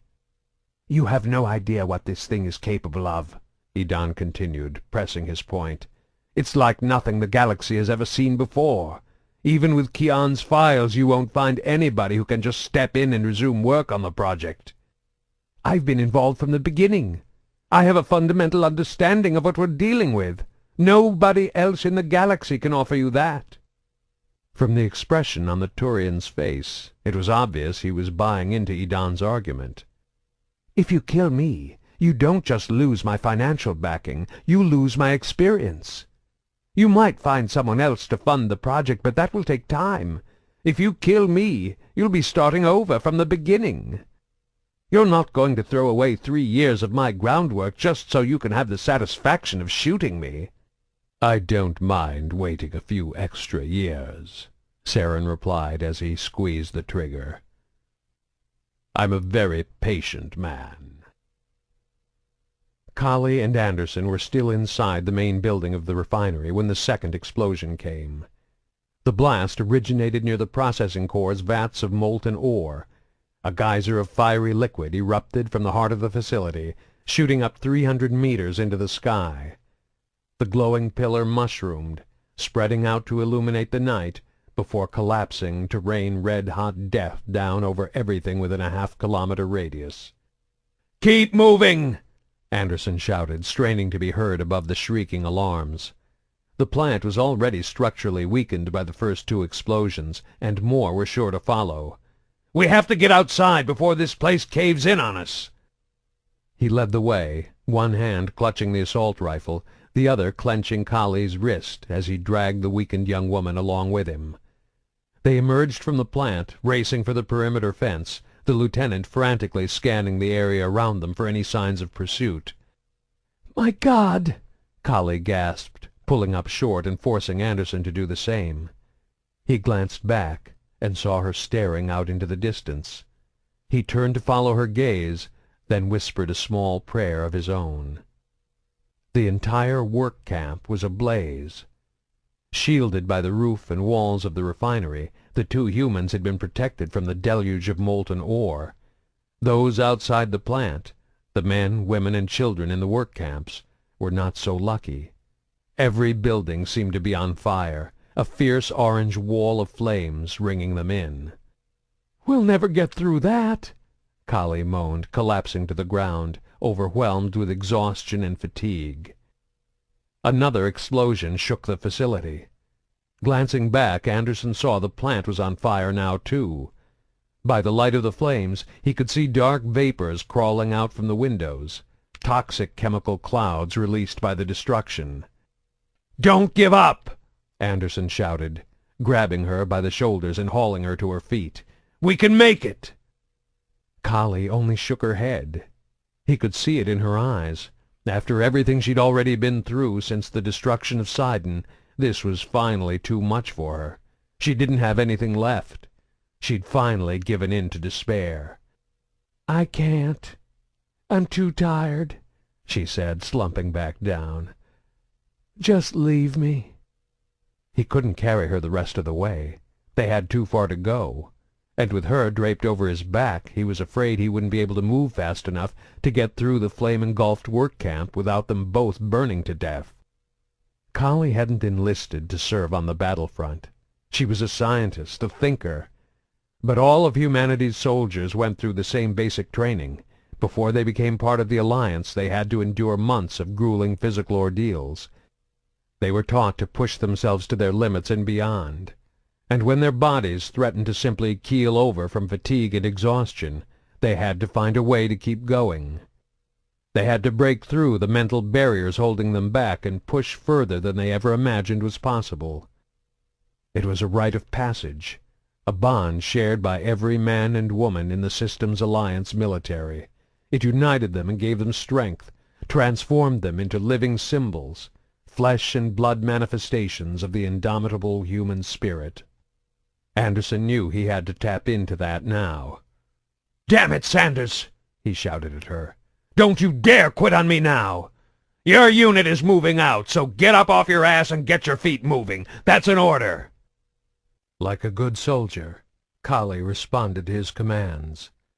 Somehow she got back to her feet, still clutching her weapon. She broke into a slow, lumbering run, her will forcing her body to do what her mind told her it couldn't. Anderson watched her for a second to make sure she wouldn't topple over, then fell into step behind her, matching Kali's pace as they raced toward the smoke, screams and flames coming from the buildings in front of them. The work camp had become hell itself.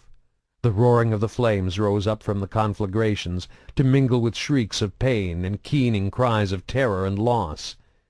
The horrible cacophony was punctuated by the occasional ear-splitting thunder of another detonation from somewhere inside the plant.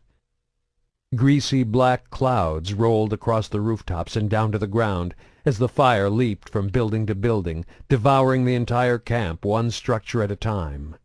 The heat was like a living thing, clutching and grabbing at their limbs, scraping searing claws across their skin as they ran past. Acrid smoke stung their eyes and crawled down their lungs, choking them with each breath. The sickly stench of burning flesh was everywhere. Bodies lay strewn about the streets, many of them children.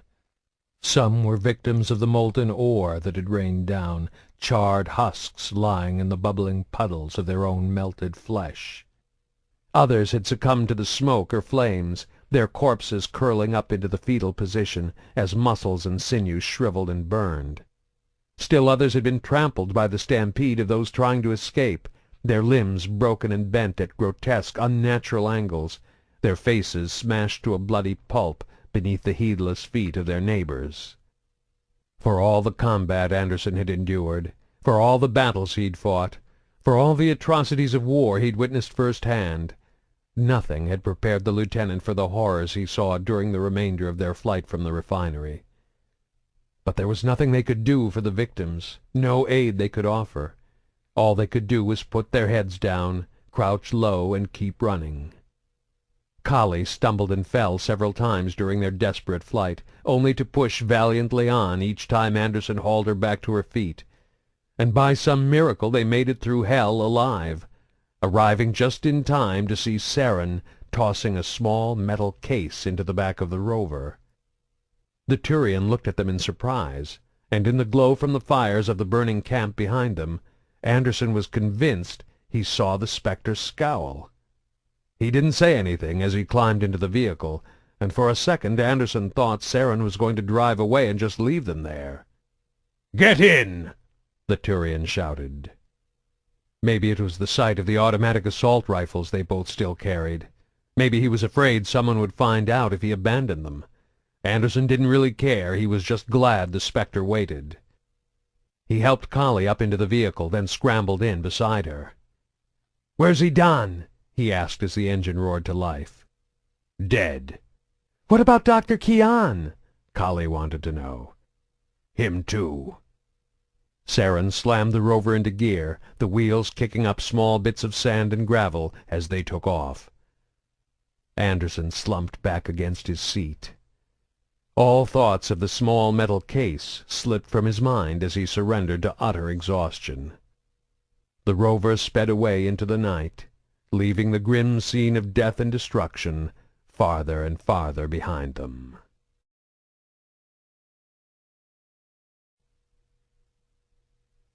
Epilogue. Anderson stepped out from the offices of the Alliance Embassy on the Citadel and into the simulated sunshine of the Presidium. He made his way down the stairs and out onto the green grass fields. Kali was waiting for him down by the lake's edge. She sat on the grass, barefoot so she could dip her toes. He came over and sat down heavily beside her, yanking off his own shoes and plunging his feet into the cool, refreshing water. "Ah, that feels good." "That was a long meeting," Kali said. "I was afraid you might get bored waiting for me." "Nothing else to do?" she teased. "I already had my meeting with the ambassador. Besides, I figured I'd stick around." In a more serious voice she added, "I owe you that much at least." "You don't owe me anything," he replied, and they lapsed into a comfortable silence. It was 4 days since they'd fled the refinery on Kamala. The first night had been spent at the medical facility near the spaceports. They were treated for smoke inhalation and possible exposure to toxins released into the air during the explosions, and Kali was given intravenous fluids to fight off the dehydration she'd suffered during her imprisonment. The next morning they'd been met by a contingent of Alliance representatives, soldiers to provide protection, and intel officers to gather their statements. They'd been whisked onto a waiting frigate and taken to the Citadel to deliver their reports and individual accounts to the powers that be in person.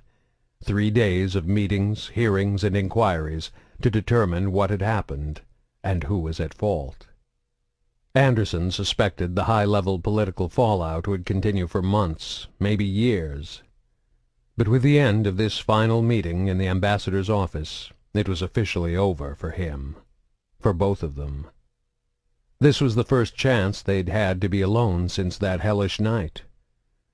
He wanted to reach his arm around her shoulder and pull her close, but he wasn't sure how she'd react. He wanted to say something, but he couldn't figure out what to say. So they just sat there, side by side on the edge of the lake, not speaking. It was Kali who finally broke the silence. "What did the ambassador say?" "About what I expected," he said with a sigh. "The council rejected me as a candidate for the Spectres." "Because Saren screwed you," she said, disgusted. "His report didn't paint a very flattering portrait of me. He says I ignored the true goal of the mission, claims I blew his cover by tipping off the mercs inside the base by going in too soon. He even manages to blame me for the explosion."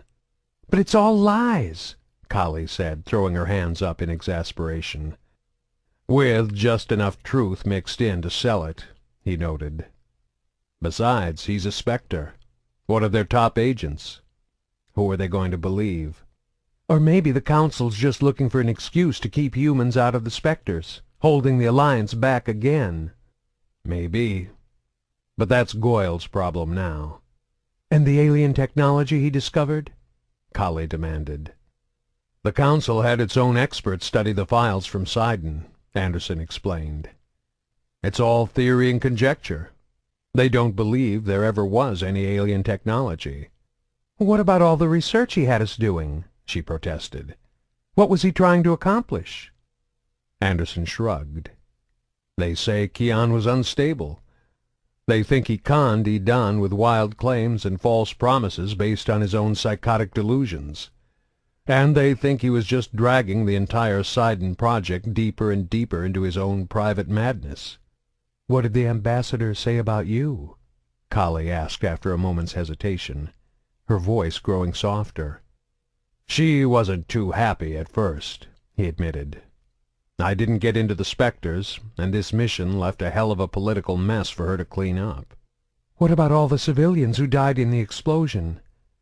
The Alliance isn't trying to pin that on you, are they?"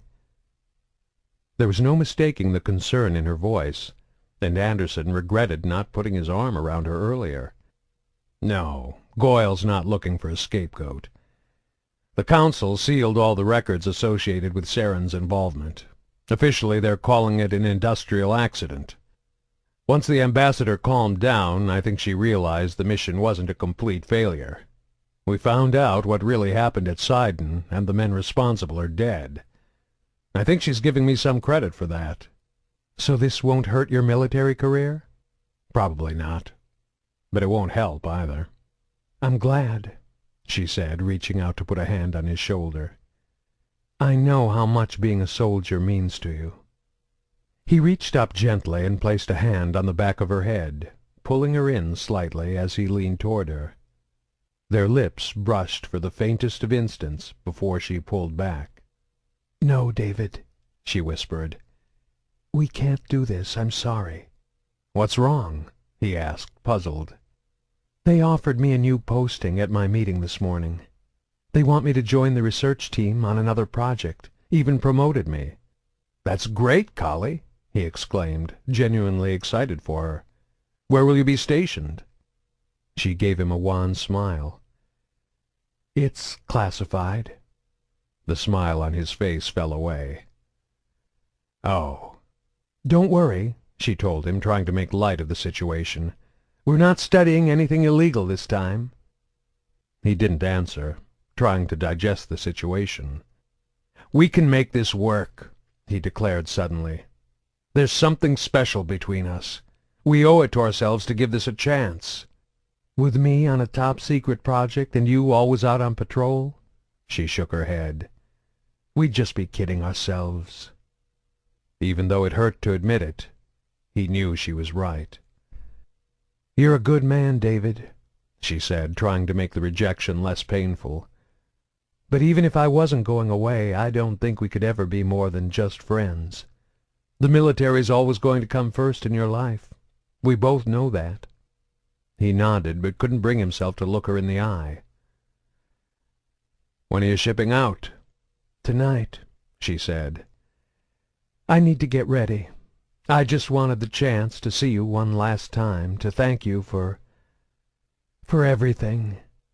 Kali stood up and brushed herself off, then leaned in and gave him a quick kiss on the cheek. Goodbye, soldier. He didn't watch her walk away, but instead stared out over the lake for a long, long time. In the privacy of his small one-man craft, Saren had been studying the data on the flash drive inside Kian's metal case for hours. His suspicions had been correct. The alien technology was a vessel of some sort. It was called Sovereign, a magnificent relic from the time of the Prothean extinction, an enormous warship of tremendous power. But it was much more than a mere ship. Its systems, processes, and technology were so advanced that they dwarfed every accomplishment of the Citadel species. Its grandeur and complexity rivaled the greatest creations of the Protheans, the mass relays and the Citadel. It may have even surpassed them. And if Saren could learn and understand how it worked, he could seize all that power for himself. He'd spent his entire life preparing for a moment like this. Everything he'd ever done, his military service, his career with the Spectres, was only a prelude to this revelation. Now he had found his true purpose. Destiny had led him here. How else to explain how perfectly everything had worked out for him? Anderson had been rejected by the Spectres. The Alliance had been politically humiliated. The Council was convinced the artifact didn't even exist. And the only men who could have exposed him were now dead. Their deaths didn't come without a cost, however. Kian may have been losing his grip on reality, but just from looking at his notes it was obvious he was brilliant, a true genius. Saren understood the fundamental theories and principles of AI technology, but it was clear the human's research was far beyond anything he could ever hope to grasp. He'd need to find someone equally brilliant to head up the study of Sovereign. It might take him years to locate a suitable replacement. But he didn't regret killing Kian. The doctor was in too deep.